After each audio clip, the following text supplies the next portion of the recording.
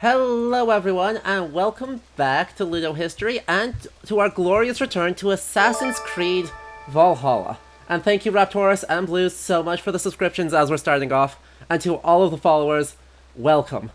Also, I am joined by not one, not two, but three other historians, because this game needs it. Say hello! We have to decide on an order to introduce ourselves. First up, Emmett, do you want to go? For sure. So my name's Emmett. I use they, them pronouns. I am a PhD student studying medieval Irish literature, specifically looking at the depictions of heroism in medieval Irish literature, based out of University College Cork. I am in the last year of my program, so hey, hopefully I'll be a doctor sooner than later. Awesome. Meg, do you want to go next? Hi everybody, I'm Meg. I use she, her pronouns. I did my undergrad studies on the Pictish Church. So if there's any Pictish stones, which hopefully there won't be because we're in Ireland, I'll be able to talk about them. But you never know. And I also do historical reconstruction art set in the early medieval period. So I'll be paying attention to the clothing, and if the trailer's anything to go by, there's going to be kilts. So we have to be prepared for that. Yep. And Eleanor. It is so good, you guys, by the way. Definitely check out Meg's art project because it's fantastic. It's super anyway, good. Hi. I'm Eleanor. I also use she, her pronouns. I'm a PhD student based in Cambridge, and these days I mostly work on later Latin hagiography and saints and manuscripts. But I have some history with the 9th century, although not with Ireland. I'm the least informed person on this stream. I'm literally just here for a laugh. And also, I'm fresh off a conference yesterday and another one that I was organizing last Saturday. So the best word for my state right now would probably be unhinged. So just brace yourselves for that, because I'm not going to be super coherent. Yep. And last, but probably not least, I'm Adam. I run this channel. And I have an MA in Viking and Medieval Norse Studies, so I do environmental history, saga literature, Norse legends, and, most importantly, I have a publication due this summer on reception studies in both board and video games of the Norse world. Amazing! Yeah. Oh, that's very exciting. And today we're playing the Wrath of the Druids DLC. We're going to get as far as we can, which is probably going to be about halfway. Just about halfway. And so I did a little bit of the setup work ahead of time and found, to start off with, our most egregious outfit. The Valkyrie armor. Oh boy, is that what this is? I've been wondering what on earth you're wearing. Valkyrie armor. You're wearing, I should say. Excalibur. Excalibur. Wait. Are we currently carrying Excalibur? We are currently carrying Excalibur. And Mjolnir. Oh no! Oh, this is a bad time already in the best way. And Nodin's Ark. Sorry, could you repeat that? And Nodin's Ark, the bow for the actual Britannic god that we found in Yorkshire. That's not where Nodens' shit is. No, actually, that's a lie. I don't know if there's stuff in Yorkshire. I know there's stuff in Bath for Nodens, but why a bow? I don't know. Why not a ring? Because he has a dog once. Rings vibe. And then the huntsman helm and Saint George's cape. We are so Christian, guys. So Christian. Adam, did you put this together specifically just to hurt me? Yes, I did. Fantastic. Also, St. George shouldn't be here. Shouldn't be anywhere near any of this at all. But I think we talked about that last time I was on. That's probably the worst part. There's so many saints you could be having regalia of. Why? What about St. Oswald's severed head? I mean... Yeah, or one of his arms. You could carry one of his arms around. That would be hilarious. Yeah. Anyway, what do you say we go to Ireland? Here we go. By the way, our trader here, Azar, is from Scythia. So, he is from Iran. Are you prepared to go? Wow. Cool. And has made it over to Ireland and is now trading. You did not tell me the king was my At least he's Good. not a Pict, because they said the legend is that they're from Scythia, so that would have upset me. I was gonna say, yeah, Scythia is a name that gets thrown around a lot in early medieval pseudo history, Shall we set sail? Yeah. She. particularly with the Picts. Oh, Yeah. I would okay. love to Good to see know. that. Azar, despite being called old man, by Barret, is actually female, or non-binary. We'll go. Certainly, is designed androgynous. It would be nice for the game to give us a solid way of understanding, like, how we should refer to the character. Wouldn't it? They have never had actual pronouns used yet. And yes, we are going to go Okay, visit our cool. cousin, the king of Dublin, named Barret. And welcome to Ireland. Does Avod just have a convenient relative in every relevant place that Probably. we've been to? Because the 2 times I've been on this stream, it's been like Avod is looking for a relative. Of petty kings jostling for hills and pastures. Oh, someone asked what's wrong with Excalibur. Eleanor, do you want to explain? Well, the I mean, rules? my response would be from a literary perspective, like, what is it? What is it even doing here? Like, why do we have it? But also, like, the whole thing of Excalibur being a particularly special and magical sword doesn't really show up until the 12th century. So we're definitely projecting later medieval ideas of what Excalibur is onto even the fact that it is here and worth talking about. Like there is a sword with a similar name that should be known about at this time that Arthur had, but we don't have any records of it being particularly magic that I know of. Interesting. Cool. So I actually don't hate this introduction to Ireland, right? Saying that there's about 1 million petty kings and that Dublin is a Norse city, but that everyone comes over to there. And Yeah, also, that's pretty solid. yeah, Oh, soon to be crowned High King of all Ireland. for Flancina, yeah. That's a little Interesting. ambitious. That's Like you know, he's gonna be crowned it. That happens a lot. You have a lot of people who are like, I'm High King, and like then 2 provinces go, yeah, okay, sure. yeah. This is kind of what I'm thinking. Like people tend to assume High King is an actual thing that has like meaning beyond how many people you can get to call you that. Yep. This is very true. And based off this map, I have a feeling Munster can go to hell. Because Munster sure is not paying attention to anything that's happening in this game. Yep, the poor monster. I'm seeing some very well-informed comments in the chat about Khaled Vulch becoming Caliburnus becoming Excalibur. That's 100% true. I'm not aware of any fancy lore about Khaled Vulch that we know about though. Just the name. Yep. Here we And go. Are those Barret. tattoos? Yes, everyone has Uh-oh. tattoos. Ugh. Oh god, this game is obsessed with the idea that like everybody has tattoos because tattoos are cool. Is the impression that I have. Correct.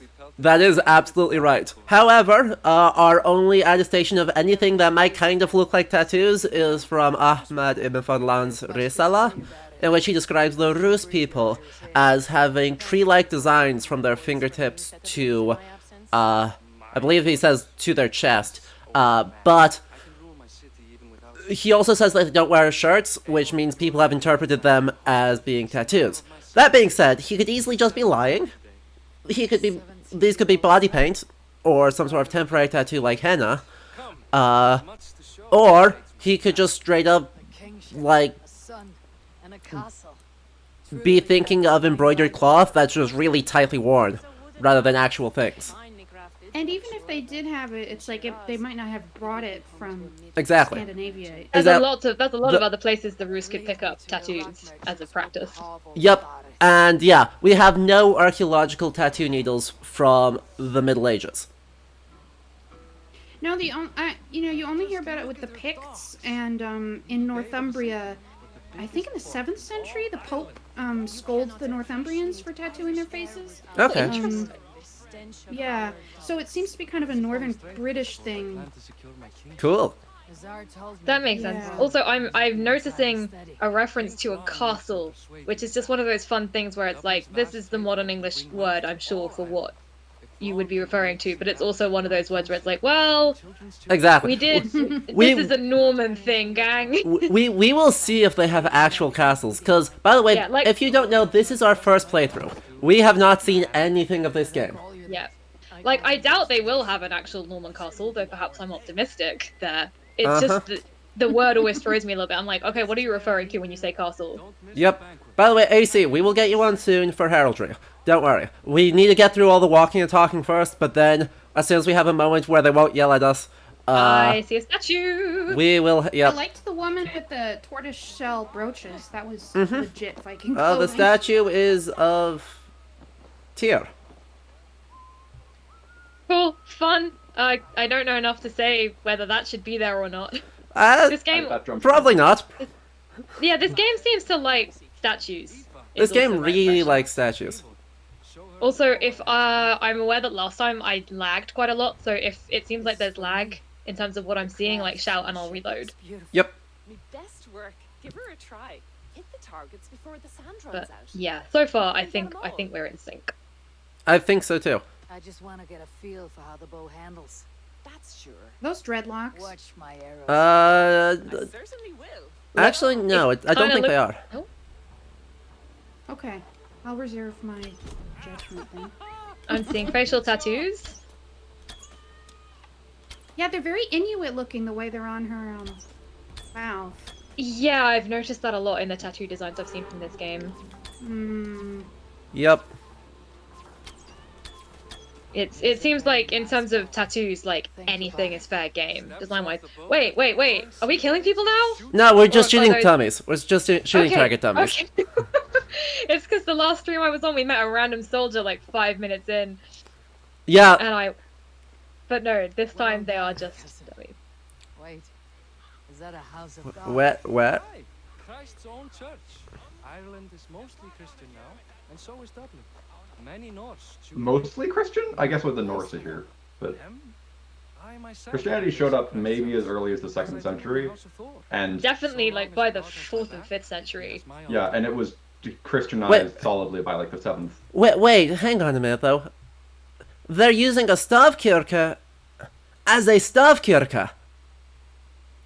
They're not saying Oh, interesting. that this is a giant pagan Norse temple, which it shouldn't be, right? Because I don't see So, another like- church around. We're I'll like, see- holy fuck, a stavkirke, which definitely shouldn't be here, but at the same time they're using it for its intended use. Years ago, us Vikings were beat. The Irish took revenge and sacked Wait. Dublin. Are the Norse Tsar supposed to told be me that Christian? it is a Viking city. In Ireland, they would be converting. In England, they would be starting to convert. In Scandinavia, they would not be yet. Right. Mostly. Yeah, I'm thinking like Iceland and. Yeah, Oh, we yeah, are. no. But We are. I mean, this game 50 set up or to so? America before we hit Iceland. This is true.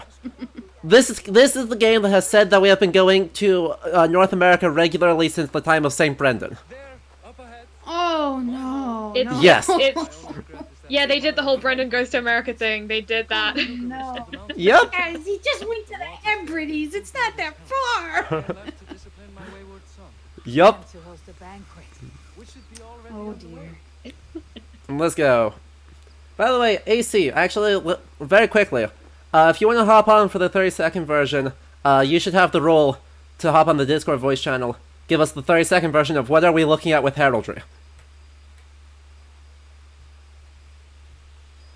Let's see if we can Hello. do that. Harold, Oh, right. Can you hear me? yes. Hello. Yes. Right. Heraldry in Ireland doesn't exist until the English came and did things. The earliest coat of arms of Dublin is 13th century. Oh God, I'm so laggy. You're good.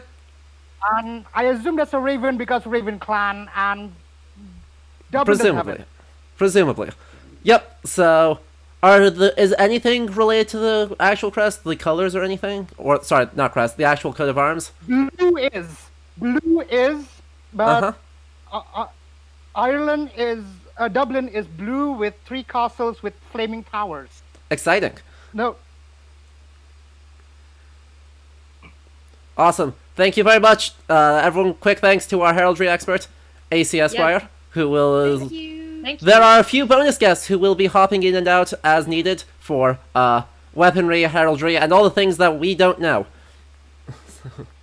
The Raven thing definitely feels like they heard the Orkney had a Raven banner and were like, okay, Yeah, let's Halfdan. do that. Halfdan, I believe, is the one who actually uses that Raven banner. Right. Also, Azar, with your excellent, extremely fancy clothes. Sure, if I would see you here. Why is that? I thought you'd rather take stock of your wares than placidly observe caterwauling Vikings. And Let's see. you would rather spend time with this. Being inside gossipy buildings in man. this game is always a very weird experience.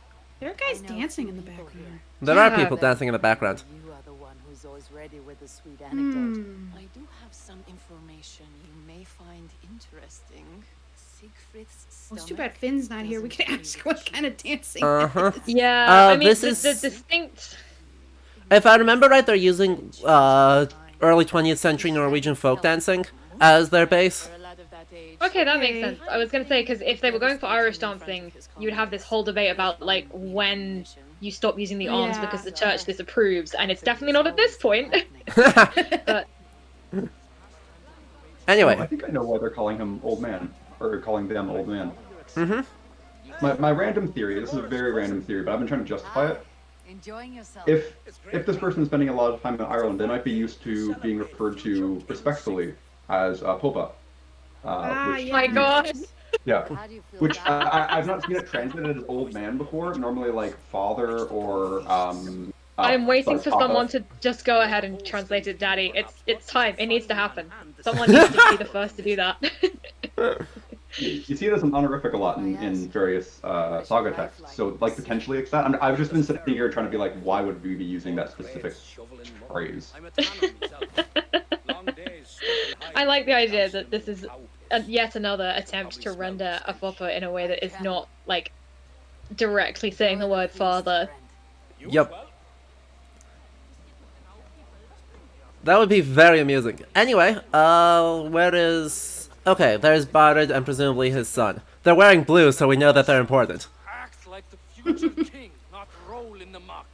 So Flan will take you on as his farting court So, jester. well, these Armor two... is so With your weird. head and not What? ours. Yeah, his armor's wild. Throne which will one day be yours. That makes you the ass. Enough! I see anger management issues. So yeah, looks like he has one metal pauldron, one leather pauldron, I must clear my a boiled leather breastplate with stuff, and then a metal shield. Oh boy, that is fancy Viking armor if I've ever seen it. Okay, I can't see because I had to reload because I think I was getting a little bit of lag, but you said metal shield and I'm like, uh-oh. Because Oh, I yeah. remember Emmett's little Everyone has metal shields here. visual guide.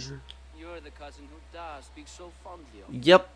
Is the old By the way, I actually don't hate the hair designs for these people, unlike the ones in the main game, which are Vikings the TV show, the video game. Both Bard's and Siegfried's are at least more plausible. Oh, now we are fighting someone. I Ow. forgot we were wearing a They did skull. something super clever. I don't know if anyone noticed it, but when Sigrid there was talking, he said "da" for like essentially using like a high Bruno English like use of like father, like "da." Yeah. Oh. And that's really interesting because the father was speaking similar to Eivor, and the son is speaking differently, and this is showing the like that generational shift progressively towards essentially the Irish just aggressively making everyone's children Irish. Yeah. Which Yep. is very cool. That's That's a well very said. clever touch.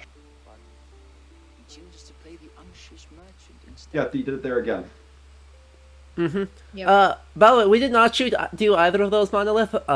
Those, it was just visual particle effects to say we parried him, like you some good. Yep. because we parried the punch, and it worked. Maybe the homeland will kindle Nice. warrior spirit. Give I am noticing the kind of king merchant contrast here, which doesn't. I don't know. Do we have any evidence that that's like a conflict people are having? Because to me, it's like, He wanted to clear is that not the typical way of gaining power? You do some raiding, you do some trading, I, and if the trading is more lucrative, you do more of the trading. yep. You with the That's super accurate to history, so I'm not sure. I'm not sure what they're doing, but Like, yeah. I mean, maybe it's meant to indicate that like the local population see kinging and merchanting as fundamentally different things, and there's some more generational stuff going on here. But I don't know enough about 9th century Ireland to say. yeah. I mean, my instinct would very much be right that this is just imagining the Vikings as being something very specific when they are kind of not. Yep. Oh, are we changing helmet? Because I see someone has. Was that a best looking Someone's helmet? made Someone is Best looking suggesting, helmet, please. We're good. That we stop wearing the goddamn skull. But by the way, here's our map. We have Dublin, Meath, about 2/3 of Connaught, and all of Ulster. So the familiar Assassin's Creed Valhalla experience of seeing certain portions of the map just like Vanish. not exist will be totally off limits. Yeah. Yep. Hey, what's that island off the coast of Dublin? Like all of Wales and Cornwall. We don't have it marked, but it's one where St. Columba founds a monastery. That Oh. Lande or something? Lambe. There it is. Okay. So that is a monastery that we can and potentially will raid. Just ruin St. But Columba's will Day. we find monks there? Yes. Will we kill them? No. Yep. I'm not Well, s- it- well. It doesn't. Whoa. The thing with not killing monks is weird because like even local kings will raid monasteries and kill monks. I Like, know, it's not hilarious. unusual. Irish kings killed monks all the time. Yeah, Like I was local listening to a abbots talk can about raid how other many abbots. monks kings killed just yesterday. Whereas like, oh, this king killed some monks, but not as many as like every other king of his generation. So he was doing comparatively well. I see antlers Oh no. Where do you see antlers? Oh, on that rock. Mega, you pass. Oh yeah, there are totally antlers there. Hello, antlers. why are there always antlers? Let's see. So we've got a skull, another skull. Is that a what bird is that supposed to be? That is a very big bird. Also looks suspiciously like a parrot beak. Oh god. Lots of apples and candles, and then another antler. So, I mean, I don't inherently despise it because that is at least a red deer. That's at least the local wildlife. As we've seen, parrots show up a weird amount in this game. So This is true. We've already seen parrots once, and that's once too many. it's like the Duolingo Latin course. It's oh, it's a really big puffin skull. That would make more sense. Okay. I mean, that doesn't make more sense, but that makes more sense. It's an oversized porg from Star Wars.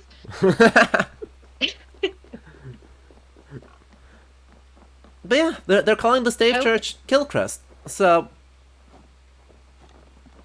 actually a That's church. Interesting, yeah. And then they're even giving it like the Irish kill Yeah, prefix. it's framed Okay, like it's an let's- Irish church, but this is this is the Ernest Stavkirke.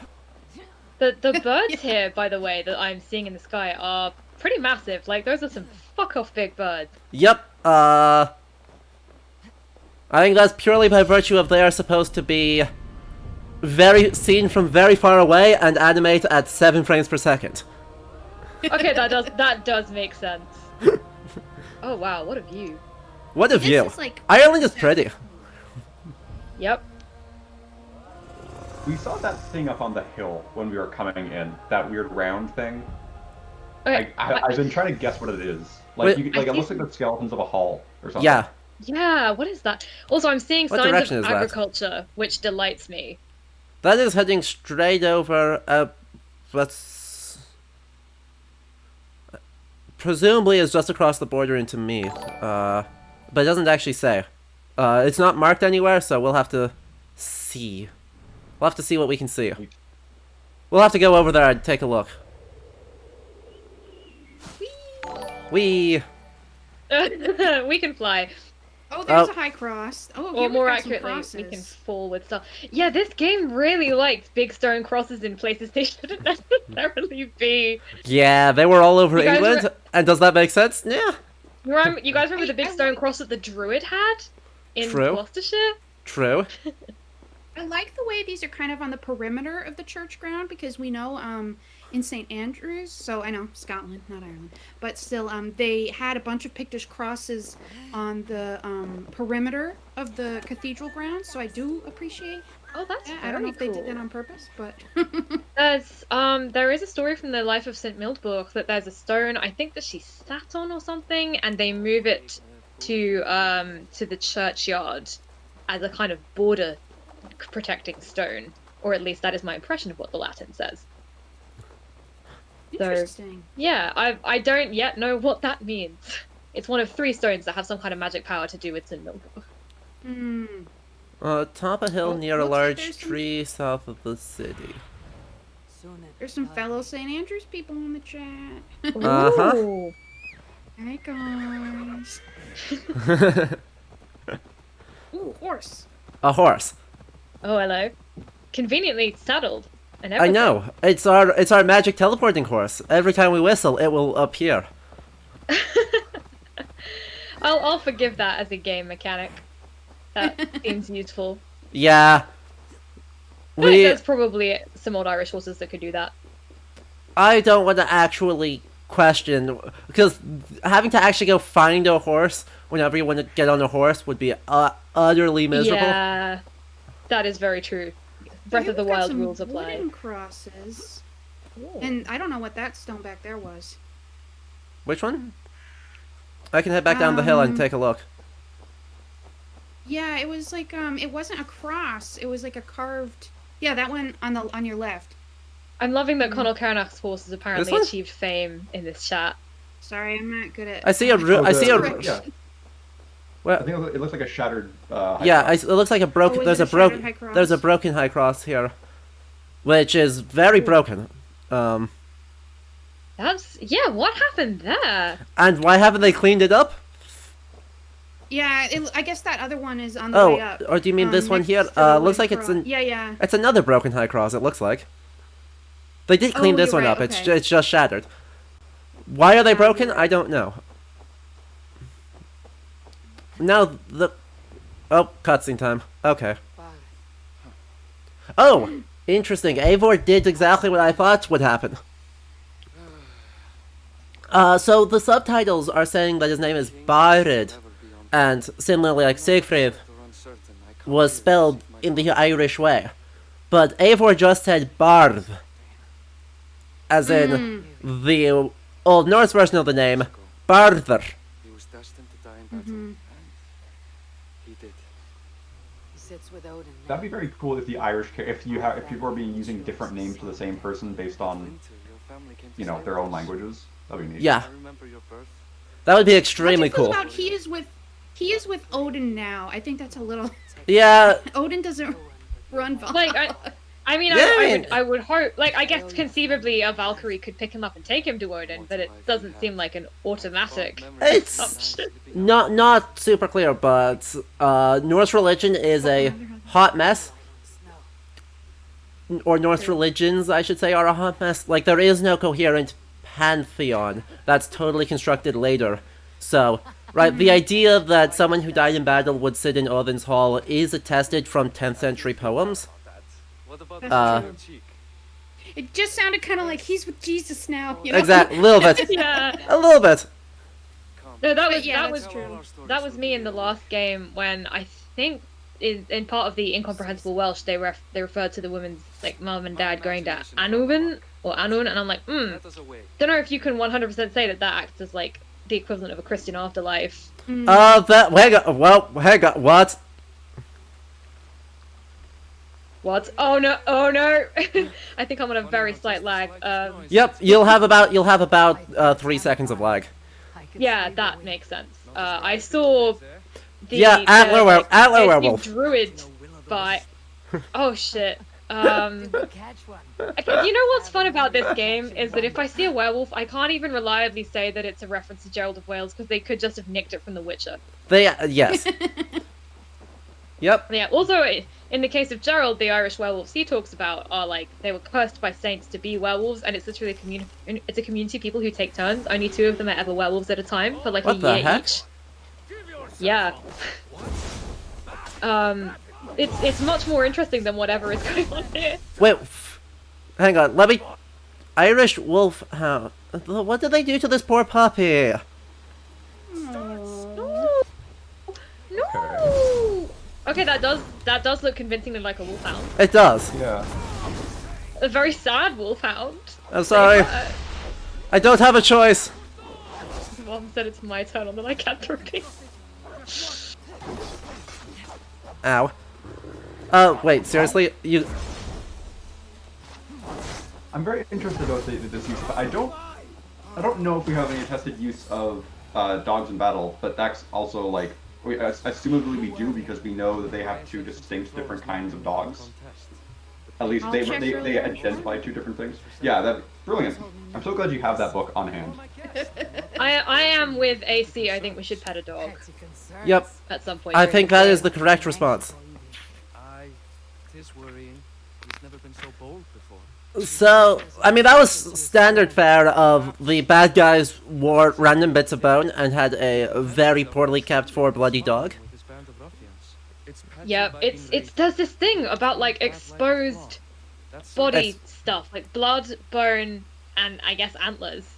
Yeah. As a those are the markers of paganism. Like Keep a sharp watch. Brigands roll. all of those skulls that druid had. I'm excited to see if these druids have as big a collection of skulls. Oh, yes. So I don't think dogs were used like by armies, but guard dogs were expected to attack intruders. So Oh that's yeah, because Oh. the closest thing. that's how This is Cuchulainn fun. gets his name. Mhm. How could Yeah, I forget? Yeah. And it's probably from the dog laws, because there's all those weird laws where it's like we expect that you fulfill these functions, and then there's the dog laws, which are like professions for dogs, and the expectations of a dog of certain rank. Uh-huh. Yeah, my old Irish is not very good, but it looks like Conschlachte, kind of. Something like that. That's what it is. Okay, that makes sense. I don't know if I'm pronouncing it right. I'm told I have a very Scottish Gaelic take on Old Irish. No, I do not. But I yeah, can tell other I than speak it that, like I'm from Kerry. Perhaps you'll accept a silver You speak it like you're from Kerry, Emmett. You're supposed to be speaking it like you're from Dublin, where your grandparents are from. Dr. Murray, you're from Kerry. You've been teaching me. Eivor, this is not I am just now realizing what helmet we are currently wearing, and I should be beyond being surprised by the helmets this game has, but nope, I'm still surprised. Yep. I just think this is one of our good helmets. never been so happy. Yeah. somebody This is- wanted to know the compensation for killing the guard dog. Let me look that up. God, there's so many antlers on that throne. That throne is like 98% antlers. It's where are we getting all of these antlers? What are you doing with the rest of the deer? Tomorrow in the market. Hopefully Eating it, I assume, but- hopefully eating it, and then you just keep the antlers as prizes. Yeah, but like, oh my god. Not every antlers is Carnunos. I'm sure we will see Carnunos references, but not every antlers need to be Carnunos. We will definitely see Canonos in places he should not be because we've already seen that. This is true. Okay, And somebody thank you wanted for to the know what 5 bits of... Why did no one inform me of the legally defined dog professions? How is this the first time I've heard of it? Somebody wanted to know what the price is for killing a guard dog. Anyone who illegally kills a guard dog owes the owner 10 cows and a substitute dog. Wow. That's actually Nice. pretty hefty. Okay, that's yeah. Damn, the cows. No wonder Cuchulainn was just like they let Cuchulainn off lightly because he did not have to provide any cows. Wait, we have a lynx now? Yeah, we can replace our horse with a giant cat. We can ride Okay, around on that's- a lynx? that's just Yes. cool. That's just cool. I know. don't care if it's accurate. This is another example of the game where I'm like, you just shouldn't have marketed this as being historically accurate, because if I knew that I didn't have to worry about whether it was accurate but I could ride on a lynx, I'd be all Yeah. over it. Exactly. Yup. I agree. Wow. They are really going all in on the tree worship side. That's Frigg, or no, that's probably Freya. That's Tyr. Oh my god, there's so many statues. There's so many statues. That's Odin. And that's Thor. And I there's guess a... it makes it makes a certain amount of sense given that most of the accounts of paganism focus on idol worship for that. Yeah, but we have idols, but- and they're like 8 inches tall. Yeah, like this is the thing. I'm like, I don't think they're this big, guys. Oh, Rosebay Willow Herb. What time of year is it supposed to be? Good question. Somebody wants to know. The Dog Law book is Early Irish Farming by Fergus Kelly. Fergus It's got Kelly, a cow on the cover. as always. There is saving a us cat law. There's also a cat law book, like an entire book referencing, like, and translating the cat laws. The actual God, I dog need to laws get that. themselves. Oh yeah, Kevin did it because Kevin Murray did it because he loves cats. Fair. But there's also a collection of specifically dog laws that have not been translated fully yet, just because there's, like, we've translated like 5% of the legal corpus. Oh my I'm god. glad to have seen some sheep in this game. Yep, we have It's good to currently see seen some sheep. livestock. We're a little bit low on the cows right now. Yeah, we better not kill anybody's guard dogs. Apparently, because Lord knows we don't have any cows to pay them back with. Yeah. Also, if anybody has any idea what time of year this is supposed to be, I really want to know because I want to know if it's the right time of year for Rosebay Willow Herb to be flowering. It looks like it's supposed to be... why is this a restricted area? I Is don't it want summer? that. I'm working on it. I need to find the stable first. And then also... It looks like it's supposed to be summer. Certainly... There's a lot of Yeah. things in flower for it to not be summer. And, Mind you, that was the case for Gloucestershire as well. I mean, fair. But Also, since we're not the- doing a I can get more egregious. Hamptonshire, as it was in summer, but was when Guthrum betrayed Alfred at the Yuletide or at the Christmas mass. the ACV just not great at seasons of the year, huh? But yeah, since we don't have like a seasonally themed quest this time, I think I can allow it to just be summer. I think I just saw a guy in a mohawk. that's entirely possible. Oh boy. Yeah, I've definitely seen someone walking around with an undercut. Oh, yeah. Lynx! Oh my god. Yes. Oh, look at him! And we're Sometimes going. I have a Maine Coon cat, and I just fantasize that he's a giant lynx you could ride around sometimes. So this is like Yes. fantasy. Yes. Yay! And we switched our Ravenite for a pigeon because reasons. Very interestingly, I've got to rep James and Katie somehow.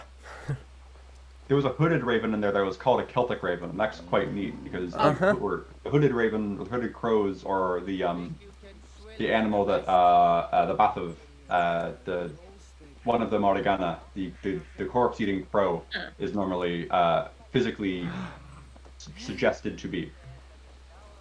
Yep. One of the various ambiguous death birds. I think a lot Hey. of them. Is that a doggy? Puppy. Such a good puppy. Yes, we can pet the dog. Okay, I forgive this game for most of its sins so far because that was so good. Between the giant cat and petting the puppy, we are rapidly coming back into good grace territory. Yep. I also like how they paint the wooden buildings. Mm-hmm. I like it because the Middle Ages is so much more colorful than it often gets given credit for. Absolutely. Sagittarius bow. Oh yeah, a lot of these bows Oh, are boy. real nonsense, but the one we just equipped is the one we just got, the Norse scale bow, and it looks shockingly okay. Not amazing, right? I don't love the random metal bits, and the end state is a little bit, or these little end loops are a bit too thick, and the random bindings don't make sense. But overall, it at least looks similar to a plausible recurve bow. I also like that they are pointing out that it is a Norse gale bow. Yes. Because Ireland, as anybody who has listened to my rants about Ireland being weird, Ireland lacks bows up until they have them in the Bronze Age. They disappear for the entire Iron Age, and then not until the Norse show up again. We have no idea why, but it's a weird thing.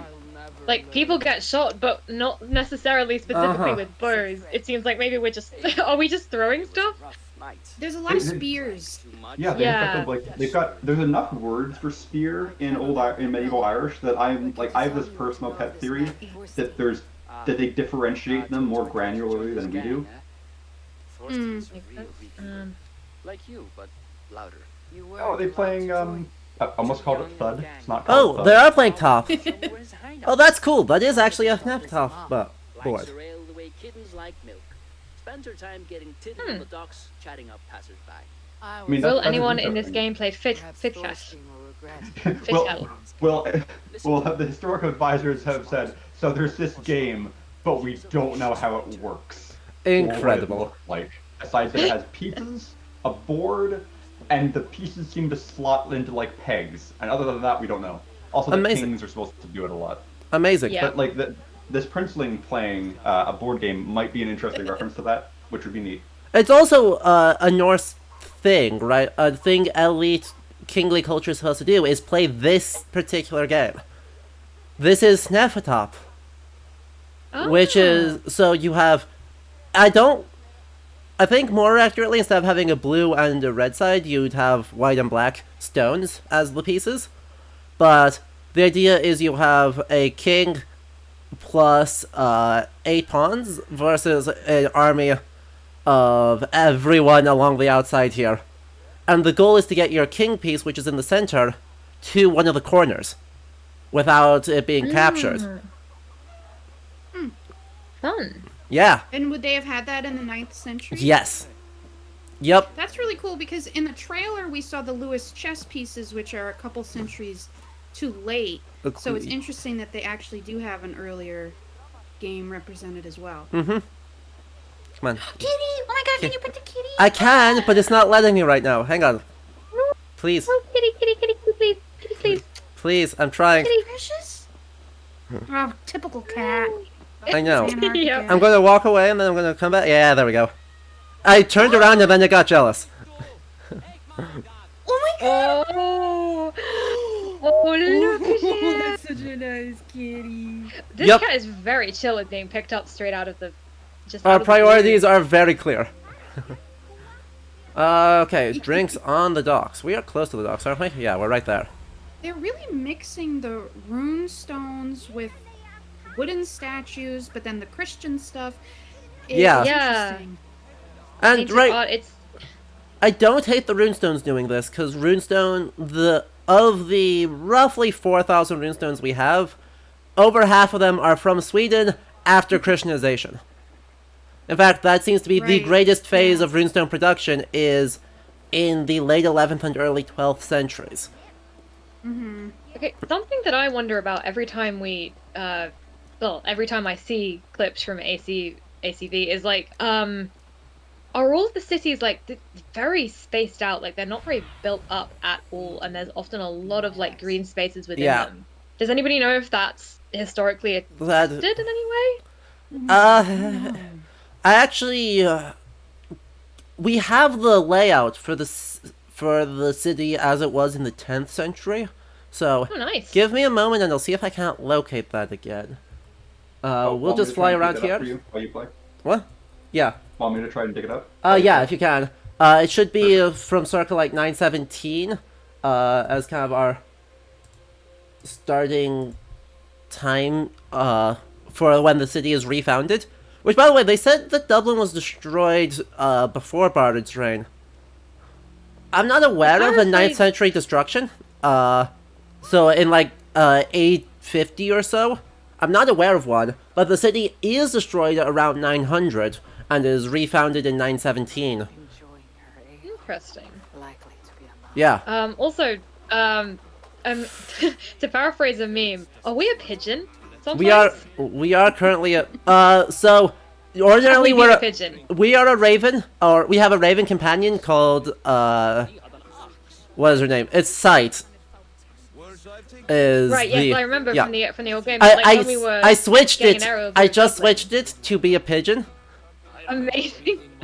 Okay, the pigeon's deliberate. Fantastic. Yes. What are you That guy drinking, looks like friend? Khal Drogo. Oh god, Yes, he she does. There's a lot of Oh, yeah. even in summer in Ireland, I don't know if you want to be this. That's a lot of Those are fur. Oh boy. Oh no. That's This, definitely cornrows, by the Yep. way. this Yep. design is not. Not The good. designs here are not thrilling me. This is a very questionably racialized group of people. Yes. Yeah, The people in the I back don't- are all fine. The back row is all totally fine and I have no problems, but the quote-unquote big buff Vikings have issues. Why are these men shirtless? Like even in summer in Ireland, it is not usually the weather's not usually so good that you can walk around with your shirt off. Yeah, They work so hard for those pecs. They want everyone to be aware they have them. amusingly, I there actually understand. are stories where this kind of happens, specifically like in Jonsvikinga Saga, when they're in summer in Oslofjord. The Jonsvikings are rowing, and it gets so hot that they take off their chainmail and their shirts, and then they get ambushed, and turns out that was a bad idea. So we have like historical documents saying don't do this. I mean, we don't actually know if the Jonsvikings were real people. They're a legendary 11th century Danish / Polish / German Right. Viking Yes. group. This is causing confusing resonances in my head because the bit of the Cambridge Sci-Fi Society that is the Fantasy Society is referred to as Jomsborg, and the people are the Jomsvikinger. Yep. I don't know when they started calling themselves this. Amazing. What is it you do? But yeah, there was like a whole strand at the last Saga conference on just, is Jonsvikinga Saga real? Very impressive that he trusts you. Understandable. Yep. Brother to me. A not very bright brother. He entrusted me with a key. Oh boy, we got her very drunk and now she is telling us. There. I would very much like to see that. Over in He has a Turkey. lair? Uh-huh. Thorstein will get all We're always going to Perhaps you'd like to join me lairs. for a meal? Yeah. I'd rather join That shield is super good. That shield on their back Uh-huh. is it's like it's the same shield that in like shape we see in the Book of Kel's warrior image. Oh my that god, we're not- they're Pictish beasts. Those are Pictish Oh. beasts Are on those the Pictish shield. beasts? Oh my god! Amazing. Oh, I would like we would not have caught that. It's a good thing you were here. Also, yeah, one of the Yes, confusing things but- about the game designs in this is very much that I see a character like that and I'm like, I can't tell if they are trying to represent someone whose hair would naturally be the right texture for cornrows and saying this person is also a Viking, or if they're like, this is a normal Viking. Well, No. not a normal Viking, but this is a Exactly. Viking from Scandinavia Yeah. whose hair is I'm like, And are you trying to represent a unfortunately- white person or not? Exactly, that's what I meant by Oh, come on, questionably what? racialized. Like, it would be great Yeah, if we were it's a good having phrase. people of color unambiguously represented, Well- but that was not unambiguous. Yeah. Oh, and now we're attacking her anyways. Uh-huh, because I tried to be sneaky and failed. This is not a good game for being sneaky in, my impression is. This is a terrible game to be sneaky in. That's okay, Yeah, the power of actual lightning should make this pretty easy. Oh my god, Pictish beasts, I'm still thinking about it. I can't. I'm just trying to understand why. Like, you don't get them in the Norse areas of Scotland, so it's like maybe there's an interesting backstory where your mother was like what's the picked. mechanism here? This was my whole experience last time, was going like, not only do I not know what this is doing here, I can't come up with a narrative for how you came to this Yeah. design decision. Uh-huh. It's very odd. Well, we can take a look at that shield in a moment now that... actually, I think I shattered it, so we'll have to find another one. I mean, It's you super do neat. get in Pictland, well, a little later in Scotland, you do get quite a few people from North Africa being buried in places like Whithorn. So I'm like, maybe you came to Ireland via Whithorn with parents from North Africa, but I don't know if they put that much thought into it. Yeah, this is a thing. It's so interesting because you've got the Pictish beasts. You're like, why is that there? But then we have like, that is the most I can say for like a picture perfect, like it's inspired from an appropriate historical document from this century. It's the only time I've seen that shield depicted in like a real life way that I think makes sense. because in the actual manuscript, it's like maybe the size of the figure's hand. So I've always been like, I don't really know, I don't get it. But seeing it there really like ties it together as an actual shield. I don't understand why you'd have the two gaps on either side, because whenever I've seen that on shield design, it's mostly for lances, which is obviously not the case here. But it's such an interesting mix of like great shield, interesting choice on the cover though, on the face of the shield. It is Yeah, so it's like fun. they got so close. It is so fun to me that this game is like, we've sort of given up on the bit where you're a sneaky assassin and you do pretty much everything you do openly, but the mechanics where you do a lot of parkour, those have to stay the same. Sort of. Sort There's of. a I t- don't there's know a- enough about the other games. No, I mean, right, there is an attempt to keep the parkour mechanics intact, but I'm not sure they did all that successfully.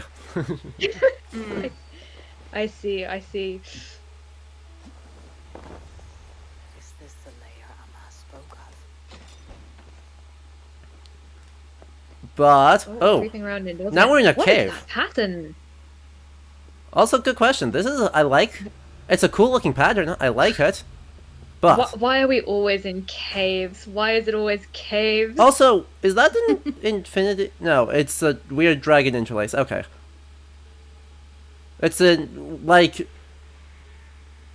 it's an Ouroboros, but also twisted into a vaguely infinity knot shape. Huh. Interesting. That's very interesting. Like, if that's intentionally trying to show a merger of Norse and medieval Irish art, very good touch. Yeah, I don't hate it. I'm just not. I'm not sure what it's supposed to be, but it looks cool, and it looks cool in a way that is in vein with what I would want. Wooden shields, love it.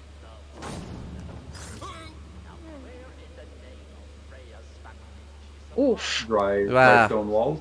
We've seen a lot of dry stone walls thus Why far. do we I'm have quite dry happy with stone that. walls in a cave? I don't know. Why do we have like the bag of skulls? Truck door. Good question. I once remember seeing a TikTok that was like, "Welcome to Ireland. Check out these cool dry stone walls," and I'm like, those aren't just in Ireland. Like, go anywhere in Scotland, Wales, or certain bits of England, you will find them all over the place. That's just a very common wall making technique. Yup.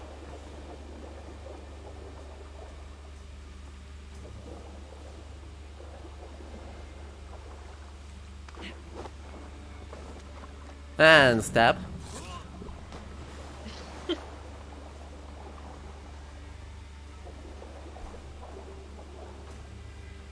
Oh, I can't actually whistle. Okay. Huh. Normally I can lure people over by... Yeah, I can't actually do it. Weird. Are we seeing the heat signatures of Yes. other human beings? Yep. Oh, okay. We That's just have exciting. we have magic powers to help us out. Don't worry. Yeah, don't worry about it. I assume if you are a reincarnation of Odin, you just get these powers. Yeah, basically. I mean, that is literally what it is. It's, part of our Odin site, so... Okay, cool, why not? That's actually a pretty neat representation of being able to see stuff. Uh-huh. Heat signatures.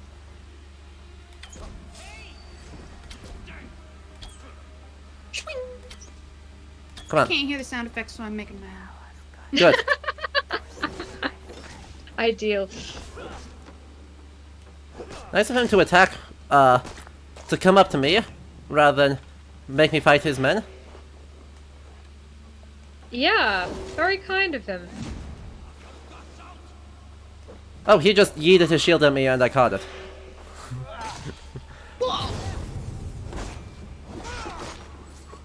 Yeah, that was pretty cool. Yeah. I feel like it might just be me, but I feel like so far the good guys are blonde and the bad guys have dark hair. That doesn't... That's not universally true, it just... And Eivor can be any hair tone. Okay. We will follow this trend. Uh-huh. But yeah, I haven't particularly noticed Give that my either. head. Have I... There you go. You got it. Am I Oh. soft locked? I want to know if bull scat is a period attested first word. Running the filthy god eaters off the. Interesting. I don't. Oh, God Eaters! Seems Oh, is like that an what they're calling A. the Christians? That seems like a pretty ahistorical. I have never noticed anybody being like, we want to get the Christians off the island they are currently on. That is a new concept to me. Like, God sell them Eaters as are slaves. like a This is- hilarious. This is medieval insult, interesting.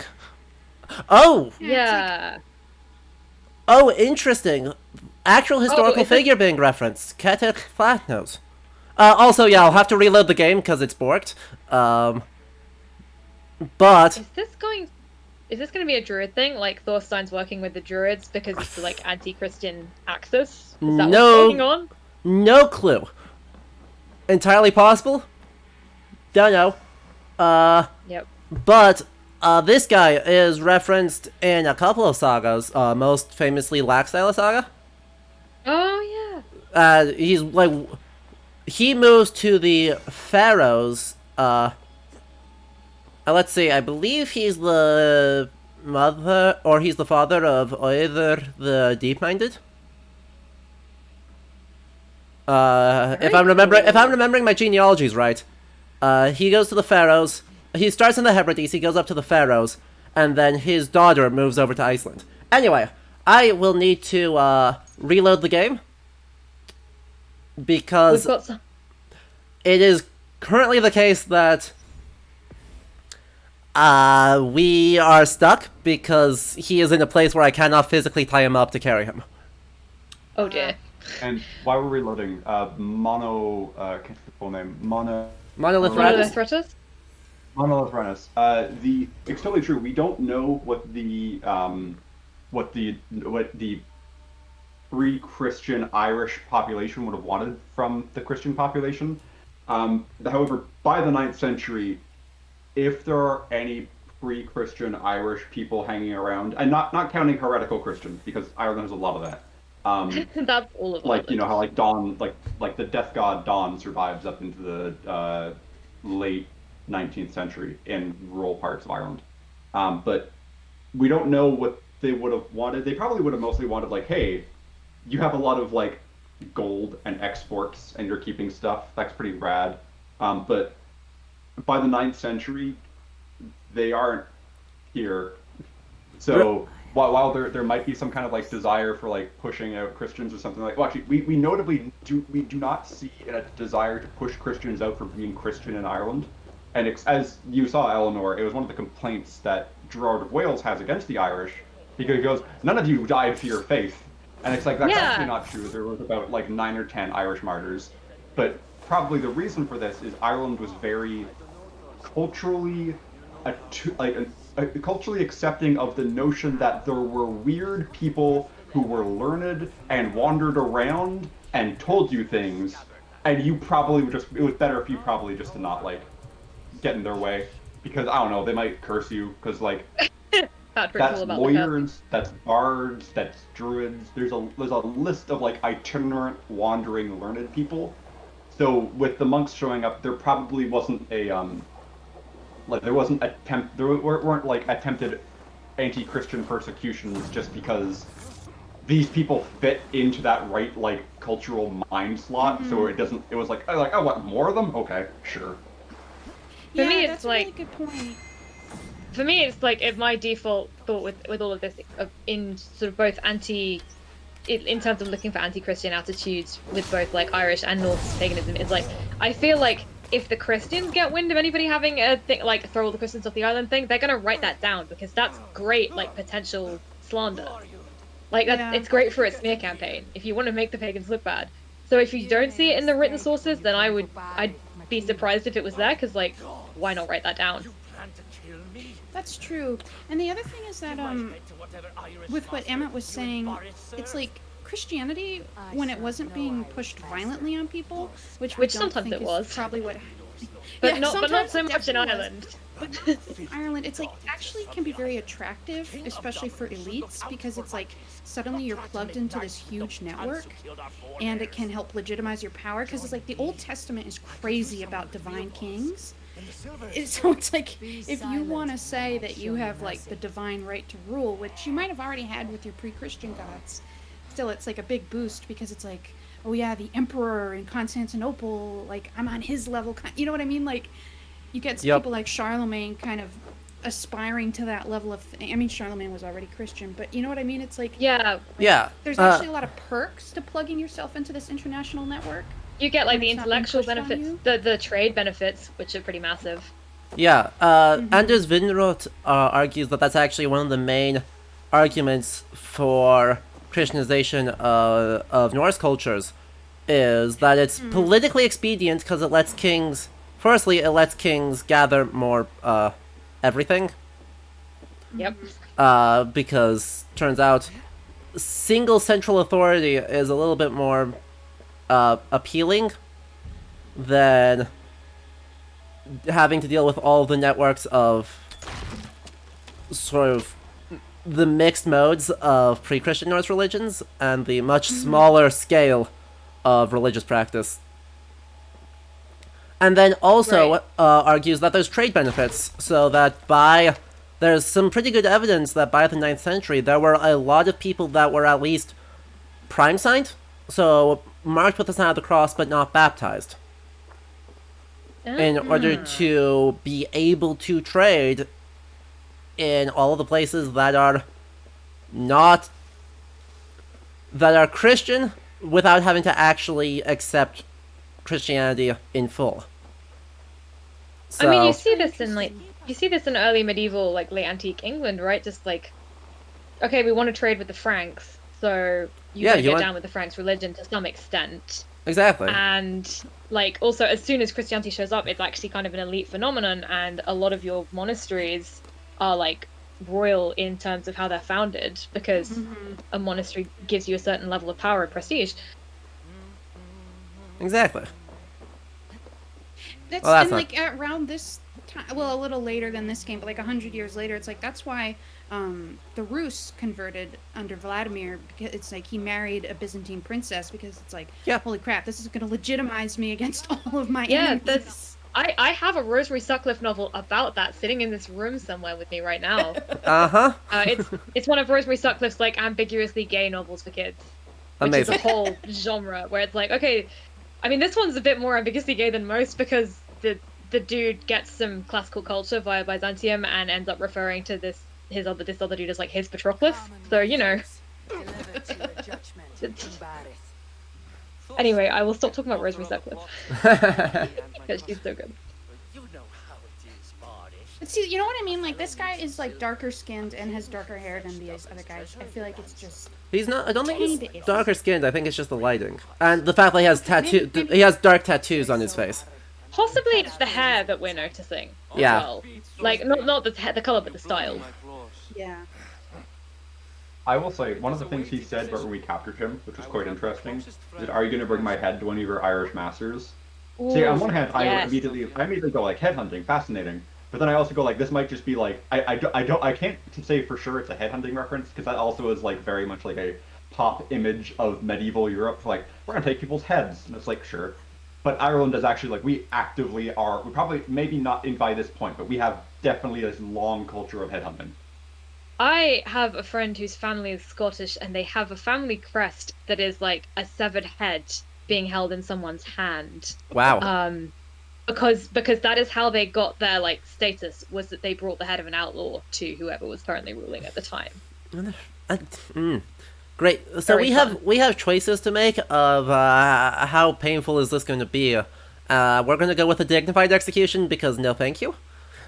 Yep. That sounds Also, Sam Draig in the chat, excellent taste. Eagle of the Ninth is also how I got into Rosemary Sutcliffe.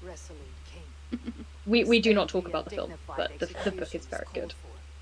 Well said, Eivor. I want no blood feud lasting generations. So this dude, no, because there is only. I certainly hope that this is not supposed to be that he is in any way, shape, or form Ocean, On by sundown. reincarnated. I assume you mean Ocean, not Oven. Show your thanks. But, there isn't two Odins running around because we have one Odin, and that is Eivor. Father! Okay, but also that like, guy has wait. runes tattooed on his sleeve. Ocean, Sorry. like Finn's son, Ocean? Soon they will. I Yeah, his name means little fawn. He has spent all that time as a deer. Oh, okay, that makes sense. I was Yeah. gonna say I haven't seen someone suggest that that dude's a god, but like somebody probably someone has. has to have. People 100% suggested Finn's a god, so I assume. Why? Why? Oh well, everybody Yeah, was trying everything in But the 1930s. okay, so we got baited though. Luckily, we had three options of execute, and Baruth chose to send him into exile instead. Ooh, interesting choice. I like how he says, "My friends don't think I'm Christian enough," and then he's sitting in this like antler throne. Correct. Yeah, no shit. Some spice, a gem, or weapon. And gifted to him at the coronation. It will represent Oh, good. And now we have to engage with the trade systems. Flan will hear Again, still no about slavery. Meantime, Still no slavery. speak to Asara about a gift. In the 9th You're such century, a merciful Christian with your non-slavery trade policy. Yeah, because this is the other thing, right? We know about the slavery because all of the Christians were, well, not all, but a number of the Christian figures were deeply up in arms about the fact that Christians specifically were among the people being traded. yeah. So That's in the been 9th the case century, since Saint Patrick. That is Uh, a Saint Patrick thing. also, It's true, but the Irish did have slaves themselves, I think. Oh even yeah, when they were no, for Christian. sure. But mhm. yeah, that's true.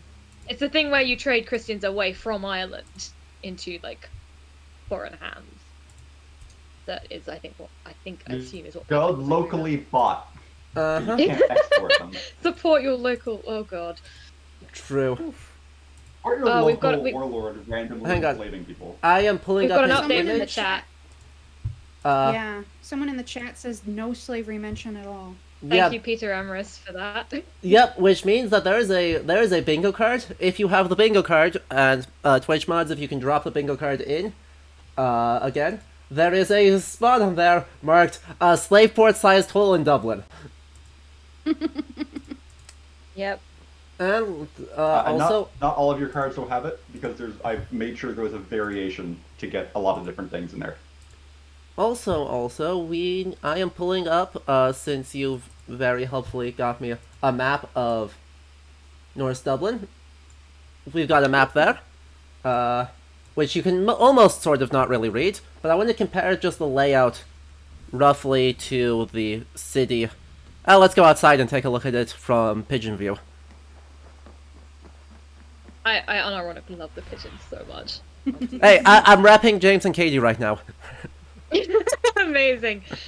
Mutual friends, pigeon fanciers. By pigeon fanciers, you mean pigeon gods. Yes, of course, pigeon gods. Uh, Yeah, for this dude, I also hope they don't do the Gerald of Wales So this is coronation ceremony. This is presumably supposed to be the fort that we're looking at right now. That's in the bottom corner of the thing. Which, fair enough. And then Okay. we look around and up on the... So they expanded it, right? They made it take up the whole thing instead of just half of it. But overall, right, I don't see a lot to complain about here.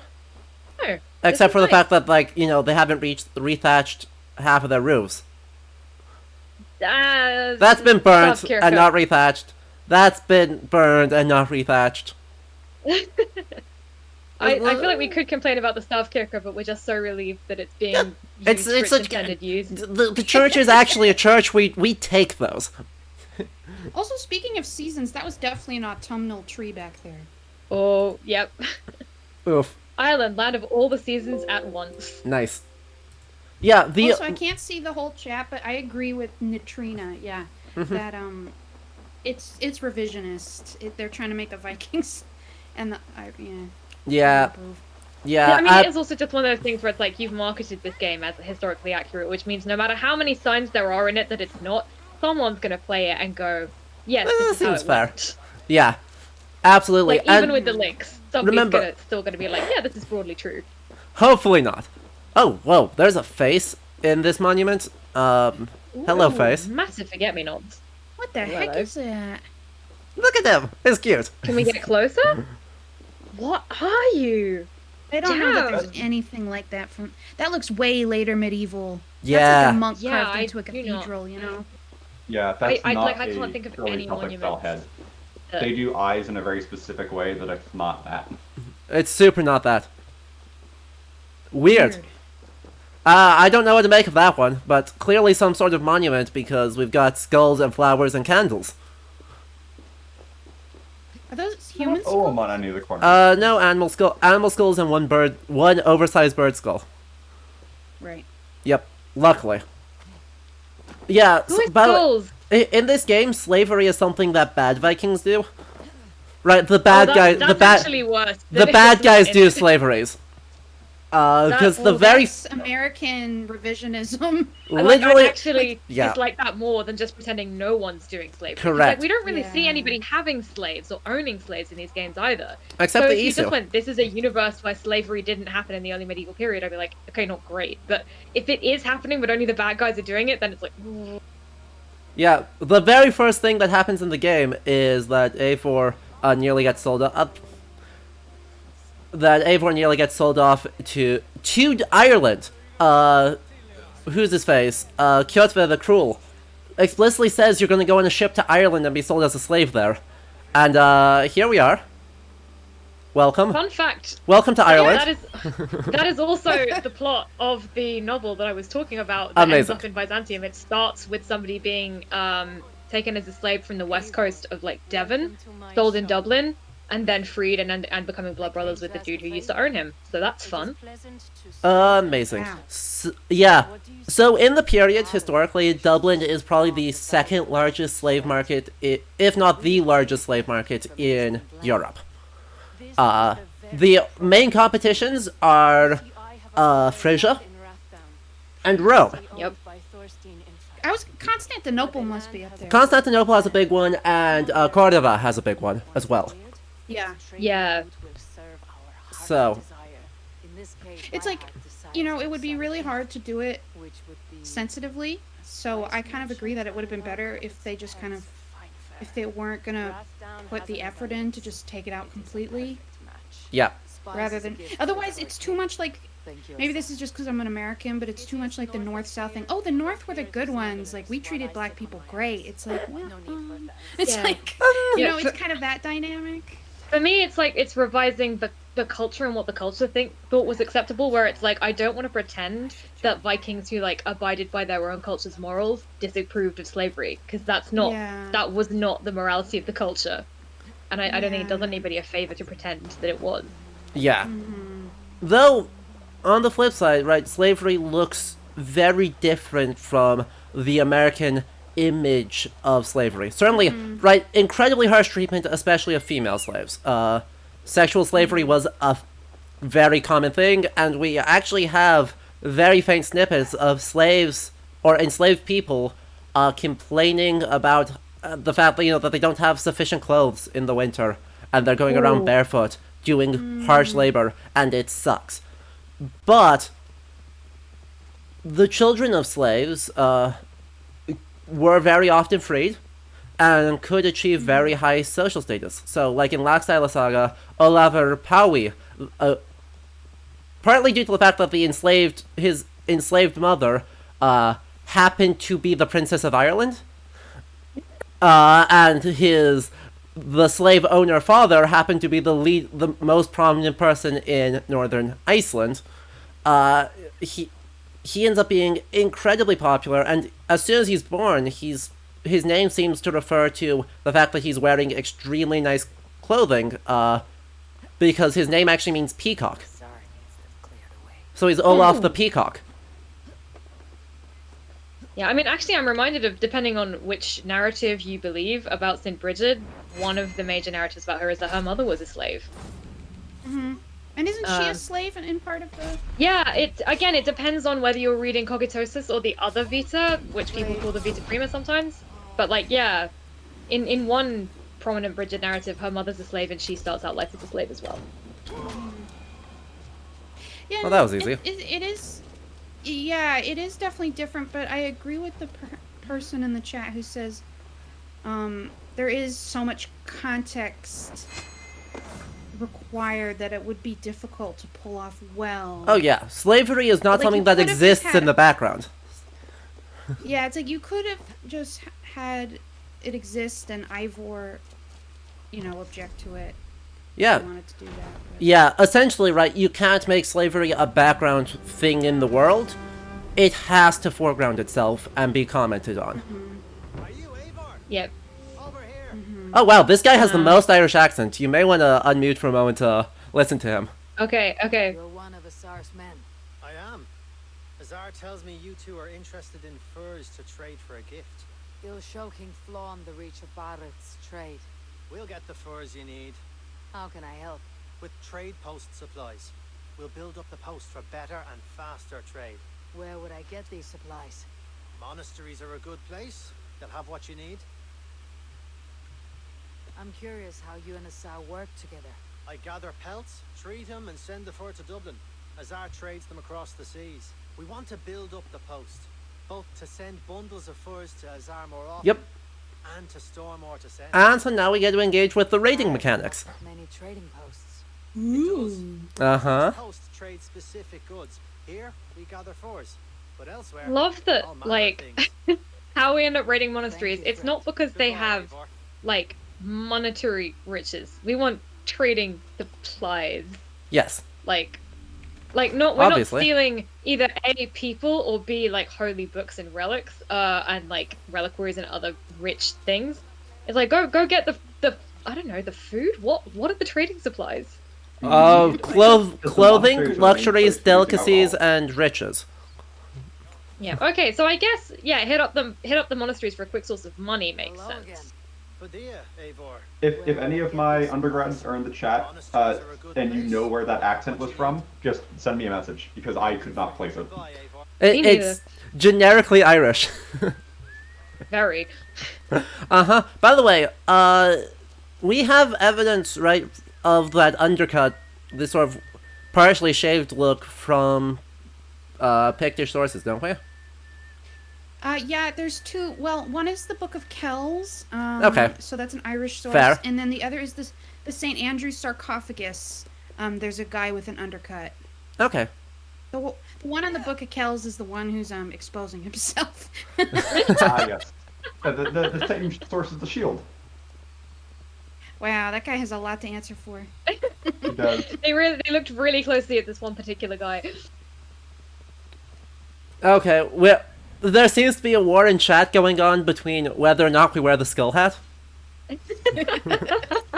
I'm also loving the St. Andrews fans in the chat. I know. I'm just 20 Awesome. minutes down the road from St. Andrews right now. So we're just gonna go over to the island of Lambay and go raid a monastery founded by Saint Columba. As you do. Fun. As you do. Very exciting. Uh-huh. I one of the things. So this is that we saw this island right in the opening cinematic when we were approaching. Now, what I quite like about it is we have magic boat shows up. I love the fact that they have put a round tower here. Round towers are super interesting. They are a great way to essentially not get killed when either the Vikings or your neighbor is raiding you. Because they're, as we can see it in the distance, that big tall thing, that's a really tall, thin tower. Yep. And you can bring a ladder, you get everybody up in that, you grab all the important stuff, so like any of the big books, you throw them in there, and now obviously won't be here, but in, oh shoot, what is it? There is one that's potentially on the game map, damn it, what's it called? Where's the big list of images I sent yesterday? Where there is a round tower that has a tunnel that goes miles out. Paper tunnel! Clon McNoise. Yeah, at Clon McNoise, there is one of these that has a tower with a tunnel, so you can get all the monks in there and just have people running, like totally out of sight. Amazing. To get away. I love that. So cool. By the way, I also appreciate how chill they all are with the idea of raiding, right? That the Irish person is just like, yeah, just go raid a monastery for what you need. Yeah. It's fine. I am a big fan of that. It's an Yeah, that's exactly interesting... It is a very interesting take where it's like, are you guys cool with this? Are there a bunch of armed people defending the monastery? Yes. Yeah, this is the thing, because you can't kill civilians. Yeah, we cannot kill So civilians in this game. Soldiers in the monasteries. Irish monasteries did actually. They would have their own small armies that they would occasionally use defensively. They'd also use them offensively to raid other monasteries they didn't like. Hysterical. Okay, this is the one time I'll give the game a pass for having soldiers in the monastery. Then, is someone Amazing. referring to Kathmaga in the chat, Potentially. or is that a different acronym? CMT should be, yeah, should be Cat Mega Turret. Yep, Tehednus does know Irish literature at least a little bit, so. What am I seeing here? So the helmet is a lot. The helmet is Celtic, but it's Bronze Age Celtic. So the closest we found is probably 4th century BC, and possibly Etruscan. I love it when it's Etruscans. Yep. Which would be even older, but yeah, we found ones all over from like anywhere from the 7th to the 3rd century BC. By the 9th century AD, no. Just no. And for the armor, I have no idea what's happening. Don't ask me, I don't know. You know that Gildas quote, like, Britain has kings but they are tyrants? I feel like we can rework that here, like, ACV has helmets, but they are Bronze Age. True. This shield has a design on it. That is a harp, an open hand, a closed hand, and a crown. Hang on. That harp won't exist for several hundred years. That is. Oh, we've had the harp debate before. That is not what the harp should look like. Wait, hang on. The crown is kind of shaky too, I think. A harp, an open hand, a crown, and a closed hand. And a closed hand. What is open hand on makes me think of Ulster from the red hand symbol, but that was not red. King's been born yet. Yeah, and it should be red. Oh, that guy had slightly different gear. Okay. Anyway, we need to like go locate where we're gonna like steal stuff from. Oh yes, the giant gold chest. There it is. I think the English had helmets in this period, right? Yeah. The Sutton Hoo, or no, that's a little earlier. That's earlier. Sutton Hoo is 7th century. Yeah. 9th like, century. It's not wrong to have helmets, right? It's just that particular helmet is like, what's going on there? Correct. Also, this guy. You don't usually see helmets in Irish art from this period, do you? You don't. You get references to them in the literature, but they tend to be very weak. Like Cuchulainn has a screaming helmet that no one's worked out what's going on with that. But he has a screaming helmet that it brings on like the screams and the clamor of battle. There's a very shiny helmet that shows up in later versions of Kathmeg Turid, but by and large helmets don't pop up a ton. We have lots of references to hairstyles for warriors, which seems to suggest that people can see each other's hair. But again, the sagas are super not reflective of what like things actually happen. Because if you're intelligent, you put something on your head because your head's important. It's a little important. I'm loving the bright yellow. I know. It's interesting, because you know, on Pictish stones, warriors almost never wear helmets, and they also often have a lot of attention put on their hairstyles. But Aberlimno 2, which don't ask me to date Pictish stones because it's like drama. But yeah, Aberlimno 2, which some people think is 7th century, but hard to say. One of the battle sides has helmets, but the Picts don't usually wear them. Okay. I do love dating Pictic stones. My impression of it is that you either go all the ones that look like this at this period, and all the ones that look like this at this period, and then you find out that there are some that look like that from the wrong period, and then you cry. By the way, shoutouts to Matthew Paris for somehow making his way to Ireland in the 9th century. Wait. Oh no, not him again. Not again. Not again. I can't do this again. It continues to be St. Kenhelm according to Matthew Paris. Matthew fucking Paris.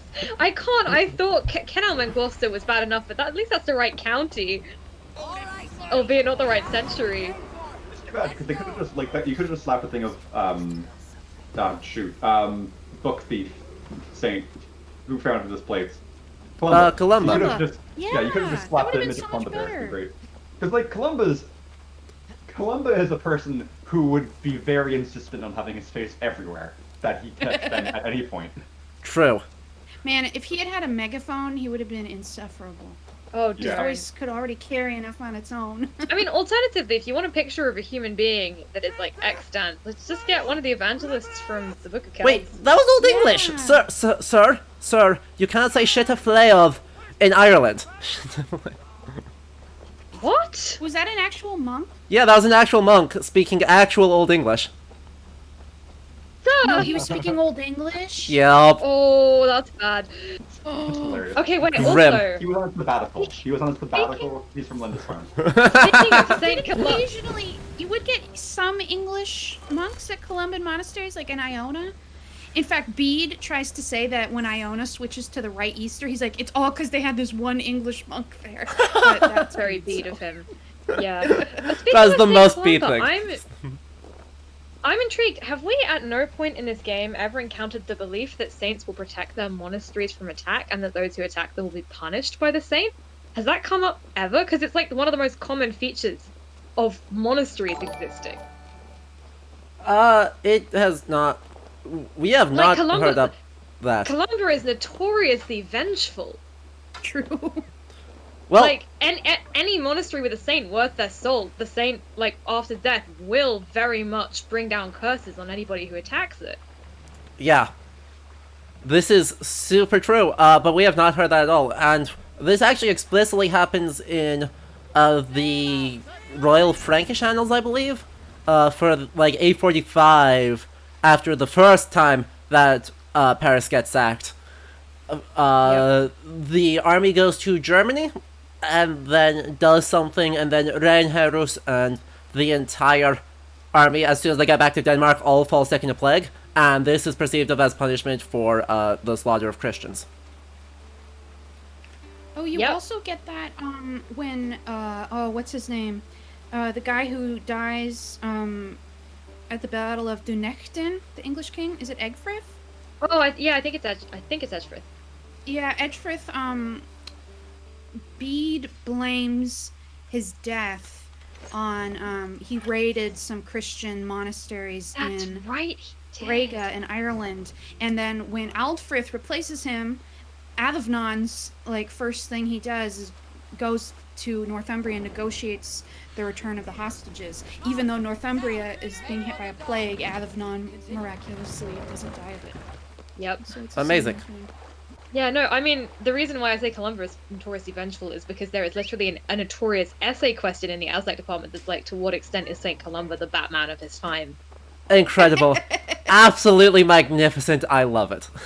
Yeah, it's great. But actually, one of my favorite, I will stop talking about saints in a second, but one of my favorite forms of posthumous miracle for a saint is that they don't just protect the monasteries from outside attack, they will often protect the younger monks and the students from, like, harsh teachers. Aww. Like, if you beat the boys too harshly, the saint will come and beat you. This is multiple times this happens in different monasteries. Absolutely amazing. It's so good. If you have a mean teacher, pray to St. Weber. She's got you. Yup. Columba's a very like physically he experiences a lot of like spiritual physical violence, like when the angel comes and is like beating him up for not making Ada McGavran king.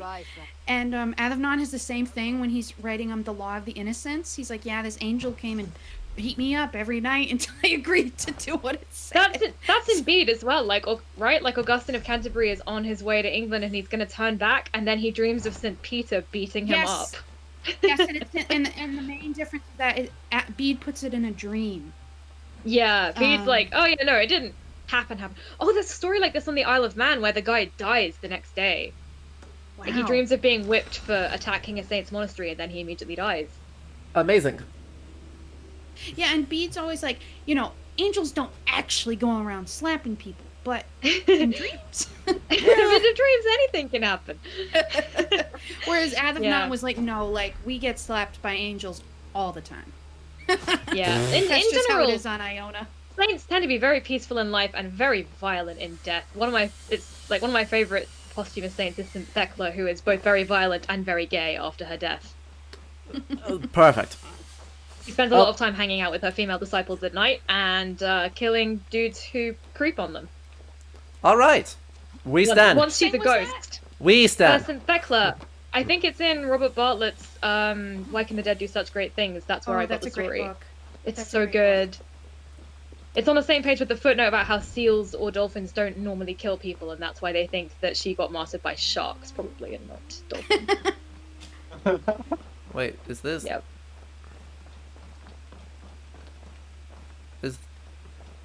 This is a really beautiful building, but it's so red. Yeah, I think that's supposed to be due to firelight, but it does just end up looking red. It kind of looks like it's been painted red primarily. Yep, and also, please stop. No. This is why I can play about the park.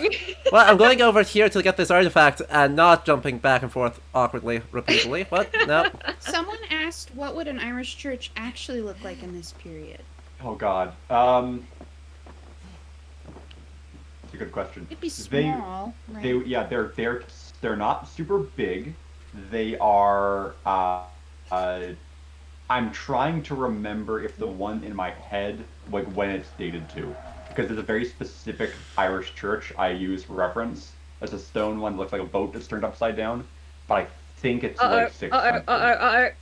Emmett, I'm calling upon you. Yeah. There was one good thing and one bad thing here. Let's do the bad thing first. Yep. Well, the first thing is that name actually isn't in use yet for the 9th century. Yeah, Dan is not happening yet, right? Because that's a misunderstanding.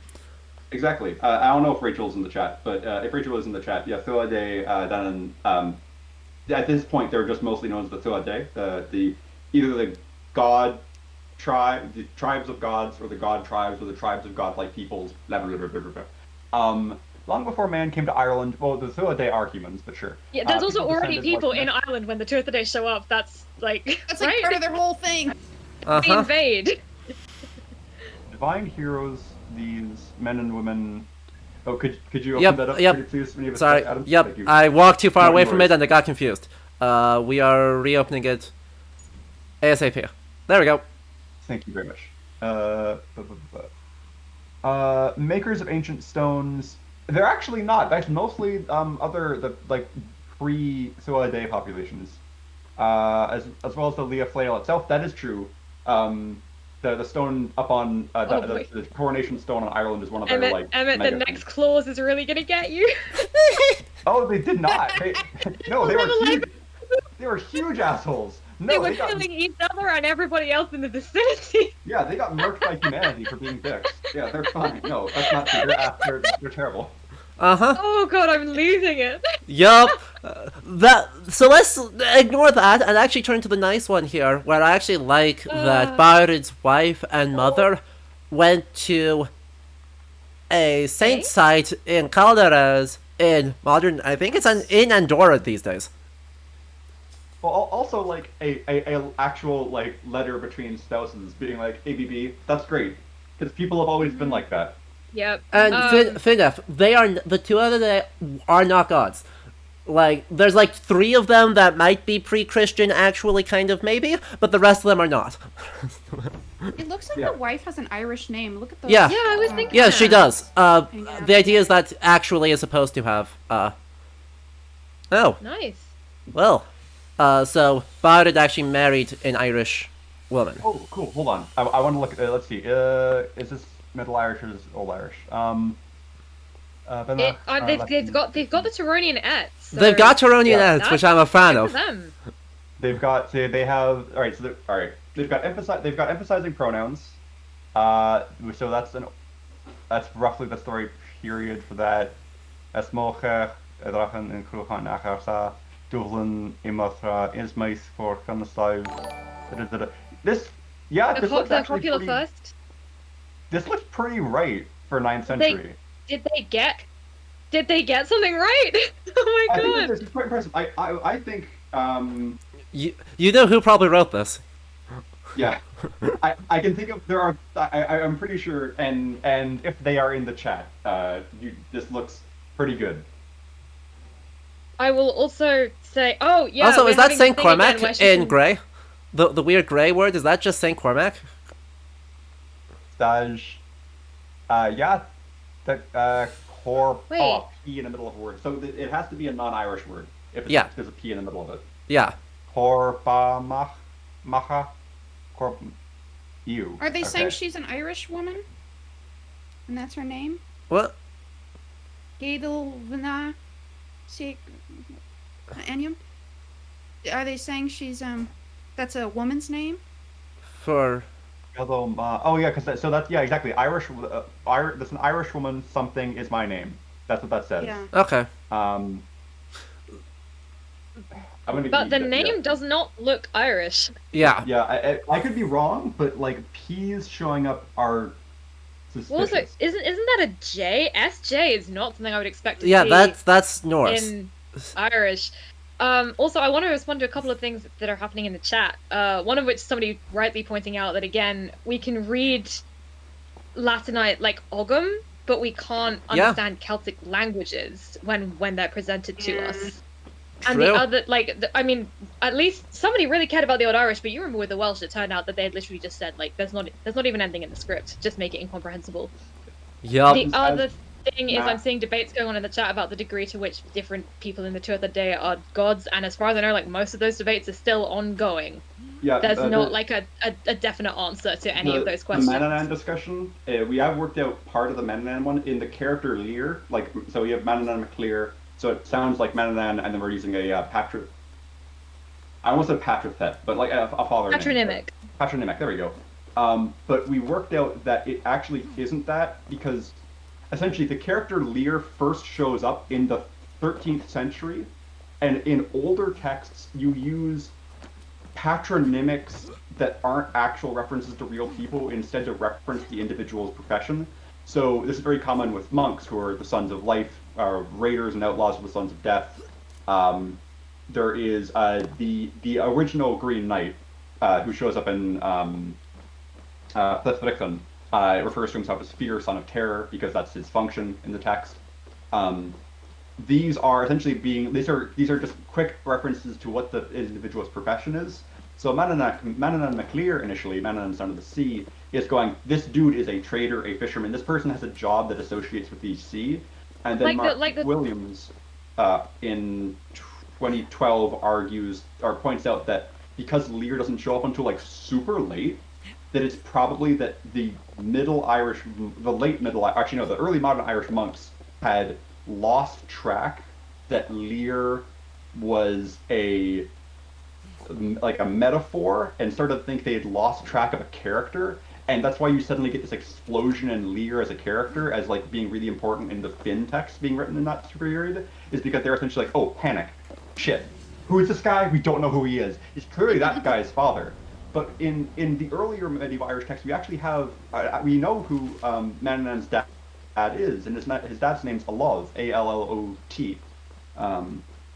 It's super neat. It's a really interesting instance of we know exactly when and probably why this happens. Yeah, and then with the Welsh stuff, it's just all, it's such a mess. And I'm seeing someone ask about the Isle of Man, and now wishing that I remembered more from the last time I went to the Isle of Man. Yeah. It might be named after Mananan because, let's be clear, Lear is a late invention. Mananan is somewhat older. There is a museum on the Isle of Man called House of Manannán, and I did discover that you can turn this into a little tongue twister, like House of Manannán, House of Manannán, House of Manannán, House of Manannán, House of Man, etc., until you drive everyone else on the tour bus insane. Amazing. I love how we have elephant tusks in this store. We what? Yeah, there's like full-size elephant tusks by like the no, left of those might be whale bones. Right, I'm going to be generous and say that those are whale ribs. Oh, okay, yeah. I was gonna say they're fucking huge for elephant tusks. They are. Where are we getting whale bone? Something about the letter that we were looking at in Irish. I'm pretty sure it was to Barth from his mother. Oh. Written in Irish, because at the end it said like the sign off was like Dovachar. Again, I'm pronouncing it like it's Scottish Gaelic because I can't pronounce Old Irish, but like Sorry it, about it it. looked like it was kind of saying like your loving mother, blah blah blah. So does he also have an Irish mother? There is great bounty to be had. I will look for It opportunities. might be He because shouldn't. his- He should, because his mother should be the sister to one of Avor's parents. And that means So- he's bilingual, and that means that his mother. So, that's the really interesting thing where language tends to move down maternal lines. Mm-hmm. That's- Potentially. Oh, I quite like that. Right. There's potentially cool things there, yeah. But yeah, these I think.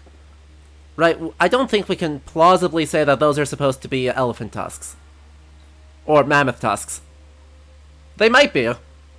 But they look too big. Can we try and buy them? They're kind of No, we weirdly cannot shaped try and buy for them. whale bones, though. Yeah, they're a little bit too harshly curved for whale bones, for whale ribs. But they're also so Yeah. big that it doesn't make sense to be mammoth. Also mammoth. Aren't there giant boars in this story, like mythical giant boars? There are some that appear. I don't know if they'll be this big though. So, We'll have to keep an eye out. yep. Also, I super like this, like, silver punched thing. Ooh. I don't know that that's historical, but it looks cool, and it's at least a style of thing that I've seen made in Morocco. So, I wonder. it's not outside of the realm of carpet is- possibility. The carpets are interesting too. I'm not sure about the border design. They're But the interior with the diamonds looks pretty legit.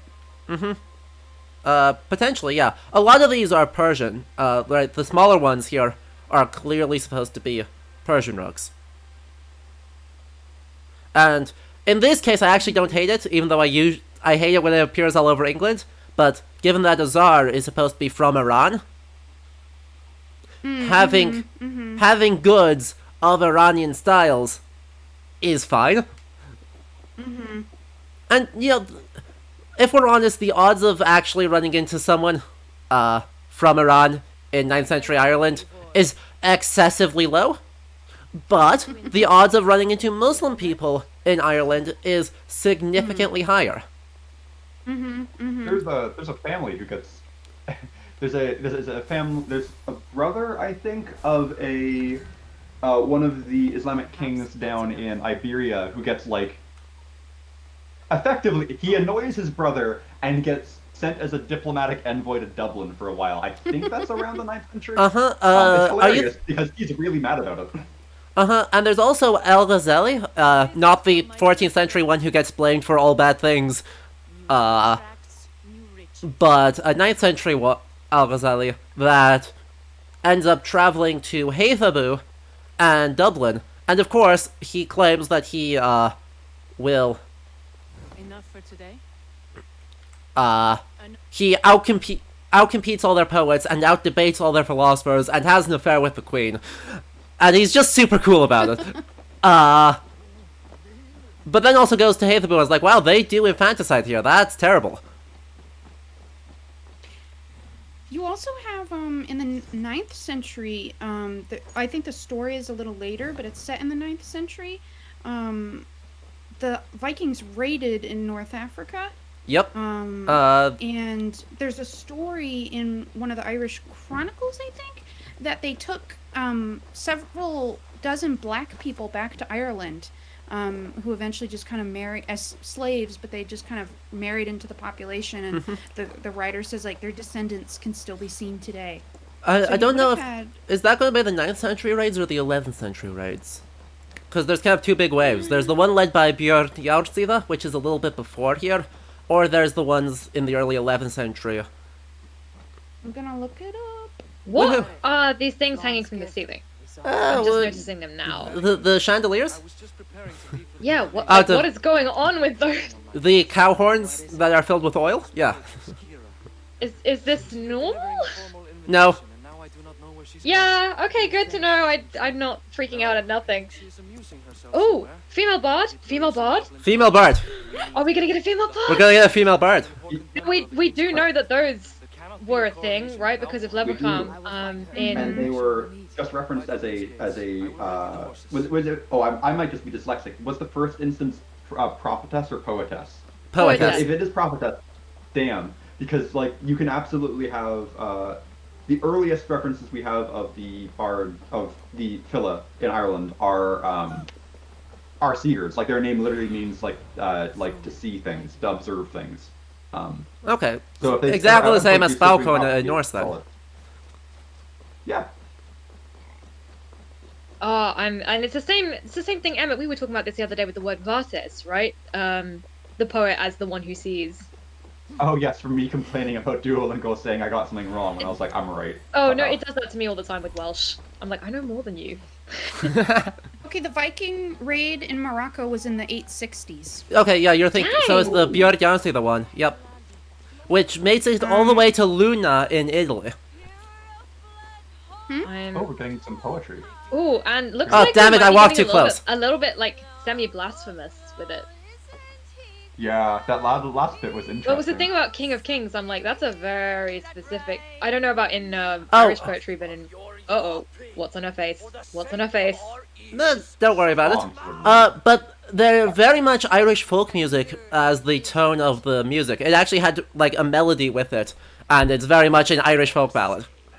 Okay, here's a fun fact that I didn't know until last really night. messed up. Yeah. What were you gonna say, Eleanor? I was gonna say one thing that I noticed in Gerald of Wales when I was reading him is that the one thing he compliments about Irish people is their ability to make music. It's the only thing he thinks they're good at because he's terrible. But like, I would believe him that he gets it just like, wow, this is amazing. How much trouble can I be in at once?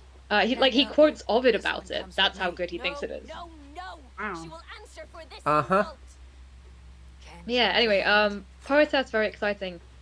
Is she supposed to be Irish or Norse? She's Irish. Combo, because her clothing. She's Irish. Okay. Because In the that clothing's case, not saying Irish to me. Yeah, I do not approve of her clothing at all.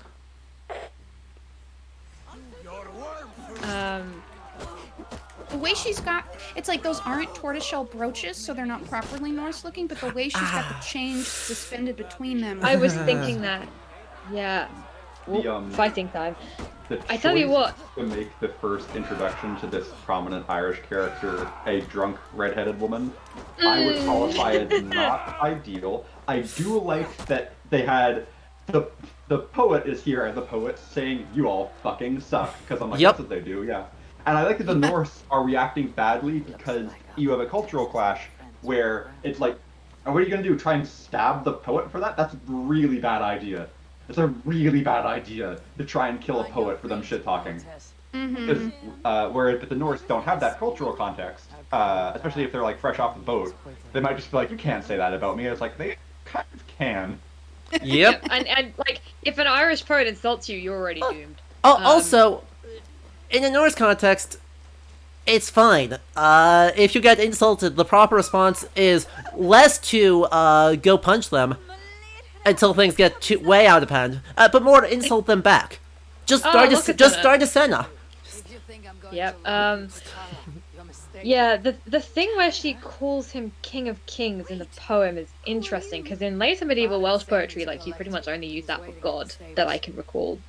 Like, there's Welsh poetry that starts with that in Latin, Rex Regum.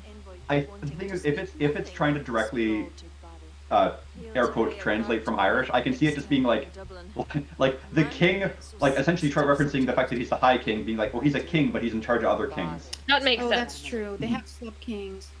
Also, is she the first character who I'm only reading the subtitles, but she's speaking in Irish, and then they're putting the English in parentheses some of the time? Yeah, there was one other person who did Or that. something like that? Okay. Yeah. So are we assuming that everybody else is speaking Old Norse? So yeah, hard to say. Very hard to say.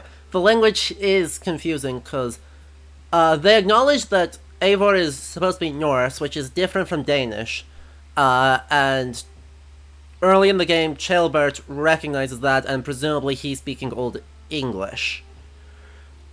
But yeah. Anyway, we've been going for almost 2 hours, so we're going to actually take a very quick break so I can get a refill of liquids right before we keep going. So we've got a warning. She's going to sing during the coronation, so we should all unmute for that. Yep, I will let. Unmute. I want to hear the What? singing when So it happens. we'll just stop talking, and then on the Twitch page you can click unmute the stream there. It's an option in the corner. Anyway, quick switch. Okay, I'll try to find it. We are Great going time. back for food. This is also a great time. If you've been enjoying this, consider following, spreading the news, and subscribing to the channel. If you have Prime Gaming, it is a total of free every month. Where did my eraser go? I lost it again. We will be back in about 3.5 minutes or so. Just enough time for me to brew some tea. Awesome. BRB.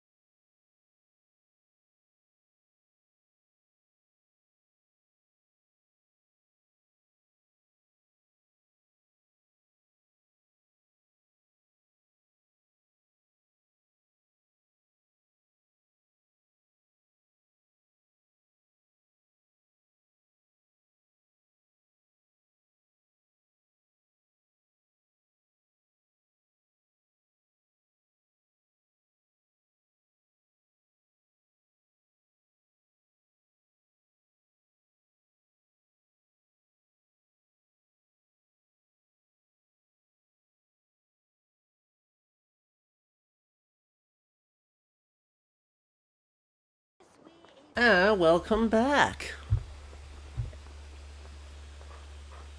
Yes, thank you so much for the, 10 gifted subs, Kappa Crab. That's amazing.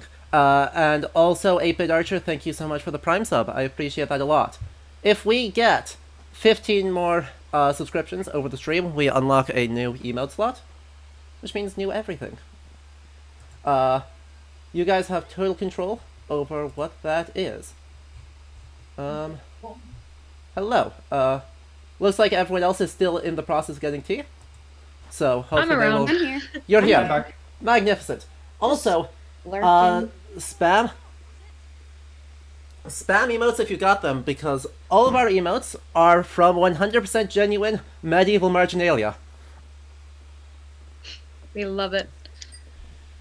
Also, actually, I want to say while we're kind of waiting to get back into the game, I'm definitely noticing this correlation to some extent between perceived paganism and speaking Celtic languages. It's not like 100% a thing, because Modron back in Gloucestershire was very much speaking English to us. Although she was also making some very obvious references to Rhiannon. But like, do you remember Bridget back in Gloucestershire, who spoke only Welsh? Is she pagan? Well, I don't know. It's not clear. Okay, that's a good question. It's very unclear. I mean, she makes runes for a living, which makes no sense. Yep. And her mother was a high priestess of, I assume, Pernunos. Yeah, So, but her adoptive father yeah. was a Christian alderman who was just Put cool it with this way. Cornelius. I think there is some kind of weird relationship between whether a character speaks a Celtic language and what the local situation Ray paganism is, but I don't know that I could describe it without a graph. Yes. I agree. What is my eraser? Oh, sorry. I've been looking for my Yeah. eraser for the past Yeah. 10 minutes, and it was stuck in my sketchbook.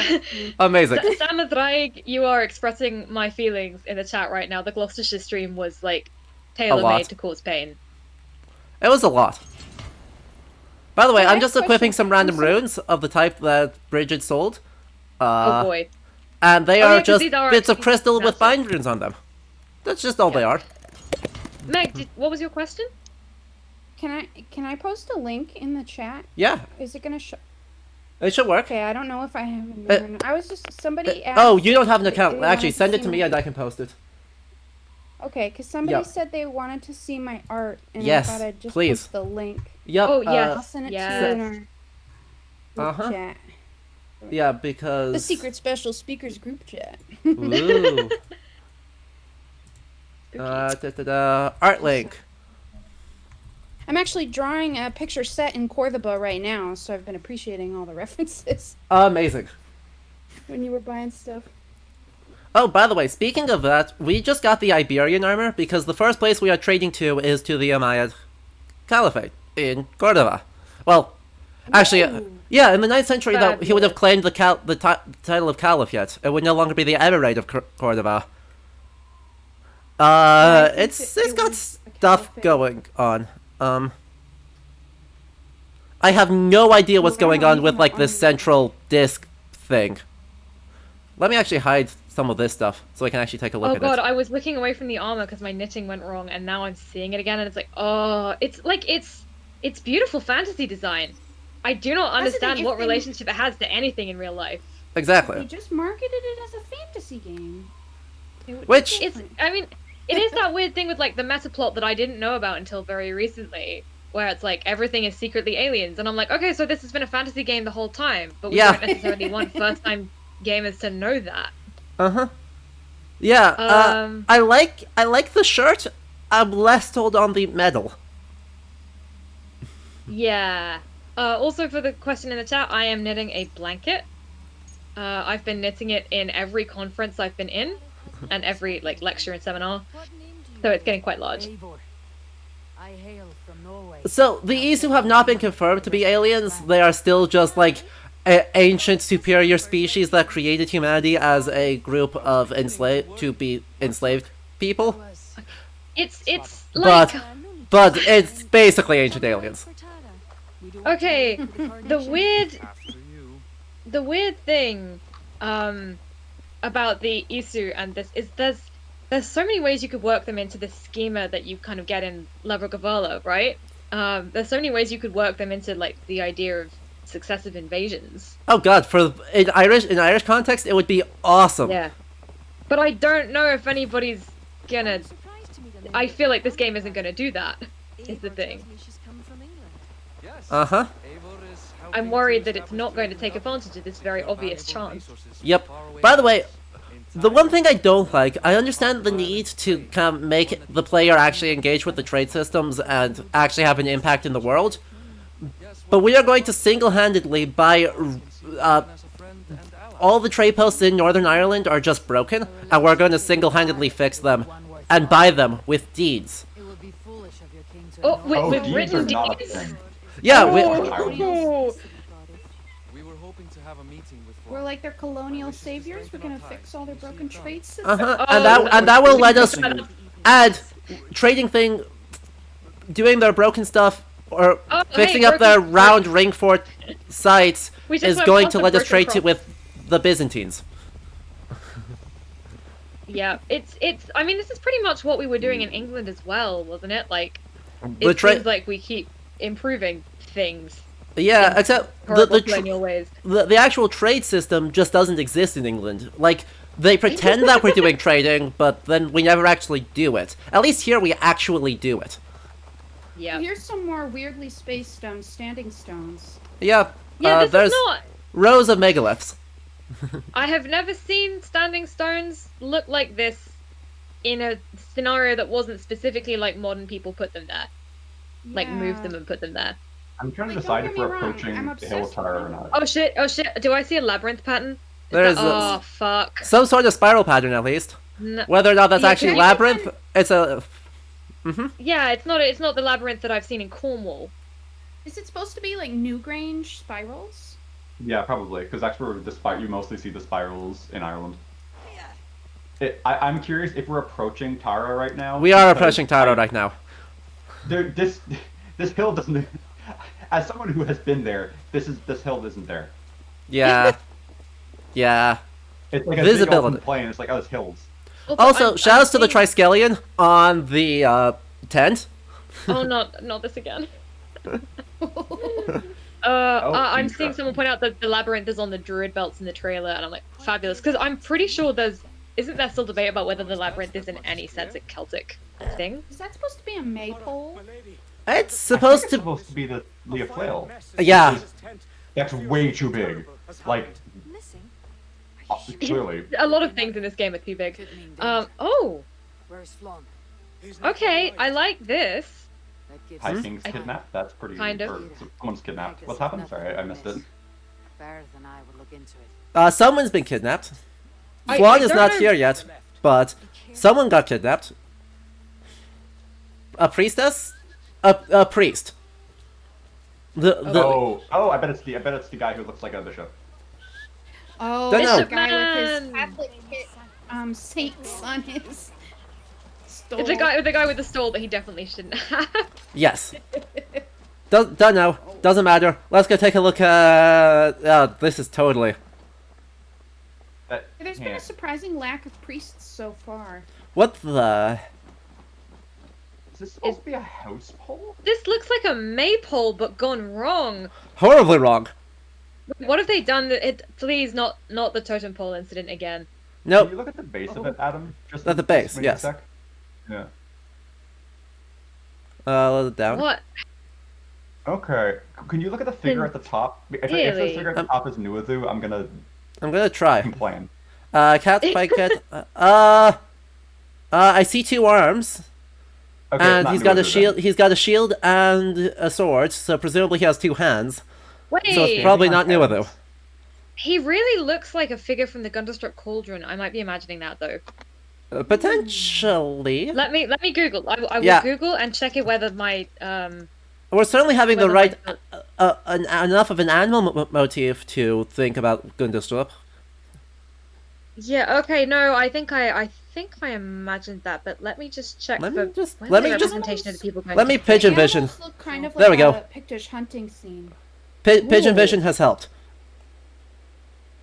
Oh. Okay, those eyes are correct. Those eyes are correct. That I like the brooch. Okay. Yeah. No. I imagined that. This is not a Gunderstruck dude. Oh, he's but got I a am. penannular brooch. Yeah. Yeah, he He's wearing a has. penannular brooch. And I like the beard, and I like the circlet. I don't. Alright. Apart from the context in which he is placed, I have nothing wrong with this figure that I can spot. Yeah, it's I have. people by his feet, not severed heads. Okay. So I it's have fitting to the image of ask- High King. Curly This- beard. Like in the Book of Kells. What were you going to say, Eleanor? Emmett, can you tell us more about what this, because this is a named thing, what this is supposed to be? Because I'm looking at it and I'm like, this feels like it wants to be a totem pole without being a totem pole, and I Like- don't love that. The thing is, I can't figure out what this is like. This has got to be Lifefall. What thing is Leoflail? So the Leoflail is the Stone of Destiny. It is one of the 4 treasures of the Thuade. They bring it with them to Ireland when they invade. The other ones Right. are a spear that you can't lose a fight if you have, a sword that once you draw it, people can't withstand you, and an infinite food cauldron.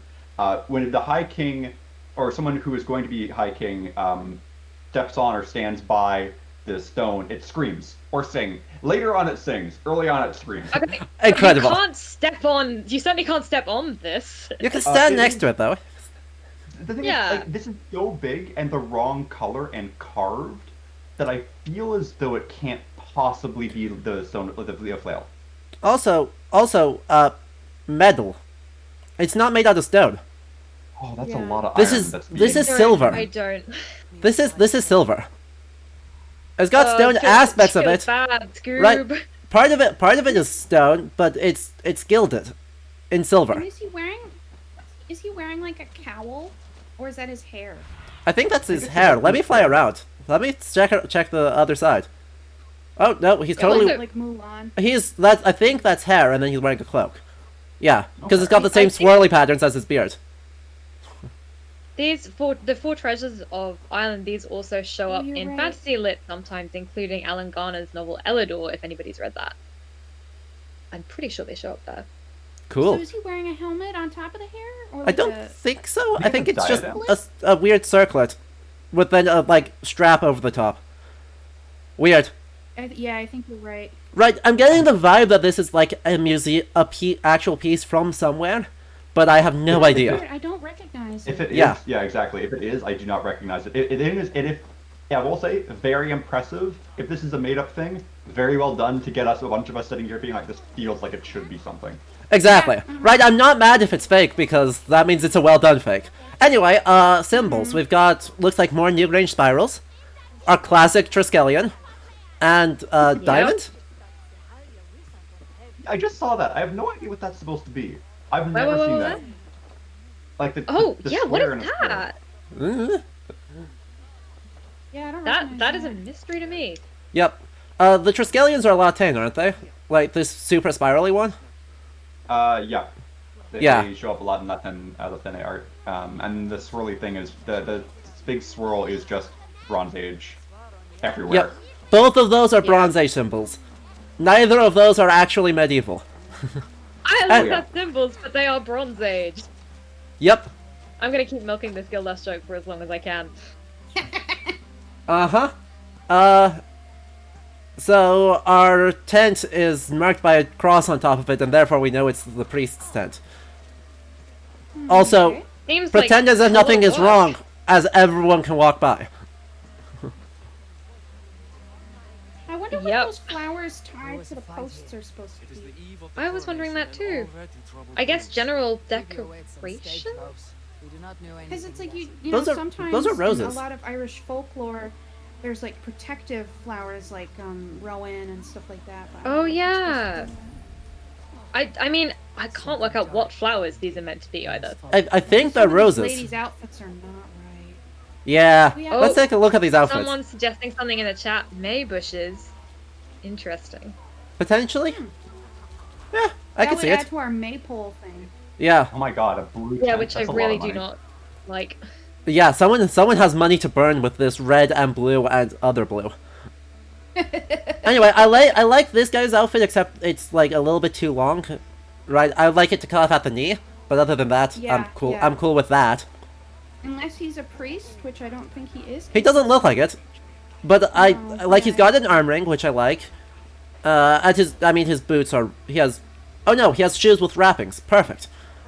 Maybe we can headcanon him though as wearing a woman's dress and being gender. Maybe.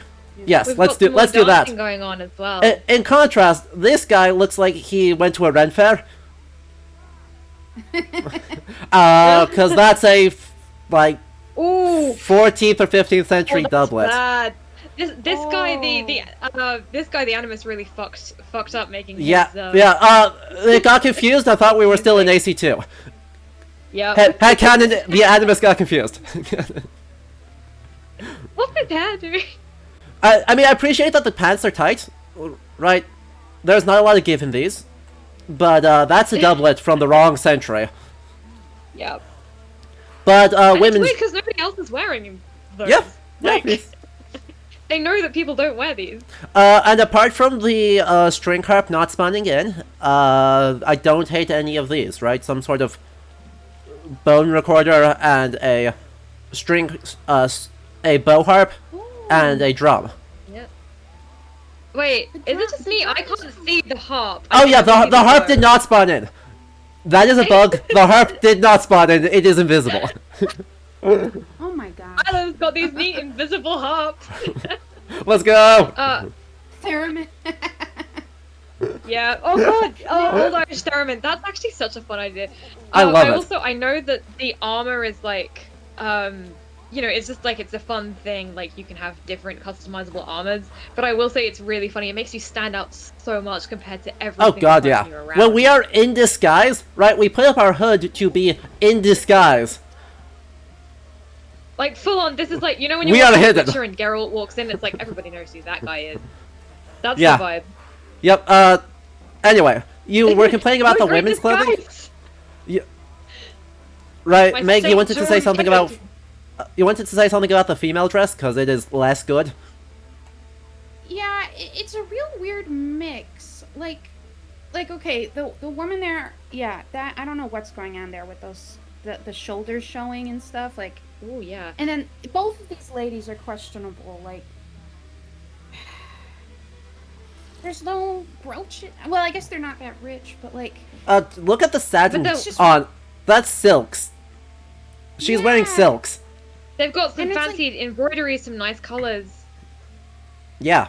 But then it's like the shoulders are showing, Mhm. and there's no. I mean, I guess maybe it's implied to be too warm for cloaks, but like, you know, your quintessential like medieval Irish woman look. It's like the Virgin Mary in the Book of Kells, right? Like with the cloak and then the kite brooch or the penannular brooch. I don't know. So maybe it's just that it's supposed to be summer. No, but it's also like it's weird that this one woman has a head covering. Because to me, like Yeah, I don't know what either that's- most of your women are covering their heads or none of them are. Would like that would Yeah, be my I would expect logic. most of them are for medieval Ireland and just Middle Ages in general. Yeah. I'd expect. Like I feel like you either have This to is go, way better. Okay, nobody's covering their head because it's sexier, or everybody's covering their heads because it's accurate. But one person is wearing this one weird hat is weird. I Uh-huh. assume that the women with uncovered hair are supposed to be unmarried. Oh, maybe. Potentially, yeah, because that is a thing. That's okay. Look at that fabric. It's even weirder my that there's no gosh. brooches. What the heck? Where is Yeah. she getting this? And also, she's the got that design, the random- leather stamping on this is wild. Hold up. Jesus. I like. Those look like very expensive notebooks that you could buy in gift shops. True. Yeah. Also, they don't have. Does medieval Ireland have keys like you would expect medieval England and Norse to have? Do they have Right. what? That the dominant symbol of like women's belt hangings is not a knife but a set of keys. Oh yeah, that's a Norse thing, isn't it? That's Norse and English. I don't know how much locks you're getting in Ireland outside of North areas at this point. Fair. Ah. That's I mean that does kind of screw up the need for a key. But Anyway. yeah, the weird. Knives are a bad idea. Yeah, I don't hate them. It's just not quite what I expected. I am Yeah. coming at this not as a historian, but the thing I'm noticing is why do they have like both a belt and a sash? Yeah, I don't know what that sash is supposed to be. Nomura got to them. We're just going to pretend that Nomura got to the entire belt design of everyone in this game. Yeah. Final Fantasy. I mean, look at this I guy's went belt. for the His large belt has shoes 3 to belts. here. I mean, look at What's our belt. interesting is Our belt has these 4 women belts. are definitely supposed Oh, to be Jesus. Irish. That's Oh my so many God. belts. I think Okay, the guy in the trailer has many belts too. Yeah. We really look like we are in the wrong century. We look like we're just in the wrong video game. Yeah.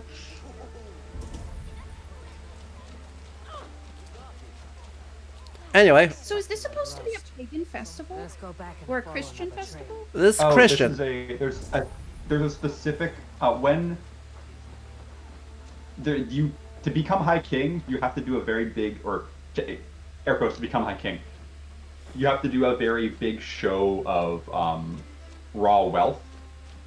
So as part of you're supposed to do this. I think like every year. Is that the Una? But it I don't know. might The OENACH? see in my head I know there's the Feast of Helflu, which I just pronounced that name awfully, or the Onach. It's one of the two. I couldn't tell you which one it is because I know they're both important feasts held vaguely somewhere near Tara, and I'm like, it's one of them. The Telchu one might be Tara specific, whereas the Una can happen anywhere. Like they happened in Scotland, so maybe it is the one you were thinking of. So you'd have it's less of a pagan festival and more of like a, let me show you how much money I got. Fair? Yep. Some things about kingship truly never change. Blood leads off away from the main camp. Perhaps towards those tents? Yeah, I am aware that led towards those tents. We are... Barret, you said this 4 times now. I've got it. Emmett, you should check if there was a cow plague the year this game is supposed to take place. Because that would be in the annals. You're That right, was actually, a I have great all the animals in front mortality of of me. I can check. cows. Oh yeah, because we have seen no cows. Not a What cow in year is the sight. game again? I can never remember. Somewhere I got between back to like 873 and 878. I'll go check the 870s. Alright. Yep. Also, where are they getting all the leather for all these belts? Maybe they killed them all. The belt economy has, between the manuscripts that we're going to be stealing and the belt economy, we've had to kill every cow in Ireland. That's why we saw those really nice leather stamped goods. Exactly. They've got really good at it because they're doing it a lot. I also love the suggestion that cows are locked in the monastery chest. I love it. Trade supplies we're gonna get. Also, we're now entering a bog. Shoutouts to bogs. Maybe we'll see a bog body. I mean, there's a body in the bog. I don't know that counts. Should the body be in the bog? Is the question we must ask us. Oh dear. Oh dear. Oh, well, the priest is dead. What is it?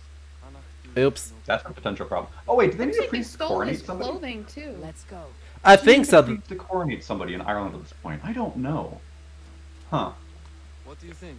I feel like the kings wouldn't have let that happen because they're very touchy. I believe whoever Yeah. Like maybe if you're doing it for High King, maybe you want it there for like a soon find out. like an extra bit of authority. But even then, all the like it's not like there's a single religious authority in Ireland. So, like, That at would be best, you might have the amusing Bishop of idea. Armagh here to help, but like, Bo, is this a real I'm gonna place? look up how much. I'm gonna look up how many cows you owe for killing a priest. Ooh, yes. Lots. I'm gonna vote lots. Okay, what's the spelling on this place name? This does not look. yeah, it doesn't look ANNAGHDOO. My The H immediate shouldn't be thought. there. I'm looking at it and I'm like, this feels like a Manx place name because you know how Manx is like, it's the Gaelic language with English spelling. Oh, hey, look at those swords. And I wanted to check that spear too, because I bet the spear does the same thing. Oh Yeah. fuck, do I see Skull Helmet? I see Skull Helmet. You do see Skull Helmet. We'll come back to Skull Helmet. I just wanted to look at that spear. That spear has a lot going on. What is that? Oh, this isn't even Okay, near the near. honor price of an archbishop is the same as a provincial king. 14 kumals. I don't know how many cows that translates to, but that's 14 female slaves. Yep. I can't. It's a 3-to-1 ratio, but I don't remember which way it goes. Cool. Do we want to get someone in to talk about the weapons here? Because the weapons here are a lot. Yeah, Niram knows please. this. Niram, Oh, you have a weapons person? Good. Niram, hop on in. Give us the 30-second version of what these weapons, the sword, the other sword, and the spear are.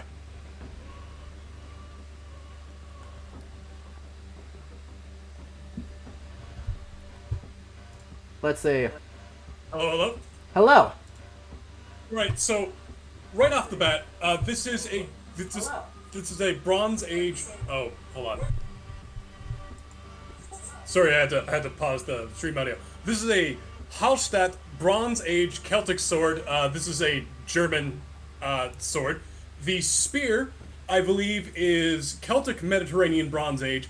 Everything so far has been Bronze Age. There was a belt a while back that had a Machaira on it, and that was Balkan Bronze Age. These are Incredible. all Incredible. And here, have a very stylized Norse Sayax coupled with another Bronze Age sword. Can I see the pommel on that one? Yeah. Yeah, okay, so these are both Hallstatt antenna swords. Yep. Fantastic. Fantastic. Also, shout out to Antlerface, and Yep. somewhere we had Human Skull. Thank We you, did- Nira, for that. Yep, and thank you, Niram, so much for coming in. Niram is our resident Thank you. weapons expert. Again, Oh, look at that cage. Ireland has weapons, but they are Hallstatt. Well, yeah. Do you think that cage is period? Which cage? Oh, that cage? No. A lot of, hanging from is, the it tree? is it metal or like wood? Because that's metal, that's a fucking lot. Ooh, That's metal. Oof. It looks like like the ones in the Lamberti Kirche that they hung the Anabaptists. I was gonna say, I feel like I've seen these in like A Knight's Tale or like that one horrible history Yeah. book about Shakespeare. Yeah. This is not. Anyway, what I so expect to see. turns out the reason for this is that the Northern Anil are upset that power is going to switch to the Southern Anil. Yeah, back to normal. They're That's like- fair. That's fair. Yep, that's fair. Ooh, we're It's- gonna disguise ourselves as a priest. I think they were going to disguise themselves as a priest. Ah. We just stopped them from doing that. Oh, so they Okay. killed Oh, I the see, priest I to see. try and replace the priest to kill him at the current right. Very clever. Yep. Okay, Yep. but also, Sir? I'm not over Antlerface. I am not over yeah. Antlerface. Yep. Oh, look, there's a Celtic design on the cage too. There is. There's also Oh, is that the one person in it, which with the distresses me. shields in the? Yeah. Yep. Oh, it is. I wonder if that's being used for a specific group in that case. I hope so. Though it is the kings of Ulster who particularly dislike Ulster and their allies, maybe? What is that Ooh. random cross doing there? What? Wait, hang on. There's a few random crosses. Yeah, I guess I should stop being surprised by the See? random crosses. that I We've see got in a this we've got a game, but random cross right here. There was a random. Oh, like, this is light Assassin cross somewhere. Jesus. Hang on, this is Assassin Jesus. Wait, what? Oh, shit. Yeah. Oh god. Oh god. In the middle of the bog. Yep. Why? Aesthetically, I love it. Historically, I don't. Yeah. Exactly. Right. The idea If of your there high being cross is in a bog, you have a problem. right. The idea that there being a crucified figure in the center of one of these high crosses also is totally fine. This specific figure looks really suspiciously like he's wearing a hood, which means assassins. Oh, Assassin you're right. Jesus. You're right. No, we are nowhere near sheep out of 10 yet. Leander, we've got to save the sheep, the rankings of sheep, for when we truly deserve it.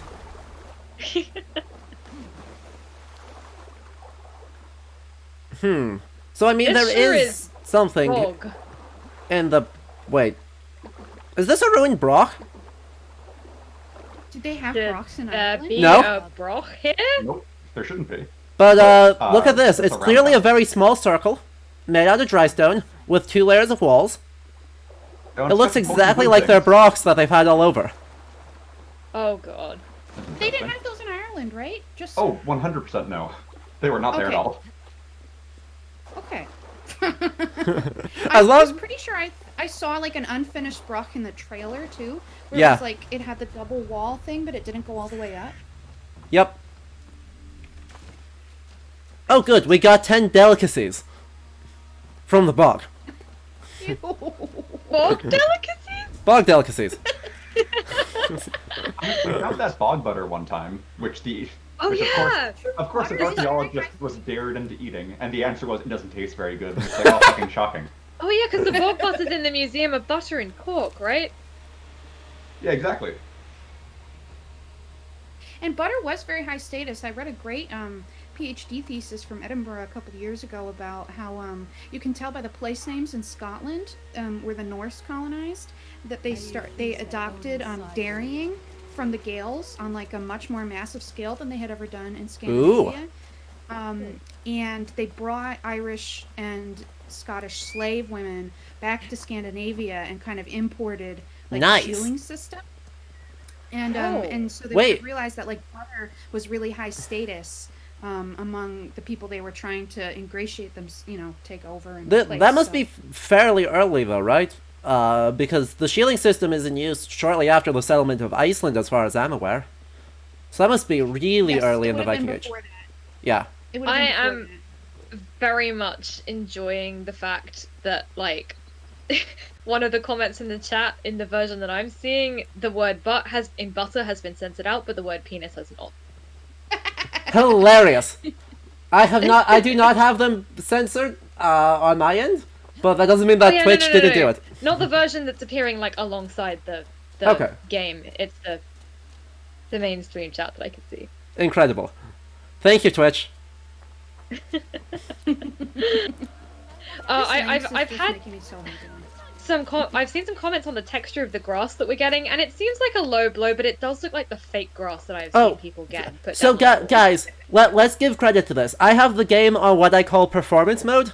So high enough detail to see what I'm doing, the character models and any writing, but otherwise turn everything as low as we can for the sake of not lagging. Okay, fair. That makes sense. So let's give credit where credit is due. The game does not look this bad if you have a machine that can run it and internet that can stream it. I did not notice that there were skulls on your shield. Oh yeah, there are skulls on my shield. Oh, hello. It's an order to kill Flan. Lady Poet's back. Drunken Irish was lady. To disguise himself as a priest, cut Flan's throat during the coronation. Right under our noses. Yep. Why take the risk? Why not poison or striking at him in his sleep? Poison can fail, and to kill him in his sleep. Very good question, Kira. Why bother doing this? This is a spectacle. Yeah, the assassins already figured this out. Yep. He was ready to die. Right. The actual historical assassins figured this out. The Hashashin were like, yeah, no, you want to make the kill public. After the coronation, I will not have this gnawing at him. Flan earned this. He will. I would hope you were going to warn him anyway. Because Ireland is such a an observation-based society, in that people seeing things is kind of what's important, or people not seeing things is what's important, and exactly. The manipulation of sight and witness. Yeah, and Norses too. Actually, the law codes, Graugaus, and Gulathingslag, both distinguish between murder being a secret killing and homicide being a announced killing. Oh, we're gonna get some. Yeah, she's about to explain what a poet is. I asked to be excused. That meant you as well. Are they flirting? They're flirting. They're flirting. They're flirting. Yes. Game, I was expecting you to tell me what this person thinks a poet is. I was like, go on. Hang on. I'm flirting. I'm like, that's not interesting. I also really wanted to see that, actually. Also, the slightly facetious comment in the chat about the tattoo parlors raises a really good point, that if medieval Ireland had tattooists, they would be accounted for in the law texts. Fair. Is that him? Yeah, because like anyway, we go through all the professions. I think we're about to witness the coronation here, though. Okay, so do we unmute and stop talking? Is that how it works? Yep. Oh, we have the guy with the stole is an abbot. It is all done before the Lia fall, a sacred stone that is said to endow the rightful kings with long reigns. Does it work? Depends on what you consider long. Coronation's along. Where is the food? You have not changed. I am here. I may as well enjoy myself. I appreciate how angry the guy next to us looked for us talking.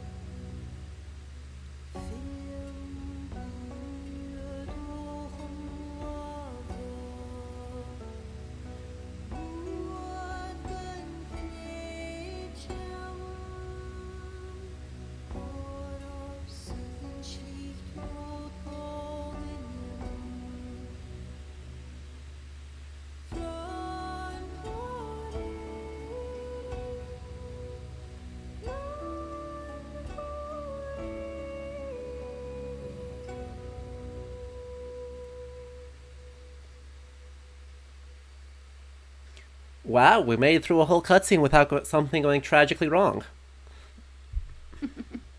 I have so many questions. And with I that, have I so know. many questions. There's issues. There's What the fuck was that harp? If he's a smart king. That was very weird. What was, like, no, there's a reason that modern harps are shaped like that. You can't scale them down that way. Yep. Yep. I don't know anything about what she was saying because I know nothing about how Old Irish sounds spoken. It sounded right. If anybody in the chat can find me, if there's anyone has a transcript of that already up, I would love to see it. I assume it's correct, based on things that I know.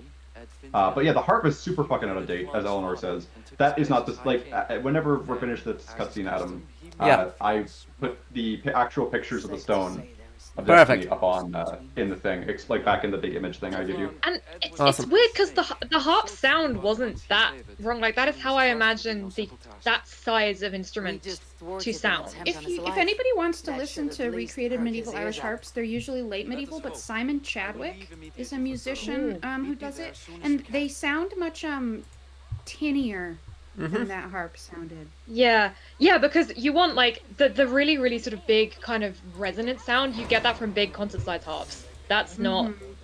I'm seeing some people talking about the priest's clothing. I don't know if there are very strict rules for the colors the priest can wear at this point in time. Oh, that's a good question. But I also want to say, I don't know much about the ecclesiastical arrangement of Ireland at this particular point. I know we get some big archiepiscopal sees in the 12th century. Should an abbot be the highest ranking guy that we have? It should be the Archbishop of Armagh. It's like, it's Yeah, always Armagh. well, because Armagh surely doesn't become an archiepiscopal see until the 12th century, but it should be at least a bishop, not an abbot, right? Yeah. Definitely a bishop of Armagh. There should definitely be a bishop of the Armagh. law texts mention, like, the honor price for an archbishop, but I don't know when Ireland actually gets its first archbishop. I'm loving the comparison picture of the stone. By the way. I think it doesn't. Because it's shorter. I think it doesn't need a comment. I think that stands for itself. Yeah. The other thing is, I don't know what law text evidence we have for how coronations are supposed to go at this period, but I feel like the priest presenting the king with a sword is not typically what I would imagine. I don't think I can't imagine you write. Problem. I cannot imagine you writing down, like, hand the sword to the king in a pontifical, you know? Like, that's not the kind of ritual I would imagine getting written down in a liturgical manuscript. But I don't know about law manuscripts. Yep. So yeah, on the sword, Neon very helpfully points out that it's a Type 20A oakshot, which was that late 15th or early 16th century? Well, the actual hill, the length of the sword is probably 13th century, into German longswords in the 16th century, and the handle, the actual pommel, is a Norse type. So it's a scaled up Viking weapon. The abbot, if that guy was an abbot, he had the wrong haircut, also. Because Nice. by this point, they've adopted the Roman tonsure. Oh, that's true. They super have. Rip. Yeah. I will say, one thing that I think is probably correct about the music, if Gerald of Wales is to be trusted, which he seldom is octaves and fifths are big in Irish music of the 12th century, and assuming that also applies to the 9th century, that seems to have been the case here. And that music was very much consonant with the modern ear, so octaves and fifths should be right. Yeah, and I mean, like, yeah, I would need someone with perfect pitch to tell me if it started on B flat, like Gerald says it always does, but I'm less worried about that. Fair. But also, yeah, like, one harp, one voice is a reasonable guess at what music of this period would sound like, right? I think so. One small harp, one small harp, one voice. It makes sense. Thomas Clancy, in the I forget, it's like the Edinburgh History of Scottish Literature or something. He has a chapter about Old Irish praise poetry because some of it was written for Pictish kings, and I think he says it was usually accompanied by harp.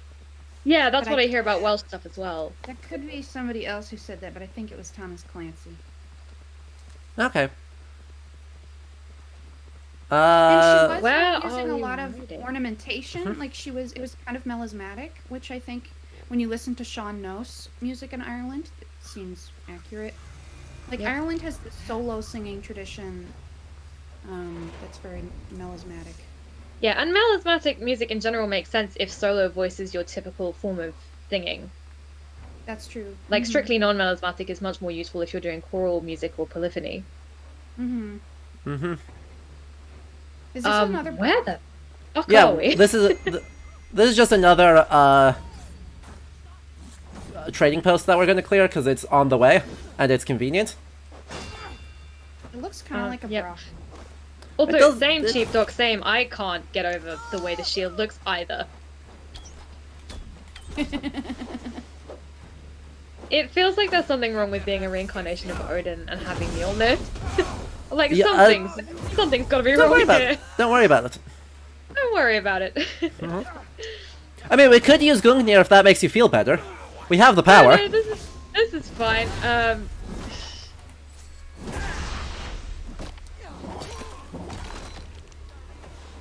We do not have any single-handed swords. We will get 2 sickles, which are the closest we will get. But yeah, there are no single-handed swords. Will be in the Frankish DLC this summer. Oh boy, we get a Frankish deal. Oh, I'm scared now. Siege of Paris. Okay, 886 Siege of Paris. Who's the king? Who's the king? Charles the Fat. Oh, he's not. I'm simultaneously sad and relieved that I don't think that would allow you to see Alain Barbatort, because I don't want to see how the game would handle him. Fair. Like guy who's raised Breton guy who's raised in the English court and goes back to Brittany with an army supported by Athelstan. Uh-huh. I don't want to know how Assassins and the Order of the Ancients would end up messing with the politics of that. Probably not well. Yep.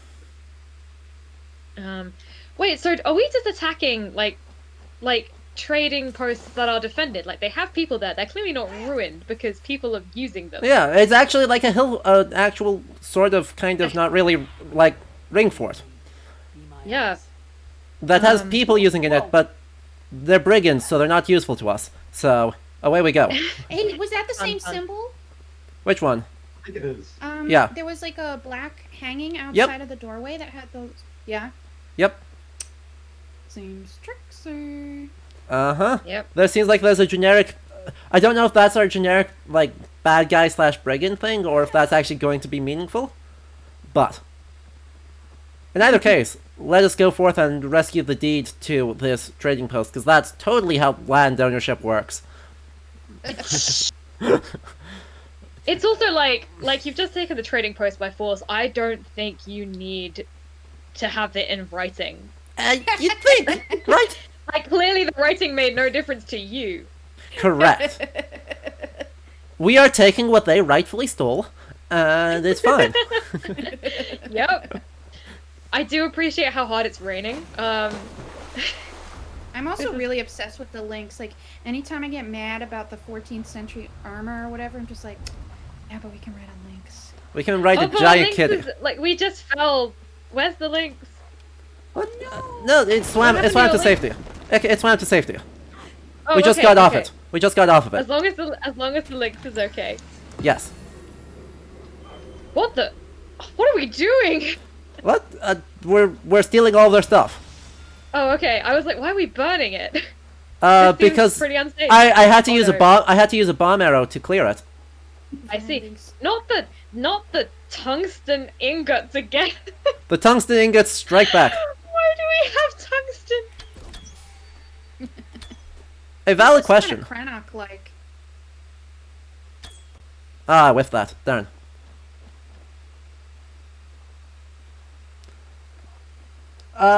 Like, this building kind of reminds me of a Cranach, even though it's Yeah, not. you're right. Like, it's the raised platform with a wooden structure in a watery area. Yeah. And I think they were. I mean, most Cranachs are before this period, but I think they kept using them until like the 11th century. Yeah, it's like the ring forts we keep seeing. It's like we are on the absolute, like, they're not being built anymore, but like it's like if you're running around like an original generation iPod these days. It's like it might work, but it's kind of weird. Yep. I still have my iPod from 2008, which is pretty good. Oh dang, that is amazing. Doesn't hold the charge Darn. very well, but it can get through a bus train. Good question. Does the game have a currency, or are they bartering? We are using silver. We got any references to hack silver? I think it's just called Fell silver. over and fell into the swamp. I think it's just called silver coinage. Okay. Where are we minting this? There's so many questions. Don't know. Don't know. Don't think about it. Don't think about it. Exactly. Also, this guy does have, like, claws on his helmet for some reason. Also, like, he just exists. Yeah, claws to something. Oh god. Okay, I'm gonna be honest. This guy looks like a Mad Max antagonist. He super does. Wolfhound Master is lit his greatsword on fire. We are in trouble. And, thank you for the anonymous gifter and the sub off that. Okay. What is happening? How did he light his sword on fire? I don't know. Wait, whoa. Fire sword? His sword was on fire, Two of them. and he was throwing we got knives, which were also on We got fire. some 9th century lightsabers. Heck yes. I mean, to be 9th fair, century lightsabers that we throw at people. whenever we, Oh no, another puppy. Oh, I feel bad now. You better find a lot of cows. Yeah. It makes you feel better. Technically, they're not dogs. Because medieval Ireland will explain what is dogs, like the little things you put on your lap. And then you've got coo, and that's just like vaguely dangerous canine. So it's like, it's a wolf, it's a big dog, and... Fair. Also, Somehow I don't feel better. the sound traps here are made out of human bone. I was gonna say, what are these and why do we have them? Sound traps. Who the heck are these people? Okay, yeah. God, why is it always human bone? I don't know. This shows are bad Game is obsessed with corpse desecration. Yeah, how many laws does this break? I don't know, even but it's if there not very are Christian any. of them. Yeah, exactly. Like, I don't know if there are any laws against, like, things with corpses in medieval Ireland, because it's not something that was, like, you would take heads as trophies, but, like, the only reason you need a head is because there's a face on it. Right? Because that lets you show, like, who did I kill. And literally every other part of the body is, like, useless. There's no point in this. Yeah. I think it would be considered offensive to Christianity, even if it wasn't against the law, because the people are absolutely. buried with the expectation Oh, they'll be yeah, resurrected. absolutely. Yeah, like there was a talk just last week about that involved some people arguing on an island that was eroding into the sea about whether their burial places would still be there on the Day of Judgment. Oh, that's amazing. Like Thomas Aquinas or somebody who says, like, you know, if your toe ends up getting buried separately, like, all the pieces are gonna realign. They can find each other, crawl across the earth. Like, I think so. Amazing. That Ringing sounds across like the world. Aquinas. Yeah, no, I feel like there's definitely an association of using human bone with paganism, which is distressing because that's like corpse desecration is a common thing that gets said about paganism that isn't necessarily true and isn't great. Yeah, it's not even something that, like, you know, how people often look to witchcraft laws in early medieval England and in under Charlemagne. Even, you know, to find out stuff about pagan, they're never talking about that. It's just like, don't gather around trees and groves and predict the weather. Like, that's not Exactly. How dare you? Card of Worms is penitential, where it's like, do not crab walk backwards to the river, like led by a virgin, and then like so many details about how to summon rain. with this one Don't do ritual. this thing exactly.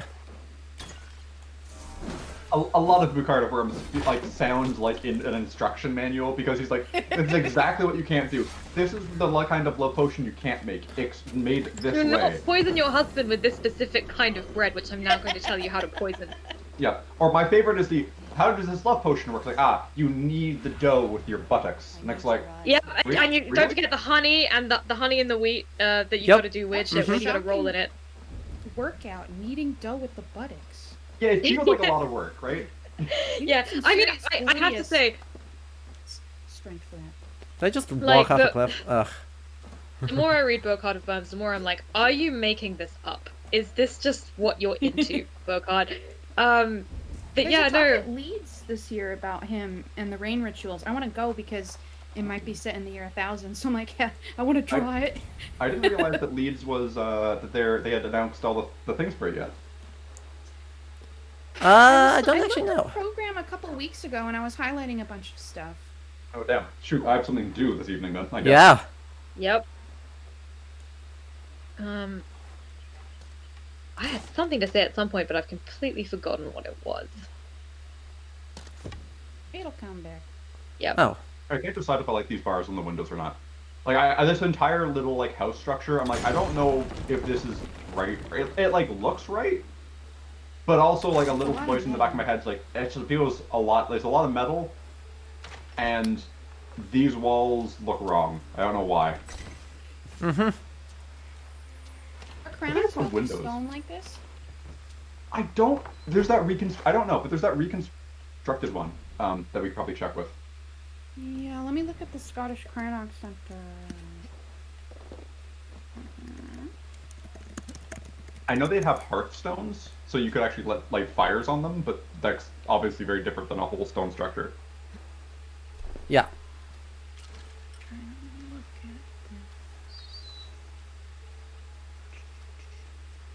Let me sneak out. Nope. Go. I don't think How that's much stone. human bone? Oh, butchering a human That's- is just not worth the work. Exactly, right? I don't hate the already idea of them butchering, like, using soft bone animals. for things, but I hate the idea of them using human bone for things. Wait, Yep. somebody saw Shrek? I think people are making Shrek references because we're in a swamp, and there's Yep. What You know, are if we you- doing in the swamp? If you do want to We are use leaving the human swamp bone because we in got what we wanted. We got the totally real land deed. That Yep. totally exists. If the Yep. game wanted to use human bones, you could do some cool stuff. Like, you could have a sword where the hilt is made up, the hilt has been wrapped in a human femur, and be like, it's a saint's bone, magic saint sword. I don't. Ew, Oh, that's sorry. nasty. It's the constant like. Oh. There's so much of like saint relics where I'm like, how do you incorporate this into something? So like, I was That's gonna true. share a saint story. Yes, The do only it. time we see It's- it is with saints relics. exactly. Make a magic sword. So, one thing that Emmett reminded me of when they were talking about headhunting was that there's, in the Welsh context, there's a poem about somebody carrying the head of someone who he may or may not have killed. He's very sad that this dude is dead. But there's an interesting parallel in a Breton saint's life where a woman is carrying her son's head, and the saint asks her, like, why are you carrying his head? She's like, well, I can't lift his entire body off the battlefield, it's too heavy. So they go back to the battlefield, and the saint brings the son back to life, and then the son is like, why did you do this? I was having a nice time in heaven. I did not want to come back. It's not actually relevant to this, I love that story. Somebody asked a good question. Where are the saint relics? Like, we haven't seen any yet. We really haven't I seen mean, any relics. My other question is, where are the saints? Like, at least in Gloucester, you couldn't get away from St. Kenelm, who shouldn't be there, but that's beside the point. Yeah, But at they least should've- St. Kenelm was there. Columba. I'm pretty Columba. Has- Well, and it's interesting because now Robert Bartlett does argue that the Celtic. I don't know if this is true for Wales, but in Scotland and Ireland, you're much more likely to have secondary relics. So, like Columba's book, rather than Yeah, Columba's objects I think bones. are much more common than body parts. Like, you get bells a lot, especially in Cornwall. So, like, it would have been nice if when we went to that monastery, they had like something that looked like the Monty Musk reliquary or something. You know what I mean? Yeah. Yeah. Oh, do you know what I would be mean- a great thing for this game to have? What- if what- you what? had a shield. Like, you see how we've got these skulls strapped to our shield? They're gilded, that's a lot of effort. But if you had the, if you had Columba's Battler, like the war tome. Oh yeah, the color. Yeah. Yeah. I Like, was they just have it- thinking this. You have it lashed to the front of the shield. I'd be like, that looks fucking fantasy nonsense. However, that was exactly how that would work. Yep. I got the, Yeah, big- that would've I got been the fucking cool. Saint War book on the front of my shield. Like, yeah, sure, alright. I'm taking a book into battle like it's the First World War. True. Yeah, that would have been good. I just want to see what this gold thing is. See if this is actually something I care about or whether it's not. That was like a heron or something. Yeah. Hey, that's armor. Kelly says Secret waterfall cave, let's go! We have not so far run into much saint stuff, including interpretation of the saints as you memorize deities. So I'm waiting to see if that's going to show up. I am also 'Cause I waiting think, to I see. think that was on the bingo card. It is. I'm pretty sure there are living saints in Ireland at this time. Like, I'm pretty sure there's like 2 or 3 kicking around. So it'd be cool if we beat some of them. Yeah, that would be cool. Oh boy. Oh boy. Are we robbing graves? Maybe? Lovely. Maybe let's. Oh. Hey, Ogum. Wait, but this is also a weird place to put a grave. Oh. There's fucking water everywhere. Ooh, Wait, look wait, at wait. those statues. Those are that Okay. guy. We've got Yeah, We're Ogum. talking about that sculpture. Yeah. We've got Ogum. We saw a little sculpture of a dude. Yep. The dudes are something specific. We'll get to them in a moment. When the Anil are boy. united, Neil's treasure will be revealed. Okay. Okay. But this is a reference to Neil the Nine Hostages. Shit. Does he have the magic cup? I think he has a magic cup. Like some, is it truth or lies or something? I think so. He got it from Luke. This looks like a reliquary. This box. Yeah, it does. It does. I think it looks like. I think it's actually supposed to be a sarcophagus, but you're right. It looks more like a reliquary.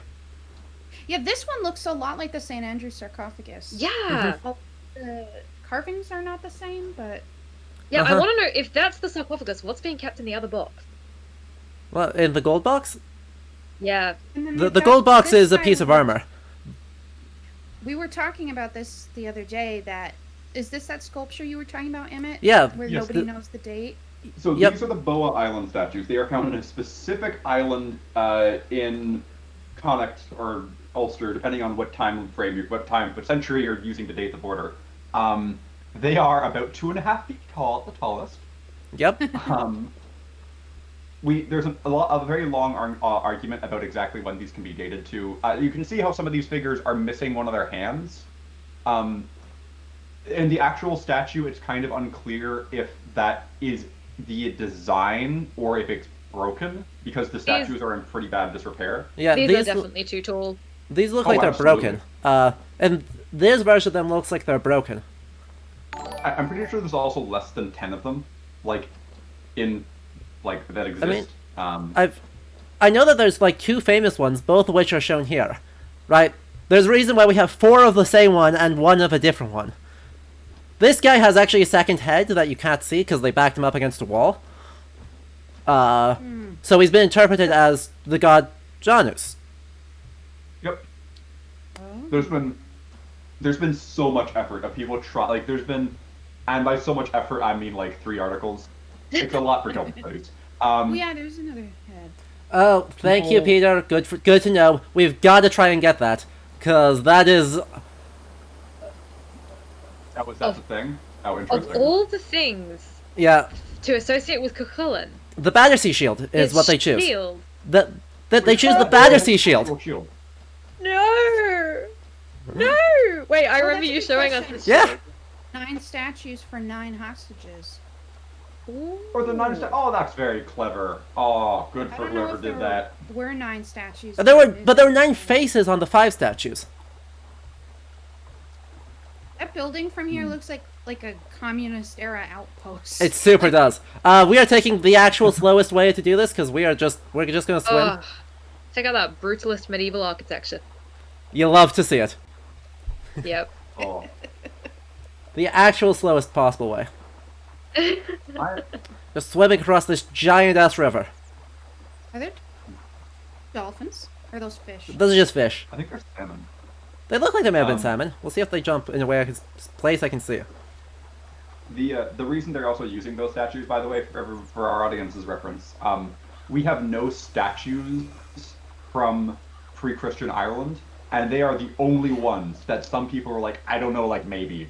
But as the dating of with Christianity showing up moves further and further back, it starts getting like harder and harder to argue it.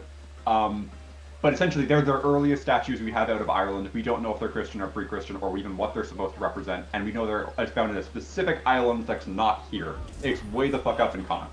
Or Ulster, depending on when you draw the border. Those are Norman shields. What are they doing here? They just are around. They decided that plain boarding round and/or square shields were not fun, and so they gave us kite Is that a shields. round tower? No, It's a chimney. It's a chimney with a tattoo floating in the smoke. No, don't. Don't think about it. Yeah, you do parkour challenges to get tattoos. And then at some point near the end, Don't we'll think go to a about it. tattoo parlor and we'll take a look at what tattoos we could get. I did see a pop-up earlier saying Pictish tattoo design And you're like, uh-oh, uh-oh. I died a little inside. Yep. Yep. Up we go, and please. At least we know the Picts actually did have tattoos, although probably not still this late. Yep. They have had tattoos at some point in history, and that's better than a lot of people. True. Huzzah, we got the first of the artifacts from Meath. The Pict scheme! Tattoo design collected, uh-oh. More Pictish. Wait, what are the daily quests doing here? The Magical Child Trade Network, that apparently still exists in Ireland. Where is this supposed to be? Duro. Oh, okay. Interesting. Sure. Is this also a Columban monastery site? Isn't Duro? Remember. Wait, hang on. Yep. Who's the Doro man? Yeah, because you have the tracery that the Book of upsets me. Doro. With the Doro man, who's a very fashionable little fella. Heck yes. Oh, I'm being called for dinner, so I'm gonna have to go. I might come back after dinner. Awesome. We'll be here for like 5 more hours, ish. So. It was great to have See ya. you awesome Everyone. conversations. Yep. Thank you. Everyone, thanks to Meg for coming on, and if we see her again, it will be great. Thanks, guys. See you later. See you. Okay. And now let's go talk to Mr. Chardenware himself. Oh, are those oak leaves on the ground? Are those Hang on, oak we'll go back and check. I just walked into Alright. a cutscene. Gareth, we welcome you to Doro. Oh. It's been a long time. So, boiled leather coated plates, and a blue and green tartan cloak, and a different color tartan kilt? Question mark? I'm also not clear on what that brooch is doing. It's holding the shoulder. I'm just not sure what it's holding. I think it's pinning the two tardans together. Also, that brooch is the museum piece out of context. It is the Tara brooch. The Tara brooch, notably not found near Tara, but named that because people were like, hey, it's expensive, must have belonged to a high king. And it's like, that's not how that works, but okay. Also, Lewis Island chessmen. Oh, yeah, this is not the century for them. No, not even close. We're like 400 years off. Yeah. I'm trying not to be mean to the dialogue in this game. Yep. But I'm gonna be mean to the because it's not about historical accuracy. I'm just reading it like this is not good dialogue. Fair. Some of the use of words is not the way that I would normally expect those words to be used. What do you mean? But this is fine. During the coronation, a monastery was raised Oh. and Christian text was lost. Oh. The Book of Kells. Danes are to blame. Your support will be of great help. Alright. Fair. Fair. Trinity felt important, and we're gonna make the Book of Kells important. Sure. Yep. Let's do this. As soon as this cutscene ends, do you want to go on your semi-prepared rant about the Book of Kells? Yeah, for sure. It was meant to preserve the Christian faith in uncertain times. Today, it is a symbol of that perseverance. If I retrieve the Is the dating on this correct? Yeah, the dating's on it's correct, but that's not why it was made. It was made because you needed another fucking psalm book. Psalm book? I don't know. It's like It's another you set don't of need an excuse Gospels. to make a fancy book. Just north of here. Avon, this is my responsibility. Remain here. We'll see it done. It's interesting if they're gonna keep placing all the baddies in bogs. I was gonna say, why is everybody in a bog? Oh, so the abbot, so Aeon is the abbot of Armagh. Okay. Pretty alright. sure by the 9th century we should have a bishopric. We should have a and bishop. It might be a unified thing because Ireland does that sometimes. When they go, Wait. like, it's a bishop and the Yeah. abbot. And it's like, you can't do that. But okay. I mean, Hang no, on. that makes sense, but like, surely in a coronation context, you'd refer to him as a bishop. Yeah. Ooh, Also, this letter. Please excuse the haste which this letter is written, for it is not penned by a scribe, but by my own shaken hand. Impressive, we've a random literate king. The pagans, these druids, I am beginning to believe, we have underestimated their resolve. While we attend to the rule of Ireland, they have crept and slithered into our domains unnoticed. I feel that we must conceive on this convene on this matter. Okay, so two quick things. There are druids in 9th century Ireland. They are war wizards. Kings employ them to help fight wars. They do things like hide armies passage, let read tracks, and it's essentially just military matters. That's all. In the 9th century, that's what druids have devolved to. They are often employed by kings. They occupy a very weird legal situation of being high status and yet also disliked. Legal and illegal at the same time. Yeah. By the way, do we have the names of the other kings of Ireland at this time in the annals? We should. Because the king of Connacht is Concava. Oh, that makes sense. Yeah. So, this is a dumb thing. Okay, so there's a population group in Connacht that traces their descent from Conchobar MacNessa, and this is mostly because the border between Connacht and Ulster is super fucking fluid. There's a huge population group in medieval Connacht that traced their descent to Conall Cernach too. It's these are two very important Ulster cycle figures. It's just meh. And this is also as part of the theory that we probably shouldn't call it the Ulster cycle, but we should call it the Northern cycle, because it's this essentially is just the story of Connacht and Ulster. And while we have evidence of Munster and Leinster bodies, we don't have anything literary bodies. We have nothing from Connacht, so we're shit, maybe we're supposed to read these as a collective. But also, the Book of Kells. Book of Kells, lovely, beautiful, amazing art history. It's just a psalm or salt. It's Gospels, isn't it? Isn't it just the Gospels? It's a gospel book, right? Yeah, it's 4 Gospels. It's not that important. It's not the Codex Amiatinus. It's not even special for having all of the text in it. Exactly. It's a few of the Gospels. It is in Latin, and it is very good handwriting. Because it's in Latin, we can't use it for linguistics. We can't use it for linguistic stuff. Because we have a bajillion examples of Latin text. It's not super useful. It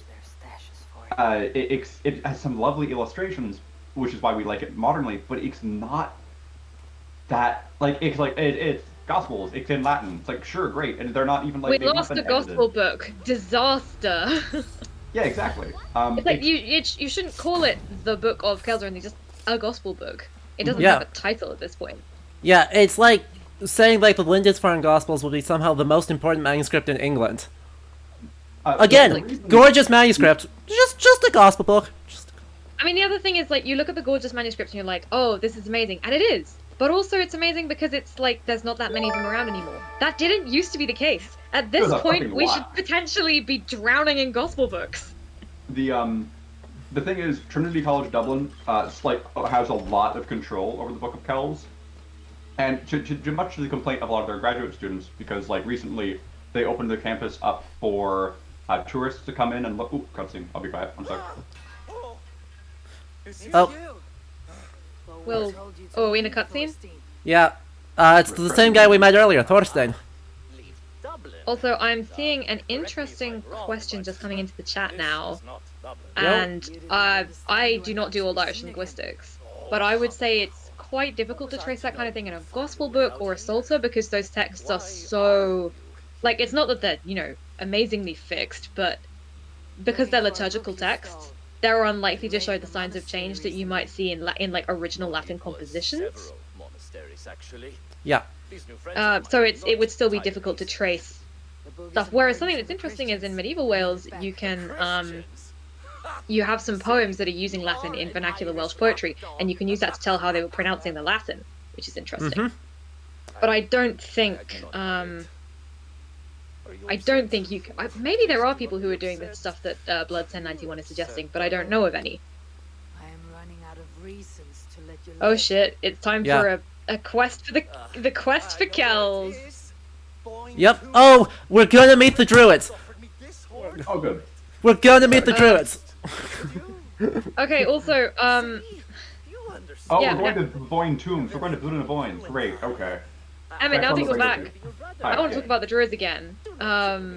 Because the thing where it's the pagans, these Druids, and I'm like, but they're a professional class, right? You wouldn't talk about it like they're this weird thing that none of you have heard of. Yeah, they're just like a Um, bear. They're like, they it's exist. a You employ controversial them. professional class. It's like hiring a hacker, right? Like, Mhm. okay, they're Yeah, not exactly. supposed to exist, but we do use them. Yep. It's like hiring a hacker. It's like well, like it's like any medieval king be like, I'm employing a magician, and people are like, you probably shouldn't do that, and it's like, ah, fuck you, I want magic. Like that's literally the entire reason, and it's fine. So and the suggestion that like, oh, there's like still pagans in Ireland, it's like it's the fucking 9th century. There's not. There are druids, but they're Christian druids. It's fine. That's not weird. There's I a mean, monk again, druid. it's the thing we came up against in Gloucestershire, where it's like you can assume that some practices have been retained, even if we can't say for sure as modern historians which practices they are. It's just that they're not considered like current like religious practice. There's not like a sharp distinction. Yeah. Exactly, and like Ireland is super weird because it's out of the way and people tend not to care. Oh, we have a bingo. Somebody got that already. Huzzah! Jesus Christ. What was it? What was it? Yeah, which Who got the bingo? Tell us what you got.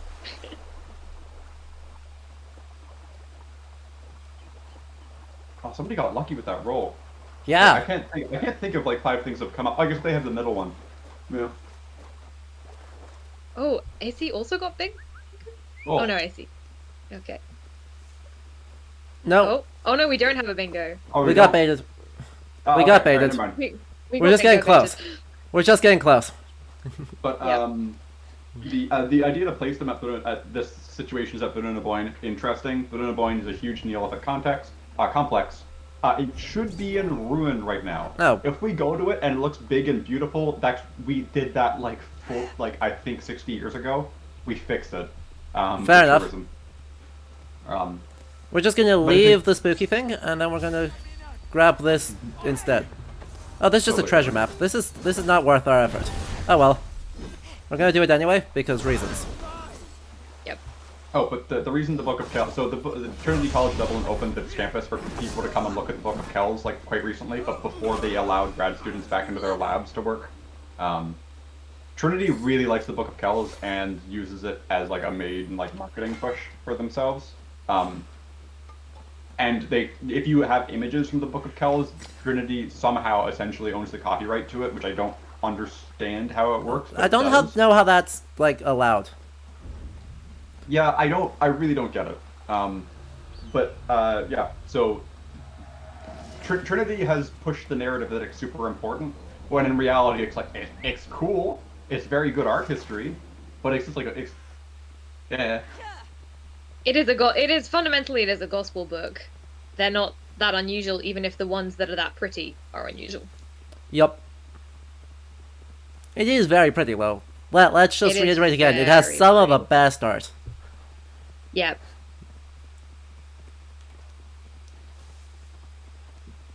Let's see. honestly, thus far I'm pretty impressed with the effort the DLC is putting in, clearly. Yeah.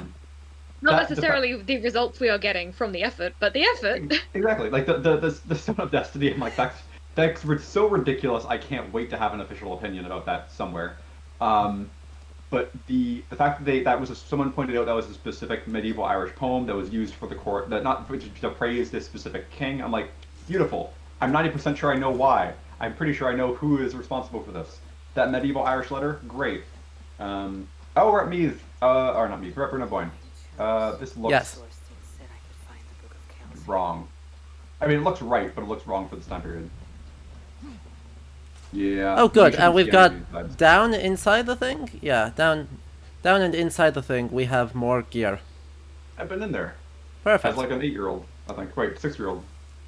Oh, it's time. Oh boy. More willow herb. Wait, does the pig have a like? Oh, a druid. I was paying too close attention to the board. Piggy! Pig. Oh god. Oh god, what is the druid wear? Why? Oh, look, even this one doesn't have horns, but does have a skull. It's really funny, the druid depictions here, because they aren't like... You can see what happens when someone has to try and make up design for a druid cult out of whole cloth. Because they're not going on any images that I have ever seen of what people think druids look like, even the bad images. Yeah, This they're is not even 100% using- like original druid content. because the one visual thing we tend to get is like because they're using we've seen the sickles, right? We sickles that's from Plane of the Elder, not in Ireland. Like 1,000 years ago, they're raw in a different continent, or not different continent, on the other side of the fucking Europe. It's fine. But Pliny says like they wear white robes, and we don't see that here. Instead, we've got them covered in these heavy hides and animal bits and blah blah blah blah blah. It is. It's. Emmett, you were gonna get so much stuff for your conference paper on like bones and pagans in this game because it's the most consistent visual cue. Actually, though. Yep. By the way, the one that with all of the deer antlers was called a boar druid for presumably reasons. Interesting. See, like the idea of like a fucker's out in the woods and has a pet pig, that's normal. Yeah, that's just fine. I mean, actually, that'd be a really fun Merlin reference. Exactly. Also, we got a highlighted message from Peter Emrys that I think Emmett might be interested in a little further up. What we can check the codex once we've cleared the camp, just to make sure that we've picked them all up. Oh, fascinating. I would love to see that, yeah. And if Meg comes back, remind me to check the codex again to inflict the picks upon her. Yeah, I was like, we can't put the tattoo on again until Meg is here. Okay, we have the Brunaboyne has megaliths around it, and megaliths leading up to it, and this weird like crosshatch design on the megaliths. So many fucking megaliths in this game. This game loves itself some megaliths. And stones and bones. Yeah. Stones and bones. That entrance is super wrong. So that entrance right now should essentially be all fully covered up. Like when we realized this wasn't just a hill in like the 1890s, 1860s, it was all overgrown. This boulder was pushed up against the entrance. It was all like dirt. Like you could barely see this entrance. Essentially, somebody walked by and went, "Why is there a swirly thing on that rock? Oh, is there a passage there?" And that's how it went. Yep. Secret tunnel. To its credit, they did just actually block that entrance with explodable things, or we can just drop in the roof.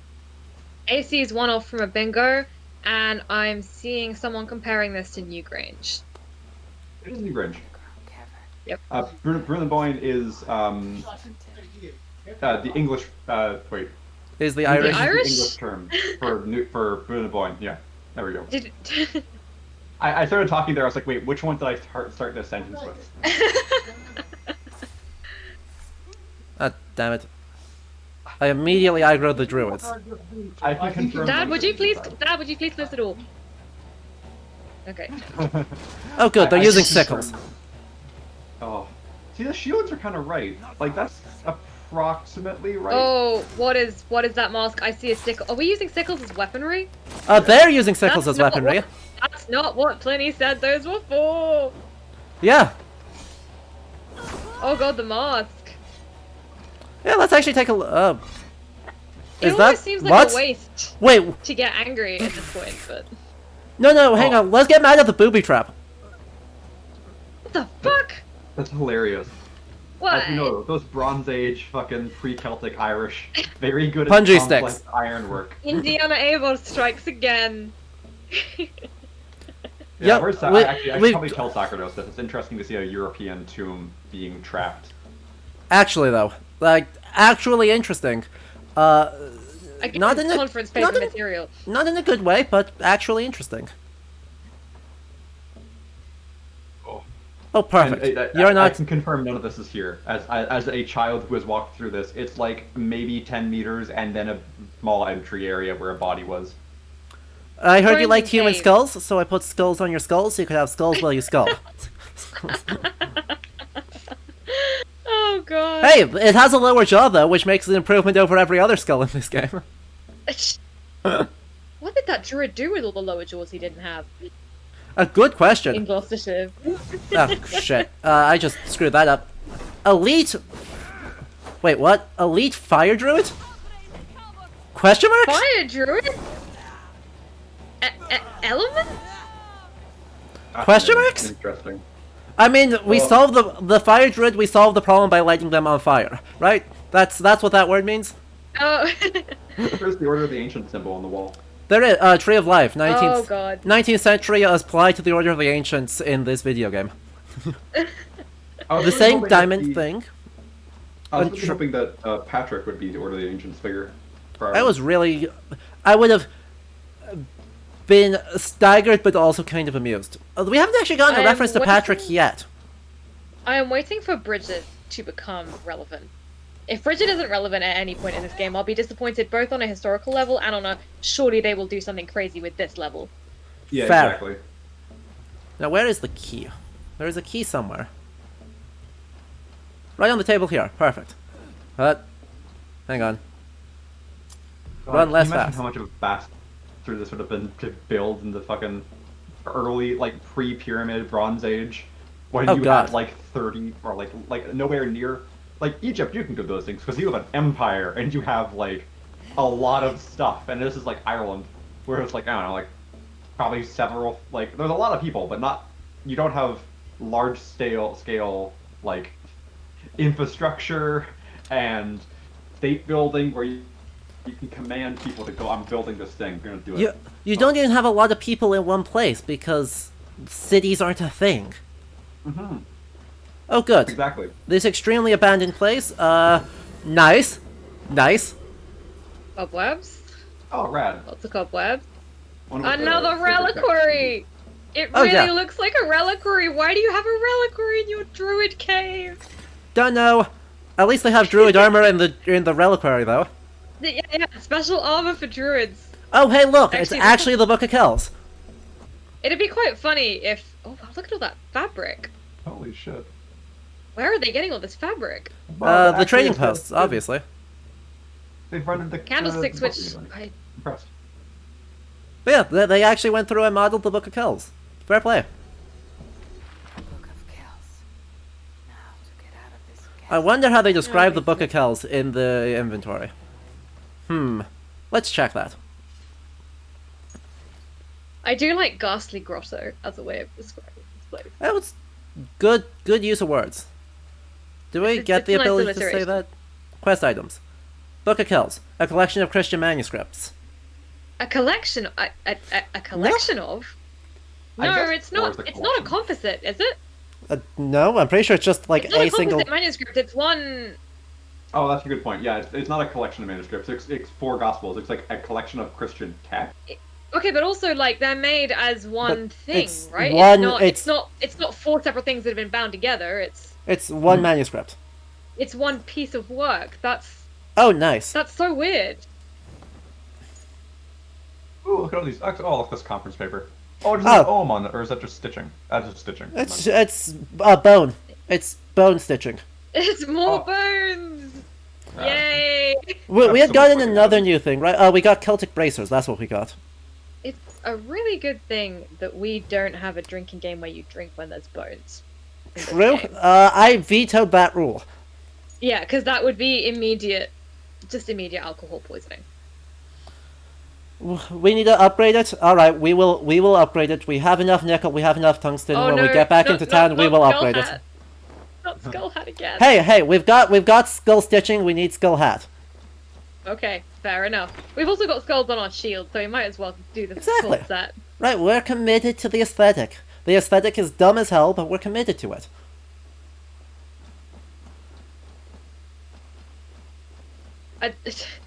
Chat is now discussing to what extent the Book of Kells counts as a collection of Christian manuscripts. Ow. But, like, it's a gospel book. That's a thing where you write all of the 4 gospels, which are very canonical by this time, down in an individual book.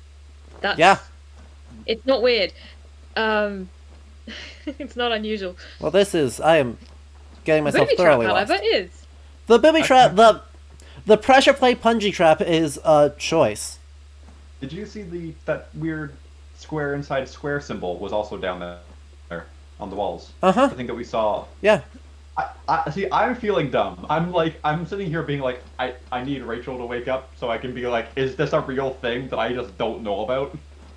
Because it showed up twice now, and I'm like, that feels really specific, but I can't think of any straight-edged symbols in this period. Yeah.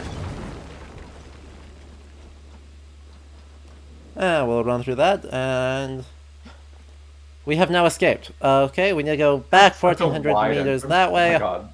Or we could see what else we can get. Also, yeah, you know, oil explodes in this video game.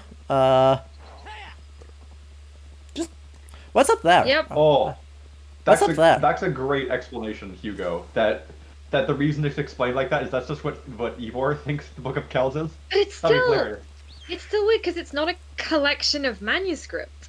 That's not a Right. collection of text, sure, but it's not multiple things. Like, it's not multiple books, and it's not multiple smaller things bound into the same book that were not originally part of the same thing. Ivor It's might think, whoa, that's wrong. Yeah. Johnny, are you around? Tool unlocked. Cool. You should have the roll. Hop on in. Give us the 30-second version of what. I the can explain fuck it. is that? Oh, I didn't believe you I about know the what it human is. bodies hanging from the string, but they sure are, aren't they? Alright, I'm in. Hello. Everyone say hi to Johnny. Johnny works at Stonehenge, and so Hi, Johnny. is qualified. What are we looking at? We are looking at a trilithon. That is an arch made of 3 stones, 2 standing stones and a lintel on top. In the British Isles, these are only known to be extant at Stonehenge itself, and they have constructed it over like 2 separate hills of rock at different levels as an archway. Ooh. This is entirely fabricated, and I don't know why. Also, yes, hello everyone. Further confusing this is the name. So this is like 30-second etymology I've tried to do, where, as far as I can tell, the name here translates to Monument Hill. So that's why you've got this archetypal trilithon on it. But it's a weird one too, because aesthetically it almost feels more like it's meant to be akin to a dolmen with a very wide flat lintel, except they've got 2 standing stones instead of 3 or 4. Yeah. Yep. And it's just, you know, randomly surrounded by other megaliths. Yeah, Can you like, imagine what again, motherfucker Monument this would be Hill. done? Yep. Like, Yeah, like, building this this isn't would be a huge standing bastard. in a plane. Emmett, you were saying something? The rock. Oh, I'm just saying this would be a huge bastard to do. Like, can you imagine how incredibly difficult getting this upper flat slab? Oh, would literally be? impossible. Like, there's a reason this sort of stuff is built in open plains. Yes. Awesome. Thank you very much, Johnny, for coming. Yep. Because I think that sums this up, and yeah, rightly pretty mad at this, because this could be a dolmen. Dolmens are attested in Ireland. They chose to do not that. They chose violence. It's not even a fun pseudo-historical thing where it's like, oh, let's make a little joke about Geoffrey of Monmouth and the whole idea of the Giant's Dance. Yeah. Like getting stones from Ireland to England. But they're not even doing that! Yeah, you could have had this be that, oh, what was it? Mount Killerhouse or whatever. But nah, they just made this one up, it seems. Awesome. I mean, a lot of this game seems to be making Yeah. stuff up when there are other things you could do. Indeed. I'm still mad about the stone in Newgrange there. Just, yeah. Yeah. Anyways, Yep. thanks for having me on. Yep, thanks much. you We'll for call you if we coming. need it again, because there will be more. Of course. Cool. Onward. What are we looking at? I'm trying to avoid, because I can just warp back to Duro whenever I need to, so I want to clear what's in this area as often. Oh, there's Arma up there. There's another artifact there, and there's some wealth, and another raid at Kells. Okay. Yeah, so let's clear Northern Beef, and then we'll warp back to Duro to continue the story, since they brought us all the way up here.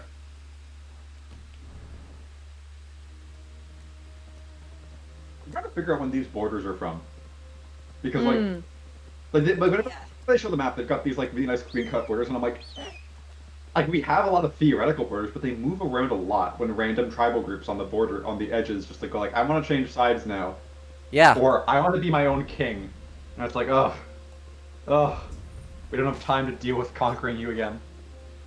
Yep. That's the pranks with the Bretons, constantly. Oh, that's a wolf. over in French. Hello? A Why wolf? do we have a rabid wolf in Ireland? They had some wolves. Not a lot, but they had some. Actually, the idea of a lone wolf attacking us is actually very much exactly what Ireland thinks wolves do. Fair enough.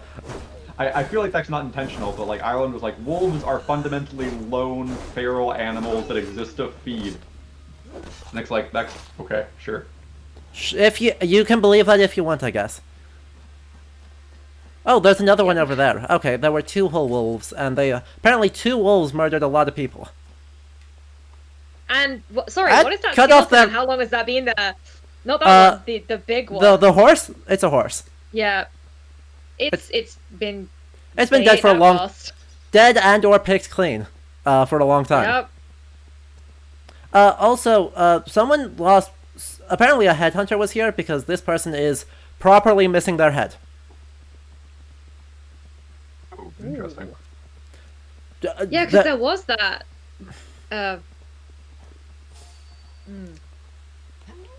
I'll wait until we look at the codex for that. But there was that guy called the headhunter, wasn't there? I'm trying to figure out why there's all of these.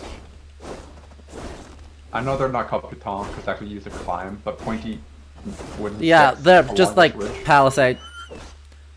Like Yeah, it is exactly. I'm just trying to random figure out why palisade It's like spikes. a really shitty palisade. Yeah, it is. Makes no sense, but is here anyway. Like, not functional. Clearly cannot keep wolves out. We can't keep much of anybody out. If we just can walk around it at will. It's not like these look like they've been broken. It's just like you didn't set up full sets of things. Even point near them, it's also birch. It is also birch. Cut down a lot of birch trees. Rest in peace, Yep. all the birch trees. Hey, here's a birch tree that hasn't been cut down despite the massive gaps in the palisade. True. They could have cut down the ones right here that we're riding past. Or there's other ones that we're riding past. Okay, what is actually here? Let me see what this is. If this is just money, I don't want it. And within 50 meters, the vision should be working. There it is, it's just money. Okay. Oh, it's a lot of people. Yeah. I'm very interested the more we see ring forts, because ring forts are one of the things they actually had in the original, like, what they were selling the DLC with. Like, we've got, like, these really cool ring forts, and it's like, but it's not a feature, it's just where the bandits are. That's not, and also it's a really weird ring fort because it uses the cliff. It's built into the side of a cliff. Huh. I have seen that in places, but normally not cliffs that are the equal. Like you normally want like you can do it with a huge cliff because like if someone's gonna have to try and scale down or jump and they'll probably will die. That's fine, but if it's the same height, it's like that's just being a ramp into your house. Yep. Yep. You built walls and then you put a ramp over the walls. Yep.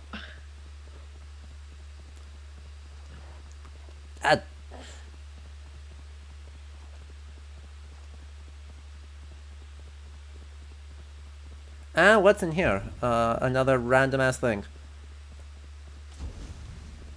That kind of describes the entire experience of playing the game. Yeah, I mean, I appreciate that it's a farm that is like nothing it's like a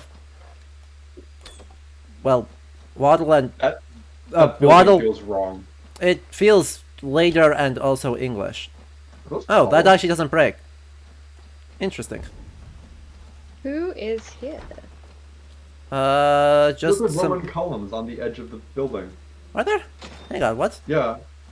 Like look, like if you look at the front of the building on the left-hand side, look, there's a. Oh, it's not a Roman column. I saw the little. Yeah. I saw the bottom, and I was like, oh, it's hilarious. Oh, it does really look like that, doesn't it? It's super. I'll agree. It looks totally like that. But there's a key somewhere around here. I think. No. Show me. Thought I saw something. Weird. Don't know. It feels weird to just have like a random house, which again feels later, like because it's waddle and daub construction. But also, like, what's who lives here? What do they do? Do they farm? Where are their farmlands? Like, I don't know. what's Why is it the has house there? it has a barrel with a thing. Hey, there's a Are we ladder. just robbing There's a people? ladder. Perfect. A lamp maker. Huh. What? I have no idea if there are any of those at this point in Ireland. Also, what Okay, but what unusual fog? But also, like now this is a very weird. I assume we are looking at a mad scientist character Probably, yeah. leaving this note. But like, I wouldn't expect in the medieval period for them to live totally alone like this. Like, you want to be in a community. Yeah. Because if you're doing fairly specialized work, you do not want to live in the middle of the wilderness. Especially, yeah, if you're a lamp maker, you need access to metal. You need later on, you'll need access to glass. Fuel? Oh wow. So that's what happened to the lamp maker. He got exploded. He got druided. He truly blew himself to pieces. Oh, I wonder if this is how they're explaining the druids have their, like, air quotes, fire magic. I wonder if it's just, like, they've stolen a sufficient amount of oil. Uh-huh. That would make sense. And apparently, since apparently this unusual fog is related to them, I guess that's just a thing we're gonna deal with. Yep. Anyway, we're not gonna raid Kells, but we do want to go over to Drumlish. Can clear that. More tungsten? More tungsten. If anyone's curious and hasn't heard yet, the upgrade materials are the most nonsense of this game, but as we can see, it has quite a bit of questionable decisions. So we have such things as nickel, which wasn't purified in this time period, carbon ingots, which is just a charcoal briquette. Yep. Tungsten, which is also not purified until the late 1700s, and titanium, which is also not purified until the late 1700s. Also, tungsten is terrible to make weapons out of because it's actually pretty soft, it just refuses to melt. Yep.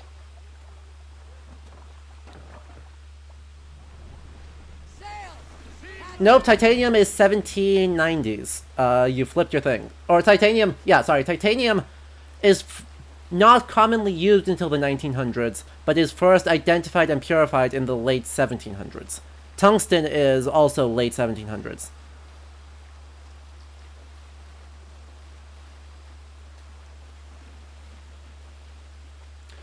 Kappa Crab, I assume you're referring to Damascus steel, in which case we know the 4 main methods that might have been used to make it. We know the 4 ones, we just don't know which ones they did use. Yeah. The most likely one for Indian crucible forges is that they used dead leaves as a way to insert extra carbon in patterns into the material. Oh, fun! Yeah. Yeah. And it's all imported. Crucible steel is primarily made in India, but also, as the name would suggest, Damash was really good at making it in the Middle Ages. And so, in like the 7th century, it starts being imported into Europe, and then kind of, low-grade knockoffs were rapidly made of it. What is this? It was night a second ago, wasn't it? It still is nighttime. The moon's up. The moon's up. What? See? The light feels like daytime. But it's just very bright. This is one of the trials of the Morrigan. Let's go. Oh fuck. Oh fuck. Oh fuck. I hear the name Trial. I hear the name Morrigan. I'm like, oh fuck. Mr. Bordred, please don't. Ow. Ow. Holy shit, these guys hurt. Oh, this must be the Druid fog of which we've heard. Apparently. What is that weapon? A halberd? Should he have that? No. Didn't think so. Oh, the fucking Slenderman Kernonos are... They're Leshen! Isn't there that... I feel like there's a Slenderman... There's a statue somewhere in Ireland that looks like Slenderman Kernonos, but I can't remember where.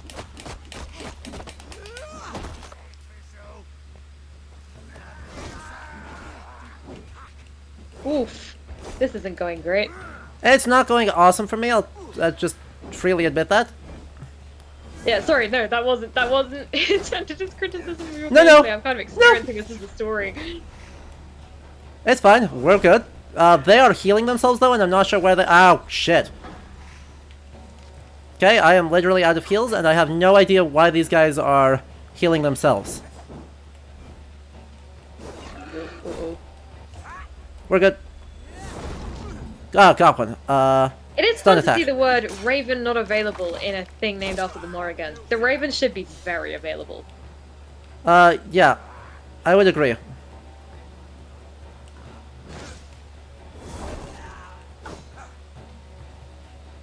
Come on. Ow, God, he just impaled me. Crap, I'm super dead. Why? Why? What are these druids made of smoke? I don't know, and they are definitely auto-healing in a way that is extremely nonsense. Yep. Yep. Oh, Yep. there it is. F. Yep. Where are we now? Oh, how far away are we? We're way the hell over here again. We're gonna try that again, but this time do it better. Those giant Keranos shades are so Also, I'm sorry, chat. I understand. Equip whatever I want, or you guys get to choose what I want to get to equip, except for when I need to actually serious mode, and then I will break the game open with the power of double spear. Ooh. Excellent. Yeah. The Keranos thing is so like it's obviously evoking that idea of like the spooky. It's spooky pagan stuff, right? Because it's spooky pagan because it's wooden. It's spooky pagan because it's got the bones. It's spooky pagan because it's Keranos. But it's also using that modern image of like the tall, thin, shadowy figure, like lurking at the edge of things. Looks like interesting. Yep. A lot of that. It's going through like, oh, we think of these things as a horror concept, and right into we are now borrowing other horror concepts to make these things more horror. Yes. Exactly. Like, it's not that we're doing horror about druids, we are now like associating druids so strongly with horror that we need to pull in all of the horror tropes. We're not even Wicker Manning. True. We already did that though, and we did already do the Wicker Man. Do we really want to do that again? Not really. Okay. That's what I thought. Yep.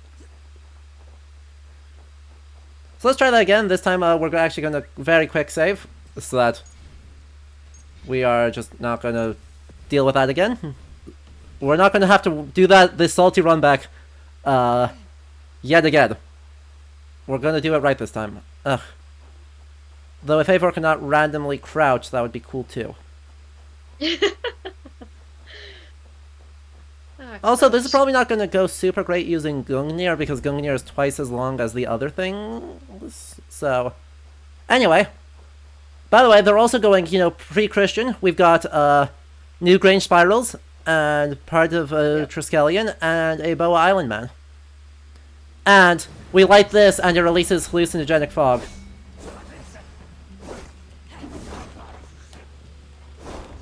It really is this thing Oh, of like interesting. visual cues. I'm going to switch off of Gungnir, because Gungnir actually breaks the double spear thing.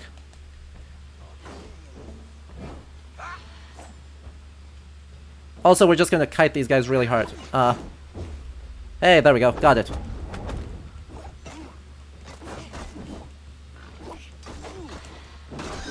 Ow.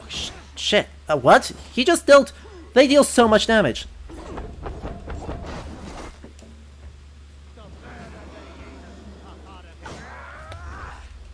They deal so much... Oh, God. What is my play here? Knock them down? Because I'm invincible while they do this. Okay, that should be a kill. It's like Dark Souls, just abusing iframes. Yep. Absolutely. You can't stab me when I'm rolling. You can't stab me when I'm rolling. More accurately, you can't stab me when I knock these guys down to punch them a lot.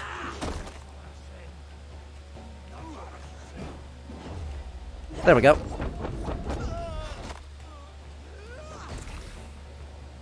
God damn it.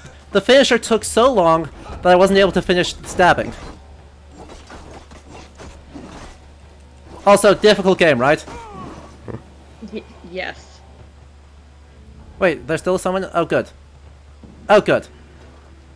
This is why I use double spears.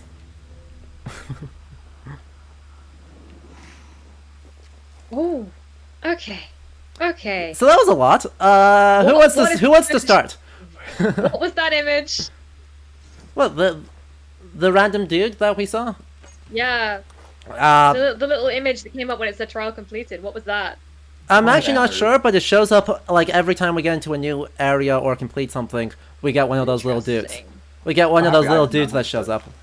I am thinking now about like all the bones and the antlers and the weird proportions and how it's like I think a lot of what I'm noticing in this game and in other games is the desire to like use really strong visual signifiers to mark things out as different, including pagan versus Christian, when the thing that they're struggling with is that historically there's not like there wouldn't have been a visual signifier that's like this one's pagan.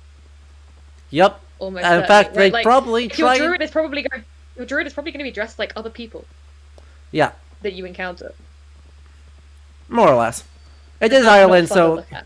it is Ireland, so it might be weird, but Yeah, no, it's very possible that things are going to be weird for Irish reasons, but yeah. I totally agree with you, Lizard. I think that a lot of attempts to do Celtic paganism in modern media fundamentally require essentially ripping off or appropriating indigenous, specifically indigenous North American and indigenous like Southern Siberian cultures. Due to there's essentially around this is where we think that the shapeshifting and druids things comes from. At least myself and somebody else who's been working on this. There is a series of books from around the early 1910, earlier than that, that talk about druids and air quotes. Actually, I'm not even going to say it. They say bad thing about First Nations people and call them shamans, and it's like that's not what that word means, or whatever. And say that this is where this is about shapeshifting, and it's like, well, and that's the earliest reference we can find to specifically druids shapeshifting. So that itself is based on just not even nicking from First Nations people, assuming that's how First Nations people religiously work, and then using that assumption to try and inform pre-Christian Celtic function. It's the thing where it's like we don't have that much information about what pre-Christian religions among Celtic-speaking peoples look like, and we're going to fill that out with any other paganism that is more recently extant that we can find, and it doesn't matter what that is. Oh, see, the thing is, it does matter, because what they're doing is they're going, Druids, Celts, trees, animals, nature. And they're like, First Nations people, trees, animals, nature, and it's like, that's not how anybody here works. Simon Rodway made this comparison in an article about the Mabinogi and like colonialism and how colonialist ideas of what Celtic means end up like aligning themselves with ideas about Native Americans and First Nations people. Okay. It's very frustrating, and it's very frustrating. It's interesting in like that kind of sad way that when you're looking at something and you can see how it's unfolding, and that it's kind of like it's a ball that's rolling, and I'm like, I can't fucking stop that shit. But it's a lot of also the way in which we're seeing the druids being visually coded. We're covering them in animal hides and bones. The idea of wearing like I don't think Sark is here, but Sark is indigenous, and he has talked about that whole like the idea of the like air quotes Wendigo, which is a anglicization of a bunch of different words and assuming they're all the same thing. Yeah. The image of that with antlers is based on an assumption that a specific shamanistic headdress from a specific, or not shaman. Well, Stark used the word shaman, so I'll stick with that. That headdress was used in relation to these cannibalistic creatures, but wasn't the case. But that's where we get the antlers showing up in our assumptions of what these things look like. And that's where I think this whole antler thing is coming from here. It's this idea of these entities and the horned figure as horrific, and that probably at some point ties back into like anxieties over the devil, But those are also pretty recent anxieties. Like medieval Europe didn't the whole like horned thing. That medieval Europe didn't have that as the image of the devil. Well, for themselves. I mean, medieval Europe sometimes thought that Moses had horns, which is a whole different it shows kettle up of with horrifying fish. Yeah, it shows up in anti-Semitic things. But they're also it's ram's horns, not like full-on antlers. Yeah. But that's just to follow up Yeah, thing. no, Like, we that's have very one true. word for these things. It's interesting in that again in that sad way of like I can see how this happens and I can see the way this unfolds.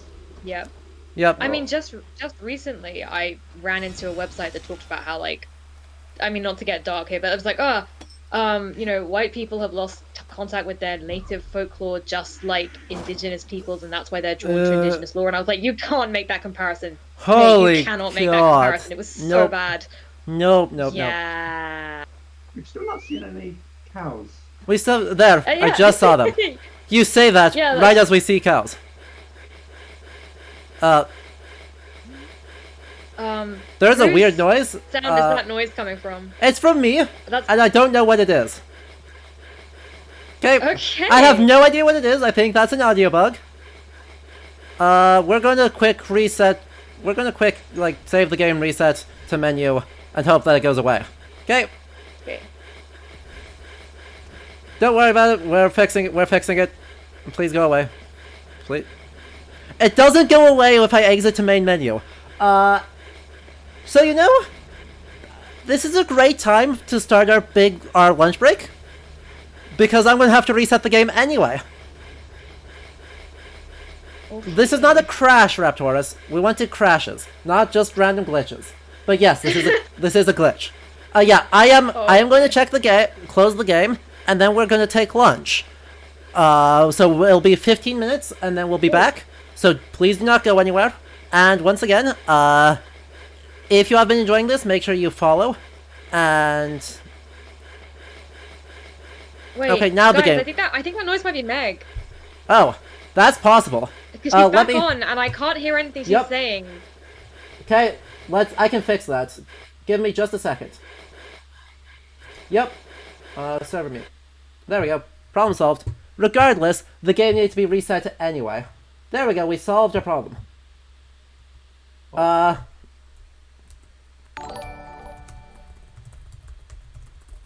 Thinking after all that stuff about First Nation stuff, I'm thinking back on the depiction of Leah Flail. Let's finish that thought while I switch over and get set up for lunch. the depiction of Leah Flail, in hindsight, I'm now thinking of it, feels a lot like they tried to visually center that around the totem pole image. Yeah. And that's spooky. I don't like that. Yeah, that is entirely possible. I do not know if that is necessarily what is going on, but it's definitely a plausible reading. Anyway, we're going to be back in 15 minutes. I will deafen the Discord call, and then I will put on some music for you guys.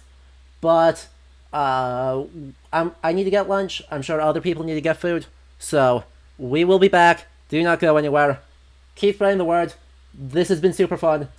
Let's make sure that the second half, see how much farther we can get. Okay? And here, let me set up the timer. Okay. 15 minutes. Awesome. BRB, and there will be an ad break. Remember, if you subscribe, we are currently at 41 subs. The tracker is wrong. Subscribing gives you access to actual, legitimate medieval marginalia as emotes, and means that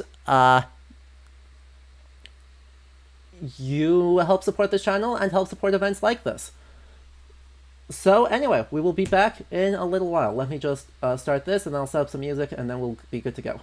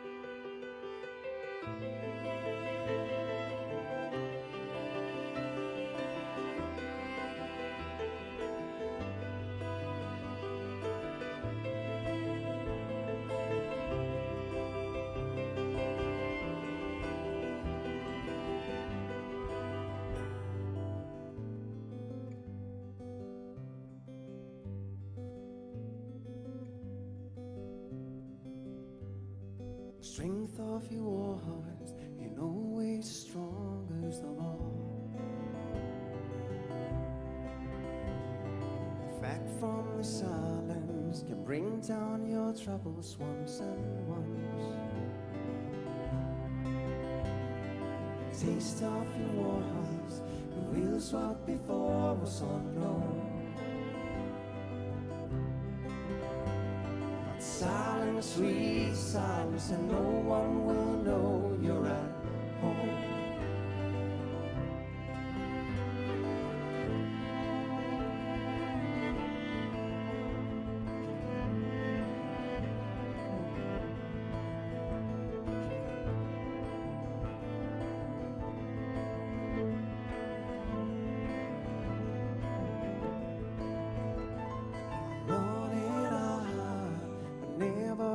Feet cross my mind.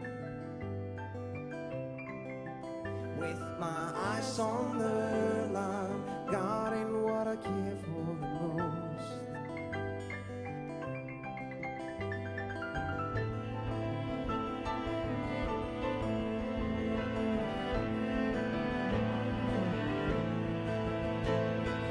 Light on my paper is my presence.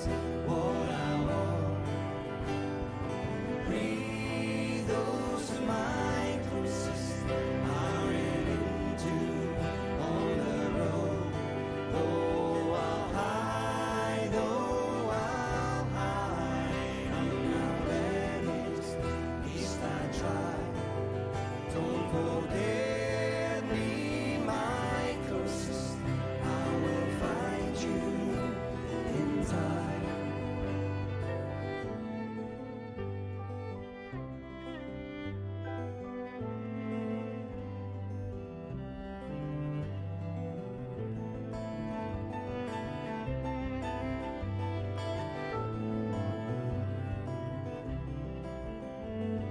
Driven by hatred, hatred that no one deserves.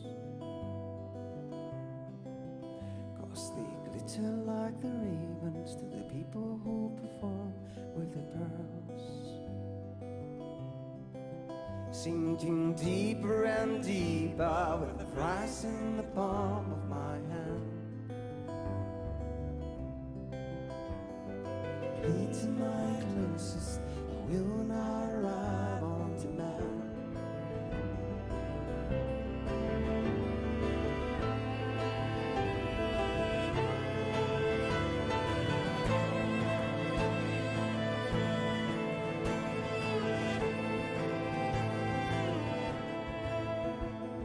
These lies meet the truth. This waiting I'll do. Desire so true. This waiting I'll do. Lie on my papers, my presence, what I want. Breathe those of my closest are into all around.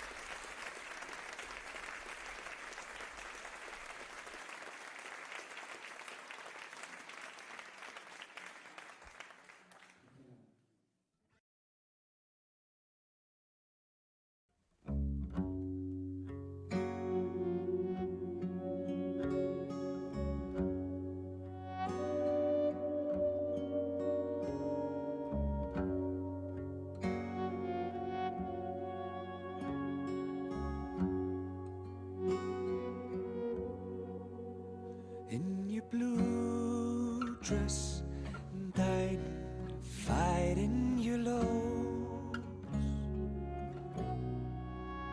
while the true lies turn to unfold what you ought to feel.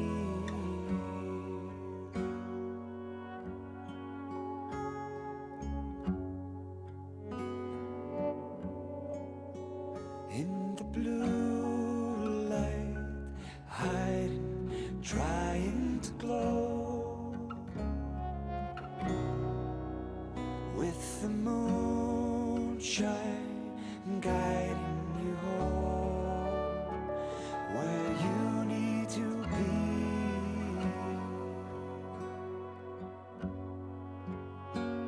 It's time to turn things over, and time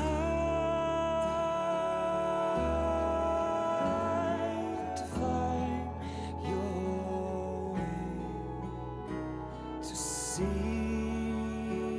me out and figure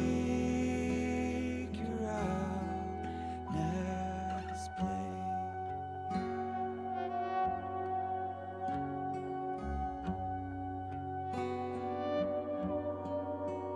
Cloud with silver lines turning to gold, in this new sky, want you to know what you mean to me. It's time to turn things over. It's time to find your way, to see me out and figure out next play.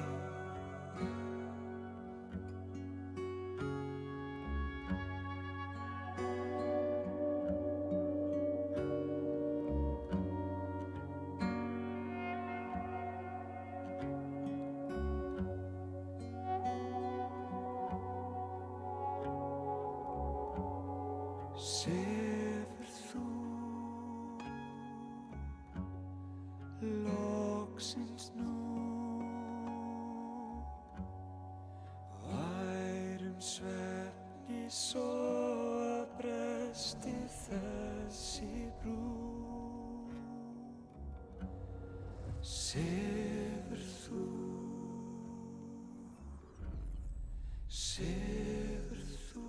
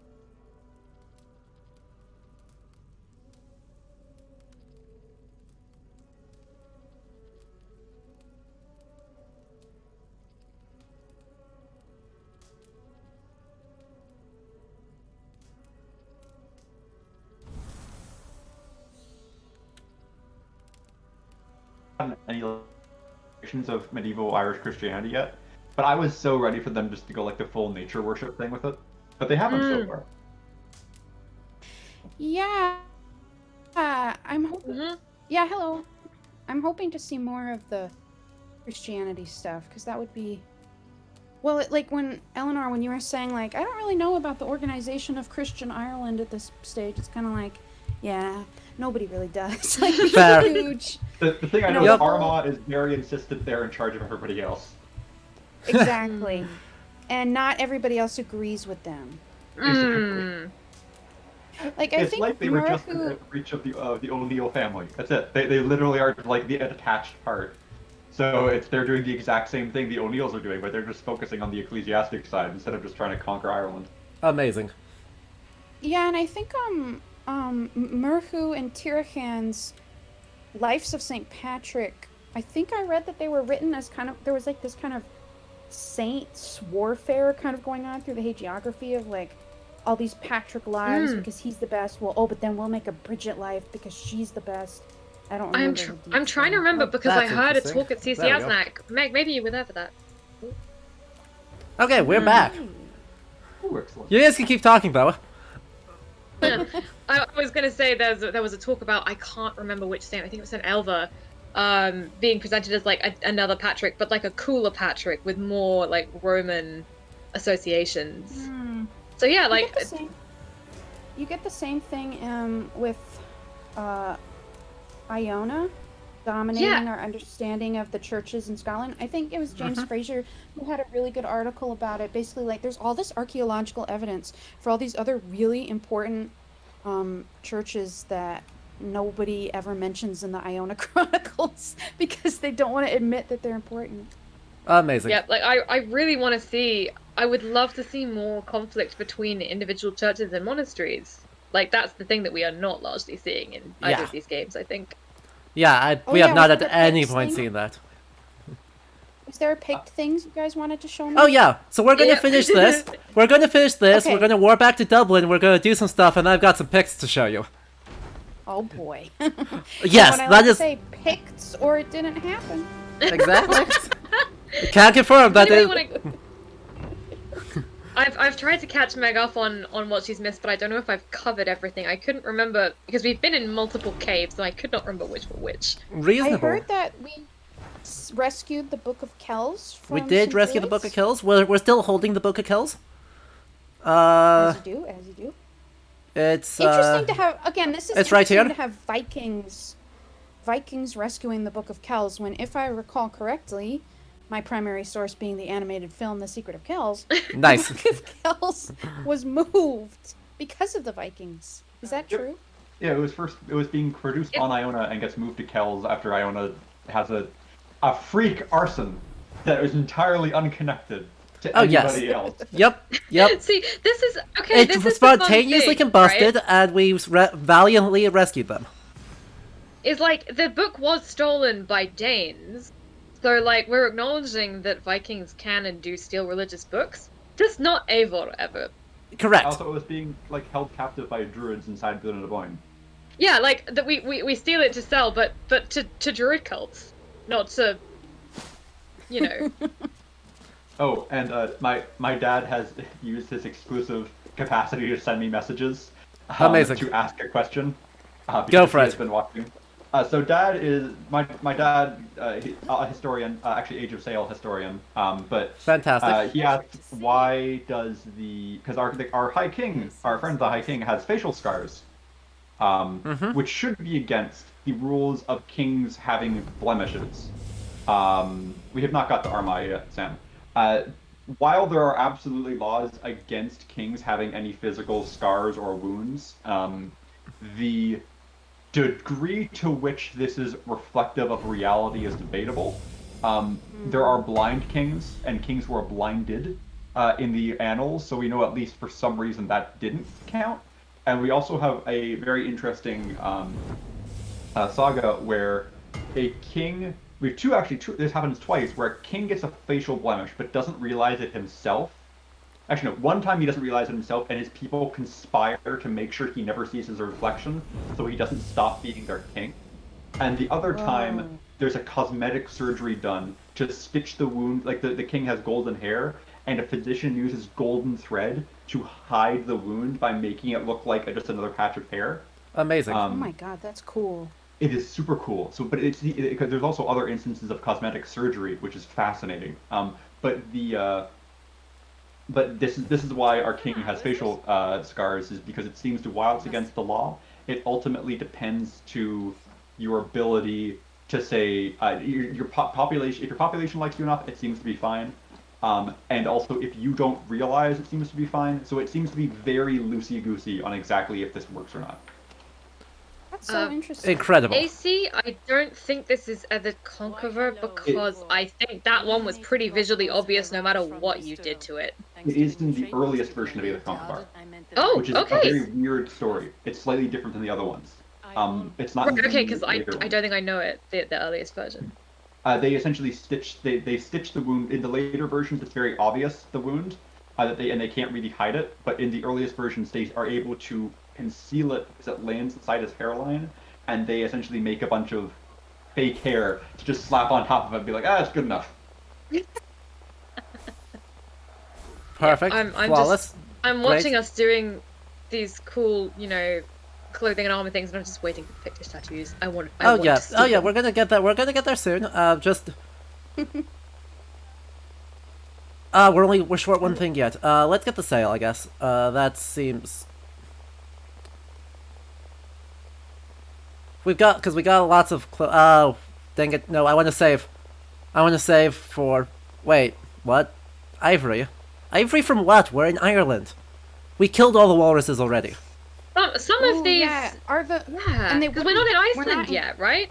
And we're not in Greenland yet either. Yeah, we're not in Greenland yet. We are in. This is right at the moment when Iceland is settled, but recent excavations on the East Fjords suggest that Iceland may have been known about since at least 800, and would have been a seasonal trading outpost or resource gathering outpost. Because there's a pretty big hole that dates to way too soon in the East Fjords.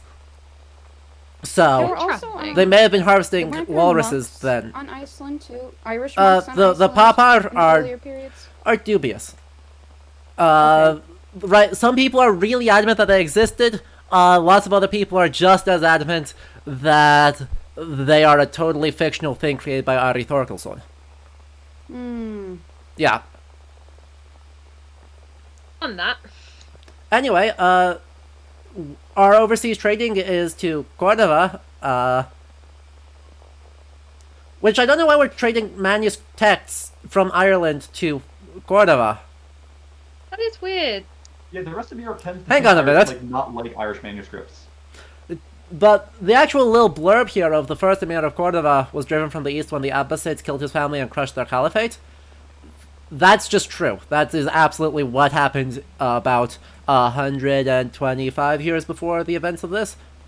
Oh, but the mosque isn't built yet. The mosque is fabulous. But the mosque is 11th century mostly, I think. No, 10th century. So it's in process of being built, but it's... Yeah, they already had the mosque. Is it? Okay. I know it's Umayyad period, so it's pre-Taifa. It's 8th century? It's 8th century, okay. Cool. Yeah.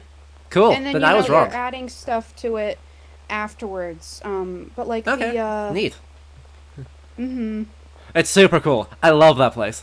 I mean, if we wanted to do like a rip-roaring trade in manuscripts, what you'd want to do would be to move forward a bit in time and have a trade in Breton manuscripts with Athelstan, because he was a big collector and he did not particularly care who previously owned the manuscripts. Mm-hmm. And Vikings in Brittany would have access to tons, but that is beside the point. I mean, Cordoba was big on collecting manuscripts in this period, but I don't know that they would have been importing many of them from Ireland. Yeah. Yeah.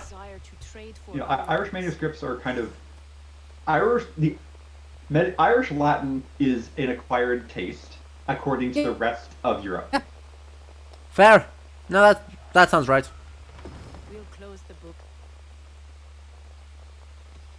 So yeah, Azar is from Shiraz. So that should finish it. Come on. What? Seriously? I am 1 pixel away from upgrading Dublin's trade capacity, or where we can trade to. So let's just give them more clothing. Care to indulge? The other thing that was super weird that was mentioned there is that according to Eivor, the dye in Norse context is used for tattoos only, and that the Irish are weird in producing the 7 royal colors out of dye.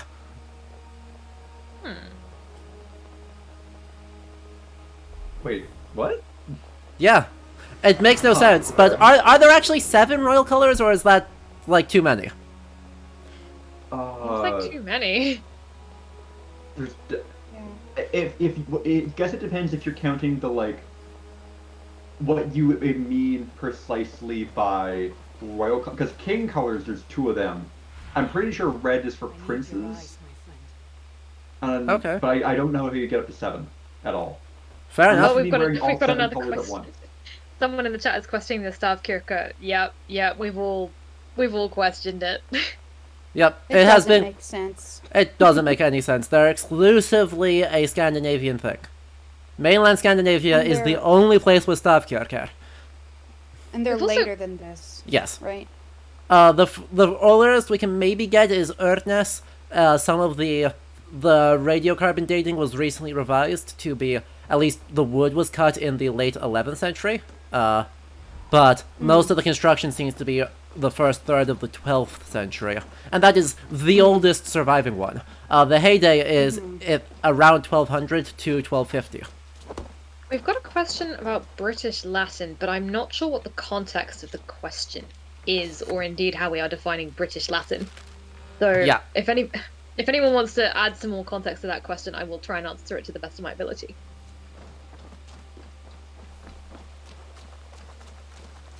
Yep. Now where's the tattoo parlor? I thought that was right. Oh, it's just the other building adjacent. Okay.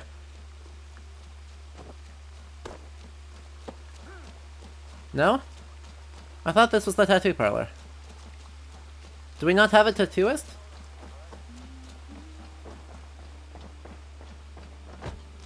There it is. It's not even a person. Okay. We're just doing ourselves. I gotta ask what this is. Oh my god, you're tattooing yourself? Apparently. Ooh. Not. That's that's hard to do with a tattoo gun. That name just says tattoo gun. Danish, but those are not Scandinavian, or those are not Norse symbols. Those look more like they're Sami, to me. Anyway, Oh boy. there's our Skryling, which is not a word you should use. It is considered a slur among the indigenous peoples of Greenland and northern Canada. So, oops. I didn't know they considered that a slur. Yeah, That's good to know. it's moved fairly recently in that direction, but yeah. I mean, yeah, because I would be surprised that people were using it for them. Is Oh. that What they're calling that also looks nothing like Native American tattoos. Also, Yeah. yeah. Also, that's just a vegvisir on our forehead. It's not Yeah. even the Eyeshjelmer, which at least there's a hint that we might be able to read as being on our forehead. Okay. So where's our Pictish friend? Right there, and I think we have the back tattoo as well. Oh, good god. So there's the back. So Meg, how are you feeling? And here's the front. Sorry, the Pictish own. This is Pictish? Apparently. It's not. The fuck? It looks nothing like. Okay, this is upsetting because Pictish art is one of the only things we know about the Picts, right? Yep. Uh-huh. And they Hang on, managed to I mess it up. can- The only thing that's accurate there is they've got. If you go back to her chest. Yeah, hang on. there I'm is- gonna do something weird. I need to enter different menu. I need animus axis. Where is that? Because I'm just going to quick switch over to male Eivor. Because I can do Oh, that right, so at, you can see it better. at yeah. any time. And now we should be able to see it all significantly better by just hiding all of our stuff. But it is like I do not know much about Pict and Pictish art, and even I know that Pictish art is A, gorgeous, and B, some of the only stuff we have that tells us anything about the Picts at all. Yeah, so it's like. Oh my god. So And on the back we have that. The only thing that's Pictish about that is the double disc and Z rod on the front of the chest, up at the top. Yep. This is like cowboy Southwest. Like, It's- I don't know it what is. this is supposed to be. It's Hey, is cow this and the another cow. we've seen in the game? Hey, we saw some That's not cow. even- We saw some cows earlier. Oh, we did? See, I that's missed Yeah. not that. My even bad. what Pictish snakes look like. Yeah. Ones Oh, are in the those front. British bulls at the back of the hips? Ooh, they might Like, be. They rearing might up. be. Yeah. Let's go back At to least- the back. I have no education on this topic, but I was like, Wait. kind of like it. Yeah. The snakes at the bottom look a little bit like the ones on Pictish stones. Yeah, those are kind of like Pictish bulls. They're not as high quality as the Pictish designs, which shouldn't be that much to ask from a game made in 2021. Yeah, this is so disappointing. I was like, Yeah, they At least- also, Nero, I'm getting the same vibe, that these look like they're from that one cave in France of, like, Neolithic petroglyphs. Oh shit. yeah. And it's too bad because Pictish art is such it's defined so heavily by bold lines and clear line work, which is like exactly what you want for it's not like complicated shading. It's like no, it's lines. Yeah. It's like that's a tattoo. That's great. You can make that a tattoo super easily. Yeah, Yeah, and like those diamonds mean nothing. Like, Yeah. there's so many you just gotta Google Pictish symbols and like you'll find stuff. Uh-huh. As Rat93 says, it's not twirly Celtic nonsense. It's somehow worse. Yeah, it's like I was not expecting like Tex-Mex logo. Yep. Okay. Anyway, Codex, right? Pictish. We've got a more detailed version of the question about British Latin, which I will now try and answer, which Yep. is that the kind of Latin you get is going to, like, how you define good Latin is difficult in the early medieval period because you define it by being close to classical Latin. True. Depends who you ask. But also, it really, really depends on which individual text or author you're looking at. Like, Gildas has great Latin, if by great you mean really hard to read. Ugh. On the other hand, De Roris Fabilis, which I think is, 10th century, and is probably a British Latin text, is... it's not... It's very readable, but it's not good Latin. And that seems like kind of a phrase book. And you get, like, very widely differing kinds of Latin from different sources. So it's hard to say. By this period, I don't think... I don't know. I have not made a study of specifically Welsh Latin of this period. The Latin in the Historia Britonum is pretty weird. Yeah. It's hard to say how much has been retained from the Romano-British past, if that is fair to say. I don't think it's necessarily implicitly weirder than the continent or better than the continent. It just depends on which individual author. Yep. I would agree with that. Anyway, my rant is done. Picts? Picts? Who's ready for Picts? I'm ready for picks.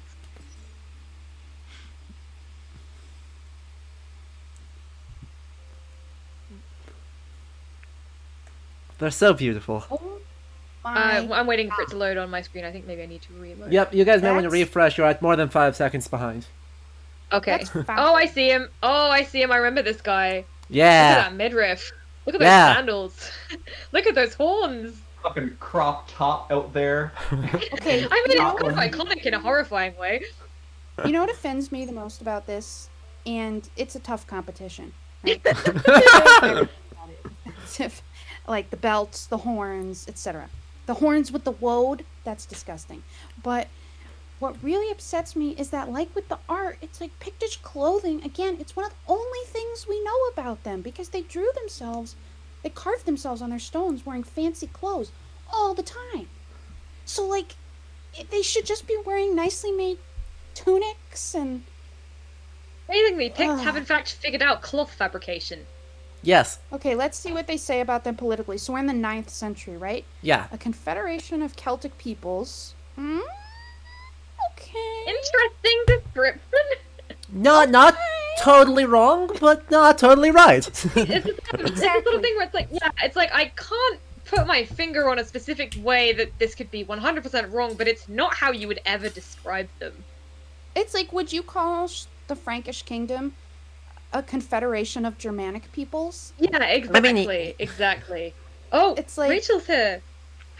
Sorry, just noticed. it's Oh my just god. kind of okay, the pigs were on their way out. Rude. But kind of true. Yep. I mean, they had that position where it's like, we're on our way out because our language is going to disappear from history, but we're actually doing great. Yeah, we actually conquered the Gales, and we're just going to borrow their language. A proud people who had been Christianized roughly in parallel with the... Okay. Oh boy. I disapprove of that. I disapprove of that. Okay. The Christianity comes to Pictland like super early. Not as early as Emmett was saying with the possible 2nd century stuff in Ireland, but it's like there's like a monastery on the Isle of May in the 5th century, and it's like you can tell it's a monastery because they're all a bunch of dudes who are middle-aged buried together. Yeah. Like that's super Christian, and like they think they were Christian. And this is important too. St. Patrick calls the Picts apostates when they attack some of his Christian converts, so that suggests that they were already... Yeah, I see somebody's mentioned Ninian. That's drama, because Ninian So much drama. kind of didn't exist. There was a saint called Uniao, and somebody miscopied it as Ninian, so then a separate saint was created. And, yeah, oh my god, that's Macbeth? No, What? a generic Pictish elite unit is called the Macbeth. That disgusts me. Yes. Yeah, you're correct. Also, I mean, he's barefoot. Pictland in this game is literally perpetually snowy because of how this game decided to do seasons. That's ridiculous. I live in Pictland, and let me tell you, it almost never snows. Yep. Truth. Anyway, who's ready for some druids? Oh yeah. Oh, good, Rachel. You're going to be here for this. It's great. Druid number 1. Druids. Druid number 1. Shout out to a Diablo monster. Also, shout out to Emmett's boy Connell Kernock, head hunter supreme. Yes. Fact. Fascinating. Okay, so they're referencing the Druidic fog, which I think is referenced one time, and it really just means magic fog. Yep. By the point the story is written. Like fog, but not when it should be. Yeah. And they're referencing this idea of like they're berserkers, and that's like, why are you calling? They're just hitting people's heads. That's not a specific kind of person. You just do it to be like, I killed John. Aren't I fucking rad? True. Number next, the Druid Conjurer. Shoutouts to the Boar Tusk and the Fallow Deer Antlers and the Diablo monster on the shield. Seemingly harmless at first? Would you really think that guy was harmless if he started walking towards you? Are you kidding me? God, no. What the fuck? I know we've talked about putting antlers on skulls, but I just have to say it again. That they're putting antlers on skulls that did not previously have antlers. Yes, and there's a chicken foot, and there's a thingy with a hole in the center, and there's a crow skull, and there are some coins, and... This guy would clink when he walked. This guy's got a lot going on. At least he's using a sling, right? The literally only good thing. How would you see through a horse skull? You don't. Like, you eyes are in the mirrors. wrong direction. Yeah, you need AC mirrors, has essentially. we're getting some interesting comments in the chat. Yeah, we've got the Yes, chicken foot being associated with voodoo, colonialist. and the ribbon for Tibetan deer charms. Yeah. Yep. And we've actually had associations between voodoo and druids before in the Gloucestershire stream because they had the puppet magic, which is actually more which is stereotypically associated with voodoo, even though I think it's actually more of it it's not actually that much of a thing. Yeah, if I remember correctly, it is not that big. Oh, what the hell? Like Oh, it's kind of traditional puppet magic that you imagine where you put pins in a doll is more of a native English thing. What are those antlers off of? Yeah, exactly. As it said. Good question. We're gonna pretend they're fallow Too many deer. of them. But there's a boar There's so skull many of with a 1, 2, 3, 4 different antlers. I'm so sad that this guy has a pet pig and we killed the pet pig. We also have no shout out to choice. Asterix. But I'm so upset. Yep. I don't want to kill the pet pig. Yep. Also, what are those, he's things using. hanging off? They look like silver cards hanging off of. That's a good question. I'm not sure what those are. Next time we find one of these guys, I will enter photo mode and find out. Yeah, this really like. Oh, Also, No, you go. D&D nature reference. Yep. Yep. Okay. Yep. Something that's interesting about the fact that he has a pet pig is that in the northern Merthin material that's preserved in Welsh, Merthin has a pet pig that he talks to when he's gone mad and he's prophesying while out in the wild living in trees. Incredible. And I would almost go maybe this is a reference, because that motif of going mad and living in trees is carried across Irish and Welsh, as anybody who was at the O'Donnell lecture on Friday, I know Emmett and Rachel both were, will have heard. But I don't think they know enough to do that, so I think this is purely coincidence. They've just got a pet pig by coincidence. Yep. Rachel also points notes out that Bress also does. Yep. Bress has a pet pig, so that yeah. Oh, also, apparently we already have this one unlocked. Wait, werewolf? Uh-oh. I sense Gerald. Do you? Except, no, I don't sense Gerald because You sense Gerald's the Witcher. werewolves are friendly. You sense the Witcher. I sense, because Gerald's werewolves don't hurt people. Yeah. They, in Gerald of Wales, there is a story for anybody who hasn't heard about this, about a community of people who are cursed by a saint, and each year, 2 of them become wolves for that year. But they can still walk upright, they can still talk to other humans, and how we encounter them is that, one of them approaches a priest because the other one is dying and wants last rites. They're friendly Christian wolves. This is not a friendly Christian wolf.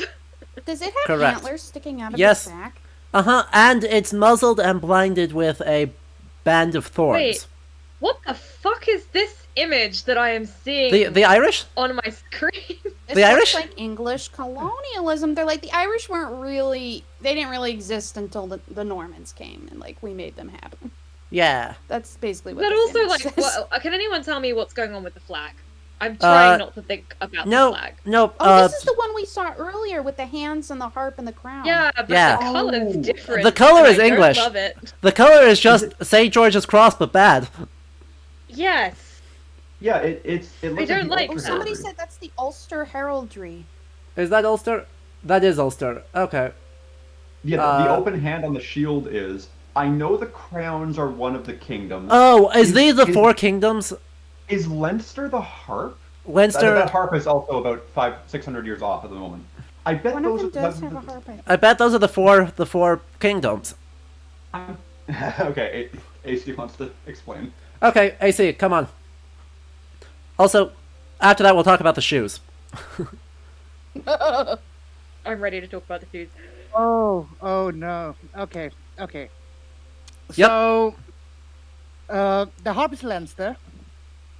Is that a closed fist or an open hand? There's both. On the top is a closed hand. On the left side is an open hand in a shield. Okay, so the open hand, it's Ulster, but it's supposed to be red. Yep. I don't know why it's white. It's annoying. The closed hand, well, I assume this is Connacht, but Connacht is half an eagle, half a hand with an armored hand holding a sword. And the crown is Munster, i.e. a province not appearing in its video game. It's correct. Awesome. Also, this violates tincture, doesn't it? Having the white touch the white. It's technically fine because it's a complex field. It's very technically fine. It's in that level of technically fine that I think they don't know that the rule of tincture exists. Okay, fair enough. Excellent. Thank you so much, AC. Considering the one heraldry I'm looking for in the trailer, they don't know it exists. Yep. Yep. We will hopefully see it because we still have some time. Okay. Now, pointy shoes. Look at them. God. I just want to appreciate the shoes. I have no idea if they're a real thing or if we have any archaeological shoes, but they're gloriously pointy and I love them. We do have archaeological shoes, and they do not look like this. The Dang it. archaeological shoes actually match pretty well what we see in the manuscripts and in Pictish art. I know these are the Irish, but pretty similar. And they don't have points like this. This looks like a later medieval fashion. Yeah. I also don't. Yeah. know if you would have had this in the Middle East around this time or not, or if that's just like a weird maybe. stereotype. I'm gonna be real with you guys. Everything about this design looks later medieval. Yeah, I agree. I'd say, except for the helmet is way too early. Everything else I'd say is 12th to 14th century. This game is prepared to show us everything except the 9th century, visually. Anything except the 9th century is a valid choice here. Oh, oh look, and Flan's army is the same thing but palette swapped. Oh god. Okay, this bipartite color thing really bothers me. I don't know if it would have ever been a thing then, but it's like that's such a late medieval fashion thing, or even high medieval. Yeah. Like, you know, when people would wear the colors half and half on their clothes. I don't think you had that then. AC throws it in chat. I have no idea what the middle thing is. Which is deeply concerning when our resident heraldry specialist has no idea what the heraldry is supposed to be. Yep. Well, it doesn't even look like heraldry. I think This there's is- supposed to be birds facing each other on the top. Maybe? I don't even... This flag looks like something you would see in a Tolkien knockoff. Kinda. It looks kind of like scabbard style or sword style Latin art. Like when all the artwork we have from it is on scabbards, which is why. Is it the Ubisoft logo? No. Oh, here's our priest again. Yep. His hair, he's got too much of it. Look at on that top. book. He's Look at that wearing book. a It's... very inappropriate color. Yep. Oh, it's If we not get man the Eivor, I chance- forgot. A small prize to ensure the High King's patronage. Oh, is that the Book of Kells? Yeah. Yep. Nope, sorry Rachel, that is the Book of Kells. Oh no, it's the kilt guy. Yep. This is Flancina. And this is the Abbot of Armagh. There aren't any pagans in Ireland. It's the 9th century. Calm I down. love- Hey, no, Eivor is We looked pagan. at the Eivor design. is Norse. That's true. Eivor is here. Eivor is literally Odin. I feel like that does count. You're right. We looked at this guy and we were like, this guy looks like a bishop, and he should be a bishop, but we are calling him an abbot. Which he also yeah. is. We're getting a better look at some of the designs on his clothing. And they are... Wait, hang on. As long as he doesn't warp out of... Wait, we... Oh my god, look, it really does look like a Catholic prayer card. Yeah. It No, does not look like the if he Book of doesn't Kells teleport out of stuff. scene, if he doesn't despawn, I can run over and we can take a look at that. Let's do that. Yeah, we'll see if we can. Yep, we just I'm, need to stand here and wait for the cutscene to finish. You guys, I'm gonna have to go in 15 minutes. Because I'm being called, but... Okay. This has been truly fabulous. Yep, and This if is you have time, we'll be here for another 3 hours after that. Oh god. I'll see. I'll see what I can do. Awesome. Oh, such a beautiful shot of our Trident Celt.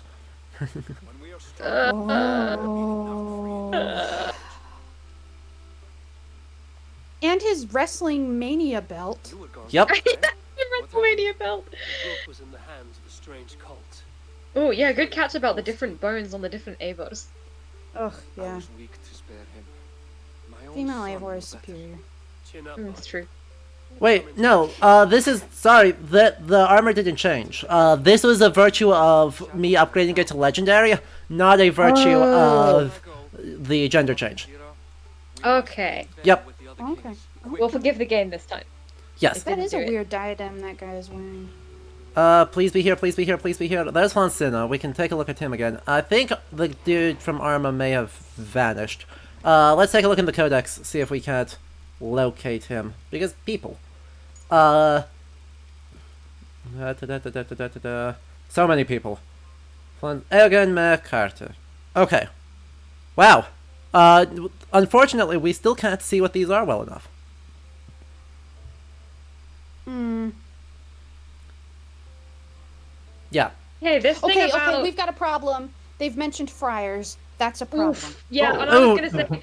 Also, the concept that, the Irish clergy is spiritually lax, and that the ones who aren't are, contemplative, is directly from Gerald of Wales. And it's Beautiful. a colonialist mindset. So I think- it's Gerald's excuse for why Ireland is shit, is, that their priests aren't active enough. There's a bingo part for Gerald of Wales, I believe. Yeah, take off Mark, your you got Gerald it. of Wales.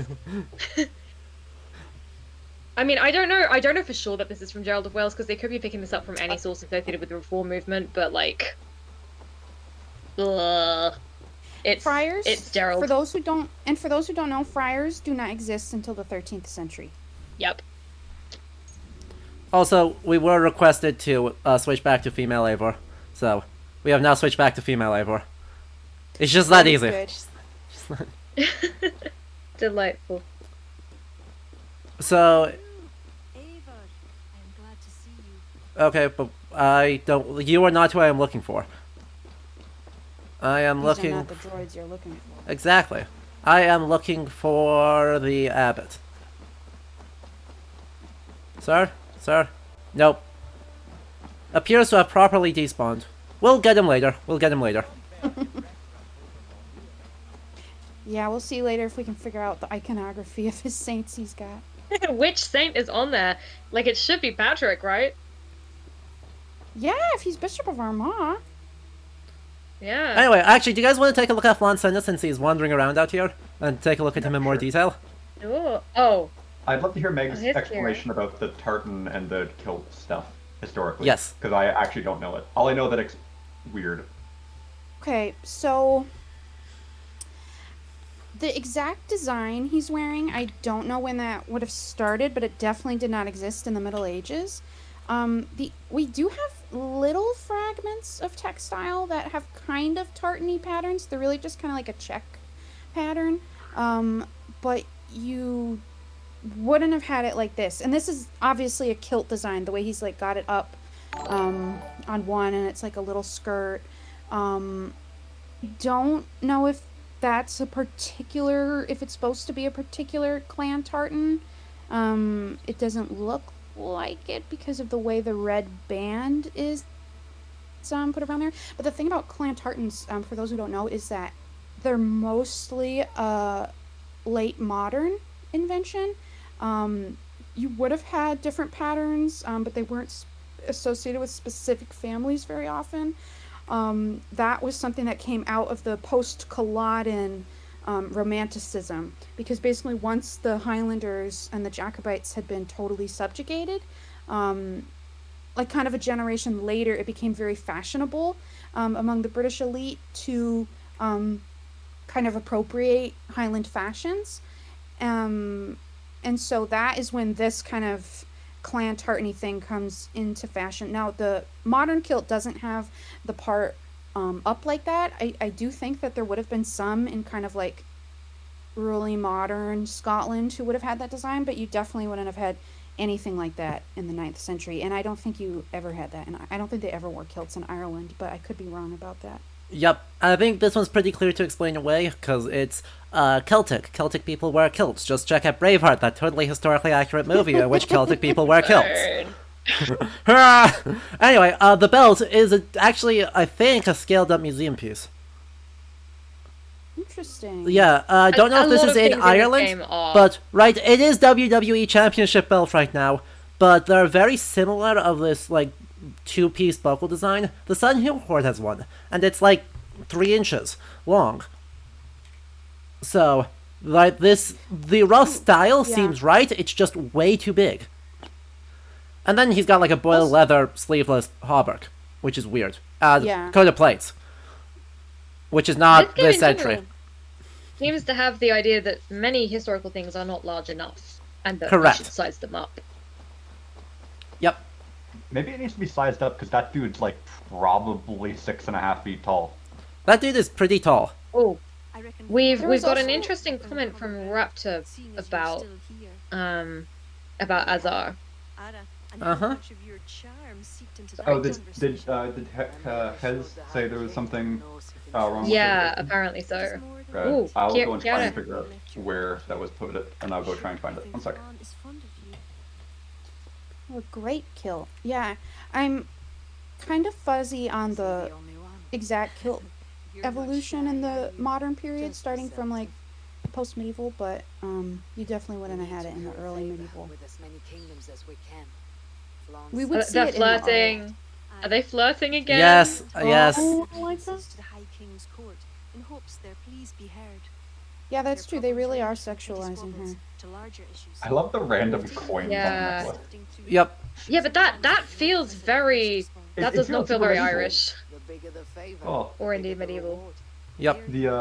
I'm still constantly. Oh yeah, I would say this does qualify as the horny bard bingo thing. Yes, this is totally horny bard bingo. Somebody asked a question about abbots versus bishops in Ireland. This is a very contentious historiographical issue. Traditionally, it was often said that Ireland didn't really have bishops. It only had abbots, and that the abbots kind of acted as bishops. It seems to have... Okay, so first of all, they definitely did have bishops. A lot of the debate has centered around the provision of pastoral care, because in this period, most monks would not have actually been priests. They would have been considered lay people. It's not until like kind of the 12th century that you really start getting most people in monasteries also being priests. And so there are certain sacramental things that Christian populations need that only a priest can do, like baptism, but mainly the Eucharist. And so, we got to a point a couple decades ago where people were like, wait a minute, how would anybody in Ireland be getting communion if they were almost all monks? Now, the rules for what different non-priest people within the church could do were a lot fuzzier then. Again, it's not really until the scholastic period in the 12th century that a lot of stuff starts getting taken out. So, for example, abbesses used to be able to hear confession from their nuns, which is something that's canonically not allowed anymore. But the point is basically that it's like there have to have been priests, and a lot of them doing stuff for people, and the idea that it was all abbots and monks doesn't really match up with that, and is kind of sometimes been tied to a way to kind of other Ireland, like, oh, it was all abbots. Now, we do know that abbots were very powerful, and sometimes the lines blurred, like in Iona, you'll get weird, confusing annal entries where it's like, this year someone was made the bishop, the next year he became the abbot, and then he became the bishop again. Like, it's really confusing. So there does seem to have been a lot of abbots who may have held that power, and like somebody mentioned before, you did occasionally have abbots who could be kings. So the role of the abbot was pretty fluid, but they definitely had bishops and priests. I hope that made sense. Yes, it all made perfect sense. And it would, by the way, it would really... Sorry, go ahead, because I'm just doing some nonsense. I was just going to repeat, like, again, it would really surprise me if there wasn't a conception of the person doing the crowning and a coronation being a bishop, and being defined specifically as a bishop rather than as an abbot. Like, Ireland could often be quite different from other places in the way that its Christianity works, but that would be very out of step. Like, you want a bishop for a coronation. Yeah, that's the role of a bishop. An abbot can do it, but it's a bishop's role. Right? Yeah, and like in the Irish monastic rules, a lot of them, which are kind of, every monastery kind of had its own, so they weren't like totally unified. Like bishops were given, like you said, like specific roles. Like, this is what a bishop is supposed to do. I think it's in the rule of the Kelly J or something like that. Yeah. Oh, do you and like think that's forged? Oh, is that one thought to be forged? There was a talk about it recently that they thought it was like forged like almost 300 years later, and it's one of those things that I listened to the talk and went, I don't understand enough about linguistics to say anything about this, but this is fucking wild. Sorry, I felt like I had to insert that because I was like, oh, it's my favorite recent thing. I'll have to look into that, because I just have a book from several years ago, The Celtic Monk, that translated loads of the different rules. Or was that the rule of the Grey Monks you were talking about as a possible forgery? It was the the Kelly J? Yeah. Is that also the Green Book that has the rule of Carthage in it? That has the rules for kings and how kings can't be bad or the land goes fallow? Oh, I love that book. Can I just say, I love that the conversation has taken this turn. Like, this is so fundamentally not what this game is interested in, but we're like, no, we need to establish exactly what the deal is with bishops. Yes. We approve Wholeheartedly. Abbots were involved in the making of kings, I think, a little bit, but not like officially crowning, maybe, because in the life of Columba, Adhavnot, when we were talking earlier about the angel beating up Columba, it's because Columba won't support Aethan McGavran for the kingship. And there's this really controversial passage in it about Columba, like, making... I can't remember the exact words, but, like, Columba's the one who officiates. But Columba's also a priest, and he's also Columba, so it's like... Yeah, it's like... I don't know if it tells years us... later. I don't know if it tells us that much about, like, current, like, church organization, because it's Columba and he can do what he wants. Yeah.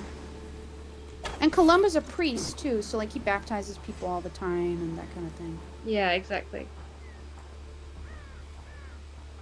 Yeah, an angel beat up St. Columba 3 times. St. Peter has also beaten up Augustine of Canterbury, and a number of different monastic teachers get beaten up by saints who are not happy with their teaching methods, which I personally love. And Adhavnan got beat up by Angel as well. Yep. And there is, I know we said all this on the earlier stream, but I feel like there are people here who didn't make it to the earlier part. Just like, there is that really fun story from the Isle of Man where it's like this guy dreams of getting beaten up by a saint and then dies the next day. Grim. Actually, I think that is from like a Norse, potentially from a Norse settlement period, because it does involve a Norse guy getting beaten up. Oof. Unlucky. Why are we in the underwear, by the way? Because there was a gear request change to say no shirt, no shoes, yes flails. Oh, yeah. That also seemed like an accurate description of the Picts, to be frank. Wait, they did have shoes, just not sufficient shoes for that weather. Not all of them had shoes. The Macbeths did not have shoes. Oh, yeah. Oh, shit. Yeah. You know, this would make so much more sense if they gave them the weird ability that, like, Kai and Cuthulin and a couple of other heroes have, where it's like, oh, I run so hot that, like, the snow just melts around me. True. That guy's huge. That guy was huge. That guy was named Goliath. Oh, well, that makes sense. Yes, there will Flail, please. Flail, okay, please put on some clothes. Fine. Fine. Let's swap up the clothes because it's been a hot second. Oh, also, I'm gonna take an executive order and put on that.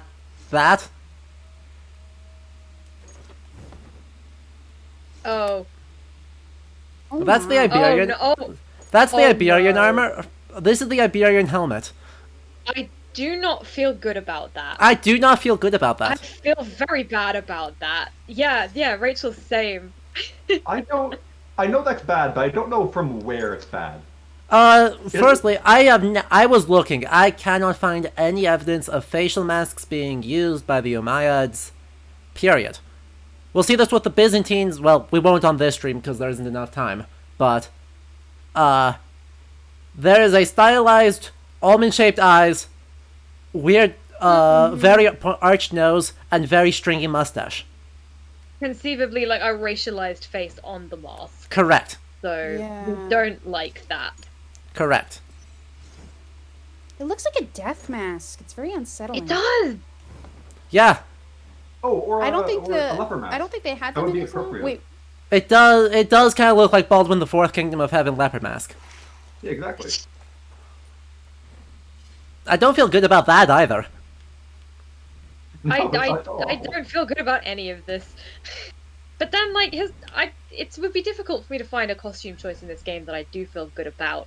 Just not bad to the same extent. Oh, wait. Is that this one that's the villain, that this is the Origins villain mask, or is that the Egypt set that's gonna have the Origins villain set?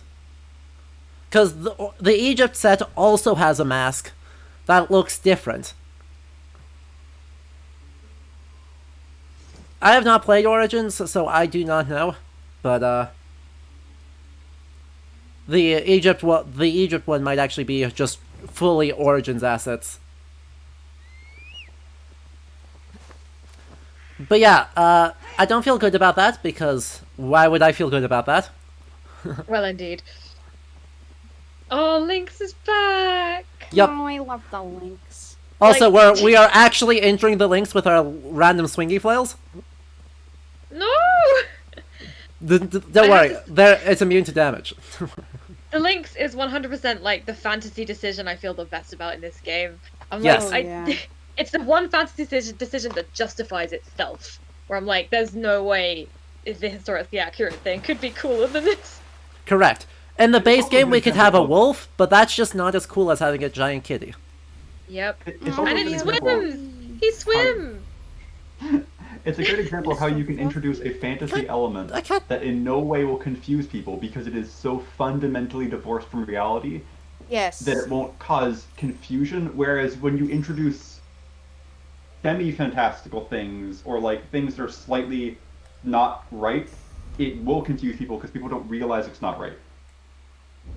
That's the thing, and it's like, you know, I do historical reconstruction art, and there are a lot of times when, because I picked the year 1000, which is really poorly documented in a lot of places, you do have to look to areas, like, because sometimes it's just not documented, but the problem with a lot of the choices in this game is that an alternative from the period is documented. So it's like, you could have just used that. Yeah. You know, it's not like, oh, we don't have any churches from this period, so we're gonna have to go with the 12th century. It's like, no, like, we know what it should have looked like. We've got nothing but churches. Yeah. Churches all the way down. Okay, I'm gonna have to go. Okay. I feel like I should salute you thank- guys and be like, it's been an honor. This was really fun, Eleanor. Your Gerald so of Ways glad. knowledge was indispensable. I'm so glad that I actually got to use it. Both to be like, that was colonialism, and also to be like, that's not what werewolves should look like. Enjoy Kells. Are we raiding Kells now? No, we Okay. could raid Kells. We have the power. I just wanted to instead. Well, I just need to steal the royal jewelry from this random brigand at Kells. Amazing. Who was at Kells. Okay. It was Awesome. absolutely Thank lovely you. to be here with you Yes. all, and the chat section, as usual, was a delight. And I wish you the best of luck with the rest of the game. Thank you. Have a good Bye day. all. Oh. Okay. That was great. Yep. We're not gonna. I think we're just not gonna worry because I don't care enough. But we do have to get all the way over to here somehow. There's nowhere nearby to warp to. Grr.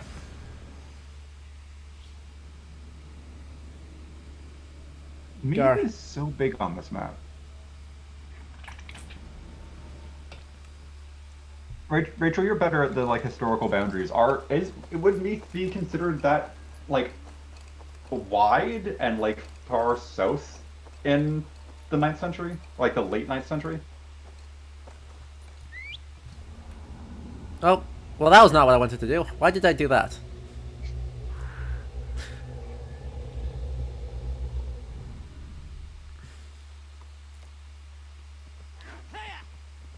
Oh, those chin tattoos bother me. Oh yeah, the chin tattoos That's are. such a Native American thing. and or Polynesian. Yeah. Mm-hmm. Yeah. The place they're definitely not is Scandinavian. Oh, Rachel, Emmett asked you about if the map boundaries of the provinces are accurate, right, Emmett? Yeah, Meath essentially goes all the way to the border of Dublin, and then all the way south to the border, like as far west as Dublin, as far south as like exactly like that. See that? Is that right for Meath in this period? It feels too big, like considerably too big.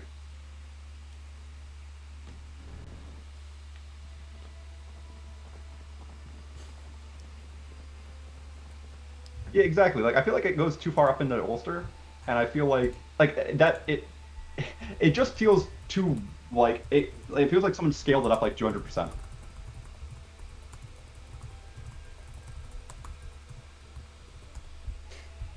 Oh yeah, I do art. It's set a little later than this. But we can. I think Ludo. Wait, not Ludo. But Yep, Adam. Adam. has the Yep, it's link fine. And can post it in the chat. Yeah. Let's see if I still got that actively on clipboard. Otherwise, I'll recopy it. Nope. I will recopy it.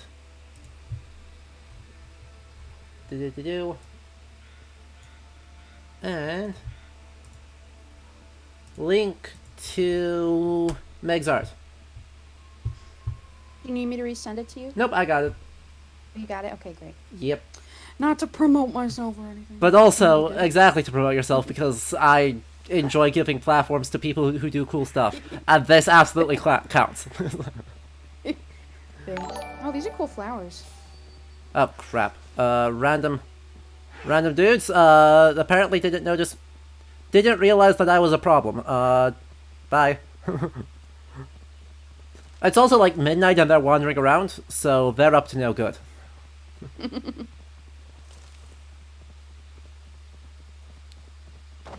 Okay, so remain undetected and do not take damage. If I want to get double rewards, I've got to do that.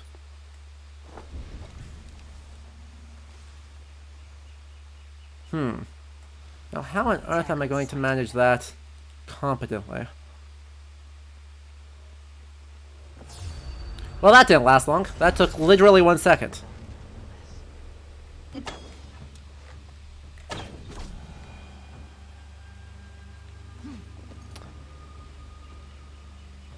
Stealth in this game is totally functional and you can totally, like, prepare for it at all, right?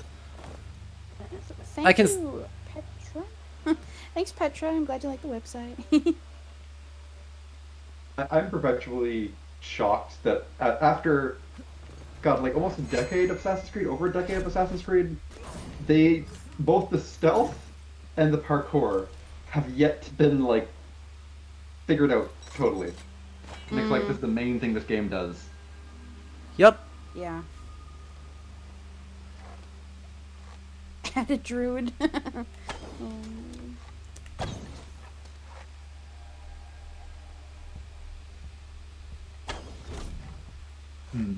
The way in which they keep placing the druids. But that guy wasn't a druid. That guy was just a different guy. Oh, that's a different guy with antlers? Alright, never Yeah, mind. yeah. That guy's a man-at-arms, because they totally have, antlers. Fascinating. Yes. Oh, goddammit, I need to summon my boat to start a raid in order to force open the thing in order to get the ration. Really? There's that symbol again. I feel like there's something like we've seen the symbol so often. I feel like it must be in some way relevant. Yeah. Or like either relevant or like it's something that we could be figuring out. Because they've used it always in the reference of just like generic enemies almost. Mm-hmm. Yeah. Oh, that's cool how you summon people from the ship to help. Yep, I can just bring in a ship and then from there, get my crew in. With my crew including such people as Rollo the Walker, and a bunch of random people that we picked up along the way. Oh, somebody asked, could it be the assassin symbol? The diamonds? No way. There's that other thing that we thought might have the assassin symbol hidden in it. Was that the high cross with the crucifix, or is that something different? There's a flag behind the High King at one point in one of the trailers, where he's flanked by them. And like if you squint, you can kind of see the assassin symbol built into the middle of all the intersecting like weave. But it's very much like we can see this because we're looking for it. Maybe it's intentional. Who knows?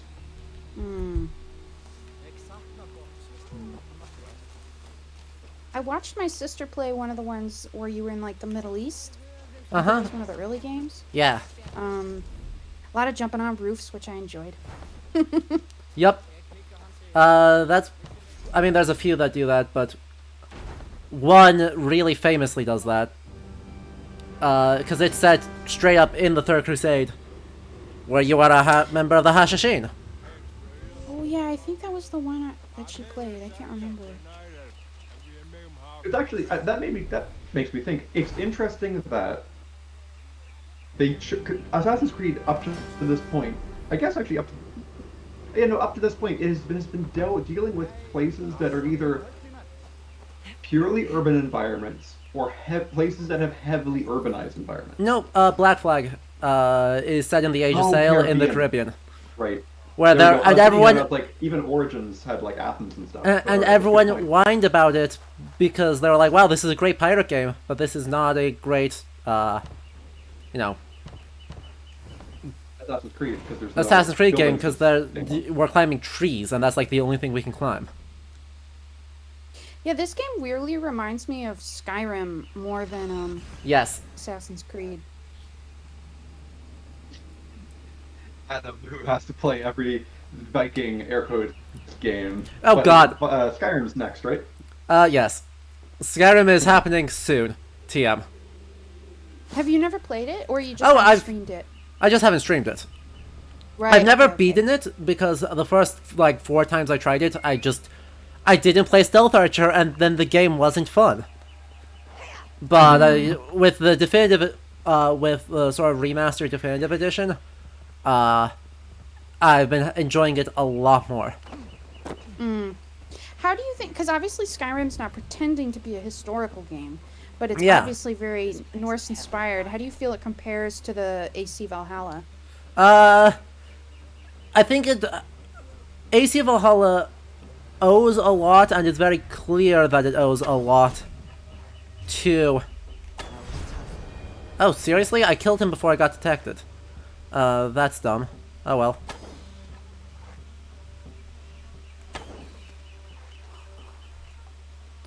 Someone's running at me.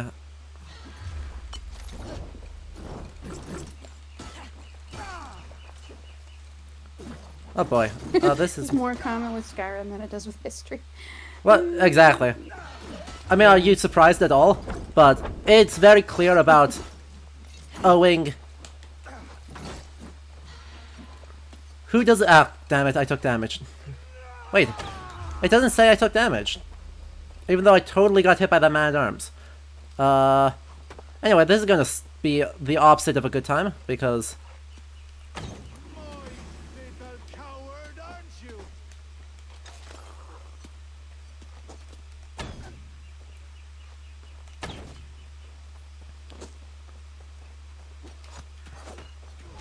Well, we got one guy out of it. There we go.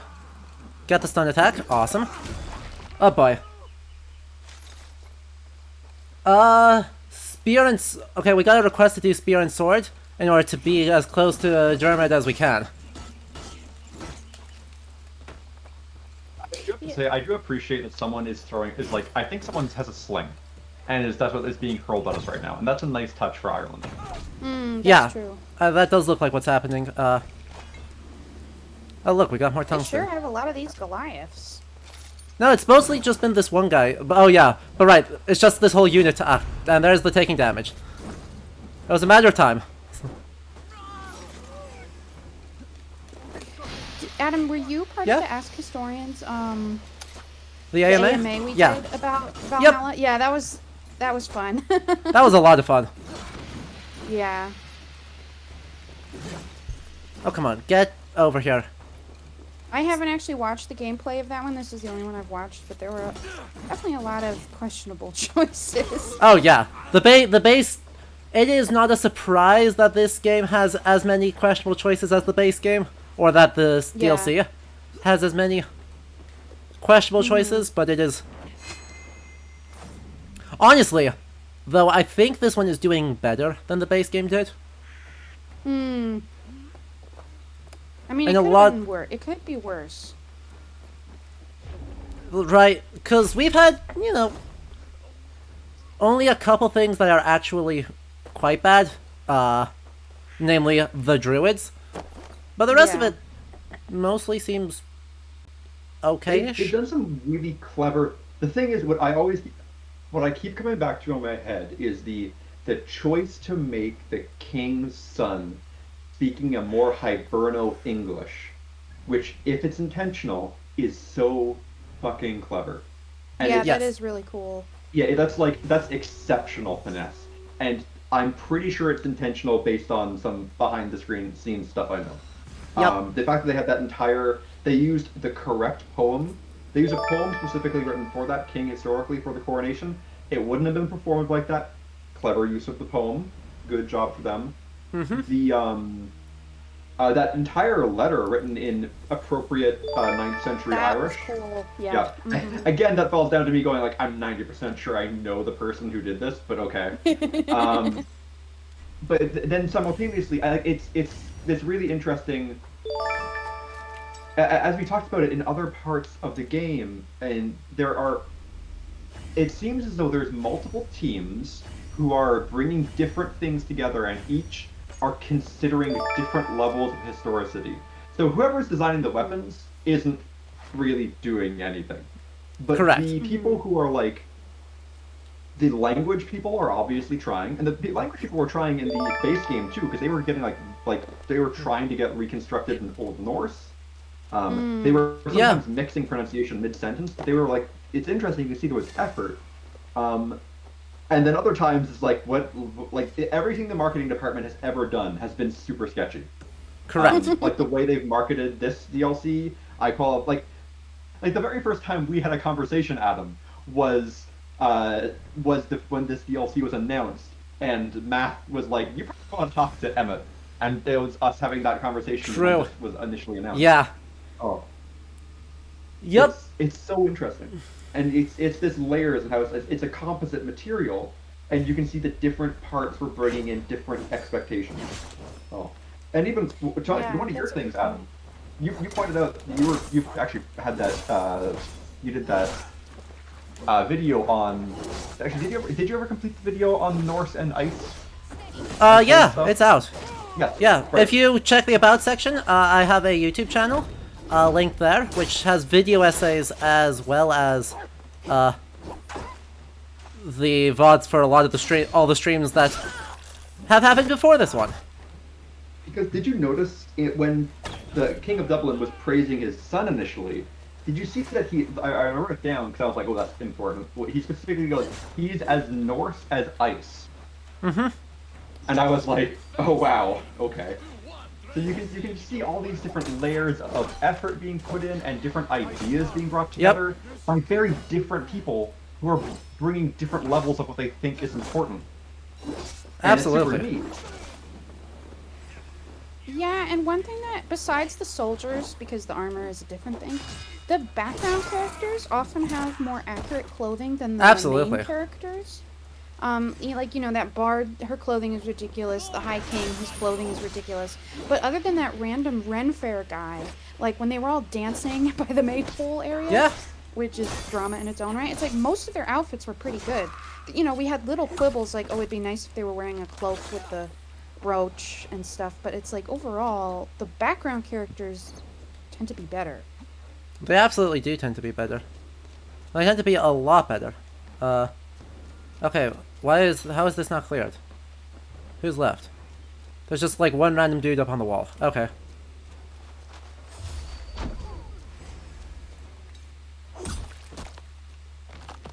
Cool. So turns out fast travel in this game is broken. You're not supposed to be able to fast travel to things that aren't made yet. Or to places that aren't cleared yet. But but you can. Turns out you just can. Whenever you have a sec, Adam, if you give Rachel the yes. roll, so yep. Thank you. Good to know.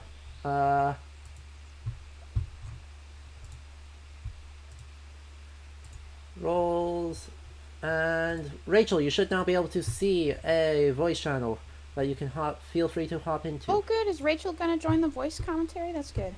Yes.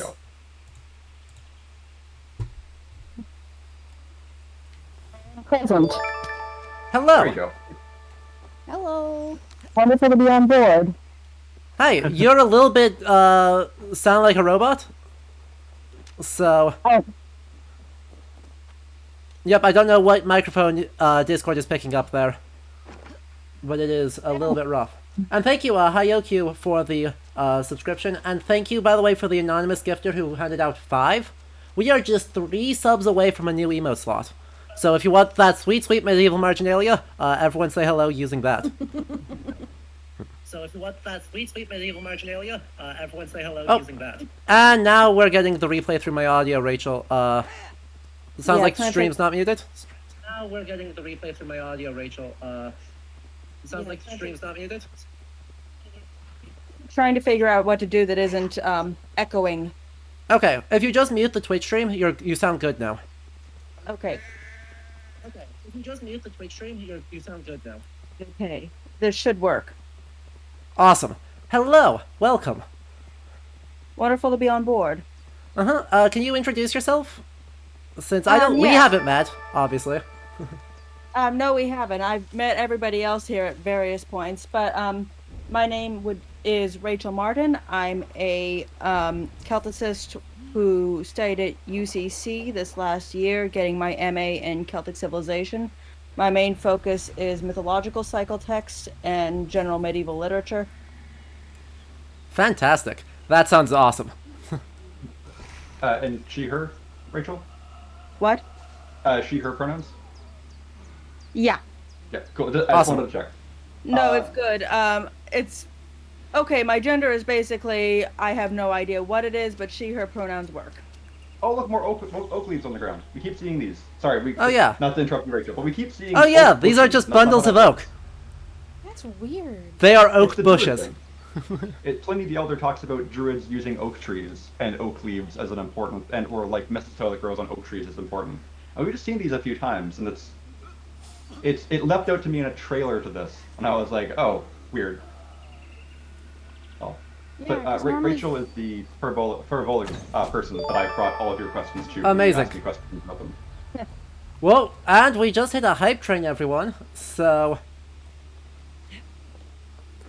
thank you all so much for the subscriptions. Thank you, Leander, for the gifted sub to AC, and to MidiBless for the 3 months of subscription in advance. That is awesome, and I appreciate it so much. Something that's interesting as far as how the consultant process works, if it's changed at all since 2016 when Unity came out, is that I know that they actually didn't keep them involved throughout the entire process. What they did was that they had this one big meeting and they were like, okay, say everything that we need to include in the game in like a few hours lecture. And then they would go to another expert and they would be like, so tell us what we absolutely can't do when the script is already completed. So I honestly have a lot of sympathy for whatever scholars were involved with this because they probably had comparatively little input into the final product. Exception is with language, because I happen to know they consulted throughout the process with Dr. Jackson Crawford for a lot of the runes for Old Norse. And I know that there was somebody they were consulting with linguistics fairly early on because the shocking thing when you're a Celticist is that you're in such a small area that people will mention things to you and you know them or you know somebody who knows them. I remember when it was like, it was a person that uses these pronouns that was previously teaching X at Y, and both of us were like, exactly, I know exactly who that person is. Yep. It's why I don't use my first name on a lot of social media these days because it's a Celticist with the name Rachel. Unless I'm Rachel Bromwick arising from the grave, then there's only one of me. Oh boy. And Leander, thank you so much for the 2 more gifted subs, and Kappa Crab for the 3 months of subscription. And with that, we have cleared our 50 subscribers, which is absolutely incredible. And you are all amazing for that. And we just unlocked a new emote slot. So at the end of the stream, before we go, don't let me forget, I will... we will get to vote as to which one we will get for that, because I've got some ideas. Oh, good. Ha! Excellent. As I see, my roommates are in the chat. Excellent. I hope you are all having a good time over there, and I hope the rat has not harassed you all too much. Oh boy. That's ominous. Unless that is the rat hosting, in which case, hello. And thank you for the 100 bits, Hayuku, and Math as well. Lobbying for Mary punching the devil in the face. We stan. The other leading candidate in my mind is Medieval Music Stops, i.e. a lion playing the violin looking very distressed.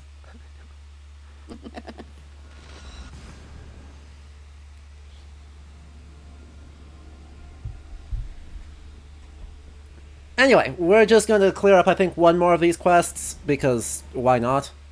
And then we're going to continue the main story. See what other horrible things there are. See if we can't locate more Irish cycle text. By the way, Rachel, were you here when we showed, we found the first Irish cycle text? I was not here, but I'm Okay. very, very interested now. Yep, it's called the Tuatha De Danann. Oh, Jesus. Here we go. Oh yeah, let's show it to her. Collectible, I think it's collect. Yeah, there it is.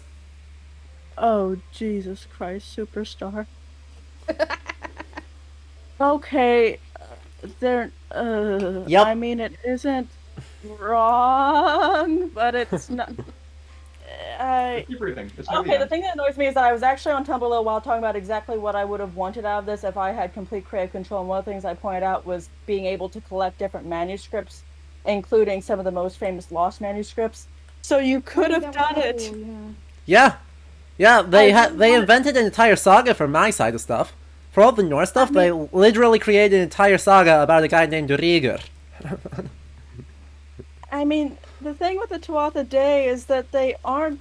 The whole Lives of Peace thing is kind of accurate if you're talking about literature where you have a hero going to the other world, but also they're bitches. That's what Emmett was saying. They're awful people. I love them. I study them, but they're all awful, and that's why I love them. It's like me with heroes. I'm like, these people are terrible. They're awful. They'll murder you. They're very cute though. I keep them in a box. Amazing. Honestly, like, I keep them in a box, and sometimes I take them out and just hold them, and then Adorable. put them back in the box. And I'm not seeing as many farms as we should be seeing. I feel. Oh yeah, we have seen very few farms, and the farms we have seen actually don't use the right sort of structure. Don't tell me they have potatoes. No, they're just like separated. They're separated out fields. Oh. Yeah. So right, they're not using primarily common land. They're using primarily walled off, with low stone walls, dude, marked that's land. Messed up. Yeah. That's messed up. Enclosure. I know. Colonialism. Enclosure in our 9th century video game. How dare they? I went to When a land great ownership talk. was mostly, fuck you, this is my side of the river. Exactly. I'll fight you. I went to a great talk about how in the late medieval period or early modern, whenever they started doing enclosure, there were like massive protests across Europe. Like, Oh, people yeah. hated it. Absolutely. I would go and like tear down the fences in the middle of the night and stuff like that. We approve. We heartily approve of this. I absolutely love the description of the Tuatha Dé as cats because that is exactly it. Though you haven't, okay, you have seen me talk about Bress in the chat, but you actually haven't dealt with me info dumping about Bress and how terrible he is for hours. So, do it. You want to talk about my cat of choice, then it would be him. The title Tuatha De Danann is also not in use in the 9th century, right? It begins around the 9th century, I believe, that John Carey's discussed the title there, but generally speaking, Tuatha Dé is the one that's in use. Tuatha De Danann, for anybody who doesn't know, is a later kind of artificial construction for the name that comes about as a disambiguation. I swear that I know what I'm talking about every once in a while. It comes as a disambiguation because the term Tuatha Dé, which you could translate as tribe of gods, was what was used for the Hebrews. Oh. So they wanted to kind of draw a line between the two of them. So Tuatha De Danann, men of arts, comes, and that becomes the people of Danu when people mistake the word art for goddess. Could happen to anyone, really. And so then like the idea of Danu as a goddess is just kind of like a scribal error? Kind of. The thing is, it is generally believed that there might, underline the word might, have been a figure called Anu. Because But the issue is, of course, that the word Danand, which would be the name of this hypothetical goddess, well, Danu would have nothing to do with that. So there might have been some form of sovereignty or landscape goddess called Anu, because you do have the pops of Anu that appear. And the figure is very stubborn in Levorgabala Aaron. And usually when a figure keeps on appearing, but they keep changing it around, we will generally say that there is something going on, because it's clear that there was some tradition revolving around this figure, but they didn't know what to do with it. But the idea that this figure was all powerful among the Tuatha Dé, that had any real importance, if Anu as a goddess existed, she was probably minor. Amazing. And yeah, Probably regional to the specific place where we have a place name related to her. Munster. We believe. Oh, and since Munster doesn't exist anymore, she doesn't exist. Exactly. And also what the original Tree de Dana were, and their first appearances in the 9th century Cathmag Turith, aka my baby. That would have been Goivnu, Lukna, and Cridna. The Wright, the Smith, and the what's the other one? Carpenter? There's the carpenter, the smith, and the goldsmith, ironsmith, smith. The one who's working with one of the noble metals. Point is that they did crafty things, and they were possibly, relating to my usual field study, Bress's sons before people were like Bress is a bad guy, so they have to be related to somebody else. You know, I'm actually kind of surprised thus far on this topic about the game is we have seen no reference of Pavra, or as the audience might know them better, Fomorians, yet. Yeah, and the thing is, I'd expect it with a whole Norse-focused thing. Well, it's also odd because I was actually digging through the game files, because what else was I going to do before this was released? Do Incredible. Something useful. And apparently Balor is actually appearing as a boss fight somewhere in here. Spoilers. Oh boy, that'll be fun. Exciting. Okay, and that's a bingo thing. But I don't know when he's going to appear, if this is going to be like one of those boss fights that's totally optional, or what Balor is even doing here. But okay, guys, no super spoilers. Come on, chat. You're better than this. Is that the guy with the evil eye? Uh-huh. Or piercing eye, or venomous eye. No one can seem to decide. It's not good. It's a not good eye.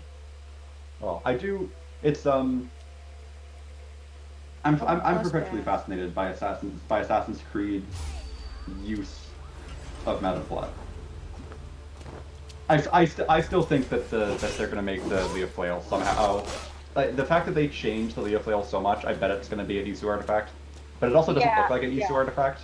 But like looking at it, I'm like, I don't know why you would have changed this so much unless this is gonna be somehow relevant. Why would you have put all this effort into making an asset when the real thing is like it's like a 3 foot?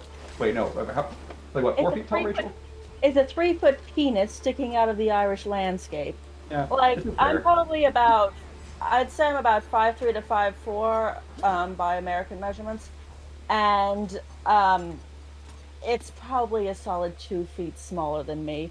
Now, of course, there's a question of whether that is the Leofoil that's actually in Tara, but the point is, whatever the Leofoil was, it wasn't that big. It was something that you could either step on or that you could ride your carriage around. Not carriage, chariot. I'm stuck in the 18th century. Blame it on Unity. Either way, it wasn't something that was that massive. What's annoying to me is also in my big wish list, one of the things I suggested was Isu locations in Brunaboyne, in any of the different Sheed mounds. So you have opportunities for the Isu to be there in Ireland. You have all these kind of mysterious pre-Christian things, but they're not making use of them. Was there any of that in Newgrange? I heard you guys went to Newgrange. We went to Newgrange and saw nothing of particular value. It was just a spooky druid cult site. Oh, come on. That actually reminds me. That seems like a wasted opportunity. Oh, absolutely. Especially since Newgrange is the home of the Dagda. It's one of these major locations that show up so often in mythological literature. So That's cool. If I was going to have one location to do this, I would choose Newgrange, and I would have it similar to what happened in Origins, where you have the main section of the tomb, and then underneath it you would have all this cool Isu stuff. It's what you see in probably about 3 or 4 different tombs in Origins. No, stop. I enjoyed watching you, the effort there for all that parkour. And then I screw it up at the very last second. All of that effort was to try and not do unessential kills. And then I botched it, because instead of confirming the kill, it chucked a weapon at the guy, and it killed him instantly. Yeah, what's Assassin's Creed but spending about, 5 minutes trying to set up the ideal attack, and then finding out at the last second that you shot the wrong thing. True. Extremely true. Actually, Rachel, something else I wanted to ask you. In Boon and Boyne, we saw a bunch of there was the Triskelion, there was this swirly thing that's supposed to be in Newgrange at least. But there was also, and we saw it at a tent at Tara, 2 squares, like essentially 2 diamonds with one inside the other one. And I've never seen that ever before. And I was wondering because you do more of the mythological stuff and the archaeological stuff. Peter, I just asked for no spoilers, please. Does you know of that diamond shape showing up anywhere, Rachel? I can't think of it. The only thing I could think of would be the modified Assassin's logo, which has that kind of eagle thing, but that's a triangle. It's very clearly a triangle. Yeah. I wonder where the square, the fact that we saw it at Newgrange and we saw it at Tara is what's making me kind of stand here and be like, they have to be. What are we missing? Yeah, it has to be from somewhere. I feel like we might get more explanation of it down the line. It might be something they're drip feeding us. Though also that might be me being way too optimistic at this point. And by the way, maybe it's a Steven Universe crossover. It's the Great Diamond Authority. Oh my god, are those beehive sites? Nice. What? I know a couple people who'd be delighted with this. That's better than Brock's. Okay, but also these, yes. Is that yes, pigeon? Yes. I changed my raven into a pigeon because I could. You know what? That's valid. That's valid. And these do look like they're beehive sites. In all fairness, that is a very Irish experience. Like you're just getting a sandwich somewhere and a gigantic pigeon comes in and steals it. Fair. Yeah. Typically in Dublin. Not that I have experience with Dublin pigeons that might have scarred me for life. Uh-huh. I went to Dublin one time when I was in Ireland. And by the way, there's a question to ask, how far into the game is this? So this is the Wrath of the Druids DLC, which unlocks if you've purchased it after the Leicestershire, or Leicestershire, and the Grantabridgeshire, or Cambridgeshire arcs. What other DLC are they going to do? They're going to do a Francia one is confirmed, which will come out probably in August or September. Mm-hmm. And then there's a rumored third one that's codenamed Meteor. I've heard that Lagertha's showing up possibly sometime down the line. Her axe showed up. They're really getting the money from the Vikings TV show. Oh, they now. sure are. And her axe is actually from, I think it's Luwian? I think is what we figured out it was. It's Bronze Age, like 8th century BC, somewhere in Iran, I think. I'll show it to you. It'd be cool if they did a Varangian Guard expansion, but I would love if they did that. But I wish that was like the main game. Here's Lagertha's axe. Yeah, Constantinople would be an awesome setting if they've never done that before. Luristani, that's what it is. Yes. Thank you, Niram. I couldn't remember which culture it was. I knew it was an L something. But this beautiful, 2 large, not bronze, Luristani axe. If you said it in Constantinople, you could have made the character named Halfdan, or Halfdan? Yeah. Yeah, there we go. Yeah. And one of the opening shots could just be you and your friend fucking just vandalating the Hagia Sophia as you're waiting for something to happen. God, that would be hilarious. Oh my god, that would have been awesome. That would have been amazing character development. That we are the reason for Halfdan was here in the Hagia Sophia. That would be amazing. I love it. Yeah, I mean the roofs would be okay. I don't really like them because they're so you know, I try to research women from around the year 1000 and like it's all grim. the stories from that period are so depressing. So I'm like, not that they would put that in the game, but it's like, oh, I could draw her. Oh, no, let's just say Vladimir the Great, not so great a guy. Let's just put it that way. Okay. That's all I'm gonna say. But Constantinople would be great. Yeah.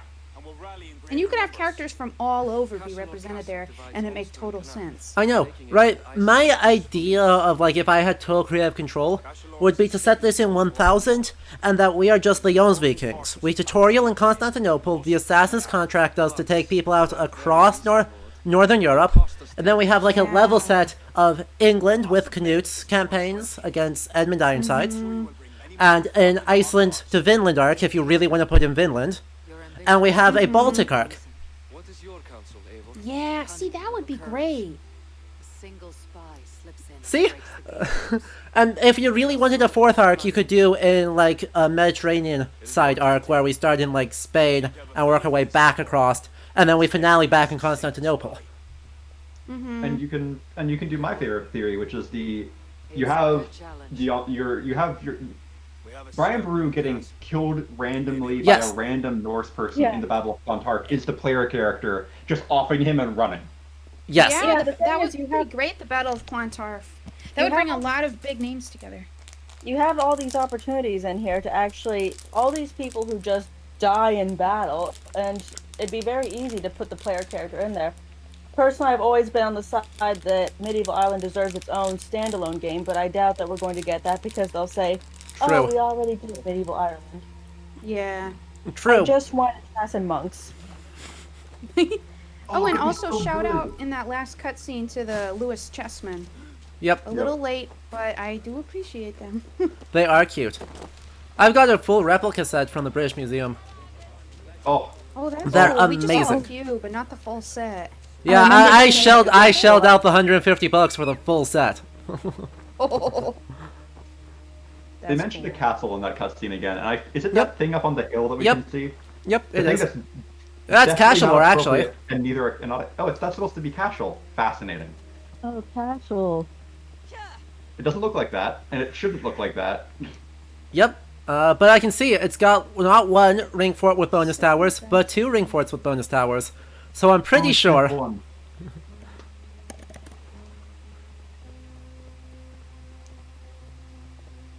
Oh, somebody asked about this woman, Sickle Gaita, but I'm a total stickler. I only draw people if they were alive in the year 1000, and she was born in 1040. Sorry. Rip. Midi bless. The problem with the Renaissance versus medieval Ireland is that people generally consider the Renaissance to be a valid period of history. Fair. Whereas with medieval Ireland, it's kind of like we have to constantly justify our existence, which is why I'm so very pessimistic about it. Oh, yeah. It's like, on one hand, would I love to see medieval Ireland as a standalone game so that I can play the assassin monk of my dreams? Yes. But in practice, I know that they'll be like, look at us, we were so good. We included medieval Ireland in one very inaccurate DLC. Because people just don't realize that this is a thing or that it's something that people study. Dude, I just you go, oh shit, there's a cliff there. Stop, and then jump into the rocks. Yeah, I was like, oh, there's a river down there. I know I can jump into the river because it should let me do that. And then I missed by 1 foot. And I died. Exactly. Johnny, that was my exact thought of, oh crap, the dive animation didn't start. Please be okay, please be okay, please be okay. We're not okay. There's Assassin, God. The way in which Assassin's Creed approaches, they obviously wanted a castle, and I assume they want a castle fight, just like we see in the other game. The base main game. Yes. There we go. But somebody in the chat asked if these kind of forts aren't super early. The forts we're seeing are super late. They're still in use, but it's really, really pushing. They're gonna fall out of use in the next 50 years. Cows! Cows. Yeah, get some. The first cows we have seen in medieval Ireland. Am I the wrong happy that kind they're of cows. Holsteins? No, but Yeah. at least they're cows. Everybody in medieval Ireland is super poor. None of them have the proper amount of cows. Oh god, we already owe people like 30 cows for killing guard dogs. Yeah, like We are super in debt right now. we're just dealing with peasants here. I don't care if that guy says he's a king. He's a peasant. Yeah. Don't He can talk have to me. all the terror brooches he wants. He doesn't have cows. Don't talk to me, peasant. I am Odin. We have cows. Actually, we don't have cows. We haven't built the cattle farm in Ravensthorpe. You have 2 cows. There are legal requirements for kings, right? It's one of the like godforsaken charts, right? Like you have to have X number of cows and You X have to number have of X amount of your wealth, revenue. because your honor price is X amount of cows. If we kill a king, then we're really screwed as far as how much money we have. But you have to have X amount of wealth. You have to wear X type of clothing with this many stripes, this much gold, and eat this type of food. And you also have to have 3 generations that were kings before you. Now, Wow. in practice, how accurate do we think these law texts are? Possibly not. Because this is all very prescriptivist. This is the ideal. But it's what the texts say. It works up until somebody says, "I would like to do this even though it's against the law, but I also have an army," and it's like that's a pretty good argument, though. Pretty good argument. Well, it's also like how the first son of the king was kind of the one who everybody expected to become king after him. But if you have a cousin who's equally powerful and is more popular than you, that cousin's going to get it. Nice. Or if you have a younger brother, it's also why the sons of slaves, generally speaking, unless you're Neil of the 9 hostages, AC saw oh, sorry, I didn't mean to interrupt you. Just the new heraldry. I didn't want us to get too far away from it. The new herald, is that new heraldry? It looked like it was the red and white with the 4 things. Sorry to interrupt you, Rachel. I just didn't know if you were. There must be a path below. Builders down there have reinforced the walls. Oh, that hat now stands out so much that I know it's like Bronze Age and it's from like the Mediterranean. I like this brooch, but I don't know if it's exactly accurate. It's so pointy. That helmet is so pointy. Yeah. The answer, by the way, if there's nobody in Ireland with 3 kings in their ancestry, the answer would be that there probably wouldn't ever be a situation unless you were to totally depopulate the country, because it's generally believed there might have been as many as 200 kings in Ireland at any given point. You would have the idea of the High King of Ireland is something that's highly debatable. We don't really know if there was any more than one, and that would be Brian Boru, because he was special. He was special. Even the Norse sagas like him. Yeah. I love the entire idea of his ex-wife Gormleth coming in. But when you have 200 kings, because you would have a king for every single province in Ireland, every single one of the 5 provinces, and then you would have kings under those kings, and etc., etc. So when we use the term king, we're not necessarily describing one overarching dynasty over all of Ireland for the most part, even though you have quite a few very prominent dynasties. The idea is that you just have to have somebody who's sufficiently noble. I think there's been a suggestion. Elizabeth Boyle suggested that we potentially stop translating Zvi as king, but instead something more like a duke or baron. I think it was baron. But I think it's a very clever idea. I don't think we'll ever be able to pull that off. I think that would be like Well, that. and those can't. words have kind of Norman baggage. Mhm. You know. Well, frankly, I feel like it's an attempt to make medieval Ireland respectable by making it more Europe. Oh, we aren't like. Abbey Mayor also applicable. I would take that. But frankly, I feel like king is the proper translation because it has all of those cognates to Latin rex, Gaulish rex. Now, we can talk about our perception of what the word king means, but I don't think that means that we should change the translation. I think it means that we should change how we think of the word king. And I feel like we shouldn't try to make Ireland resemble medieval Europe because it isn't. It is a European country, but it's doing things just subtly off to the side. I don't deal with respectability politics. Like that king, not the king, like the kid in the classroom who's like kind of like in the back left-hand corner. So the teacher like is vaguely aware of them but can't really see them great. Uh-huh. Oh. fucking lot Yeah. of red. Lord is another kind of option for what to call them, but I tend to agree with Rachel that like the word is cognate Yeah. and eventually comes to mean king in the more conventional sense too. I just hate nouns, is my Yeah. excuse. Kappa Crab That's wants true, to. you do. Yep. Emmett Kappa hates Crab wants to nouns. know what This that is- word was again. Ri, R-I, wait, Yeah, is the G the genitive or is G the nominative? It's a guttural. Reed would be the genitive form of it, which is why we see it so often. But re would be the nominative singular form of it. So, and the idea is that if you have a High King of Ireland, in the rare chances that that appears, it would be Ardri. It'd be the High King. So the idea is that you have all these lords who are kind of squabbling children, and then you have the High King who, in theory, unites them all against a common foe. And usually there has to be a common foe because they literally will not unify under anything else. Yeah, Latin near. has kind of an equivalent, a little bit with the subregulus, or like the regulus. Doesn't that mean like the little king? Yeah. Yeah. Actually, wait. And like, If it was in the subregulus, life that's a double little. Yeah, that's like double little. Because in the life of Columba, there's a sub-king of Orkney, who's subservient to the Pictish king. And I can't remember if it's subregulus or regulus, but like, you know, they also kind of had that in Yeah, that their might be a Latin. clever thing to do. Like, instead of just going, this person's a king and this person's a king, being like, okay, that person's high king, this person's a provincial king. Because Ireland does actually heavily differentiate that. Like, in the laws, they're like, this is the way it works. Here's our chart. That's true.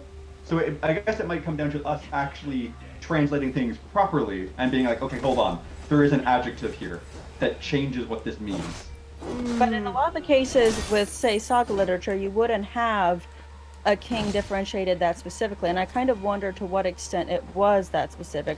Like, we have it referenced in, say, the law text as far as the worth of a provincial king versus a high king, but as we know, the law texts reflect a very idealized form, and the high king seems to have been a very rare title. So I don't really know as far as how, like, I fully recommend translating things as they are, but also how often we would need to translate things as they are when the term re is just what you use. That's a good point. And Somebody asked. Oh, you go. Sorry, Rachel. well, I was about to discuss the whole why didn't Ireland become unified. Oh, I was then. I just think this person had a quick question. They asked, "Is the game actually fun to play?" The game is not unfun to play. I find that Assassin's Creed is very fun to play whenever you are dealing with finals and you just want to kill something. True.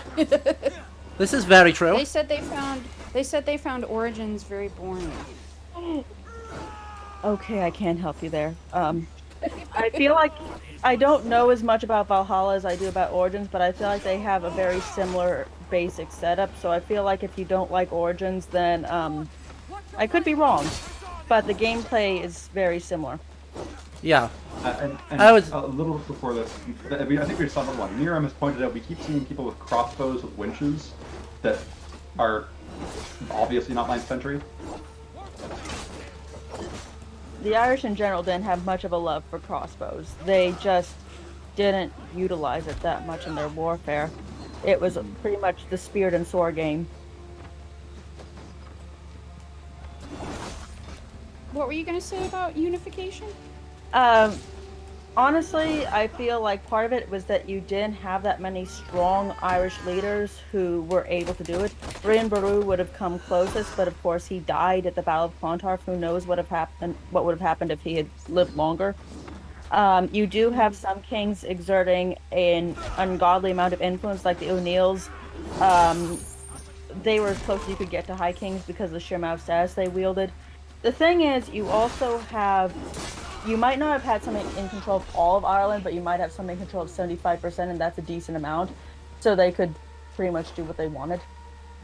And the other challenge is so many of our documents come from O'Neill scriptoria. Propaganda. Yeah, that were like, it always looks like the O'Neill are like pretty put together, and it's at the same time it's like, but you're also people telling us this, and we know you lie a lot. It's also why the idea of the High King has come under a little bit of debate as far as its historicity. because the O'Neills are the ones who are saying that they're the High Kings, and also the association of Tara with the High Kingship. On one hand, Tara seems to have been a very important site, but also it was a very important site to the O'Neills. So how much of this association of the High Kingship with Tara is genuine pre-O'Neill? Fair. You know, so what we just got through, very interesting. Because they obviously, in the base game, Adam, going through a castle has multiple, like, they essentially have curtain walls, don't they? Yeah. Like, we have to progress through multiple gates. Yeah. So they didn't want to put castles in Ireland, because obviously it's the 9th century. So they had to go with ring Stop them forts. with England. But they wanted towers, so they put towers in the ring fort. But in order to keep that segmented gameplay of, like, breaking through curtain walls or what have you, you create this very weird Irish fortification, which is on a series of pillars. Yeah. So you can see how their game design has formed the desire for how this should go shapes the way they have constructed the world. I'll give her your message, oh brave king. Bear it. You deserve another drink. Yep. And you as well. Come back for another before the night is out.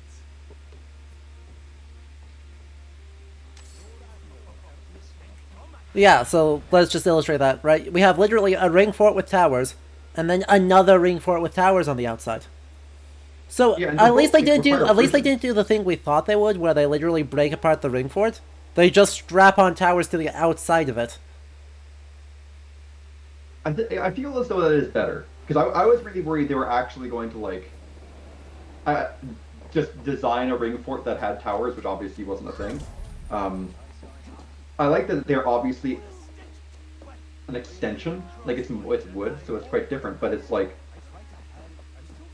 you can see the expectations for how this should work is flavoring everything here. Yeah. And also, we just saw a cupbearer. Cupbearers are super important. I know they don't sound that important to us modernly, but cupbearers quite significant in a medieval court. Well, you're kind of handling something that's very intimately tied to the king. If you wanted to put some poison, that'd be the one to do.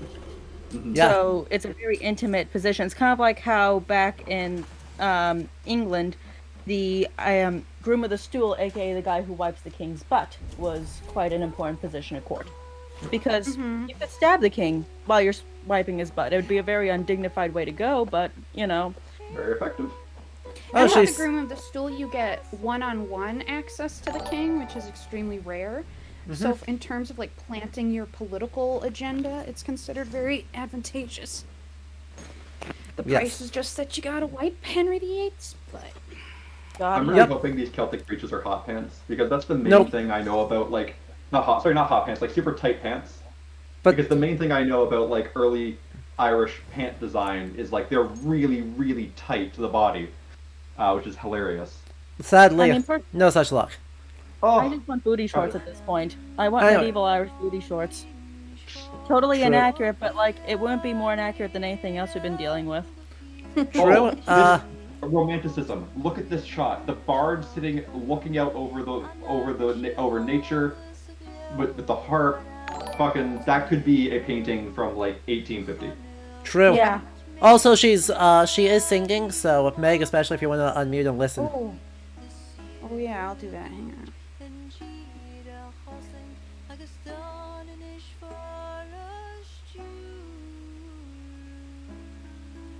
It's very well framed, the shot, at least.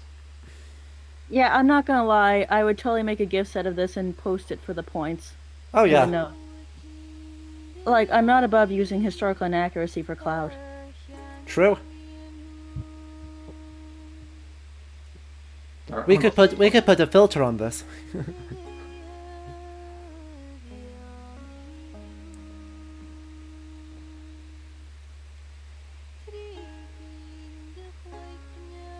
Okay, so my only qualm with the music, right, is that her singing her vocal style is very kind of like post-folk revival Irish Gaelic pop. Yeah. Like, she sounds kind of like Julie Fowlis, you know what I mean? Yeah. And Julie Fowlis is a great singer, but This might actually be Julie Fowlis. Yeah, I wouldn't be surprised. Right, because But, I think she for and this- Einar Selvik were did like guest music for this. Yeah, and I didn't mention this in my introduction, but I don't do medieval stuff for my degree anymore. I'm doing a PhD in Celtic and Scottish studies, looking at work song in Scotland. And like when you listen to archival recordings, that's not how people were singing before they kind of influenced. Just like, it's hard to explain, but I think you know when you hear it.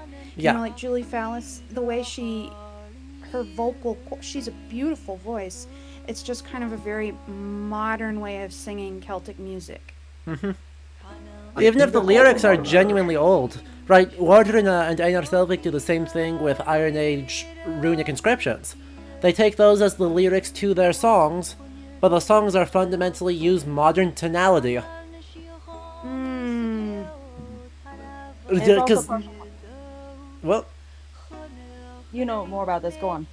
Well, I mean, I don't know a whole lot more about it, but we like have no surviving Iron Age Norse music. We have ideas of what some of the instruments may have been, but we don't know how they were tuned. We don't know what they sounded like per se. So, it's totally a reasonable choice, but they're absolutely doing modern things using old lyrics and instruments. I was about to say, it's why I have been known to listen to Celtic Woman as a group, but also I can't really listen to it for too long because it's a very sanitized kind of modern thing. Also, incidentally, this isn't the first time Assassin's Creed has done this, because in Assassin's Creed Rogue, you can actually listen to Star of the County Down as one of your sea shanties. You know, the early 20th century song Star of the County Down in the 18th century. Yep. Wait, Is hold that on, actually wait, the Rock does not do that shit. But my mother sang it. My mother's mother sang it as well. And If Ireland's in danger, the Rock would do something. No, the Rock just yells. That's about it. The cleavage is still going to haunt my nightmares. Yep. Oh. No, I don't like that. Is folk tradition stuff. Oh, what the... The first woman of the Isle is dead. Her name was Kesser. Yeah, Yes, but sir. the She was idea is... married The idea is that the song has been handed down since her. Yeah, she drowned after trying to outsex Fenton McBokra. Yep. You want... he understands that to be But he got away. He hid in that cave. Oh! You couldn't find him. Hang on. Because there were only about, I think it was 3 guys left in the entirety of Ireland, so all the women on the settlement divided the She's men. pagan. I don't know if we'd had that confirmed that this lady's pagan. That would be super weird for this point. Yeah, she's pagan. Like, the thing is, I'm willing to say that the Druids might have survived into the 9th century. Option. Yeah. Romance the cleavage bard lady. Huh. Like, so yeah, there are definitely, like, as John had said, John Kerry has said, there are most likely bards in this, not bards, Druids in this century, but they're probably Christian, or at least they're like that funky, like, Irish Christianity. But bards 100% are Christian by this point. And also, the Druids at this point are rapidly declining in power, which is something that I wish that we kind of dealt with as far as the motivation for this evil group. As far as like, we feel marginalized and we've lost our traditional role in society and cultural anxiety because of that, but like, fucking perfect, good for you. And also, I mentioned in my big list of what I wish would happen would be that human sacrifice not come in, because that probably dies about the 2nd century BC or so, but have it happen about midway as a deliberate kind of desperate move. But it is believed, John has dealt with it, I believe there might have been some tradition of Kesser beforehand, but the issue is that the proto-LGE that might have existed is long since lost. The LGE that currently exists is the result of multiple traditions being kind of tied and knitted together, and that's why the different recensions of it are so wildly different, because you have all these different scribes trying to kind of patch it together. But the issue is, of course, that we don't have access to that proto-LGE. Someone tried to poison the king for 7 pieces of silver. That's Yeah, a we terrible have deal. found more than that from.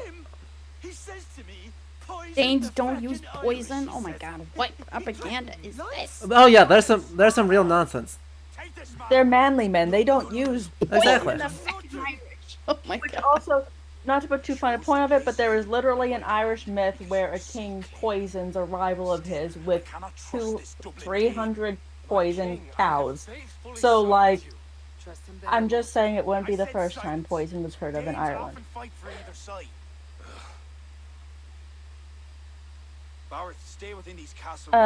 Three goddesses. That would be Ario, Banva, and Fodla, and they were of the Tuatha Dé, who, if we're going to deal with the LGE chronology, which is dangerous. Oh good, Yeah, we get the they- good druid. We get the good druid now. Coven of Forest Dwelling Pig. I'm gonna write that one down. Yep. You could make a conference paper out of that. Yeah, Coven. It's specifically these of Coven. Forest. See, in the 9th century, we should be going to like a saint's shrine to heal people. Yep. Not even you probably wouldn't even need a shrine. You probably just go find one who's kicking around somewhere. There's probably it's like the 9th century in Ireland. They have a lot of them. Yes. Turn over a big enough rock. Anyway, we are at the 6-hour mark, which means it is time for another shorter break. Everyone in chat, you get more water if you do not have water, or refill a drink of choice.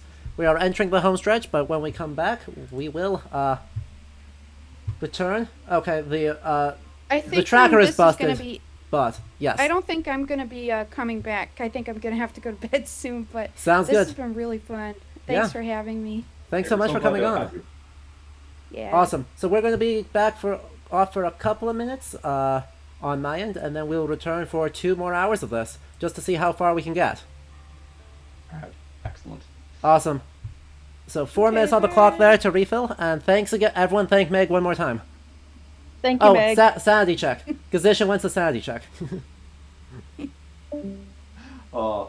Yeah. I mean, I'm pretty good. I'm excited for to see the new druid. Yeah. The good So, druid.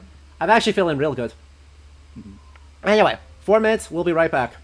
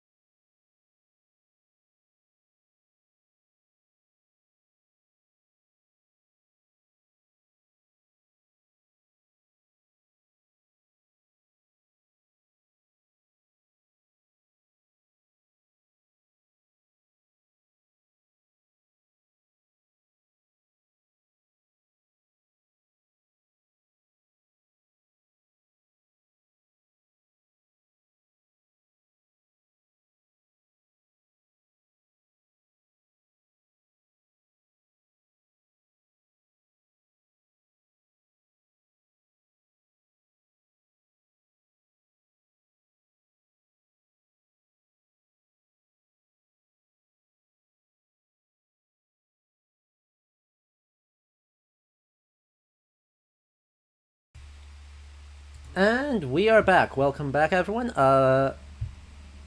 Emmett and Rachel are still getting drinks, but in the meantime, remember your plugs. If you have been enjoying this, make sure you follow and please consider subscribing to the channel. It is the best way to help support it, and let me know you want to see more things like this. I stream twice per week, wide variety of games, not just AC and not just strictly historical games, because fantasy games use history too, and I like exploring that.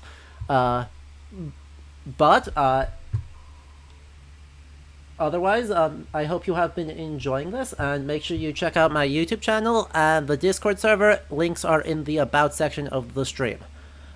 Additionally, if you have emotes right now, let's spam them to welcome us back into the final 2 hours.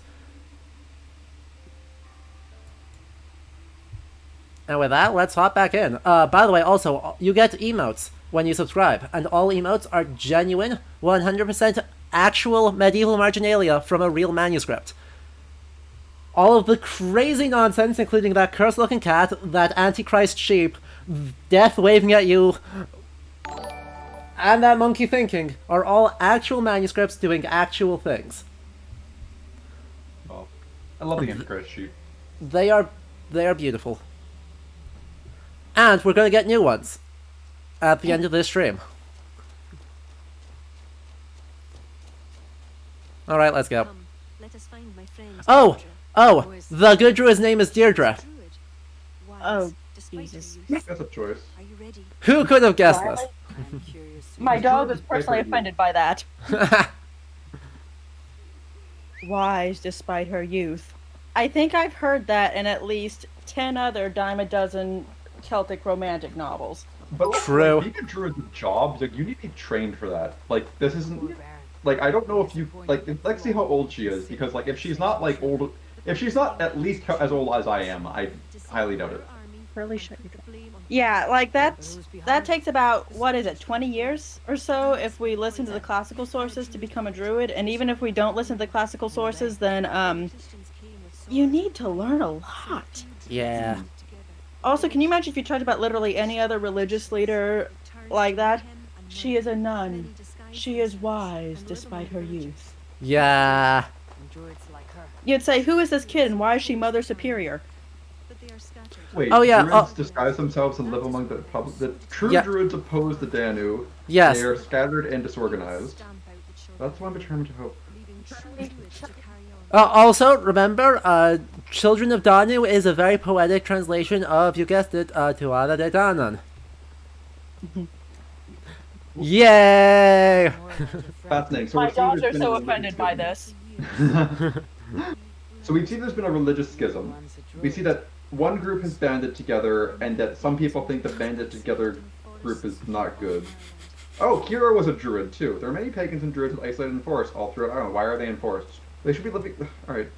Yep. Shouldn't they be among nature or something if we're going to go with that route? At least they haven't said that they worship Cernunos yet. Don't. They did that in Gloucestershire. I feel like you're going to speak it into existence now. This land is unsettling. This is so interesting. God, all the stone path. Why is there a stone path? I don't know. To make it there's the symbol. There's the weird. Oh yeah, let's go back and take a look at that. Yep. Where's the weird diamonds? It's on there are the weird diamonds. Midpoint. Yep. We got it. See, that's the thing I was talking about, Rachel. Diamonds. Oh, Jesus, no. Yeah, right? Okay, I'm super glad, because I was really worried that I was forgetting something. I feel like I've seen that in the past for quest markers and AC Origins, but that doesn't have anything to do with the... Like, it's just something that shows up when you need to go someplace. It doesn't really mean anything. Triangles? Upside down triangles. Yeah, that looks more Native American. I'm not going to lie there. It looks much more Native American than anything. Because the Celts really didn't do the sharp angles as much in their art. Gotta get Kirby things and have them all intersecting. Exactly. They look more like my doodles when I'm bored in class and it's about 50 minutes to go. And they keep on talking about different noun stems and verb stems. So we've got a wounded stag. Oh, no, a super dead stag. Thoroughly eviscerated. Yeah. I mean, he could get better, though. You never know. Use your druidical powers. Uh-huh. in front of a tree that definitely has some a giant oak tree with carving in it. Yep, hang on. We'll And check the that out as soon as actual- we finish the wolves so she doesn't get herself killed. Oh, fair.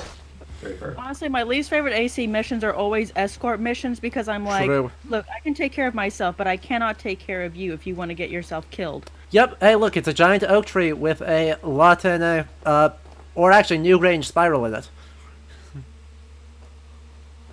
And it's also carved in that rock. That would be that would be such a pain in the ass to do. Yeah, it actually lines up. That's adorable. Fucking lot of work, Jesus. But, Tree of Life? Oh, is it an oak tree? Out of vague curiosity? Oh, Yeah, it there's is. the order of It is. Yeah, of course it is. I mean, technically not. Oh, what's? The Tree of okay, Life? then Yeah.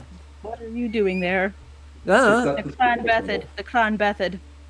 I mean, not entirely wrong if you listen to Makana and a few others, but also it's something that's kind of wildly misused and overused, which you could say for a lot of. Oh, it's a symbol from the base game for the The Tree of Life from the North. Norse, which has its own ties with the in-game lore when it comes to the Isu. Yes, exactly. I might have looked up a couple spoiler videos because... Reasonable. It's worth it. Oh good, there's another Irish... Where is it? There's another Irish saga page. Here it is. Oh god, how are they... Baylor of the Fomorians! Oh boy. This is when they're gonna bring in Bress. I'm going to put my... I'm going to bet money on it now. Oh, they're doing the sun thing. Oh, They're Jesus! So Oh, they're God. using Battle Rahali, the one that's not useful. Okay. God, what are they doing to my precious baby? What are they made him doing a to champion though. Balor? They haven't made him a king. That's good. That's good. Oh, what the fuck is Cuchulainn doing with Balor? That's Cuchulainn's father. They're using the merge. Oh, Rahali, Sun God, and Yeah. Hero, and all that stuff. I have... Oh, Jesus Christ. Oh, and they have the rot and the bringer of disease thing. Okay, that's Oh. literally like the last 30 years pop culture. Okay. Alright, Interesting. Chat, I think this is the moment that you have been waiting for. Bring out the sheep. Oh. Emmett, do you agree? Is this a sheep-worthy response? Yeah, this is the thing is like this is for the full context. This is using the work of one particularly bad scholar. What's the line of the review? Who can find a sun god everywhere? I think. Yeah. His name is O'Rahilly. There's a very excellent O'Rahilly who does a lot of translations of the Ton. She was amazing. I think this guy was her cousin. No, he's her brother. There were three siblings, all of whom became scholars, and the two of them were related. TF and Cecile were actually siblings. Ah, brilliant. Well, one of them is excellent. The other one is the bane of my existence. Like, he doesn't cite. He forward cites himself in that I will prove this in a future book, which you can't do. And the idea that Cuchulainn is killing Balor is based off the theory that Cuchulainn is a avatar or reincarnation of Luke, but that's based on a literal scribal error in a single version of the conception of Cuchulainn, which has been shown by somebody whose name I have forgotten. But it's just line skip from somebody transcribing the same line twice. Oh, look at that cat. Good cat. Anyway, I wanted to quick throw on the Iberian cloak, just also to point out that is just a ceiling on the back of our cloak. And also the problem with O'Rahilly is that unfortunately he was, despite him forward citing himself, he was a genuinely dogmatic scholar. He knew the manuscripts better than basically anybody, which means even though pretty much any modern person working with mythology would not cite him uncritically, we do have to cite him because he was very thorough. I've been known to mine him for sources because even though I'll disagree with everything he says, and he was known for ripping his contemporary scholars to shred, we don't have much of a choice. Fabulous. And also, let's be honest, his prose was like, it's like chewing on glass. Yeah, you can't write. No, and he speaks with that specifically. Look, if I was to take a class with this man, I would be in dread because He was a sort of scholar who believed that he couldn't be wrong. He was a sort of scholar who believed that everybody around him were idiots. And he spoke with this very condescending, authoritative, overconfident way of speaking. Oh, fuck, face mask. And I would interpret that as a crown of thorns, but I know it's not. Yeah. Funny thing about O'Reilly and Nazism, you see, he actually did kind of sell DS off to the Third Reich. So, I'm not saying that he was unique among Celtic studies at that point, because a lot of Celtics from that time were actually awful. I mean, I was going to say he sounds a little bit like your version of Jan de Vries, except that you also have Jan de Vries, so rip. Yeah. So, but yeah, he did sell DS to the Nazis. So, Yep. if you wanted to make that connection, I wouldn't say no. Rip. Anyway, by the way, who's ready for the good druid who has inexplicable Elder Futhark? I'm excited. I'm very interested. Also, Look- it looks look like at that. Red. Yep. Is that another redhead? Yes. Is everybody in Ireland related? Mm. And I, for one, really love that bird's nest crown. I feel like it could really be a good fashion accessory for when I go out. Yes. And she is wearing a lot of white. And look at her on... As soon as this cutscene ends, we can look at it more closely. But those are bind runes, as in Elder Futhark, as in Norse. Also, we can tell she's not a love interest because she doesn't have cleavage. True. How will I find one of these dark druids? A friend of ours tried to discover Held deep within the amber. Oh boy. Oh no, it's the fuck. We're gonna have to do the Order of the Ancients bullshit again, but with druids this time. Oh, Ren. Okay, they've got. I wonder if they're all going to have animal names. Well, they all have probably animal will. Names? That's interesting. I mean, in all fairness, that is what they did with the Order of the Ancients with Origins, where you had, like, the scarab, the jackal, the hyena, the crocodile, etc., etc. There were, like, 7 of those bitches. Oh, we're gonna take a look at that. Don't worry. No, If you stop can't it. tell, I'm taking notes. Motherfucker. Yup, look at this. Our order menu just got not that many. updated. So we have a random person, Oh, come on. and then we have to take out 8 of them, or all 9 of them, and then the center. The problem is the Irish couldn't have had oh, the love. secret cabal of druids because they couldn't agree on anything long enough to have this secret Right. conspiracy. Daniel. Olav. What is this?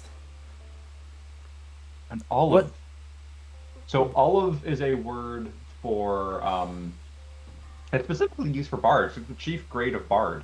So they're probably using it here in analogy for like the biggest druid. The chief druid, the one druid to rule Yeah. them all. Yeah. I'm interested that even the good druid has that thing of skulls. Yep. Yeah. It's like there's... Also, this knife. Also, frankly, at this point, Ireland has a very advanced medical culture, so why would the druids even need to be using herbs and something? Because that's what you would generally expect a leech to be using. Yeah. Yep. There's literally an entire different class of people with an entire different like education system that does this. Yes. Like Yes, that'd there is. that'd be like asking a nun to fix a broken leg. They might be able to, yeah, but you don't want them to. Yeah. She got a sickle. All right. Does she have a sickle? Yeah, she does have a sickle. Yeah. She has a little. She has a little sickle though. It's not a war sickle. That's how you know she's good. Oh, it's Yep. golden too. No, it's not. It's just rusted. It's just the angle of the light. Oh, okay. Yeah, I think. I think it might be bronze, though. It might be a bronze sickle. Anyway, the reason why I'm coming down here is for the fucking unknown. Happy Pokemon, folks. This is not a real. This is not a real rune. This is not a real bind rune. This is not a. What this is this is one part of a charm to unlock things or to unlock either shackles or locked doors that is attested from the 17th century in Icelandic grimoires, which has 3 of these next to each other inside a frame also made out of these. Yeah, and I feel like we need to talk about the leg paint because, like, look, it's hard enough for modern women to shave their legs, and you're going to expect me to believe that this woman is actually meticulously hand painting her legs with white paint? Yep. Oh, fucking look. Also, yes, the runes currently read B unknown NGLK. Oh wait, no, that's not actually a K. What? It's worn out on the bottom, so it actually continues below, so it's not a K. Also, why isn't she putting Ogum there? Like, you'd think that if she was going to be putting random letters on her, it would be in her native language. You'd think. Yeah, that was exactly what I was going to ask. I was like, what is it telling us that the good druid is the one using Norse runes? Like that, it's saying something. I don't know what it is. I don't want to think too much about it, in all honesty, because everything it's saying is bad. Well, it feels like, It the feels Norse a have little only bit been here like... for like a little less than a century, right? Well, also, it reminds me of that... Not even. Would have been first raids would have been in like the 810s. First settlement probably in the 830s or 840s. So it's been like 30 to 40 years of permanent settlement. It reminds me a lot of what Emma and I have kind of discussed in the past as far as how the Druids are consistently this embodiment of the other. The Druid who is nice and friendly, well, she's the one who's closer to home for us because we're Vikings. But the Druids who are evil are the ones who are more native Irish. It's uncomfortable. It's deeply uncomfortable. Yeah. Well, the knife next to her is like the same wide-bladed knife that we saw in Gloucestershire, guys. Oh, it is. It's also fucking huge. That's like the size of her forearm. Yes. Although that might just be for scale, so we can actually see what's on the table, because everything is kind of big there. And we by have the a way, question about medical texts from Pop Topic. Yeah. Bald's Leech And- book. Yeah, we have Breatha Dien Kecht, which would describe how the laws that would govern doctors at the time. We also have in a variety of different stories these little hints at what doctors would do and what they were expected to do. Essentially, they were supposed to be able to heal somebody without blemish, which Emma and I've discussed in the past what blemish actually means. Were you there for Wonka's talk on that? She figured that whole thing out. I wasn't there for that. Oh no, Amber. Ooh, alright, hold on. The ancient... shit, hold on, I have to write that name down. That's not a... if anyone's caring, that name isn't a thing, but... No. I want to see what that means. Ale... Yeah, because it bothers me. I'm looking at it and everything screams to me that that is not... E-O, is that the word? No, that's not bird, is it? No. No, that'd be in. That'd be in. Ale, would that be wisdom? Would that be knowledge? No, that's Ekna. Yeah. Okay, I might, while you're doing everything else, I might end up taking a little trip to Edil because it bothers me. I'd be Fair. because you're way better at the language than I am. Fair. It bothers me when I don't know. And Ao should be the nominative singular form of it anyway, so we should... What? Okay. Salmon? It means salmon? It is! That's because you're using the salmon of knowledge thing. Okay. Salmon! So Nice! It's... Yeah, it does sound like Peter Beresford Ellis. It sounds a lot like Peter Beresford Ellis. And Nice. personally, Peter Beresford Ellis is one of those people I would have a fist fight with behind a Denny's if I could. Fair. Him and Robert Graves. Yeah, no, that's a mood. But salmon. So it's the ancient oak, the salmon of wisdom. It might be? I don't know what that second word is. Okay, Emmett, I'm looking at this, and it literally means I'm looking at Mugna, and it means salmon. It Yeah, means salmon. Rad. Yes! Yes, the ancient oak tree salmon. I'm proud of it. You know, it's the arch enemy of Moon. Oh. Based. That's so... How did they come... Okay, that can't be intentional, right? They couldn't have meant to say that. Like, were they just like, oh, nobody's going to notice? And they were... So, here we meet the duality of video game. In that... Remember, thus far we've been like, wow, they've put a shocking amount of effort into this, right? In sometimes really weird places, but they're putting a ton of effort into this. Salmon. Incidentally, as far as who modern Celticists would fight, modern Celticists are pretty much down to fight everybody, and that includes other modern Celticists. Fact. So what There are happens when you several have 4 departments people where in if a I ever field? see them at a conference, it is on. Okay, Oh, so Northern Cottage, abandoned cottage outside port. Oh, I'm sorry, I'm going to be down by salmon for the next 30 minutes at least. uh-huh. Okay, Adam, while you're looking at the map, Rachel, I can literally, I know we literally talked about this like last week. Is Max Turin somewhere on this map? It should be, depends on which Kathmak Torth you're talking about. There is the one that would be taking place at Kong, and there's the one that'd be taking place at Sligo.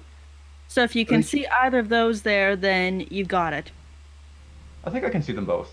I think because none of Yeah. them are further west than we are. Let me go get that. Let me go get the viewpoint. That's only 800 meters away, so that way we can actually take a look at the land and see if it's marked. Okay, so when it comes to Celticists, what I've observed is that Celticists can be some of the loveliest people you've ever known, and there's a high amount of collegiality.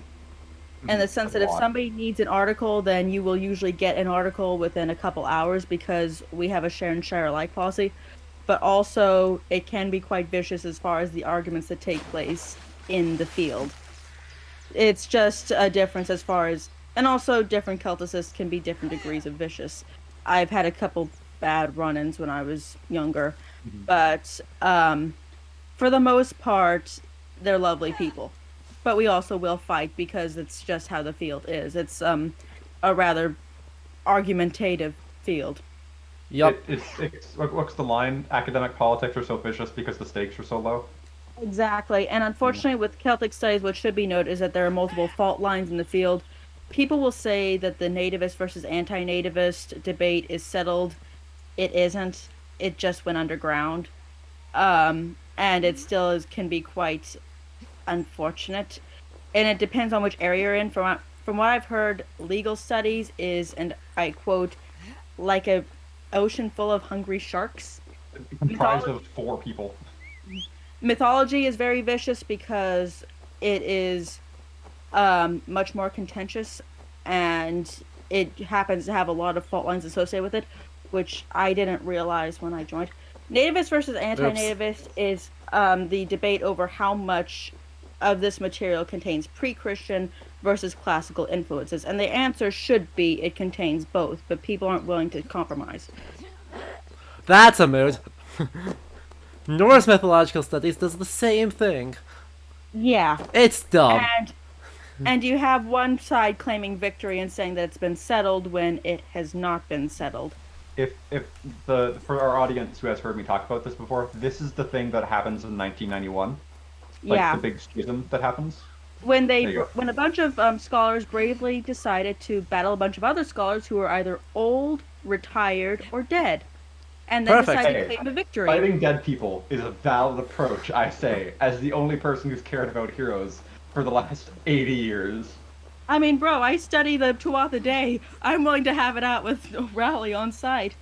But yeah, it's an issue, and it's one where, unfortunately, I didn't realize it when I got into mythological cycles, so I ended up going to this environment where mythological studies don't exist. It's medieval literature. And I'm here like, why can't it be both? Nobody would say the Odyssey isn't good literature just because it's mythological. You're trying to create a dichotomy where there isn't one. Yup. God, I don't know whether our generation is going to inherit all these fights, or whether they're going to unanimously go, all these fights are really dumb. I mean, from what I see on Twitter is any indication, we're going to inherit it, at least in the Celtic studies. Unlucky. At least in our department, our specific the department that Rachel has just finished in, before Rachel moves on to big and fancy things. Our department has been pretty good at intentionally not ever bringing us into the old arguments. Which is really great. Occasionally, though, it's like I actually can't parse this argument the two of you that you and somebody else had in this very complicated. Like, there's one argument over like how additions should be made. I have read it like 4 times. I can't understand it because it just gets so dense. Amazing. I fully am in agreement with our person because I feel like for example, trying to modernize stuff that's in the manuscripts is wrong. Yep. What's in the manuscripts is in the manuscripts. We should leave the scribal errors in and let people make of them what they will. Mm-hmm. And also, frankly, I don't like the other one involved as a person. I like Kevin. He's Kevin's the one that we're talking about. The one who wrote the one that said don't change things. Kevin's like ultimate dad. He's the best. We love him. Oh, look at that horizon. It's good. That place we burned down 2 hours or an hour and a half ago. Oops. Right, I do really think they did a good job with the landscapes here. Now that these are... I mean, it's obviously exaggerated, right? It's unnecessarily tall. Mm-hmm. And hills where there should not be hills. But at the same time, it's also just really pretty. We're in Connacht at this point, right? Yes. Right, okay, because my brain goes, there's a lot of rocks. This is probably Connacht. Or like further north enough to be close enough. All right. Okay, so what are the places we're looking for Cat Can you McDarrett? zoom out a little bit? I can't. Unfortunately, I have two options. I have all the way in and all the way out. All the way out would be totally good because we're essentially looking for some specific lakes and bodies of water that can tell us where things are. That's as far out as I go. Totally. That should be. I think. One of them's to the north. One of them's in those two little lakes to the north of us in Ulster, right, Rachel? I think so. Yeah. Yeah. All right. Cool. So there's somewhere. If anybody watching wants to go find where there was probably a god fight, it's up there ish. Oh, we have time. We probably can go do that because we're in the area, kind of. God fight. Where would the other one be? I have a bit of more trouble finding Kong. Here, let's see. I think it's in off the map in Connacht. Okay, you think it's off this way? Audio. Yeah, see, you see that long lake, literally that's right off the border? I think it's right there. Okay, so we're going to assume it's right here because how would this video game not put in CMT? Yeah, it's what I want to know a lot. Like you're bringing in Balor, you can't. Actually, they could. I've seen them do it, but that's my money would be on that he's up by the tower, like where the glass tower is supposed to be. Yeah, that'd be Tory Island, because that's where his base is supposed to be. I do love how, like, in the Irish mythological cycle, like you can just like walk places. Yeah. You know, like here. This is where that guy got stabbed. Anyways. Yeah, I'll be honest. When I before I left Ireland, I had the chance to go on about a 3-day exploration of the entire island, and I totally made a stop by where Brest died because I couldn't not. Fair. No, that's a mood. Culina should be. It's such a large portion of Ulster, and we have the entirety of Ulster. It is there somewhere. I don't know if they'll have modeled it independently. Or not model. I mean, they may not have placed it out, but it's a specific part of the Ulster-Leinster border? Yeah, Ulster-Leinster border. Well, we don't have Leinster, even though we have all of Ulster, so, it would be, in the game, it would be somewhere in Meath, with the Ulster-Meath border. Because Meath is, like, big. I'm shocked that we don't actually have any of Leinster. Apart from it being pure contrivance, for the sake of not giving us too many regions. It's Leinster as Dubliners think Leinster is, where there's only Dublin. True. Not that I have any grudge against Dublin. Yeah, even Macha should be on the map. If even Macha isn't independently modeled, I'd be shocked. One of the most whale iconic skeleton. locations. A whale. Make a spear out of that. Uh-huh. Honestly, I'm really hoping the modders will. Looks like it's a sperm whale, too. I was wondering if they might do anything with that tradition of the Gaiboga being constructed from a sea monster. They do. Have you seen the in-game model of it, Rachel? I have, unfortunately. Yep. The thing is, I at least like the barnacles. I'm like, it's not got enough prongs, but like it's got barnacles. I was like, all right, I see an art team somewhere was aware of this. It doesn't look enough like a cat penis for my taste. And also, was that an Irish setter we just saw? Yeah. Yeah, the medieval Irish setter. Uh-huh. When we saw one earlier, I was gonna say like I don't know if they exist yet. No, but they don't. I, They are in the last couple centuries. And yes, oh, rad. because I look up dog breeds. Hey, they're good dogs. Honestly, my whole thing is I'm like all the only dogs I got know are like people named Dog, like Connell, Cuchulainn, or Conair, Conla, a lot of cons. The joke with the cat penis is that the Guy Belga is known to release its spikes in the person that it has been plunged into, creating this bloody, gory mess. And so Think of that's it why like- certain people in the field, and by certain people in the field I primarily mean me, have described it as being like a cat penis. Fair. If you the way the Don't text Google that. describes it It's as, kind of horrifying. it fills all the passages of the body with bone. So, and there's a lot. Unfortunately, there's a lot of things that could mean because we don't necessarily know what passages of the body means. I tend to interpret it as veins, or just general cavities. But essentially, think of it. It grows inside of you like the roots of a tree, and like in the span of like maybe a second or two. So That's an oof. It kills you instantly. Yeah. The It's problem also with- really it's a dog shit weapon because you can use it once and then it takes an hour to get it out of somebody. Yeah, I've always thought it was wildly impractical, and also the issue with it is that it's been discussed with the ulcer cycle that a lot of it, and with the mythological content in particular, it's very hard to visualize it because it's kind of designed to be difficult to visualize. Like, you can't really visualize the full horror of the Riastrad that Cuchulainn undergoes because you have 100 different things going on at once. Or like it's kind of like the Green Knight trailer. I assume Yeah. you've seen it, Rachel. Yeah, like Yeah. where it's like super trippy, and it's like that's just some medieval text. They just like that. It's fine. I know. Yeah. I'm so happy for that trailer. I love the vibe of it, and I wish that we could get that with some modern Irish myths, because I feel like if we ever got a medieval Irish adaptation, it would just be woo. It'd be woo. I specifically want I want some kind of like Irish Saga thing done up as an anime because I want otherworldly things rendered at a different frame rate than everything else to like make them feel wrong compared to things. Like you don't have to like change the style, just give them a significantly different frame rate, and it would kind of I think it would be a clever way to fiddle with people and Well, make what them uncomfortable. Well, what I've been suggesting for ages is that I would love to see a full mini-series of Le Vorgabala Aaron with sections for, the different texts that take place in it, like an entire section for CMT and everything else, but in the style of a cartoon saloon thing.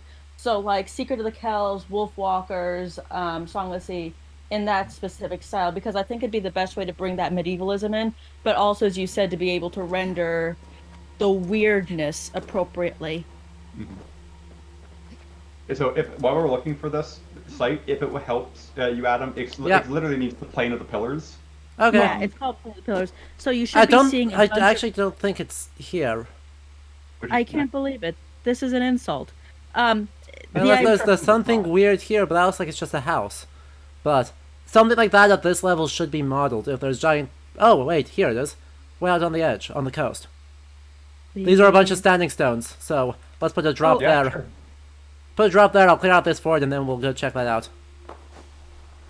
In general, I try to pretend like I'm more than a one-trick pony, but at the same time, I became interested in the field because of Keth Meg Turith. I've continued in with the field of Keth Meg Turith, and it's very likely that Keth Meg Turith is going to be a part of my PhD dissertation. So at this point, yeah. Are you still looking at the edition? There are two things. There are two things I want to do for my dissertation. I'm not sure which one will end up having primacy because I have to get through the whole general 2-hour oral test first. We're gonna do it. I believe in you. But one of the things would be I'd like to do an edition of an early modern recension of Keth Meg Turith that nobody has translated yet. Classic. And the other would be, which is very relevant to this, an exploration of pop culture depictions of the Favre. If you manage to get that one past your if you can get your department to okay that, I'm gonna be so impressed. Like I've never been able to get somebody to be like. I've never been able to sell anybody in Celtic studies on why things like we're doing literally right here are important. I think specifically with the department head you have and the supervisor you will have, Rachel. I'm obviously trying to keep your anonymity to a degree. I think with both of those people, I think you have probably the best chance. Sort of like, Ronco. We've done similar things to that in the past. I've been looking at some of the different dissertations I've been doing, and I will say that our department is not opposed to doing classes on that. We have been known to Wow. do, for example, analysis of cartoons. Nice. Oh, really? Oh, brilliant. Okay. So, and that was one of the things I actually asked because when I was doing my big fancy PhD interview, I specifically asked, "Hey, can I sit in on the pop culture thing?" And they're like, "Yes." People care about it? Oh, that's... And the one who might end up being my supervisor, who is probably kind of my most likely supervisor, is the one who is teaching that class. So Nice. I have a swimming chance. I'm not saying that's what will end up happening because editions and translations are overwhelmingly favored because we still need to do so many of them.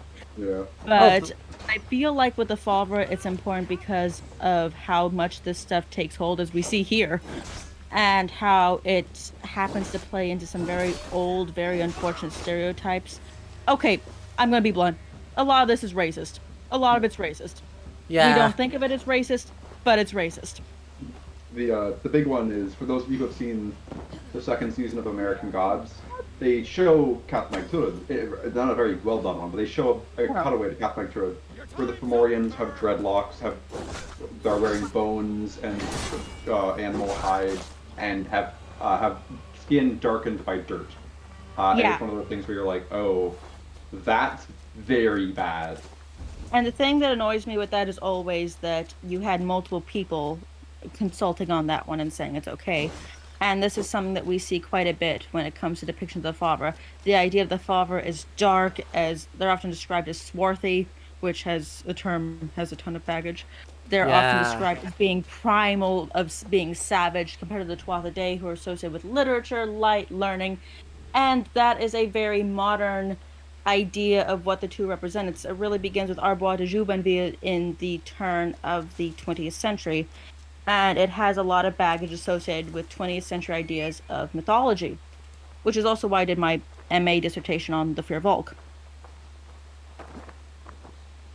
Is that online for people, by the way? Oh wait, no. Are the master's theses? The master's theses aren't in the repository for silly reasons. Never mind. No, they aren't, unfortunately. But if lucky. anybody gets a hold of me, I'm probably willing to shoot it over. Remind me to ask you for it because I need to read it. All right, let's see if we can find Kath Magtura. Not Kath Magtura. We can find Magtura. Just the Magturith. No battle taking place here, though I wouldn't be opposed. Yes. Honestly, I wouldn't be opposed if we just walked in and there's this massive battle going on, but like D&D depictions of Fear Volk, well, they have very little to do with the Fear Volk of the myths, and they often tie into, from what I see, this idea of the Fear Volk. Oh, hang on. Things probably went weird. Hang on a minute. I need to change... My thing just died, so before you get too excited, that should be better.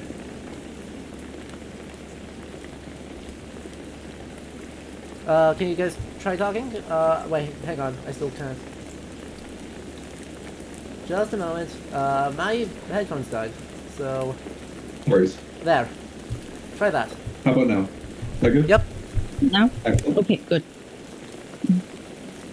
I do have to say, I do like that it has been raining in game because, like, people say like Ireland rains a lot as a joke. It's like, no, it does. It does. It does. There were so many times when I would walk out and I'm just like, rain time, and rain would always come when I was least prepared for it. Oh, are we really loud? Shoot. All right. Sorry. No, it's just the channel. I just turned you guys down. You're good. Oh, we're good? Okay.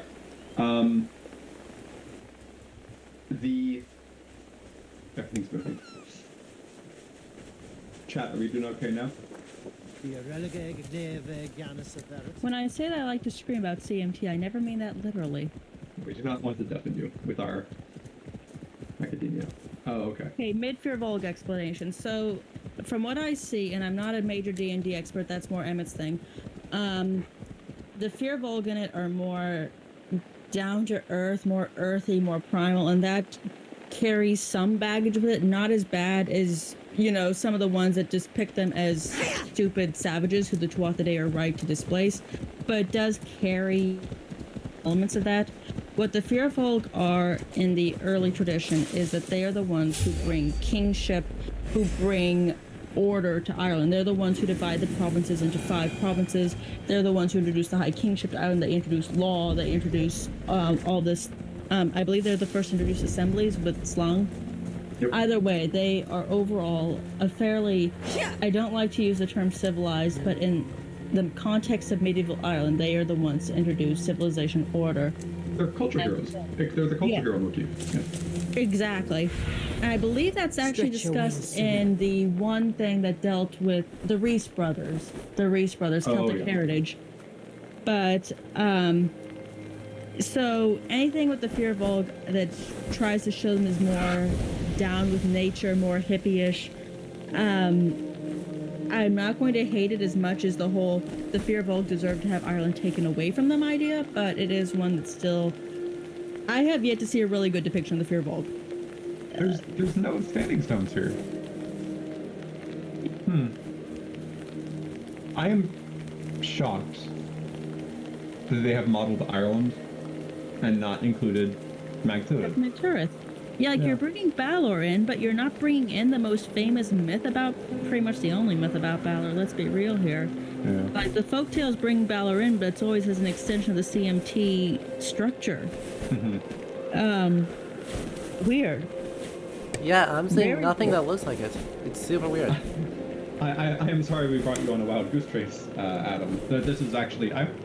It's interesting they didn't. I wonder why they wouldn't. It's weird because for anybody who doesn't do this stuff, which is most of you, Catholic Church is probably one of the most important myths in the mythological cycle. Not to be, you know, it's nothing on, say, the Toyne, but it is probably one of the most important of the mythological cycle. And it's the closest we can get to the War of the Gods motif that we see in the Greek and I believe the Norse, if you're kind of running off traditions. So, and it's one that mythographers go back to frequently when we try to excavate pre-Christian belief, because even though it is a very thoroughly 9th century text, there are elements in there. Something that Adam actually randomly taught me that you might be interested in, Rachel, on that topic. Did you know the war between the Vanir and Aesir is like, what would you say, Adam, like 11th century, 10th century? Our first adaptation of it is in Villesbau, so late 10th century. But since the word Vanir, and in fact none of the Vanir's names except maybe near there, but even that I don't actually buy, are attested before then, or outside of Scandinavia. And so this seems to be a relatively late innovation for the broader Germanic context. And I seem to recall reading somewhere that the vilification of Loki happened fairly late. Like, he might have always been a bit of a dick, but the idea of Loki as this kind of borderline satanic figure is a relatively late innovation. Yeah, but Loki unfortunately isn't attested at all before then, so we don't have a Loki that's not a Satan, that's not directly inspired by Satan in some way, shape, or form. Because I feel like... Go ahead. I was about to say that Loki, Set, and Breast could form this club as far as being vilified later on, but not having that much to go off of beforehand. Yeah, and by not much, unfortunately, in this case means literally nothing. Yeah. What? Sorry, what are we approaching now? I'm not sure. That's what I'm trying to figure out. My brain immediately went to like the Eaters of the Dead, air quotes, dragon scene from the 13th Warrior. Nice. Or even actually, where even are we? This looks really weird for Irish geography. Oh no, we just crossed back over. Oh, it's Ben Bulben. The closest I could think of would be the Burren, but that's nothing like the Burren. Huh. Oh, okay. So we're going up onto this big plateau.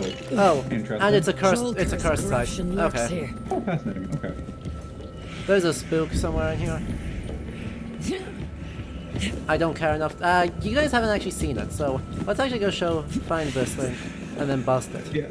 I would be interested in seeing if they have given this a uniquely Irish model or something. They haven't. Ow. It just is in a pit of spikes, so it hurts like hell. Ow. Oh, tragic. Also, I know we've gone over this 100 times, but I love the bones everywhere. It really adds that sense of decor. The bind runes on it are a nice touch. It's just a human skull in a cage. I'm so glad they went to Hot Topic. Oh, I was hoping that they would like have made it like a deer skull, or like have done something else to make it more unique to air quotes the setting, but. Yup. Sadly, no.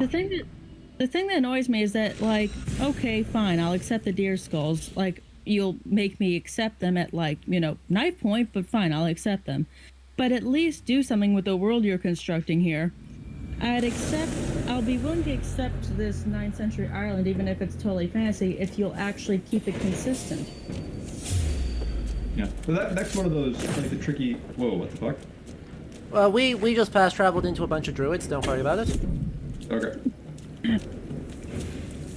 Oh, actually, here's a fun question while we're sitting here.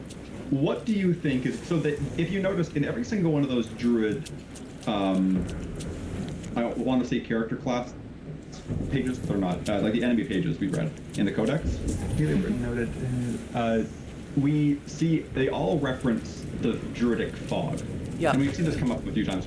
What do you think this, what do you think this is? Do you think this is some Isu stuff or something else? It has to be some sort of Isu hallucinogenic. I think we have seen hallucinogenics in Assassin's Creed before. So We've seen them in Valhalla all the time. Yeah, so I feel like it just might be some form of hallucinogenic. What I would want it to be in my ideal world where everything goes according to how I want it, it would be some reference to the Tuatha De's mist that they came into Ireland on. Oh, that'd be quite cool. That was actually referenced in the Tuatha De page we read. So, you know, maybe we could have that. At this point, I'm looking for scraps when it comes to mythological cycle content. I'm just going, look, I know it's going to be wildly misrepresented, but at least tie it all together somehow. It would be... Oh, look, more oak leaves. Yeah, I would say this does count as Ubisoft drug sequences for the bingo card. Also, I'll never forget Unity having it so that when you become an assassin, you have to go through a Mushroom Samba sequence. What? Yeah, I love Unity. I love Unity so much. Wild. But you have to drink from this cup, and then you go on this massive sequence that's all very symbolic and deep, but also it is totally a drug thing. LSD is required to become an assassin in 18th century France. Amazing. I guess we roll with that? From a game, because you're better at game design than I am. So, like, I would have thought we would have gotten, so I'll be like, I know sickles, we can get sickles, we saw in the trailer, right, as a player character weapon. I thought we would have gotten those, like, right off the bat to introduce a new like, toy to us, but we've not seen one yet for the player character. Do you think, like, am I wrong to assume that from a game design perspective that would normally be, like, immediately handed to us as we start the DLC? I would have done that. Yeah. What I think would have been interesting is the first time we fought a druid, we got the sickle from them. It could have that idea of introducing a little bit more on the druids, but... And then you could pick it up and be like, what the fuck are they, what the fuck's this? And an NPC is like, oh, blah, blah, blah, blah, blah. And you go, oh. And then you throw it in your pocket. There you go, you got it. So, like, that's what I would have thought you would have done. If I was in charge of this, and again, we would have a very different game if I was in charge of it, but what I would have done would have been to have this intro sequence where, you know, somebody randomly attacks Eivor while they're walking around, and then they're like, what the fuck is this sickle thing? And then we find out that, oh, it is the sacred instrument of the druids with which they work their awful powers. Also, am I going to be the one to discuss how these neatly written notes are existing when that's a scribe's job? Oh, it has been a whole lot throughout the entire game of the fact that they seem to just be using a page from, I think we decided it was Lindisfarne Gospels, as their any note you can interact with in the world. Yeah. Honestly, I just want an AC game where you walk around, you see all these notes everywhere, and you're just like, what the fuck does this say? And then you walk on. True. Yeah, video games really have a problem of only being able to tell story through text, despite being way more than text. In all fairness, I'd be willing to deal more with everybody being able to read versus everybody being able to write, because those are two very different disciplines, even though we don't think of them that way. Oh, I mean, so as is pointed out, Eivor is a linguistic genius and also can read Ogham, which frankly, as somebody who does this stuff, I can't read Ogham just off the bat. It takes a little bit of time. We saw this in the trailer. Mm-hmm. Yeah. Oh, this is another trial. Oh, excellent. Ow. Also, not to be salty, because I would never be salty. You can have like 10 different Stonehenges in the game, but you can't bring in... Oh shit, that's a werewolf. Oh, shit. Oh wow. Fuck. Trials of the Morrigan. So, the Morrigan is... I'm not going to question it. I'm not going to question it. They did bring in the Morrigan as early as Assassin's Creed Rogue, so actually I would be very disappointed if there was no reference to her, but also I want a boss fight. We have gotten a reference to her thus far. Ow. And Adam, do you want us to be quiet so you can focus?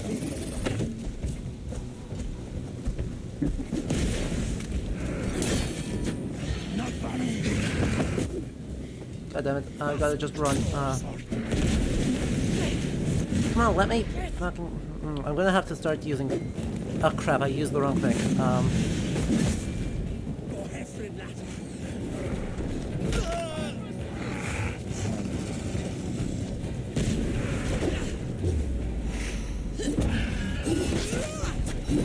I don't have any heals left. This is gonna be real awkward.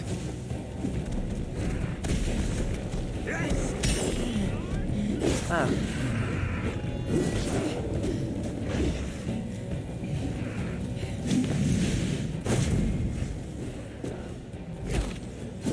Got it.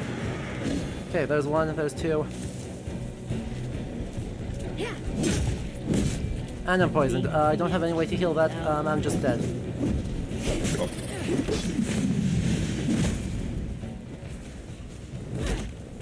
Wolf Sorceress. Thank you. My only chance is to finish this fast.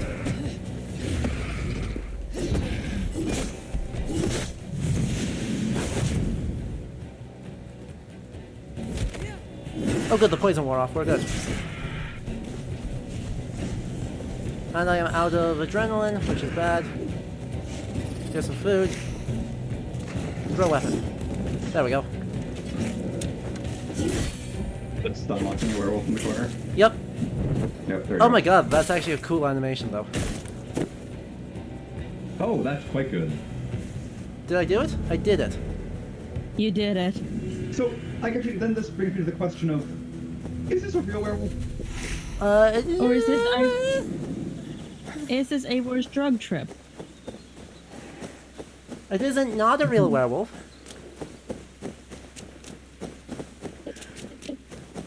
We've got more of the Boa Island statues, which again, we can... I feel great. What is this?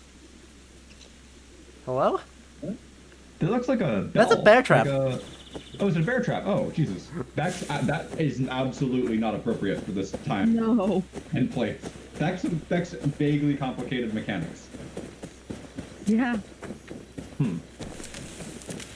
Yeah, I know it. Right, they're regular wolves until they walk into the druidic fog, and then they become... not that. My eyes. Also, can I just say it's an absolute trip seeing werewolves again, given I've just been rewatching Resident Evil 8 gameplay videos. Nice. Are there werewolves in that too? Really Nice. It really was the year of introducing werewolves in franchises that hadn't had them before. Apparently.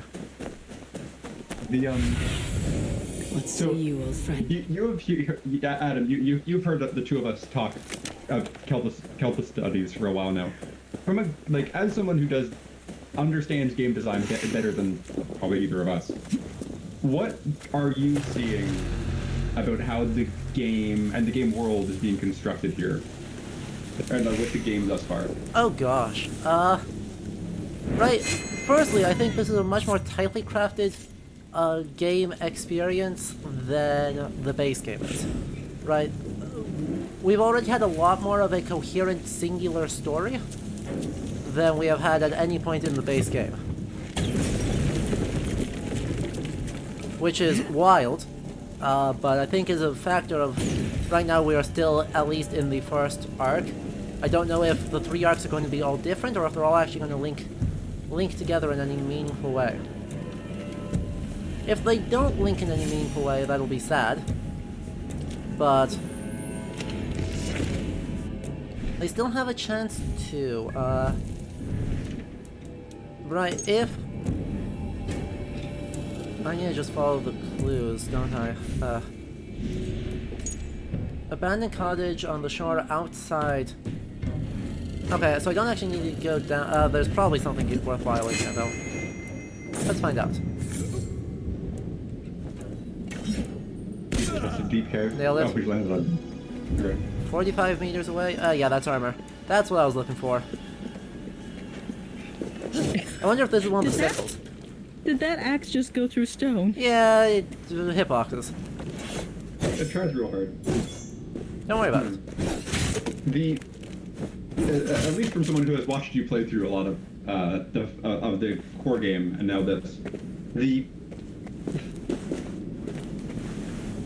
because this has been less caught up in, like, while we do have Ivor's family plotline going on here, the detachment from the immediate Raven clan, yeah, feels as though it's almost helping the narrative in not constantly reintroducing these characters, and then we have really weird and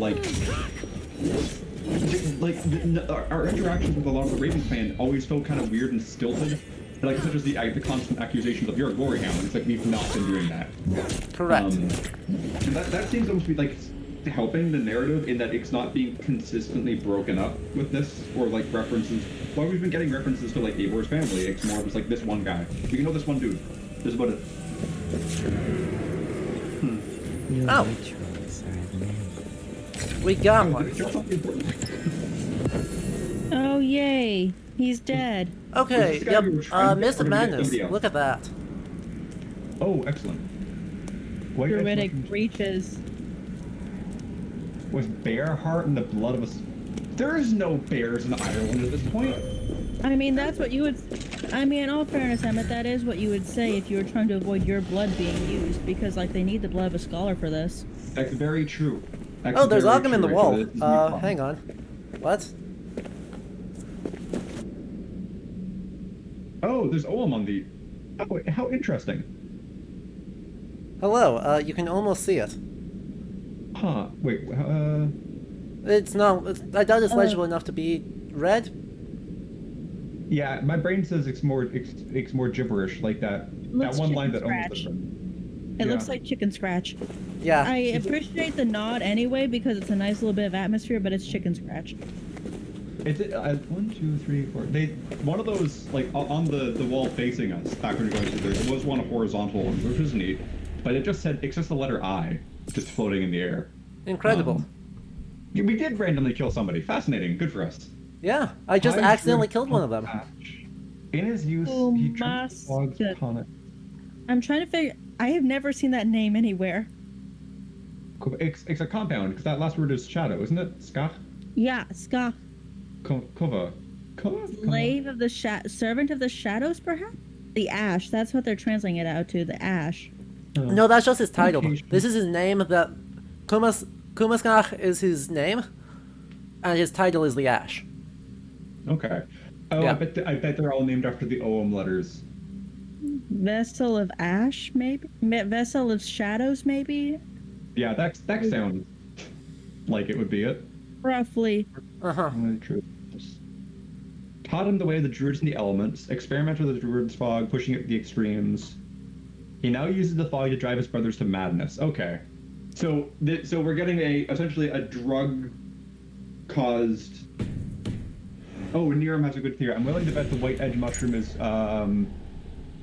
psilocybin cubanus. Niram, what does that do? How does it fuck you up? That's actually a hallucinogenic one. Psilo should indicate that it's got hallucinogenic properties. Nice. Interesting. That's the whole genus of them. No. You can tell the last time I took a science class, it was 12 years they're ago. they're magic. They're just shrooms. Okay. Oh, they're just shrooms. Oh, okay. That makes sense. They're just rooms.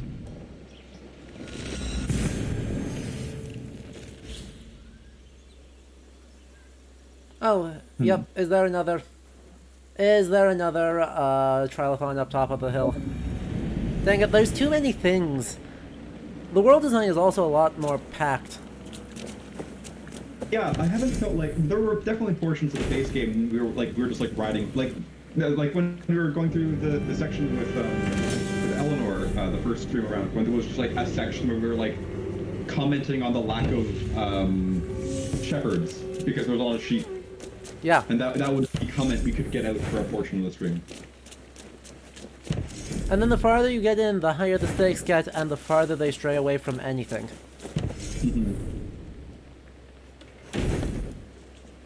Yep. Oh, so what you've been doing is you've been individually upgrading all these sites? Yeah.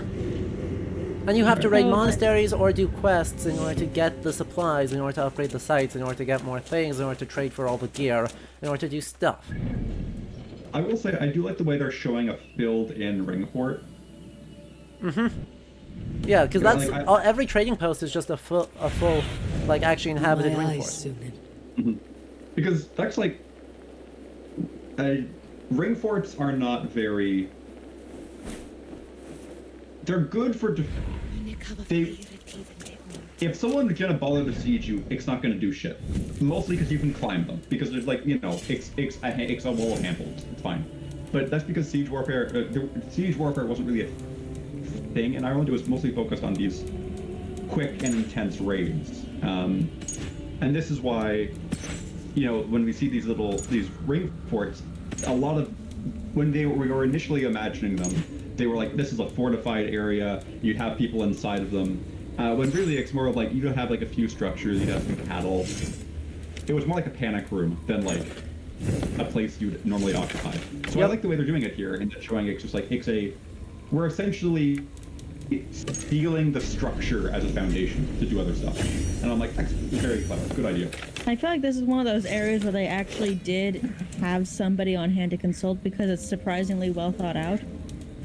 And also, I'm not gonna lie, it is kind of nice to get to see what a ring fort roughly would have looked like at the time, because it can be so hard to visualize this stuff when all you've got are ruins and kind of ambiguous descriptions in the literature. Yeah. Exactly. And this is actually, the fact that we're seeing them overgrown is totally, while we've seen a lot of this game overgrown, most people are like, it's old, it's overgrown. It's like, it was built 2 years ago, it shouldn't be overgrown. The ring forts, 1000% can be overgrown. They were probably built like 400 years ago. It's fine. They just stay up, they stay standing. Like, we still have like, I think like 5 or 6, they're still standing pretty much fine. They were really good at stacking those rocks. Nice. Someone put in a request for a most historically plausible outfit, so I am obliging. The shields are the real challenge, aren't they? I'm just using the Carolingian shield. It's not awesome, but it's better than the rest of it by quite a bit. So this is what I've got for a reasonably historically plausible outfit. Yeah, it seems reasonable. Yeah. It looks pretty warm, I It will looks say. warm. It looks a little bit too warm.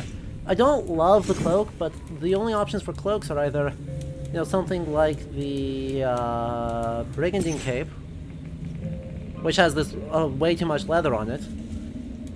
Something with metal on it, which is worse, or furs.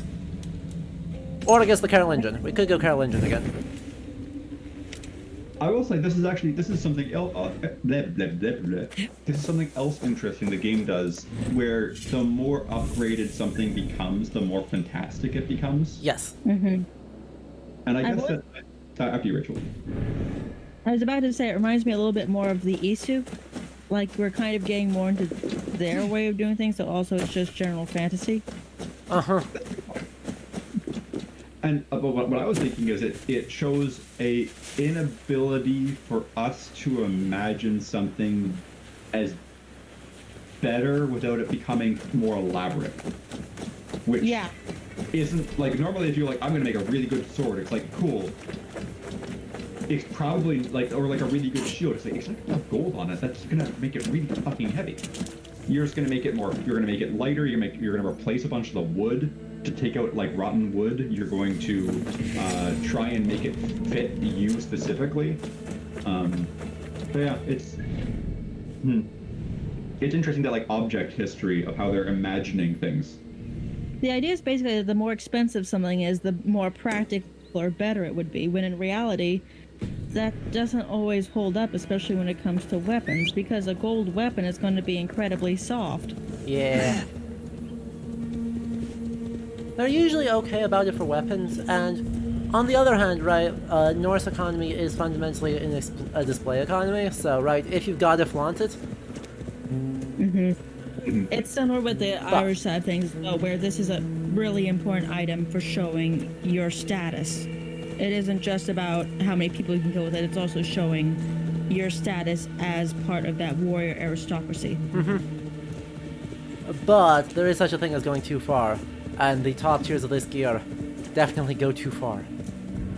For me, it's the shield, because at a certain point, the shield becomes so elaborate. Like, XD, there's either something hanging off the front, or we've added a really weird boss. Like, I'm thinking of, is it the oak shield that eventually just gets a forehead on it? Oh yeah, no clear reason? that one's great. Yeah. Let's take a look at that one to show you what that what we're referring to. Where is it? Oak and kite shield. Where did it go? There it is. The lion has cow horns.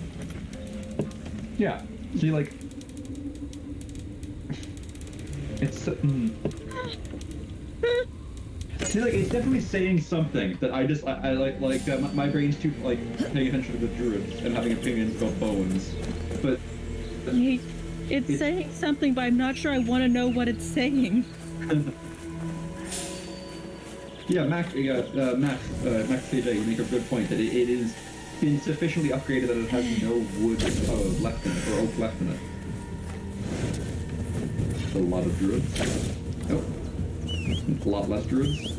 Honestly, Ireland is in a big island. Where are all these guys coming from? Like, don't know. Do they just live underground? Apparently. That's not a thing right now. Do they have a weekly Druid book club? Okay, could you not murder me though? The wolf is wrecking me, and I'm not a fan of it.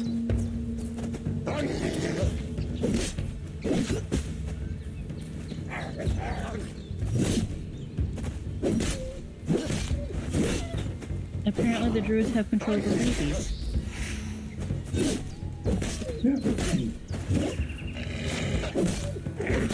There we go. Yeesh, that was not pretty. It's because we've seen the game the devs have made a conscious choice to, instead of giving the Druids the hound model, they've given them the wolf model as their companion. Ooh, it's a big rock. On one hand, a part of me, okay, the most realistic thing is that they want to do that whole Druids closer to nature thing, because dogs are inherently away from nature as kind of an artificial, not really artificial, but selectively bred companion animal. But also, I do think about what John said that one time as far as the hero as a dog and a wolf. Yeah, the sliding scale of wolfishness. Yeah, and how you do have quite a few heroes described as being wolf-like, and the possible negative connotations and positive connotations of the term for wolf. But also, again, I don't think that they really cared that much. Yeah, especially since that's less of a John comment and more of a thing John said in passing while musing. But in reality, what I suspect is that it was more like, wolves look cool. We're going to put a wolf in. Correct. This feels like it's supposed to be something specific that I have no idea what it is. Yeah. Yeah. The site is called Lugara, if that helps at all, but... That has absolutely no use to me. I'm not saying that means it doesn't exist, because there's a lot of parts of Ireland that I just have no background in. but it isn't something I've run across. Emmett? Lothgara. Let's see. It's a specific lake. Here, Yeah. Oh, Lothgara. I know it now. I know it. It has an association with the Denhenicus, if I'm not mistaken. Let me check. It's supposed to be a Cranog there. That wasn't a ruin of Cranog. That was made of wood. Lothgara Denhenicus. Because I feel this screams Denhenicus to me. Yeah. For our audience's context, the Denhenicus, which I can't pronounce, is a body of medieval Irish literature that is stories about how a place got its name. Uh-huh.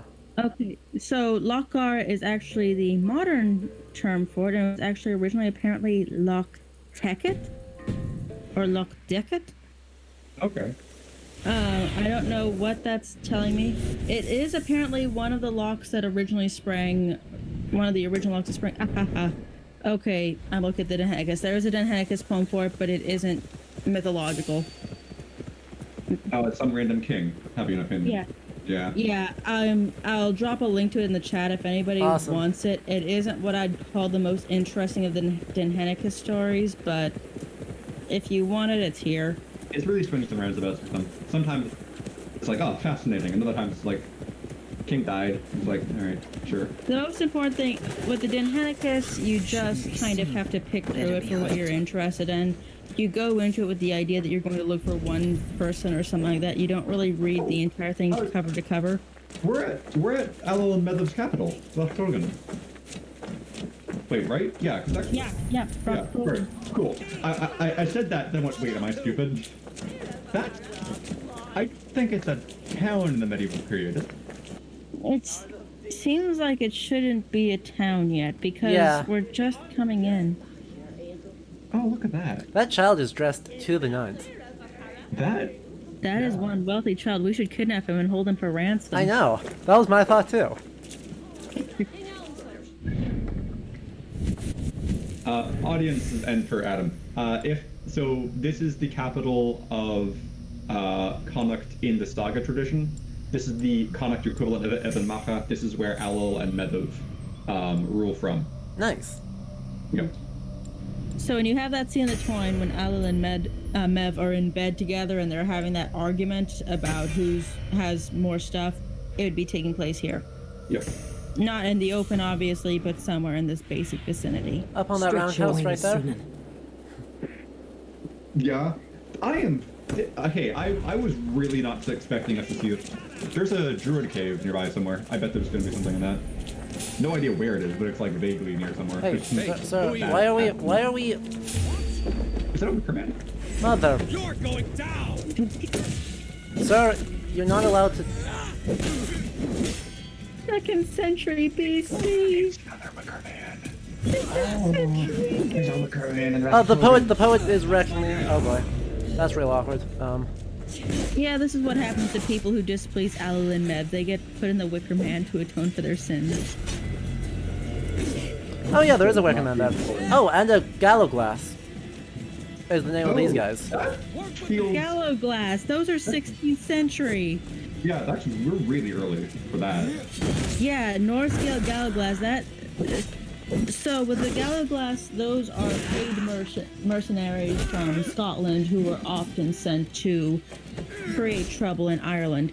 And we usually see them a lot in the early modern period, sometimes even being used as part of brides' dowries. So you'll see them a lot in the annals there, but you do not really see them this early. But it's like the 9th century. This is the 9th century. I don't know if that word that compound can even exist. Yeah, this is when I wish Meg was here, but no gallow glasses. No, bad, wrong. We do have Niram, who's a weapon specialist in the chat, who seems to be agreeing with us that this is fucking not correct. I thought I'd seen a Gallowglass thing in with the weaponry, but I'm like, I'm just seeing Gallowglasses everywhere. No, we had a... one of our things we call the Gallowglass. Also, I'm wondering how much the Norse Gael population would have intermarried at this point anyway, because that is a population. Best 2 generations. Yeah. Like 2 generations for adult children. Yeah. So, like, I'm not saying you couldn't have any mixing at all, but I'm saying that having them as a distinct population group might be a little bit premature. Yeah. I'm interested if they're wearing green. I don't know why I'm interested, but I'm like, neat. Maybe all along they're the real Tuatha Dé. Yeah. And they're still wearing Bronze Age helmets. Well, yeah, that's how you know that they're Gale. It's vintage. That is the ugliest helmet I've ever seen. Yeah, this is not looking good.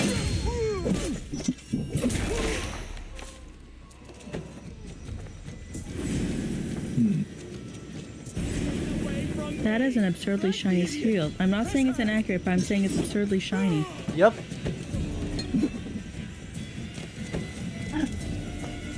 They are really protective of that Wicker Man. We sure are. What if, Hopefully I can get this killed. What if we destroy it before we're supposed to? What if we let that on fire? I kind of want to, just to see. Oh, let's do it. I'm so... I'm excited to read this guy's entry in the little thing, because I want to know why. Oh, it didn't actually light on fire. Lame. I hit it dead on with the torch, too. I'm curious with Neve the Poet, because that's a female name, and I'm not saying... Yeah, she was obviously- female. Okay, just making sure. Yep. Not to be sexist. Well, also it's spelled wrong. There isn't Yeah. a kind of definition yet, so... Yeah, It should just be N-I-A-M. which is what we see in, say, even Aglav Nashenarak when it comes to the earliest form of Oshin's story. Mm-hmm. Which I might have been looking that up on Tumblr recently, which is why it's on the mind.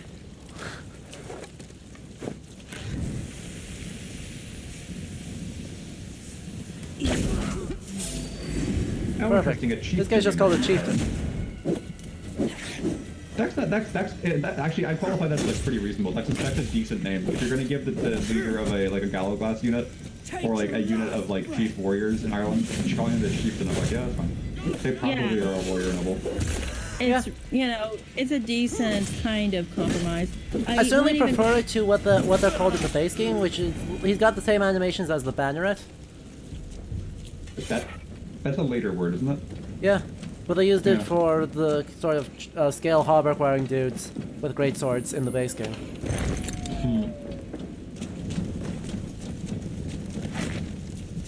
Niram wants to see the axe that guy was using against us. Which guy? The last one we killed. Is his axe still around? His axe may have just yeeted into oblivion.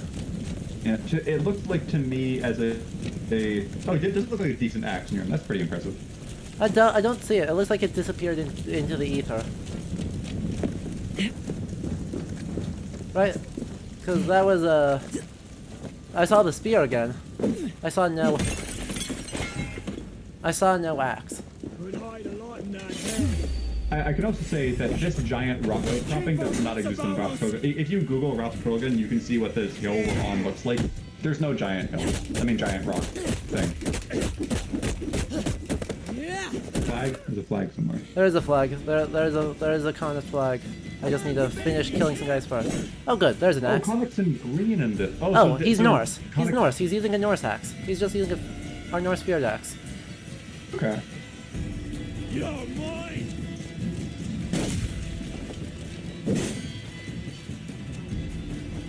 I'm interested that these. Kinsman. What does kinsman mean? Don't Who know. are you kinsman to? As my cousin. Exactly. My second cousin once removed. I never liked him anyway. I'm enjoying watching AC. Like catching glimpses of this and freaking out. I hope that's what you do, because that's really funny. Stomp. Oh, damn it. He got up already. See if I can't kill you. See if I can't kill you. Oh, good. Now it's just one guy left. Paired units. Oh, cool. So it's like a Gemini unit. Okay. Hey, more fucking oak leaves just growing out of the ground. Yep. I'm gonna talk to a science plant person I know and be like, are we 100% sure this is not a thing? Because I'm feeling silly. Like I know this is not right? But at the same time, I'm like, I feel like I might be wrong because I know I don't know what I'm talking about. Yep. They have I know no that cows feeling. on them. Excellent. Oh, ideal. Oh, good. Celtic armor. Just what I wanted. This is supposed to be like so. This is the throne of Connacht. Oh, I love the antlers on the horns. I think that that's the perfect touch. Oh, yes. King Conqueror, King of Aelta. Professional Most- Fanson is for Connacht. Co-kings, that's cool. And Kings Dovnal, and I wish Dovnal gave me his surname so I could figure out. Yeah. Like, who are you? Are you just some random peasant who became king? Like, why aren't Yeah. you giving your father's name? Do you have anything to hide? So Probably. King Dovnal. It's like there's like 30 of you. Which Dovnal? Celtic You're armor. not helping me out here, Oh, bro. good. The Celtic armor has the weird thing. Any idea what this chess piece is? It's the Ton scene. Oh, fascinating. Tuin? Tuin? Did somebody say Tuin? Yeah. That's my bet, is that this is Cuchulainn killing the Hound. Yeah. The thing is, looks like not like okay. It shouldn't exist in this historical document. I would like if somebody sold me a dinner plate like in that shape. I'm like, yeah, fuck, sure, all right, sure, I'll put that on my wall. There's no good art of Cuchulainn fighting the Hound. Yeah, that's it. There's nothing else that can really be. Yeah, Yeah. not in an Irish context. I Also, have no idea what that belt is. La Tene spirals again? Yep. And a WWE Championship disc. With a, wait, that has a knife in it. Our belt has a knife in it. Does it? Oh, it does. Also, the irony of this being found in Roth Krogan, of all places. Yeah, I know, right? I'm just getting the image of Mev just carrying this armor around of her arch enemy for the rest of her Oh life. god, that would be hilarious. She would. Can we see the journal entry for that? Is there a reason we pronounce Ton differently? Rachel, how do you say it? Coin. Coin? Oh, I say Ton. I have no idea why. I just echo. I say exactly what Ronka taught me, whereas Rachel was taught by somebody else. I was taught by Kevin Murray, predominantly. So, and honestly, I wonder if it's a matter of Dutch pronunciation versus It might be. Irish pronunciation. I just know that when I pronounce the AI with the little squig, the fada. I'm a good linguist, I swear. I always pronounce it as an I sound. I will also say that I don't read that word. I just look at it. I know what I've heard other people say it as and say that sound. I am not reading. I'm going, I know what that symbol means. That whole like shape. Fair. It's like when I pronounce Cathmag Turith, I'm always pronouncing it in basically in the John voice but with the Rachel accent. Amazing. Anyway, thing that strikes me about this hill is actually what my only real complaint about Dublin as a city was that the walls were a palisade instead of earthen banks. And then here they go and put like a double wall of earthen banks before they have their stone and palisade wall. Yeah, this is pretty much what like Roth Krogan still looks like. It isn't as like deep. You don't get the dips anymore, but if you Google a picture of it, audience, you can see it's like it looks like stepped, where it's like yeah, because these first of all, it's fucking huge as you see here,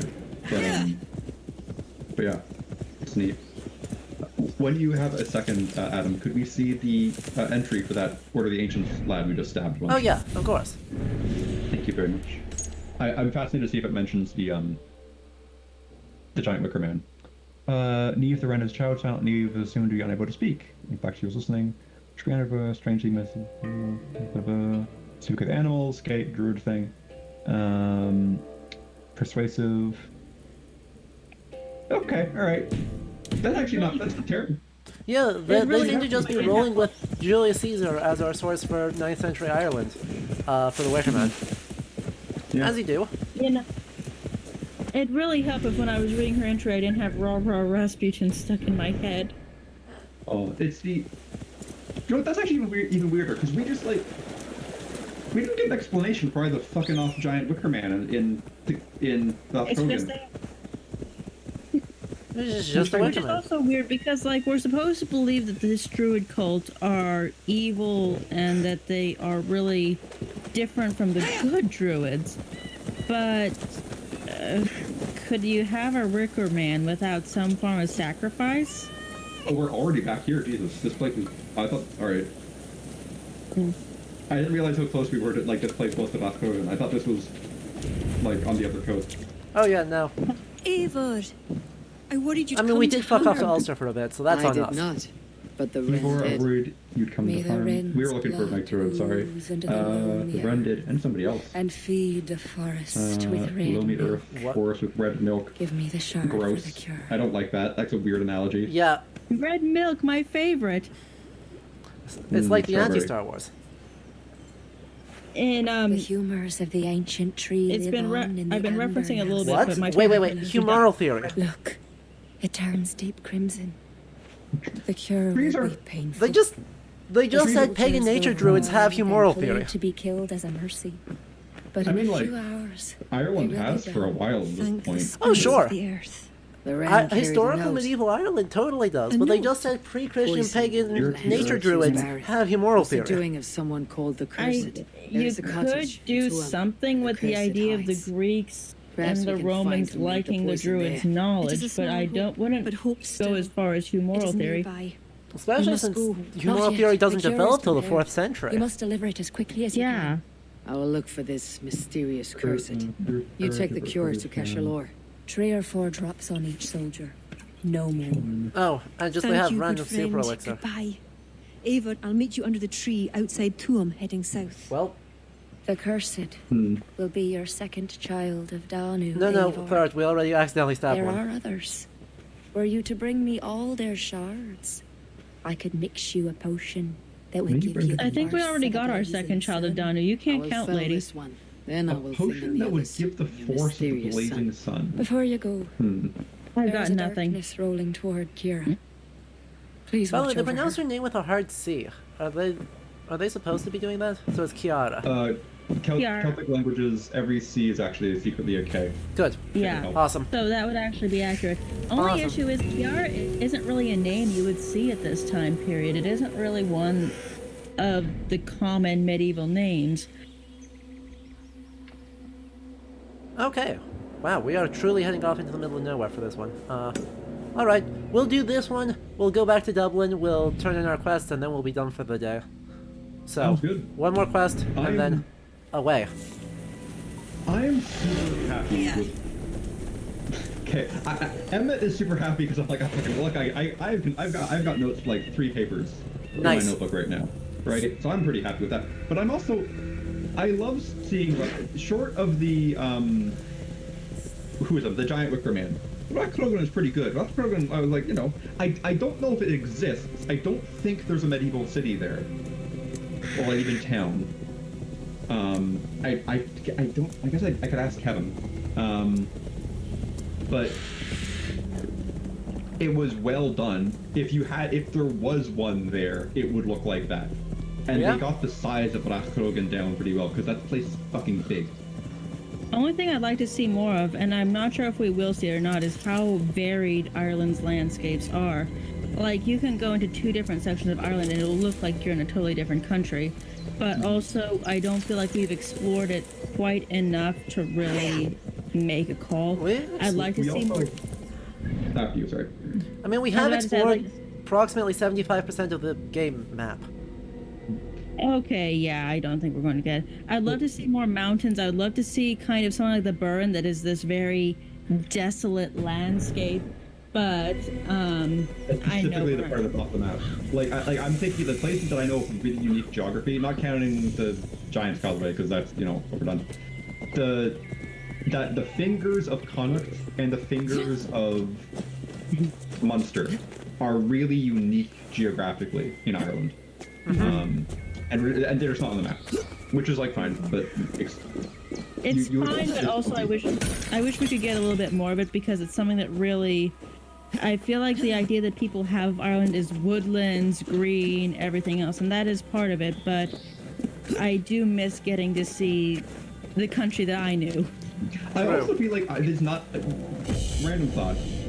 I feel as though there's not enough forest because this is pre the deforestation of Ireland. Yeah, this is like pretty like there are large plains, but the reason so many places in Ireland are called mag this, mag that is because like you name the plains because there's not many of them because the rest of it is like bog or forest. Cast about this land, And Ireland gets deforested because the English Navy, right? Yeah. And it was just all old growth oaks and fuck old. You can make some real good warships with really old and really mean oak. But I feel as though there's not enough. And like even these trees are pretty young. I'd like some really thick forest in there, like the whole not being able to see ahead of me through all the trees. On the other hand, right, I kind of don't want that for the sake of gameplay reasons, because yeah, understandable. It's already, right, super dense forest is really annoying to navigate in video games where you don't have perfect control and understanding of where things are. What the hell happened here?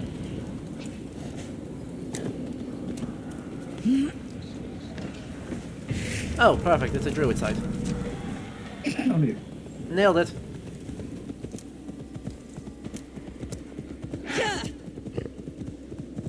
Speaking of which, I'm guessing this is a Trial of the Morgan? Yeah, Trial of the Morgan. Let's go.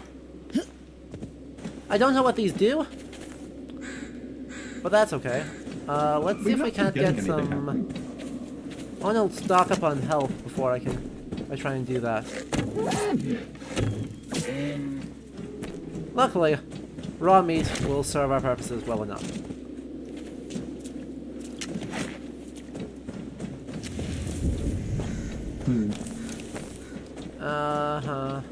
That's adrenaline, I don't need that.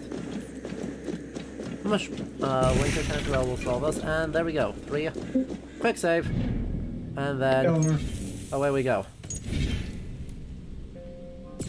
Hello. You're back! Yep, I thought I'd just sort of stop by for a little hello. bit. It's very much nighttime here, but I didn't want to miss the last sort of, or at least some of the last bit. You missed the winter man. Over there. It is almost 11, yeah. Not that I can say anything. Wait, what time is it where you are?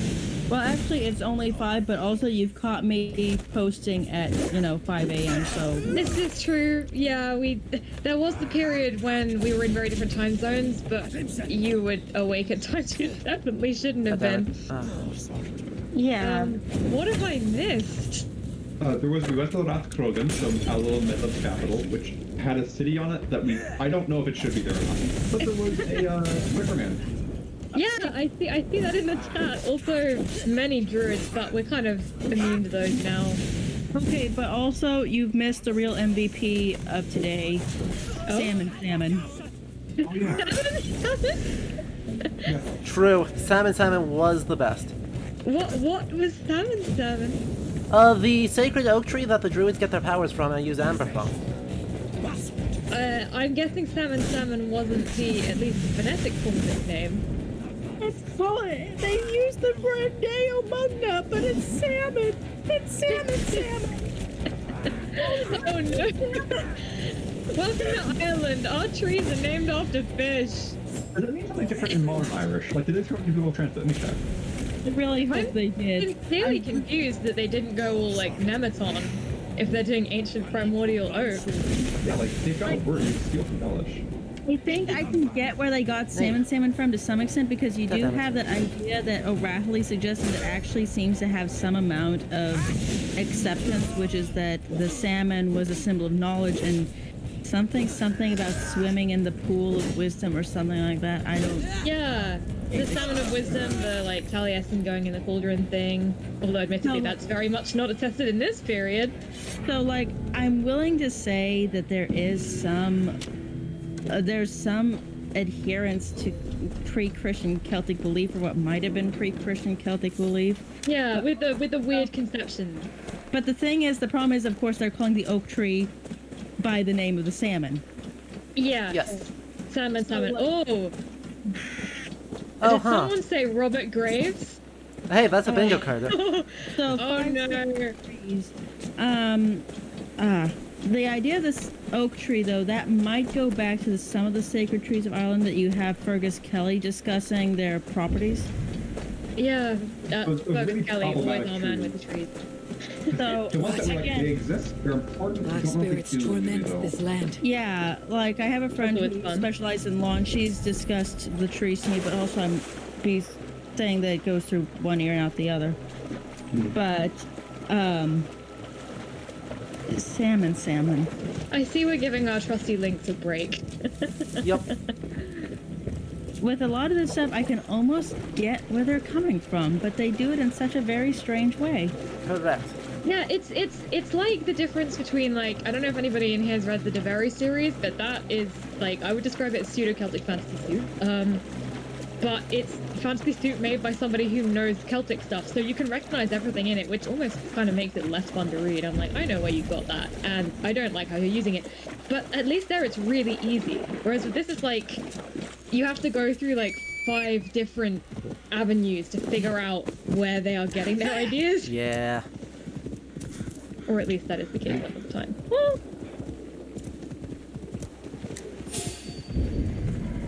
Oh good, now we have reached 2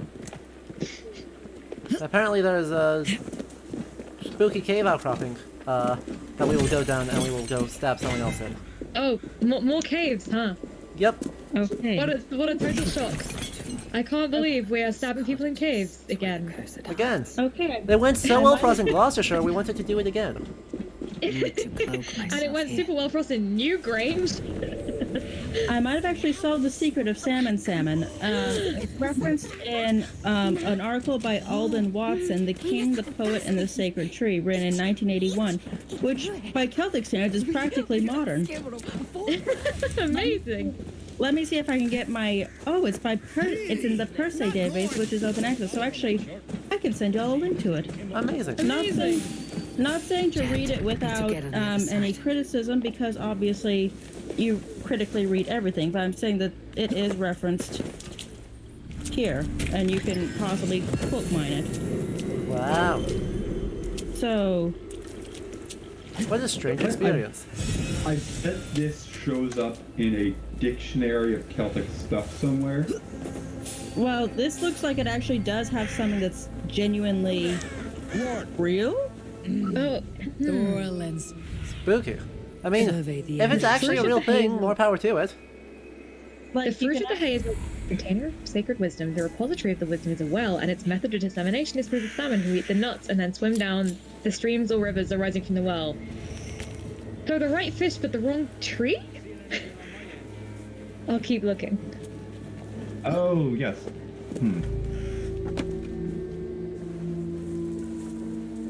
Okay, how am I supposed to get into this thing? I have the key, but there's too many guards around. Yeah, it looks like AO is actually a reference to you, but it's taken to be an oak. But the impression I'm getting is that my knowledge of anything having to do with plant life is about the same as the scribes who wrote this down. That seems about right.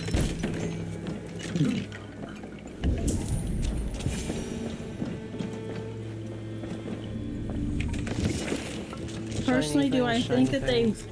And? Do I think that they actually read that article? No, I do not. I think that they just went the Gravesian route.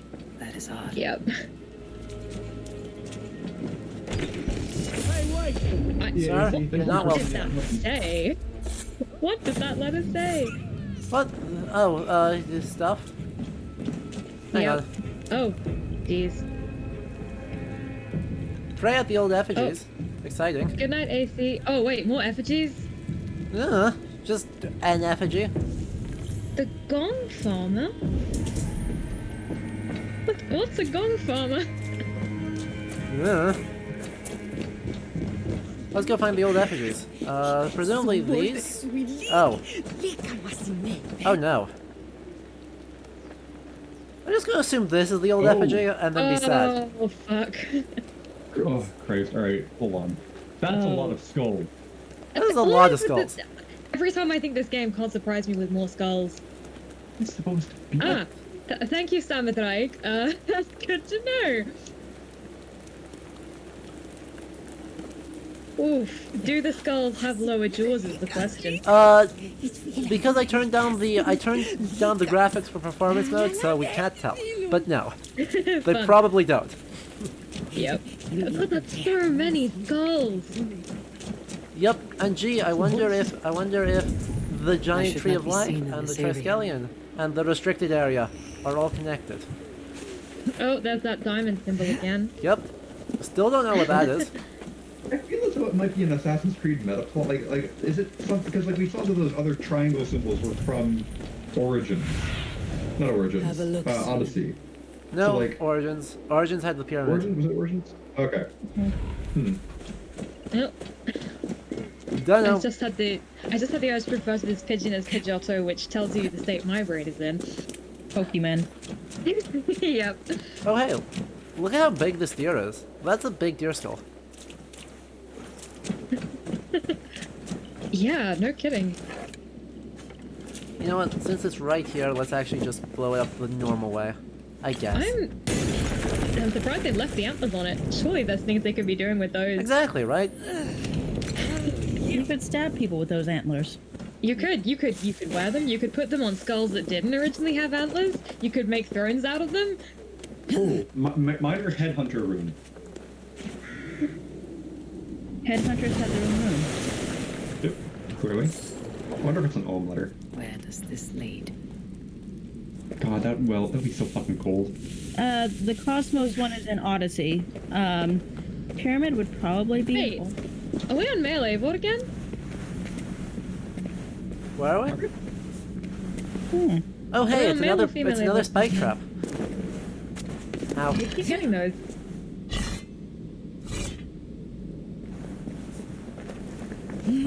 Oh crap. Oof. That's a bear. Hello bear.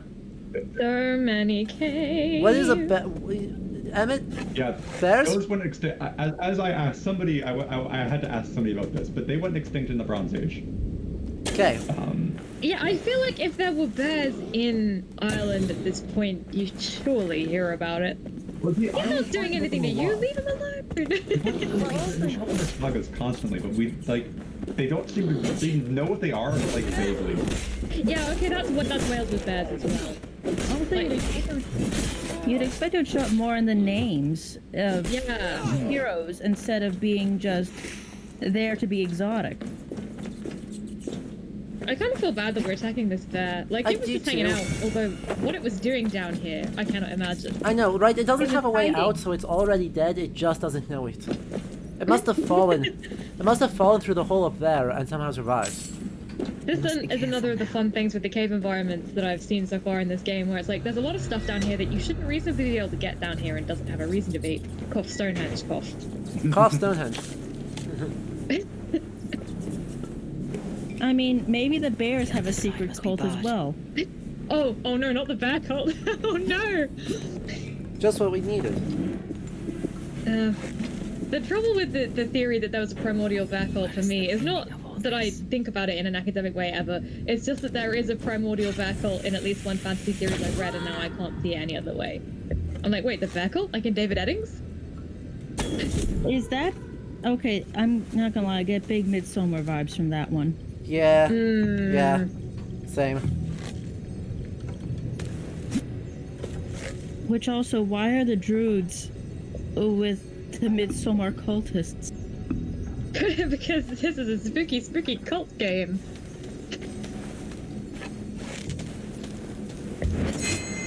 Yep. Oh, yeah. Good catch, Maraxa. Oh boy, the curse is a high druid. Ooh, and good luck, Samadraig. See ya. Good luck with finals. They had notes. Eivor just commented that they were doing sacrifices. That's interesting. Everyone has opinions on that? I appreciate that it's just like, not only are you sacrificing people, but you're doing a shit-ass job of it. Yeah, I mean, you say that, but that is a literal vat of blood. That's Okay, a so vat of human goop. Oof. Are we acknowledging that, like, human sacrifice is going on? I don't know, does Avon have familiarity with it? I'd be very interested if they discussed slave sacrifice. That would require them to discuss the existence of slaves. Yeah, he's been having a bad time. Book of knowledge? You have built the Irish Wolfhound? You got a doggy? I might have a doggy. Let's see if I have a doggy. Doggy. I If have you a have a wolf. dog that I you wonder if have the to wolf pet will still and work. not kill, that would be so good. Oh, I where always is feel bad when Wolfhound? we talk against wolfhounds. There's the wolfhound. Why does I feel like it's just going to be an ability that's just like you get to charge or something like that? What if it's like the Riastrad? No, you get an actual dog. I get an actual dog. You get a doggy. Also, I appreciate that they specify that this is a very good dog. Yes. Yeah. Though that implies it's a that superior Wolfga dog. is not a good dog, and I am insulted.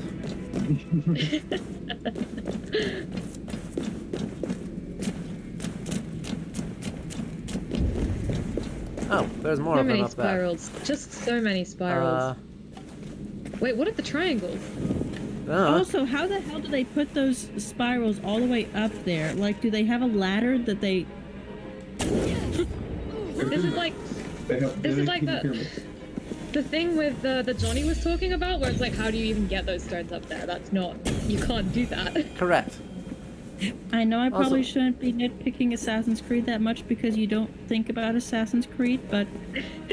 But also, right, that's kind of the whole point, right, is we want to, Assassin's Creed doesn't claim to be historical except for all the times that it does, and that's kind of an issue.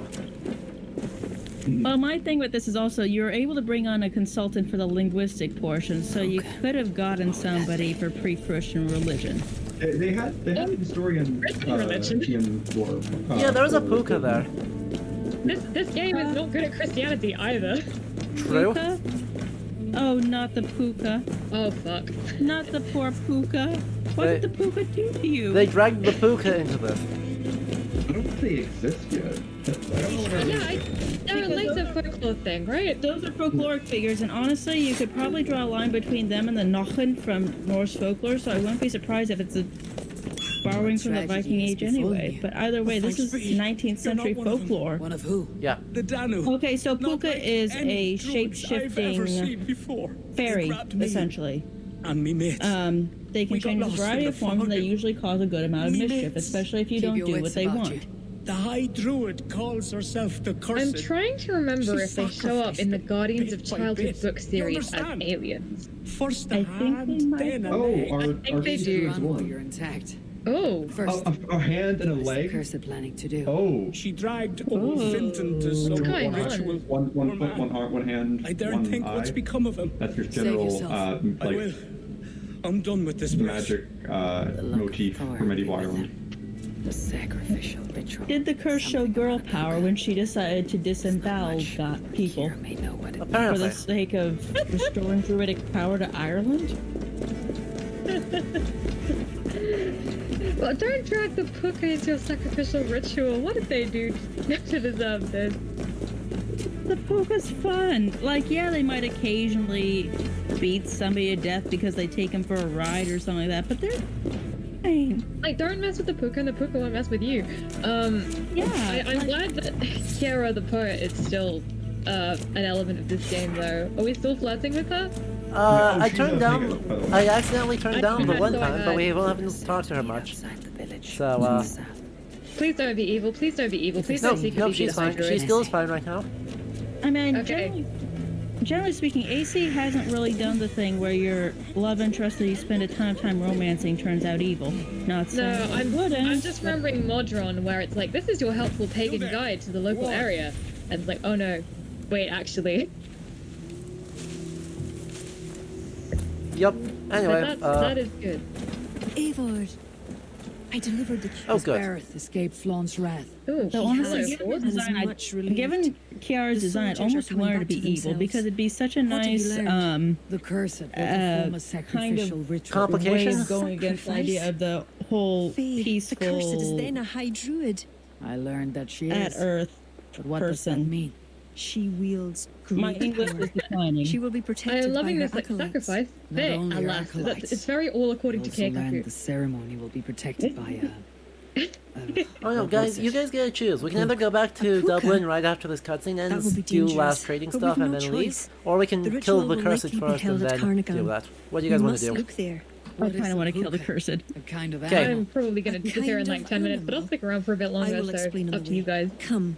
Yeah, so we are... Oh, good. Wait, it should be she, not he, but... near You Carnagan. promised to explain about the puka. Sure. They were once marvelous creatures, able to take the forms of any animal.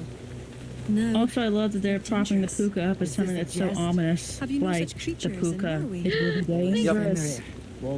Also, we totally have shapeshifters. Marvelous creatures, now they're dangerous.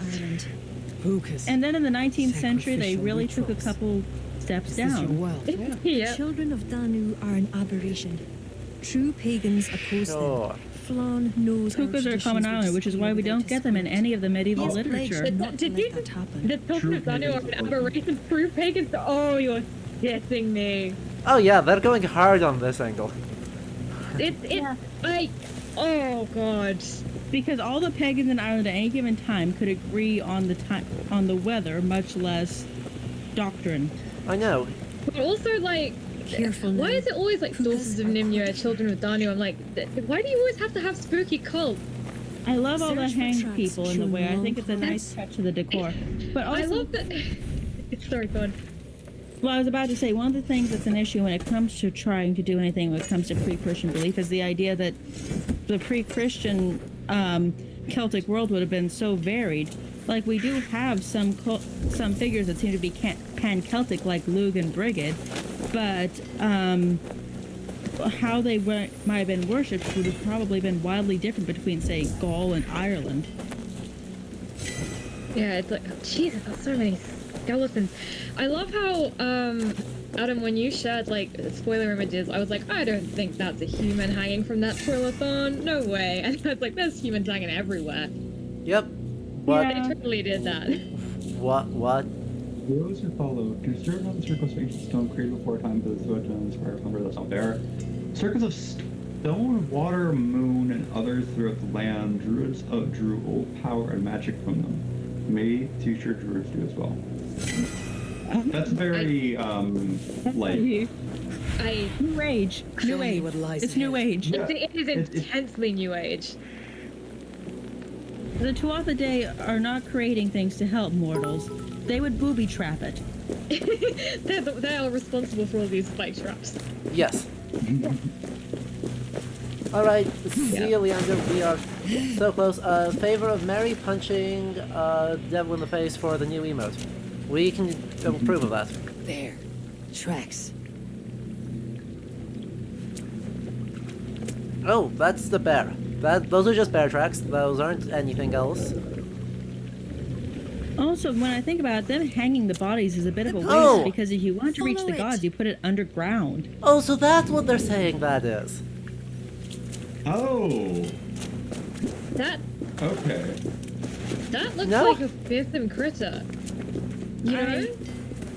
I'll be honest, I can't say, like, on one hand, is it accurate? No, but given we're dealing with folklore, I can't say it's inaccurate, and it's a kind of sick character design. Yeah, but it does remind me of, like, the, like... Looks like a Is wolf. fearsome critter the Because technical the puka term? is You in know, the stuff like shape the of a jackalope, like... Stuff where it's like, Oh, we're just gonna throw a couple of animal traits together and make something you might see in the woods. Yeah. Fucking huge wolf. Did it just disappear? Yeah. Magic. Exactly. Yep. Shouts to like human sticks? Oh god, what is this? It's a stick made out of human. Gotta make a coat rack. Look at all those ribs. Look at all those hats you can get up there. Hey, Autumn. I mean, it's very practical. More for you. Oh, Yay. Yay. Oh, yay. I love... I'm like 95% sure this is all... gibberish. Enters into Oh my boy, head. who's ready for the I think it's the hallucinogen? same thing we've been... like, I think they have one set of Ogham that they put on rocks. It looks roughly the same as what we saw in the caves. I mean, I'm not saying that I can really easily differentiate because all of them kind of looks the same depending Not on. great if you're dyslexic. It really sucks. Like, Oh, it's talking to us. Yeah. Fucking Also. wow. Wait, is it that big cool thing? Yeah, it looks like that might also be the puka. it reminds me of, you know, when you Oh, see here it is. Perfect. You know when you see the giants, when you see the one giant cameo in the base game? It looks like that. It looks like something from the ritual. Oh, Kind of? jeez. Yeah. What do you guys think? Very. When you're in still on the Kronos times Slender Man love child. Yeah, It looks like Leshen. It's a Leshen from The Witcher also. Yeah. It looks like the Jotun. It looks like the Jotun from the base game. Does it? A little bit with the antlers and the kind of inhuman design. I don't know, because the Jotnar were explicitly Isu. So they pretty much walked. They were just blue people. Let me see if This feels like a boss arena. Yeah, it is.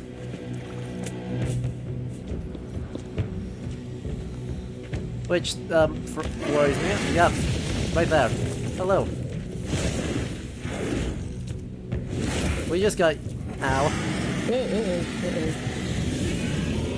We just got. I'm so glad they've decided not to give this poor, horrifying creature genitalia.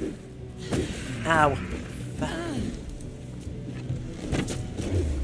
Wait, this is really reminding me of the werewolf design we saw earlier. Yeah, it is. And again, I am asking, why could these not be the friendly werewolves of Gerald of Wales? I can't believe I'm asking them to use Gerald of Wales. At least at the time, I'd be like, please don't do that, but... at least it's grounded in something. If it's Gerald of Wales, I can say, you know what? You looked at something. Yeah, I also Gerald of Wales' werewolves are nice. Like, there's stuff I wouldn't want from that section. Like, I don't want any of the bestiality, but the werewolves are pretty fun. Now, I for one feel like the horse fucking could really be something profound. So, that's one of the things that made it into the Devery series, and I still want to know why. In all fairness, I actually do lean into the idea that there might be something behind it. I'm not sure if it's exactly as Gerald describes, but I think that might be a situation where there might be some fire underneath that smoke. But yeah, it's one of the things where it's like, well, because I truly believe he would repeat this as slander, whether it was 100% slander or not, you can't. It's really hard to tell, like, okay, have you wildly misunderstood something? Or... Oh, this is the place from the trailer. This is. We'll find them out later. What are these visuals? What am I seeing? What are the lights? This place is. Oh fuck! This is it. This is the bit. Yeah, with the I dude want where to get was close like, enough to "That's that not a person to dude see that hanging there," person, but it because totally that is. person is something. We do need Johnny. Uh-huh. I just want to get better up to you to be able to get in up something around. Wait, didn't we see a letter with someone with that name? Who? Or did I imagine that? What? Setna, the name of the Yeah, which is that a? Yeah. Okay, that is a fully grown person. It's just that big. Johnny, are you in? Christ. Hop on in. Oh god, we really are doing it's Stonehenge Jesus. Welcome. See, I would reckon it's something even more egregious than Stonehenge, because they already did that anyway. What have they done? What do you think? I think it is Irish Göbekli Tepe. I don't know what that means, but it sounds like very bad news. Very early Neolithic / end of Paleolithic temple from ancient Turkey, like 6,000 older than Stonehenge. But it's specifically because they've got the standing stones within a wall structure, which is like only a thing at Göbekli Tepe as far as I'm aware. But then they've mixed it up with, you know, Stonehenge imagery because the British Isles. That is gloriously terrible. Thank you for sharing. Why do the amount of research necessary to know that exists? Oh, the puka's standing here looking cool. Because you need a different kind of, you know, Stone Age temple because you've already done second Stonehenge. Stonehenge underground. Also, here's our altar stone for using an aspect of Stonehenge that they didn't have, a site proper. Wait, how many human bodies are hanging from these? Are there more? One. Those are just bone bits, bone bits, bone bits, bone Okay, bits, yeah, bone so bits. human bodies and then more. There's one. bits Here's an actual full person. Rip. Ew. The person actually being sacrificed right this instant, sacrificed dear Jesus. Oh god. So we're up to 3 recent sacrifices and a dozen old, or more than a dozen older ones. There's so much weird, like... How was this not found before? uncritical, like, 1920s ideas about human sacrifice and occultism baked into these games, as far as, like in my very brief experience of them. It is... Oh god damn it, I got seen. Like, just, like... Ow. Every Rude. piece of, like, panic about pagan doing human sacrifice from the early 20th century has somehow made its way into these games. Also, everything prehistoric being quote-unquote Celtic in some fashion. Oh, don't. You always do this. Also, everything prehistoric Really, the is spooky. Ow. Which is also a pity because given that whole Irish thing with the Denhenicus, where all of these, pretty much every stone you come across has some tragic background. Yeah, exactly, like this canon spookiness. You could do a lot with the Isu with that because, like, the Tuatha Dé make their mark on the landscape in a very literal way. So you could really do some wonderful things with that, but they ignore that in favor of cheap shots. Generic spooky, second Stonehenge, etc. Second Göbekli Tepe. Got the big one. Yeah, that's better. Why they are just druids, as far as I can tell. Like, they are not actually, as from what we've seen thus far, an Isu cult of any kind. They don't really engage with that stuff. Nope. And I mean, even calling them druids feels like overstating the case because they have nothing to do with any historical druid cast that I can think of. And it's a pity because, again, you have druids in the 9th century, possibly. So you could do something with them, and you could do something with the Tuatha Dé as Isu, which is what I was kind of hoping for when this was announced, because you have a very rich material. It's almost like they're bedding themselves into knots to avoid the material. Yeah. We have literally just created a cult from nothing. From nothing but some bones and some atlas. Yep. And also, the idea of Assassin's Creed doesn't really work with the Druidic cult because this idea that they've insinuating themselves across all levels of Irish society, how do you do that in medieval Ireland? They weren't exactly subtle when it came to their blood feuds. A good question. Doesn't help when you are avoiding, any reference to the Order of Ancients and the Assassins in this DLC, so you can't even frame them as, like, a local counterpart to that kind of concept. Yep. Oh dear. Honestly, what I was hoping for was actually doing something with the Tuatha Dé being below Ireland, because you could really do something with the Isu being trapped below the surface of the earth. Like an Isu barracks you place beneath a Stone Age monument or something. Almost. For the Isu being beneath Bruna Boyne, because that's the Dagda's headquarters, it'd be a very logical location, and it still is big enough that you could have something underneath it. I mean, what did we find down there? A bunch of very modern materials that shouldn't be there. Some tungsten, probably. No, we found the druidic armor. That's what we found. Oh, yeah, we did.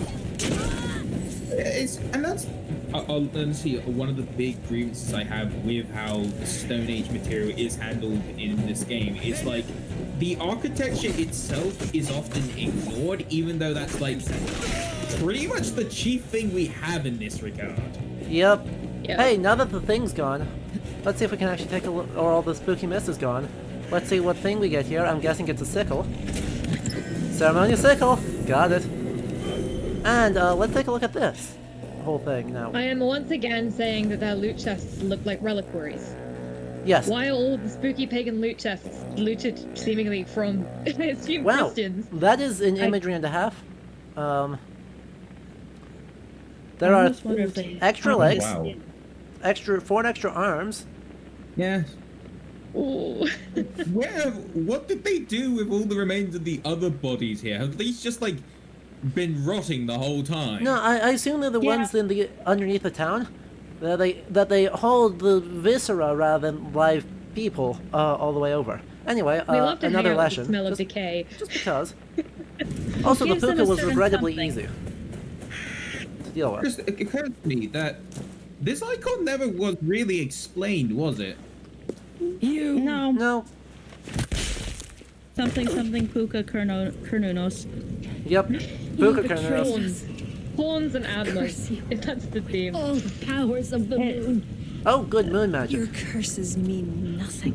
Oh, moon magic. Very, very historically attested. By the powers of the moon, I punish you. The curse is actually Sailor Moon. Also, did you finish that curse so it doesn't matter? Is dead. She Right? accused you of betraying the children. You drew back when we most needed your awful might. Who? What? How can this be? What? Deirdre warned me against them, but back then it seemed. Does she have awful might? Apparently. She used to be turns out she used to be a cultist. Why did you not direct me okay. to the wren? They only wanted to use me. Distrustful and secretive. I never knew their true names. Reformed anything cultist, about them. Lovecraftian. If anyone had Lovecraft bingo in here, A glen of check off great several beauty boxes. lies on our Even though road. we didn't make that bingo Find sheet, we me should when you're have. ready, and I'll confess my errors. Yep. Well then, Interesting. on that delightful note. Confess your errors, huh? Are we? Is that still lighting? Wait. What are we wearing? What is that? What? Cucullin. We're wearing Cucullin. Yeah. Oh, I've missed so much. Why are we wearing Cucullin? Because Mav had a hard-on for him that's survived after death. I really would like. Isn't? Why are we doing the same thing as Fate? I'm in the stream, Mom. Oh, you're back on the street? Yeah. Oh, okay. Say hi to your mom. Everyone. Hang on, I'll mute for a second. I'll be back. Hey, look at the sickle. It's so ceremonial. Yep. It is very shiny. I Awesome, like and it. thank you for coming on and explaining this, Johnny. This was wonderfully terrible. But I think with that, let's go back to Dublin, do final matters, and then sign off for the day. Thanks for having me on for this. I say, not entirely sure now. Uh-huh. I Sounds like that about the right. chat is excited that they heard my mum. I'm really that entire God, there sure is so much going on here. There's a lot. It's a rich tapestry. I'm surprised we killed the deer wolf so quickly. There's going to be more, I suspect. I suspect this isn't going to be the last we see. Yeah, like it's a pretty unique model. I'm like, I thought you would have kept that. Like when we were fighting it, and it just like it went into iframes and went away. I was like, okay, we're gonna find this thing like 3 or 4 times and kill it in the final fight. Oh no, I'm sure we'll be fighting more puka, eventually. Instantly, something that's annoying to me is that you have Ireland in contact with the rest of Europe at this time. You have this massive output of literacy and learning that's coming from Ireland. So the idea of Ireland being separate from the Assassin-Templar conflict, you should have people coming in and out of Ireland. It'd be a very natural thing to include, and yet it seems like they're bending themselves over backwards to isolate Ireland from it. They could have even had a sect of assassins and Order of Ancients have gotten to Ireland really early, and then were isolated. And then you get there like, oh, what the fuck is going on here? And you have that whole thing where Ireland's kind of like taken an idea and fucked off with it. Well, what I would have liked to have seen would have been different branches of the Assassins and Templars in each location, where each one does things differently, because that would have reflected more. And what I've been talking with Eleanor about over the years has been doing something where you have monks that are assassins and monks that are Templars and that hide things in manuscripts. But it'd be very... And then they all insist they're the real assassins. They're the ones that are actually liars. Yes. Like, make it the thing where Ireland's like, okay, we're doing this thing too, and then everyone's like, wait, what? What are you guys doing? Also, you guys are doing it weird.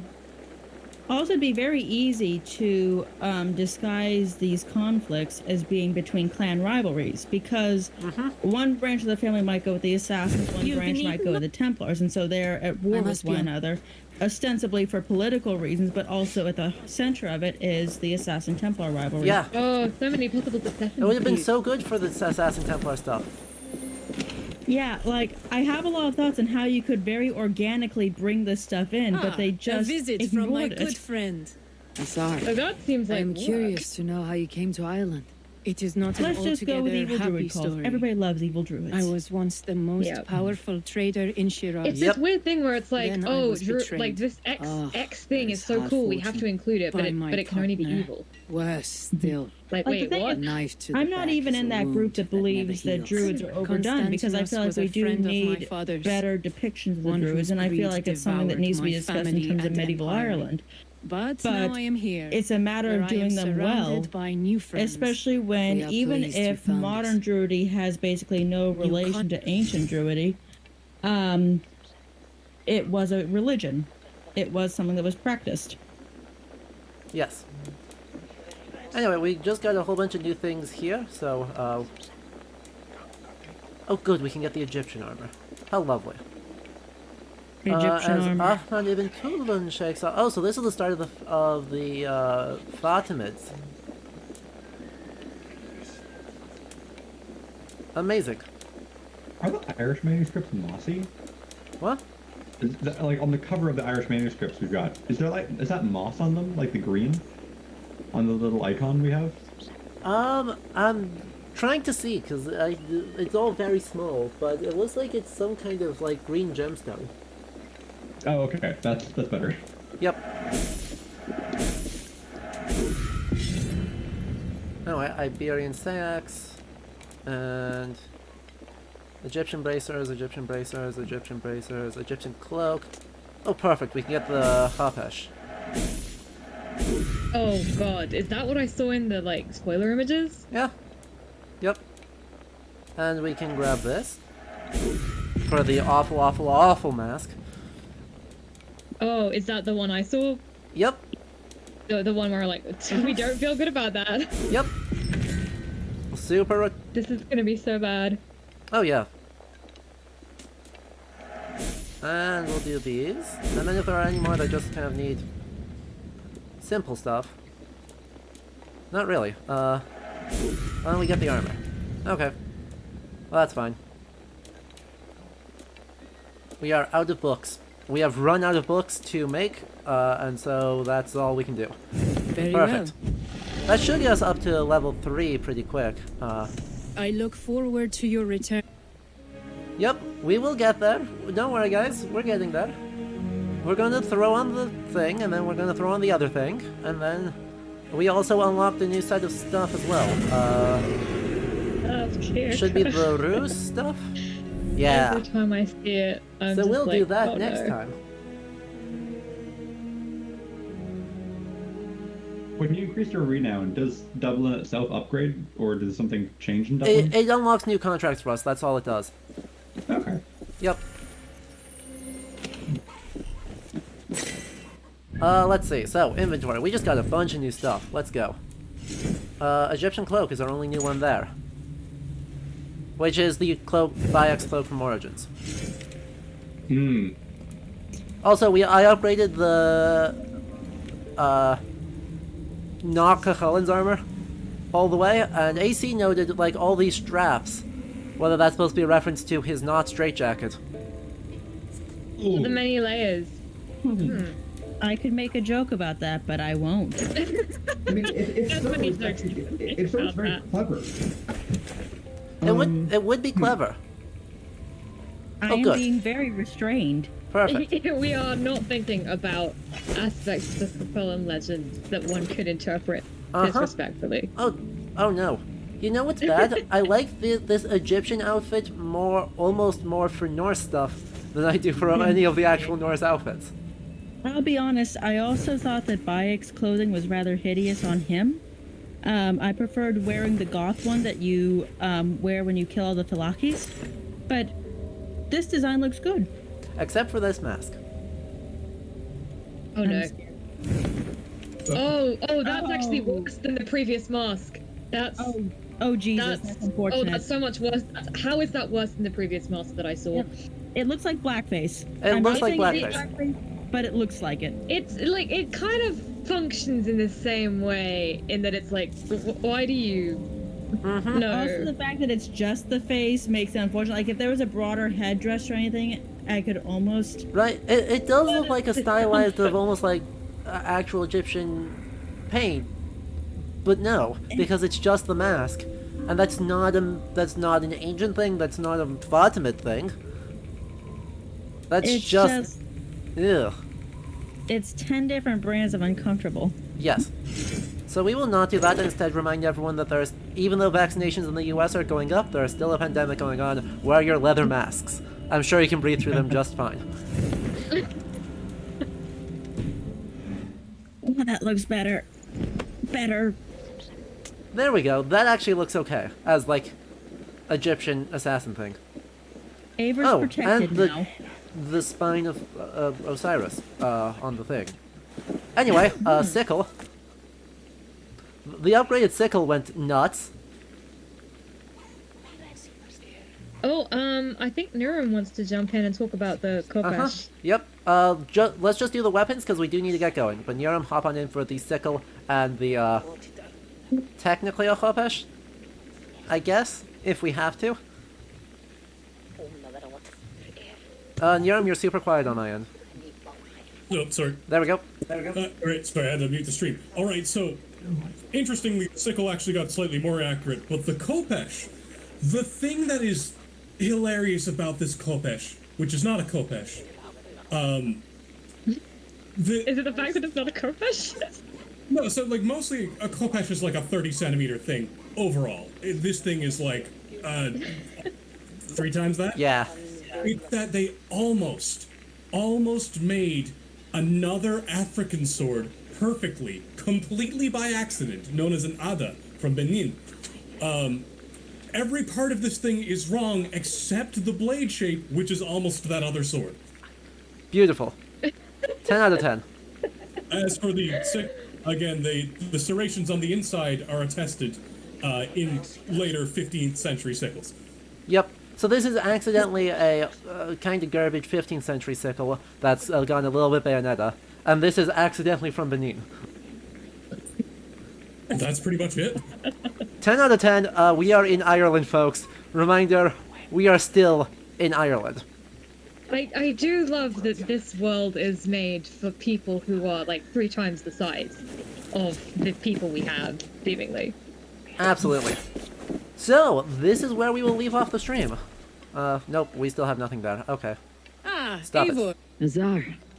Oh god, we have another cutscene. I'm so sorry, guys. We accidentally walked into a cutscene trigger. Such Oops. a loss is a badge of honor among the Norse. Anyway, we will Not talk for over me. Azar, because if you enjoyed told this one you more of my time, make sure partner, you do consider Constantinos. subscribing and letting us know Betrayal that you was liked not this, enough because for that is him. the best way I to thought support the Harry channel. to take all I had. His men beat me. It is, left me for dead. really helpful, They and I want to slew my thank all of family. our guests for coming on. Niram and I Daisy and survived. Johnny Not in and one Rachel piece. and Emmett I'm and Meg and sorry. Eleanor. I did not mean Yes, to we will be doing the pleasure. emote vote. You are my Sanity friend. check. Everyone in chat, how It you is guys are best doing. You know. Another time. We started off so good. Boy. Like, we had like 6 hours of solid, like, decent sanity. And honestly, it was better than I thought it would be. That was a lot longer than I thought came we'd into last. this with no sanity. And the thing is, even with all the absolute nonsense we encountered, there were still some really good things. Yeah. Like it's the choice for the kid to speak Hiberno English that like they got the right poems. The Irish letter was good. Yeah, it's when they started. It's exactly as we expected. It's when they started straying from the historical material, it got drastically worse. Yep. I do want to ask, did the Bitter as the Winter Night poem come up at any point when I was out? I don't think so. Not yet. Dang. Okay, I'll be very sad if it's not in the game at all. We give it time. We still have. We are like only about halfway through. Kitty. Yep. If even. There's plenty of time for it to show up. If Sorry. even. My eyes. There's still a lot of story left. It is 11:30 for me, so Yep. I'm gonna head out. But this has been, as ever, an honor to serve Yep. alongside you. Thank you. And, you know, if we want to do this again as a group, I am more than down for that. We have another half of a DLC, yeah. so we will talk, see what availability is, and if that makes sense. Yep. Awesome. Right, good night. Good night. Good night. If you guys want a second part, we can look at setting up a second part. I'd be down. Right? I make no promises, but it is a thing that is at least available. I'd definitely be willing to see how weird this can get. Uh-huh. That sounds about right. It sounds like it gets really off the rails in the second half here. I mean, we've killed the Cursed, who is kind of the one that we thought was going to be our massive boss here, so I suspect that there's going to be something really... Oh yeah, what was the Cursed thing? Because, right, the Puka was not the Cursed. The Cursed was the other person. The Cursed was like our arch-evil druid person. What was just another high druid? Setne? Yeah. So there's something going on here. I suspect that we're going to have a surprise antagonist here, and I'm going to be curious to see what we end up getting. Oh, it's the Abbot of Armagh. Look at that. Oh my... Look at the Catholic cards. It is. Yeah, it's the Abbot of Armagh. You know what? When we started looking at this, my brain was like, it's the Abbot. It's gonna be the Abbot, because like we know who, like the person who is the head of the order over in England, Sat, but based. Oh. I love it. I hate it. Despise it. And also...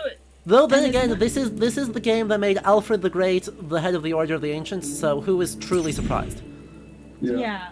And also, the more they get into the druidic stuff, the less interesting it gets. The most interesting stuff is when they're tied closer to the history and with the political stuff. Yeah. But the druids themselves that they ironically title it over, we don't know much about them. Yeah. There's not much substance. So the more it tries to do with that, the worse it's going to get. Anyway, there was one other thing I wanted to look at. What was it? Actually, I think that's it. Let's switch over to the other screen so I can pull up the emotes, and then we'll do a quick emote vote. Excellent. Let's see. I need to add some images to y'all. And the thing is very bad, but I just want to thank everyone who subscribed and who gifted subs. It is... I'm super grateful to everyone because that was awesome, and I appreciate that. Anyway, let's take a look at what some of our options are.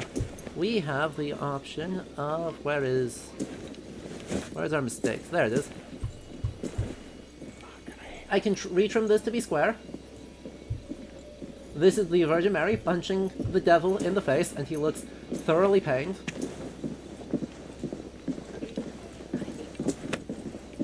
We have... let's see.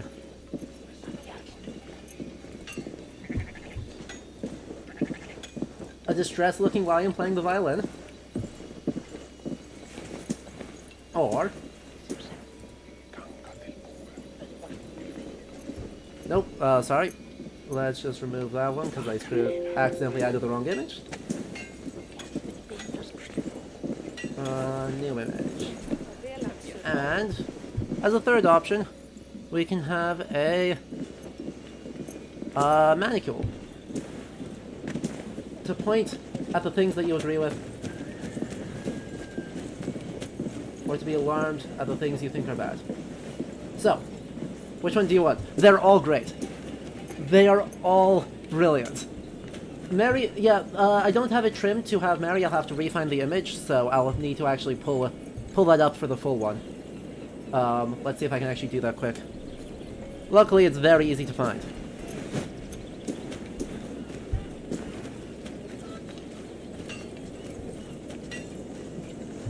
The full image is going to be too big for a regular Twitch emote, but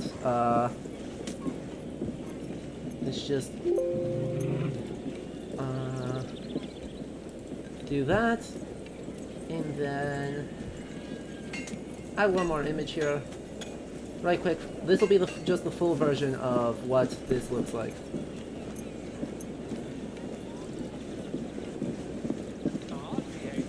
The full version of the image is that.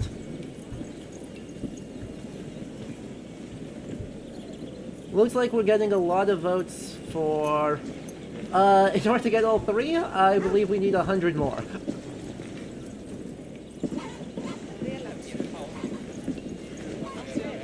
They are all brilliant. Yeah, we had... can you guys just quick spam 1, 2, or 3? 1 being the devil, 2 being the lion, 3 being the manicle. I think Mary is going to win out. 2, 1, 1, 2, 1. Plus 2 more 1s. 1. 1. We're getting good votes for all 3, which I appreciate, because they are all excellent. But it looks like 1 is going to win out here. Awesome, so I will cut this into a readable emote, and I will get that in as soon as possible. If you want to see all 3, there is a solution. Tell all your friends about the stream, and try and get people to keep showing up. Because if the other option is if we hit partner, we unlock a whole bunch of emote slots, and that's 75 average viewers. So, tell your friends about this.